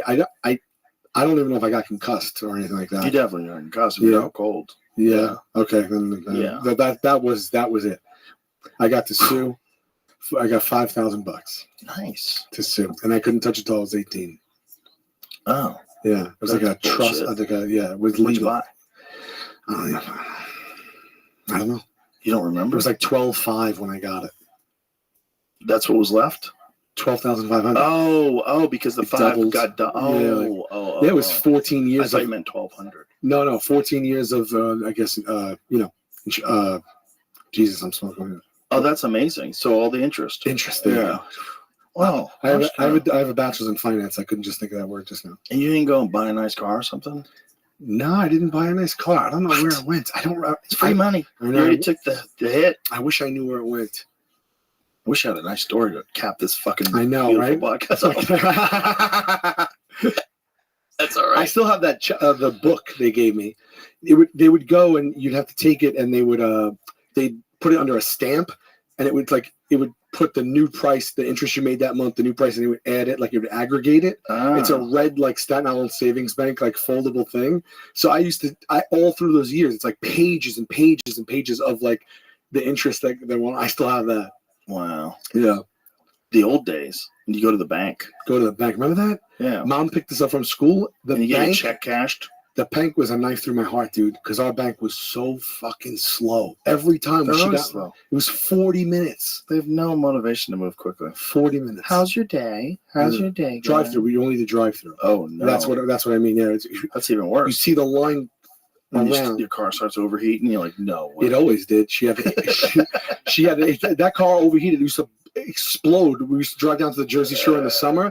We'd be in the back seat, bench seats, everything, like, right? It's just my mom. This thing's a fucking boat.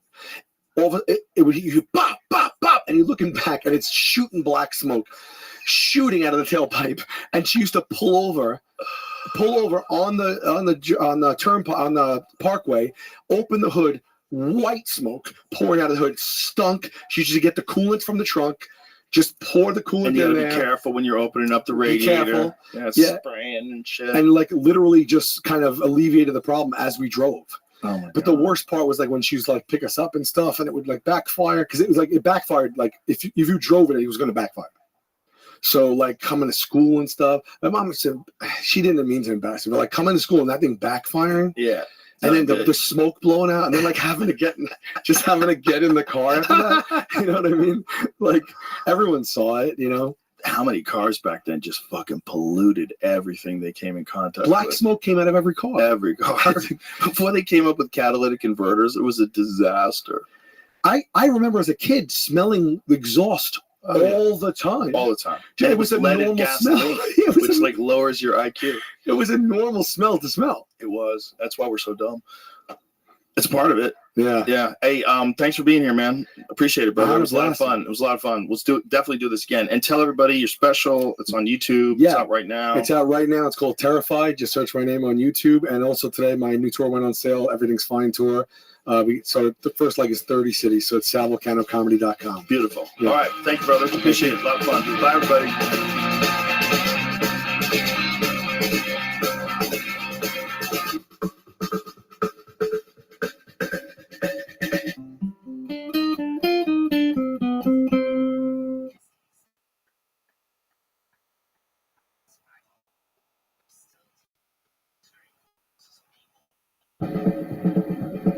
Joe Rogan Podcast, check it out. The Joe Rogan Experience. Train by day, Joe Rogan Podcast by night, all day. Oh, boy. I think I've known you for 30 years. You know how crazy that is? 31. Is it really? Yeah. Wow. I remember the day we met. Really? Baskin Robbins on Melrose. Really? Yeah. Did we meet at Baskin Robbins? Baskin Robbins. I got one of those memories like the girl from Taxi. Oh, do you really? We got a mint chocolate chip, double scoop, and I had peanut butter and chocolate. I think you're making this up. Well, think you're making this up. He's making this I up. was like, oh, let's see how this goes. Yeah, as soon as he was saying he's got a memory like the lady from Taxi, I was like, I couldn't even remember her name. That lady's got a crazy memory. She does. She can tell you like dates in 1972, what day it was. Dude, I bumped into her at a sushi joint once, and she reenacted the day I lost my virginity. It's unbelievable. Wow. She remembered it. How does she know?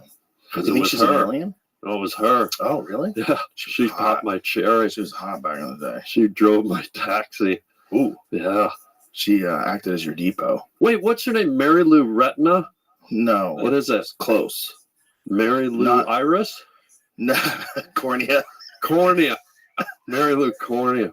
What was her name? Retton? That's the gymnast. She's the gymnast. That's the gymnast. What was her name? Is it Marley Matlin? That's the deaf chick. Yeah. That's the one that everybody had to pretend was really good at acting. But she did win an Oscar, didn't she? Mary Lou Henner. Oh, she did the tampon commercials. Did she? Yeah. And who better to do them than a Tumblr? They get guys to do them now. Yeah. It's a new world. Yeah. Yeah, there she is. Back in the day when she was on Taxi, she was hot. But you can't ever lie to her. Yeah, she knows everything. Like, You didn't. You're like, I didn't say that. Like, not only did you say that, you were wearing this. Yeah. Yeah. Yeah, she just knows it all. Yeah. Unbelievable. That's probably a real issue in relationships. Like, Yeah. you can never argue with her about who is right. She remembers it. Yeah. 100%. You got a foggy ass bullshit normal human. Like, how good's your memory? My memory's not that good. Maybe she's an elephant. I don't think their memory's that good. They say they are. Yeah, but like shit that you would remember too. Right. Like, how often do you watch one of those nature shows and you see like elephants wandering around aimlessly and you know they're looking for their car because they can't remember where they parked. Idiots. Imagine if elephants could drive. That would be a real problem. God. How big would their fucking car be? How big would their roads have to be? Wow. If anybody else, any other animals, started developing electronics, I think we just kill them. Yeah. Be like, what the fuck are you doing over there? Like, we wouldn't be cool with chimps fastening their own weapons. If they started making guns, if chimps started smelting iron, like figuring out ballistics, you see chimps on the range. Yeah. You're like, hey, only us. Yeah. Well, isn't that what Planet of the Apes is all about? Like, similar. They evolved to the point where... Wasn't the new one like experiments? Wasn't it like some kind of experiments? How it's like kicked off. Like they were doing, like back in the day, it was like a time machine thing. Like they went right, like the really old ones. Yeah, the first there's a one. time machine, and you go forward in time, and you realize like, oh my god, the apes are now humans, and Yeah, they we're landed bullshit. so far in the future on Yeah. Earth. You know who wrote that one? Rod Serling. Oh, did you really? Yeah, He from was the Twilight Zone. fucking man. He was the way ahead of fucking his man. time. With everything. Genius. So many good episodes. You go Yeah. back to watch the Twilight Zone. It's like no production value, no money for special effects. Incredible show. And that's what was part of their charm. But the music, everything worked.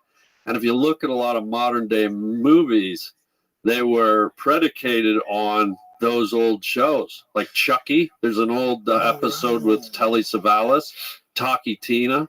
Hi, I'm Talkie Tina, and I'm going to kill you. This was a doll, remember? Fast forward to Chucky, that demented, red-headed, freckle-faced freak. Look at that. There she is, Talkie Tina. You know my favorite one was To Serve Man. Oh, yeah, it's a cookbook. Yeah. And then Julia Childs walks out of the UFO. Yeah. Yeah. Hello, everybody. We're going to serve your children. What did the aliens look like on To Serve Man? It was very bizarre. Yeah, they had giant bulbous heads. Yeah, there it is. Yeah. There it is. Yeah. They look like Herman Munster without the hair. How bad this fucking makeup is. You Yeah, can see where you it's can glued to see, his yeah. cheek. You can see everything is so Yeah. shitty. Like you Yeah. did better than that in a high school musical. Speaking of human cookbooks, I have a buddy who just had a kid, and he told me him and his wife made placenta smoothies. And I'm sitting here going, what if you love them? What if you love the taste of your own kid? And one day you're with Billy at the park, and you're just looking at him, and you're like, You know, you start licking your lips like he sure did taste good. And then cannibalism, and you eat your own kid. I don't think it's actually eating your own kid. I think it's eating the nutrients that provide nourishment to the kid while it's in the womb. It's not. You're not eating the kid. The kid is separate from the placenta. It is? Yeah, the kid is an actual. I thought it was fetus. covered, like, you know, when a gazelle drops its baby on the Kalahari and it like licks all that film off it. Isn't that placenta, or is that just like a pasta sauce? It's like carbonara. I think that is placenta, right? I mean, it probably must be. So isn't that what human kids have? Don't they have that like But gazelles? it's not the kid itself. It's the nutrients that the kid was consuming while they were in the womb. I believe. Obviously, I'm not a doctor. Yeah, look at this. Is this one going to drop it? They eat that. Is she about to drop? Boy, how vulnerable are they when they're giving birth? Oh yeah. And half of those kids get snatched up immediately by a cat. Yeah. Some cats or wild dogs or something come run over and steal your baby, and that's it. You carried that thing around inside of you for months. You love it more than anything in life. They'll protect it. Like, like obviously they have like this insane connection with that baby, and then it gets snatched away by a cat. It literally doesn't get its first bleat out. Yeah. Like it lifts its head and then bong. Well, that's one of the things that people have to be very aware about in North America. What? Bears. What bears are doing to deer and moose, the same thing. Like half of the, like if you really love deer and moose and elk, and stuff I love like that, them. half of those animals, babies got eaten by bears. Yeah. They eat like half of the babies that come out. Half. Yeah, like it, you know, it's a good thing in a good ecosystem To cull the herd. Yeah, well, it's not even just to cull the herd. It's just that's what they're there for. Like it's a system. We look at it like it's this beautiful thing because it is beautiful. You see these animals in the wild and nature, but what it is, it's a system. It's like a mathematical system. You have numbers, and the amount of predators is based on the amount of prey and the amount of babies they have and the amount of babies that survive. And you know, animals that have less babies don't survive as well. Animals that are bigger fight off the wolves better. It's like there's a whole system. The whole system, and it trickles down right to the vegetation and the ecosystem. You know this, like if they remove the wolves, then the elk and caribou herds expand, and they start eating all the growth on the riverbanks, causing erosion. The rivers flatten out. It just So you have to have those predators. So I'm glad they're eating half, and I'm gonna, if they're listening, eat 3/4. If they weren't eating half, we would be overrun by deer and elk and deer. You'd have a situation where you have like in New Zealand where they have to fly over the hills and just gun them down. Moose in New Zealand? In New Zealand's a wild place. Yeah. Literally, but There's it's gnomes. beautiful, so beautiful. Elves. But they got there in, I get the 1700s or something like that, maybe the 1800s, and these European settlers, these European explorers, like, this place is so beautiful, but it doesn't have any things for us to kill. Why don't we bring in a bunch of wild animals from Europe that we like to kill? And so they turned it into like a wild game safari park for hunting. Jeez. Yeah, so there's all these animals like stags and all these different kinds of deer, all these animals that are not supposed to be in New Zealand. And they're everywhere. Just overwhelming. Like if you buy elk, like if you go to a restaurant and you buy elk tenderloin, most likely that elk is coming from New Zealand. No. Yeah. There's elk in New Zealand? A lot of elk in New Zealand. And it's they probably are allowed to consider stag elk too. I don't think that's a good question. I don't know. They're so similar. They're such a similar animal. They probably taste exactly the same. Elk have a cool sound, but stags have a really cool. Stags sound like a lion. You ever heard a stag roar? Yeah, it's really fucking cool. And then when they mate, the male elks do that whistle. That sounds like they're playing a piccolo. Listen to this.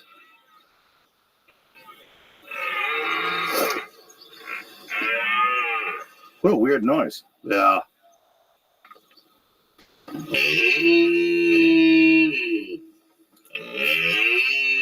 at his penis going up and down. Oh yeah, they jizz all over themselves. Wow. Well, I've seen elk do it where they just piss all over themselves while they're screaming. They're screaming. Elks are even cooler. Give me an elk bugle. Elk bugle, I think, is the coolest sound in the world. Oh, me? Bro, if you didn't know, if you were in the dark and you were in camping and you heard an elk bugle and you didn't know what that was, you think, oh my God, there's monsters out here. Yeah. Yeah, there it is. Couldn't you imagine that being a monster? Yeah. It's sort of like an instrument. Imagine if it's dark out and you hear that. You're like, fuck! Yeah. It's demons! Yeah, that's kind of haunting and scary. That's the greatest animal. And then they go into the big cats go into Flemin.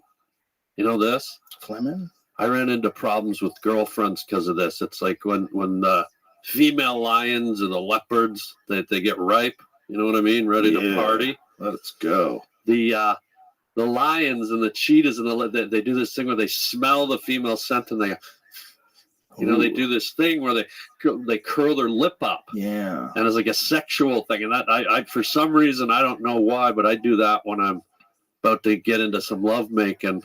You do a little bit of that? And do you embody the lion? I don't know. I just have the thing. And they never stick around. Yeah. Phlegm response takes place when one lion of either sex sniffs or smells the urine of another. Chemicals and hormones contained in the urine elicit the phlegm response, usually after smelling the urine patch on the ground or vegetation. The cat is doing the smelling will lift his or her head and hold their lips back in a strong grimace. Let me see it. Yeah. It's just like him. Look. I got to start dating girls that wipe, I guess. Look at his face. That urine. Imagine looking at that right before it fucking closes down on your neck. And go, oh yeah, I'm not getting out of this. There's fucking no escape. There's no hip escape. There's no jiu-jitsu move. there's no poking in the eye. That's a wrap. That's a wrap. Look at that mouth. That is a wrap. A rapidy wrap. I had a moment when I was on safari in Africa where it's the only time in my life I started shaking. We were on a private Land Rover. We came up on 2 male lions that had just made a kill. We were literally probably, I'd say, 25 feet from them. And one of them got up, and we're in the open Land Rover, right? With no protection, no windows. That is such bullshit. So we got the guy driving from our camp, and this thing, one of them got up, walked halfway to us, and just did that burning stare with its golden eyes. Oh my God. And I was holding my hand, because it was one of the few times in my life I felt like I was in death's door. Like that lion could have been on me in 2 seconds, and it was terrifying but exhilarating at the same time. How do they know that the lions won't jump into the cab and pull people out? They get acclimated to these kind of clunky things, and believe me, I know nature's unpredictable. How much trust do you have to have? Well, I said to our driver, he was parked in front of a stump. I said to him, dude, I know you do this every day. Get away from the stump. We need to have an exit strategy. Yeah. And so he goes, oh, we'll be fine. I said, no, move from the stump, because nature, you don't know when nature's gonna. Did you know that it was going to be an open air thing? Yeah. And you were cool with that? Yeah, it's beautiful. But I didn't know we were going to come up on 2 male lions that were in the middle of eating a wildebeest and be the only ones there and like 25 feet away. And one of them was going to shorten the distance by half. Oh, God. Was this before or after the lady from Game of Thrones who was the video editor? She's one of the video editors of Game of Thrones. She got pulled out of a car by a lion. She did? Yeah, she well, there you go. There's your answer. Yeah, it can happen. I think it was a different situation, though. I don't think they were acclimated to the open air ones, because in this one, it was cars, and she rolled her window down to reach out to take a picture, and the cat just snatched her. Oh, idiot. It's like a toy. I mean, you're basically rolling a piece of yarn. If a cat sees a thing that he couldn't get, but now he can get it, their instinct is just to get it. Yeah. Like, even if they never would do that if the windows were rolled down from the beginning, the moment they see you peeking out, like you're basically like dangling. Is this a video of it? This is how it happened? Oh God, that's so horrible, man. Oh my God, look how big that thing is. Imagine that pulling you out of the fucking car. Oh my God. So I was in Florida once, and I was doing a gig like on one side of Florida and had to cross over to the other side. Whoa. And in between, were you walking? No. Daddy here's where it got clunky, right? I rented a convertible, right? Because it's Florida. Right. So I had time to kill, so I... Where is he?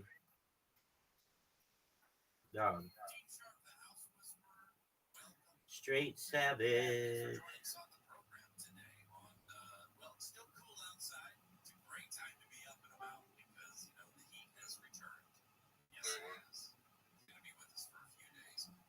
It's Rabbi. I just deleted your message and banned another one of your things. I know, I saw it. That's what got me to you. Oh, wait, hold on. That's when I had turned up. You're good. It was like a reminder for me to see you. How are you doing? What's good in your neck of the woods, Straight Savage?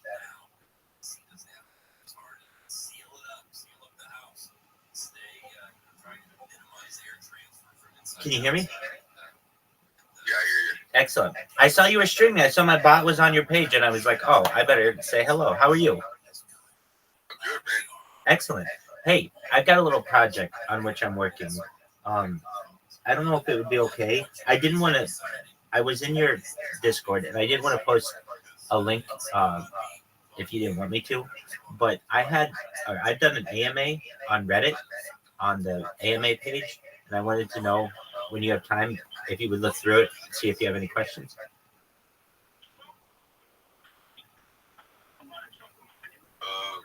Yeah, just there's a self promo one. Oh, you have it? In there. Excellent. Where is that? It should be under stream stuff. Okay, let me see here. Stream. Oh, I do see it. Okay, okay, I just didn't see it earlier. This is perfect. This is exactly what I needed. Feel free to go through it if you ever want. It's got like 300 questions or so thus far, and it's going to be really big. People from Kick are contacting me because they're seeing this Reddit post. So I answer all kinds of interesting questions in there, and I'm also going to ChatGPT because it has a lot of really interesting stuff. Like one of my most recent posts was, what are 100 ways to travel faster than the speed of light? And so, that's a good question. And I want the world to know the answers. So I put it in there. Warp drive, there's like wormholes, there's like interdimensional travel, there's plasma engines. So check it out if you have a chance. And I just want to drop in and say hello, and I hope you're having a great day. All right. Well, with that, I'm going to go bring joy to the rest of the world. Again, apologies for my bots. It won't be forever.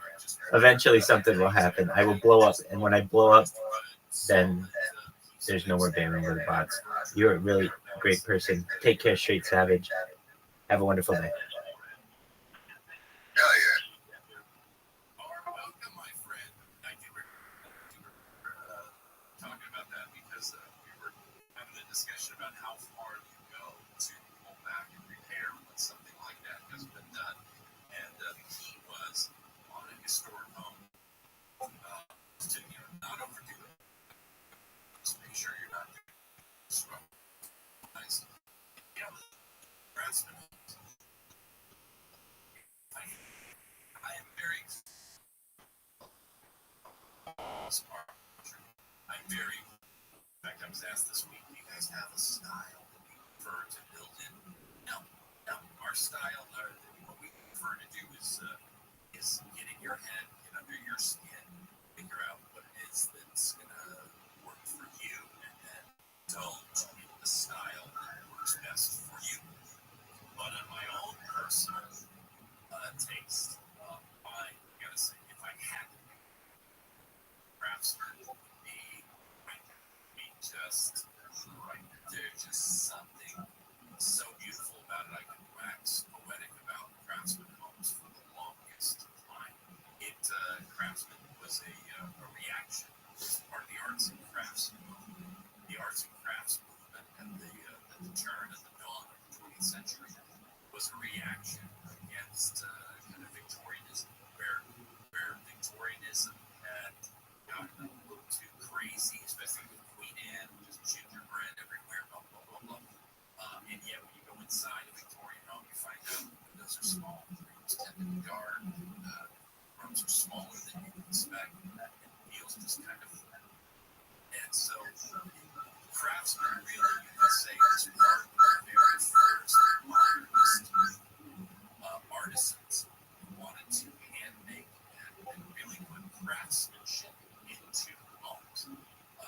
It doesn't seem to the observer from the outside, you're like, well, I look at a craftsman home, it seems more simple and plain than a Victorian home with all that gingerbread shingle and all of that. So, isn't that really kind of opposite as the craftsman home? Take less craftsmanship than so this is the confusing thing, and I know I'm just Michael's question inspired me to go off on this. The thing that you got to understand about late Victorianism is that all of those shingles, all of that gingerbread, all of that detail work was a celebration of industrialization. Okay, if you could imagine what it would take to hand make all of that kind of trim, that is just monumentally crazy, the idea. So what was happening was really, Victorian homes are really right under the skin, historically, a celebration of mass production, factory mass production of trim and that kind of stuff. Mass production of trim. Those who are really looking for artisan and craftsmanship, the craftsman home and the arts and crafts movements are moving away from mass production back to clean lines and worked wood, and that's what you get. And there's these beautiful Asian influences in the arts and crafts movement, timber influences. It was a celebration of wood and simplicity and beautiful lines, and I can go on, but I shouldn't, because it's time to break when we come back. More calls. You are listening to Dean Sharp, the House Whisperer, on KFI. If you didn't like that opinion, keep listening. We've got a few more. KFI and KOST HD2. Los Angeles, Orange County. Live everywhere on the iHeartRadio app. Airlines are bouncing back. Jack Ray in the KFI 24-hour newsroom. Airlines are trying to resume normal operations from the global computer issue that caused thousands of flight delays. Conference has never been into transparency, and they plan to share with customers how this happened and steps to prevent this from happening. If you are traveling and would like to avoid the chaos, it's best to check with your airline before showing up here today on board. ABC's Morgan Norwood says CrowdStrike is an American cybersecurity technology firm blamed for computer issues around the globe yesterday. Hospitals, banks, and 911 systems were also impacted.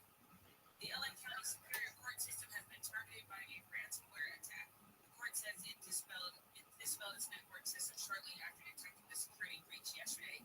They say the systems will remain disabled at least through the weekend to limit further harm. Preliminary investigation shows no evidence of poor users' data being compromised, but officials are looking into it and trying to fix the issue. Street vendors in LA have won a lawsuit settlement with the city. Doug Smith of Inclusive Action for the City says the apathy here could spread elsewhere. And now we're sending a strong message to other cities across California. If you have an arbitrary federal vending ban in place, you are breaking the law. No street vending zones have been raised, and now vending can also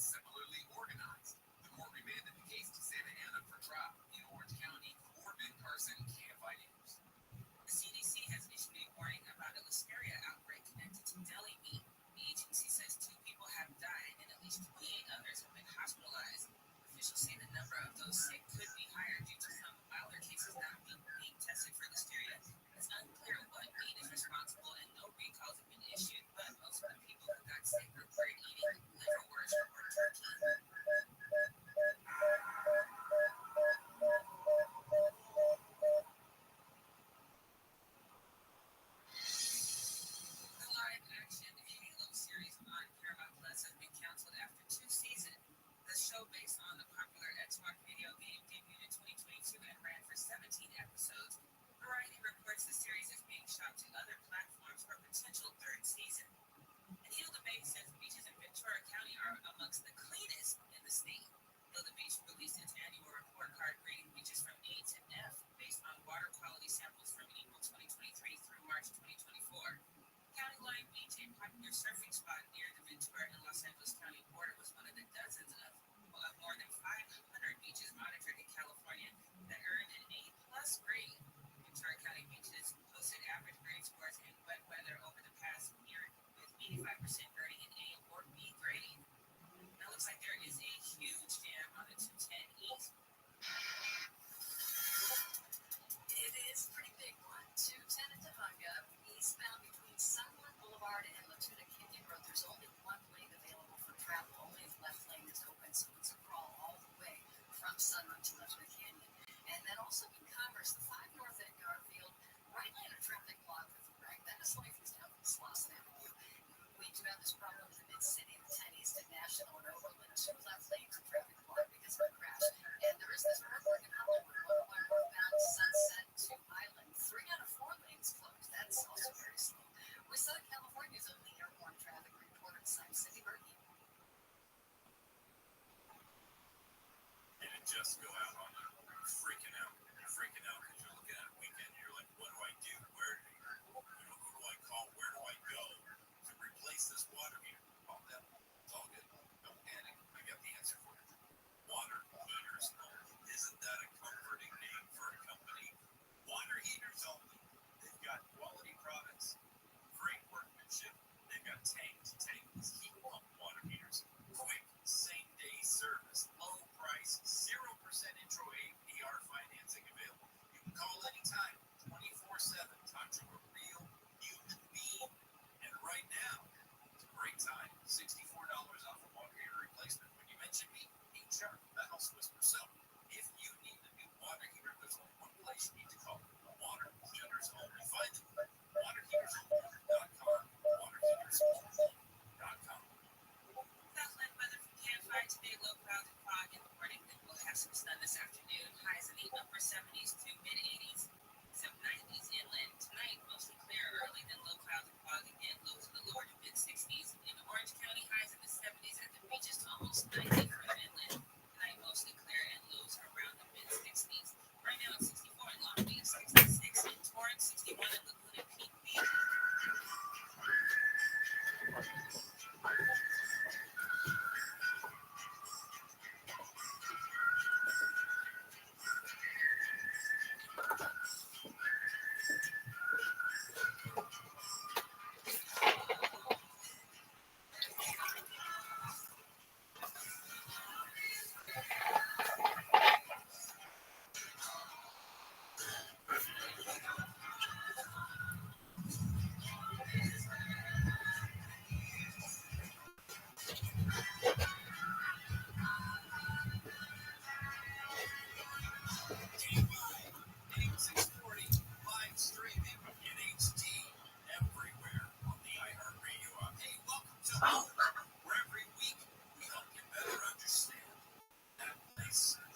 I am much more flexible with my left arm than my right, and I don't know why.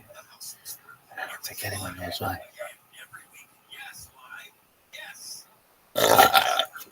Oh, man. God damn. Oh, who's next? No.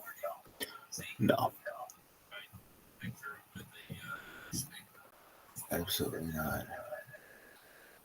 Dude, I've seen all of these. Oh.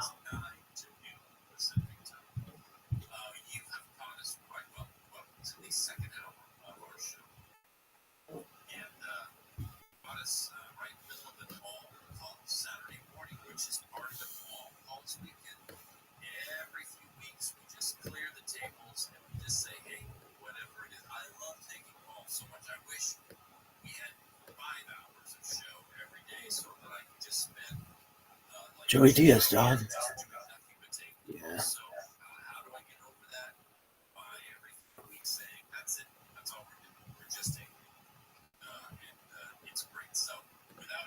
This shit sucks. Yo, dog. You know you want it. You know you crave it, dog.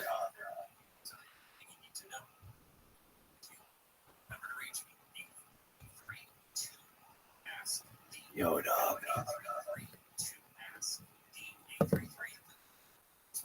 You know you want it.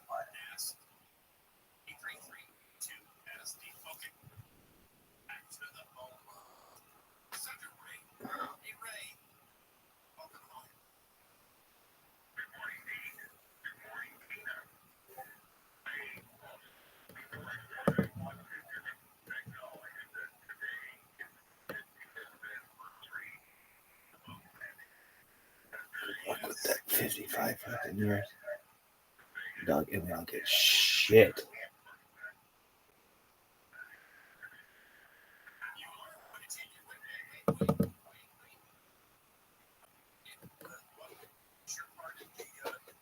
Sucking dick so that everybody believed it. Oh, no shit. You were an engineer there? Wow. Damn, I've got my own back knee blood. That's disgusting. Back knee blood.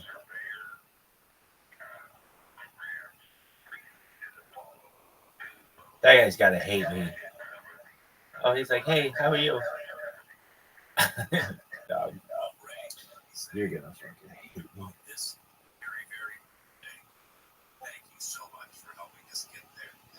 Dog, you didn't help us get anywhere but low Earth orbit. Shut the fuck up. I swear to fucking God, if I heard nothing goddamn fucking planetary one more time.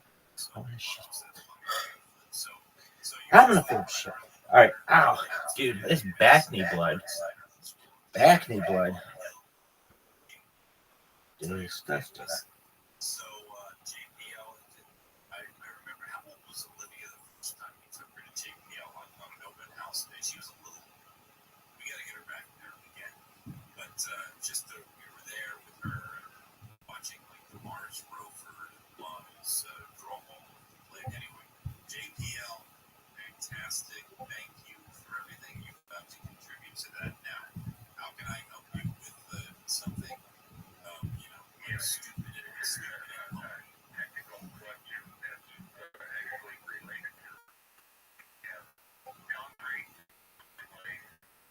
Yo, cocksuckers. Yours if you're not a dick sucker. Look what we have here. The Kiss, the Stars of Death. Star One, the sponsors of the 420 show up there in Oxnard, March 20th, 8 o'clock. Be there or be square, bitches.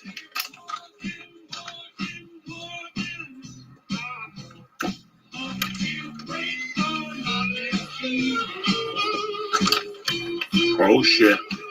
Nice, see? Got twins here. Ooh, you bad motherfuckers. We're piling a mountain tonight.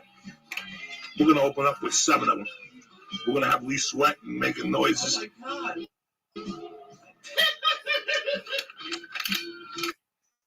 So let's see, let's count these motherfuckers off. For Lee. 7 perfect. 1, 2, 3. 3, 4, 5, 6, 7. You bad motherfuckers. This is like the Sesame Street edibles.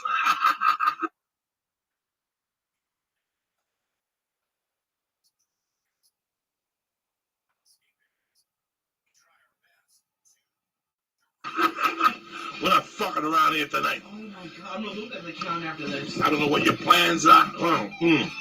Just like that. No drama. They're fresh off the press, ready for the intestines. Tomorrow you wake up, your shit, boom, the high is gone. You understand me? A lot of people don't know that. Once you take a shit in the morning, you're not high no more. Take a good shower, let your body stabilize. Go eat some kiwi with your friends, and you'll be in business, cocksuckers. You understand me? The power of Christ is always compelling you. That's why if you don't show up to the church, you're going to be fucked up.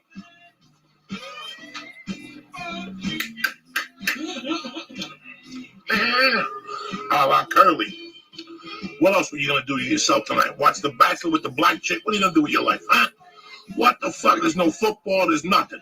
You might as well hang out with Uncle Joey tonight, smoke a few bong hits, get your life together, maybe get a notebook, write your goals, talk about what you want. What the fuck are your dreams? What do you really want to do? You want to keep working in a plumbing supply house, fucking loading trucks in the winter? You want to get out there and be a rockabilly fucking star or something? Tonight's your night. Get that notebook, write a song, do something. You know what I'm saying? It's better than sitting there watching fucking TV. That's what America wants you to do. They want you to binge watch TV so you can be assholes like them. Fuck that shit. We invented the fucking TV. We don't need the TV. We smoke weed for the TVs in our head and we write it down on a piece of fucking paper. What is wrong with you cocksuckers? It's time for another bong hit of death here. This one's brought to you by Lyft. You understand me? Go pick your friend up and smoke a fucking number, all right? It's also brought to you CISO. Go catch my special. Go catch fucking Lori Kilmartin's special. Go catch Saturday Night Live. Go catch that show about the rental property. CISO, brother. I got you motherfuckers tonight.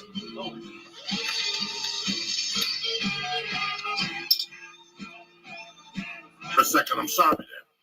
That bong hit fucked up the whole thing.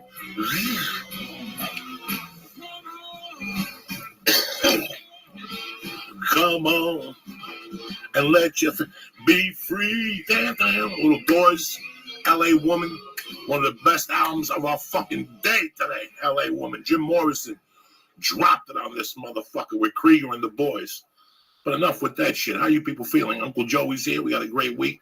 I want to thank you again for making the fucking CD #1 around the world. Without you guys, I would have dick. I owe you everything. Thank you very much from the bottom of my heart. You know I'm very thankful.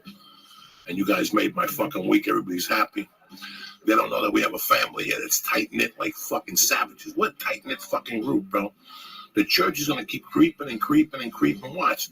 Some guy told me he was stuck at the airport the other day with a church t-shirt and the guy from fucking American Airlines bailed him out. That's how fucking much the church is taking over little by little, bro, because we're all from the same cut. We all got some rough edges, but we're nothing but heart and balls, but we're misunderstood. What the fuck do you expect when you do time and shit like that?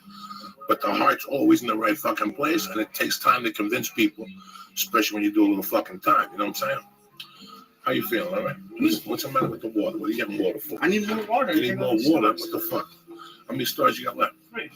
We got another one there, because I just ate another one, so you got to go eat 8. You did not eat another one. Yes, I did. 16 milligrams, 1,600 We milligrams. don't take that with the coffee. That's okay. We're going for 18. That's Monday.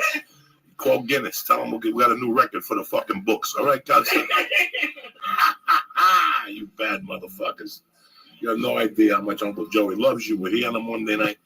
I could have been on an early dinner with my wife for Valentine's Day, but I took the whole family out. We went to some Maria's homemade spaghetti dinner. Mercy ate the spaghetti with the butter and the olive oil. I had the chicken piccata. My wife had the fucking braciole. They had braciole on the fucking special tonight. Was it East Coast braciole? It wasn't fucking bad. I gotta tell you something. Maria's family restaurant on Ventura. It's just a regular fucking hole in the wall. Nothing too fancy. But you know what? It works because you're gonna get shit around here anyway. At least these people are in the neighborhood. The chicken piccata was delicious. I got the half order. You know what I'm saying? I'm trying to watch the size of my ass. But anyway, that's it and that's that. You're with Uncle Joey. Let's do another bar. Joey, you're going to bore me to death with your fucking details? Or we're going to spark the fucking torch of life, Joey? What are we going to do here? Now, he is the amazing Mr. Tom Rhodes, fresh from fucking Thailand. That's right. Taking pictures of little boys playing the drums naked. You know what I'm saying? Anybody tells me, anytime somebody says, I just came back from Thailand and they smell like toys, something ain't right. You know what I'm saying? They smell like fucking Hot Wheels. Something ain't right, cocksuckers. Well, Bonghead, you're still on. I'm good, man. Okay, I gotta hit a liquid acid for you with the sugar cube. With the sugar cube. You understand? Save that for another time. Look at that. With the sugar cube. With the sugar cube. I got liquid acid in the thing for you. I had that once. I know you did. I know you did. That's what we do. About this? No, that's what we do. Guys that are fucking mental, people that are really mental, they love acid. But nobody else, this is it. Listen, guys, with all your faggotry, this is it. The ice cube and the liquid acid, 2-3 drops, 6-7 hours to get your head together. You put on Black Sabbath, Sabotage, the answers will come to you. You understand what I'm saying to you? Many nights I was there against a wall, Owen, fucking, you put on the acid, you put on Black Sabbath, Sabotage, the answer will come to you. Who you got to rob, who you got to stab, whose dick you got to fucking put in your asshole, they'll all come to you because it came to me. What do you think? Should we do another Bongarini? We got one more left. And then Mr. Rhodes is here. We're going to have another little tete-a-tete. Is that all right with you people? We got a great show tonight.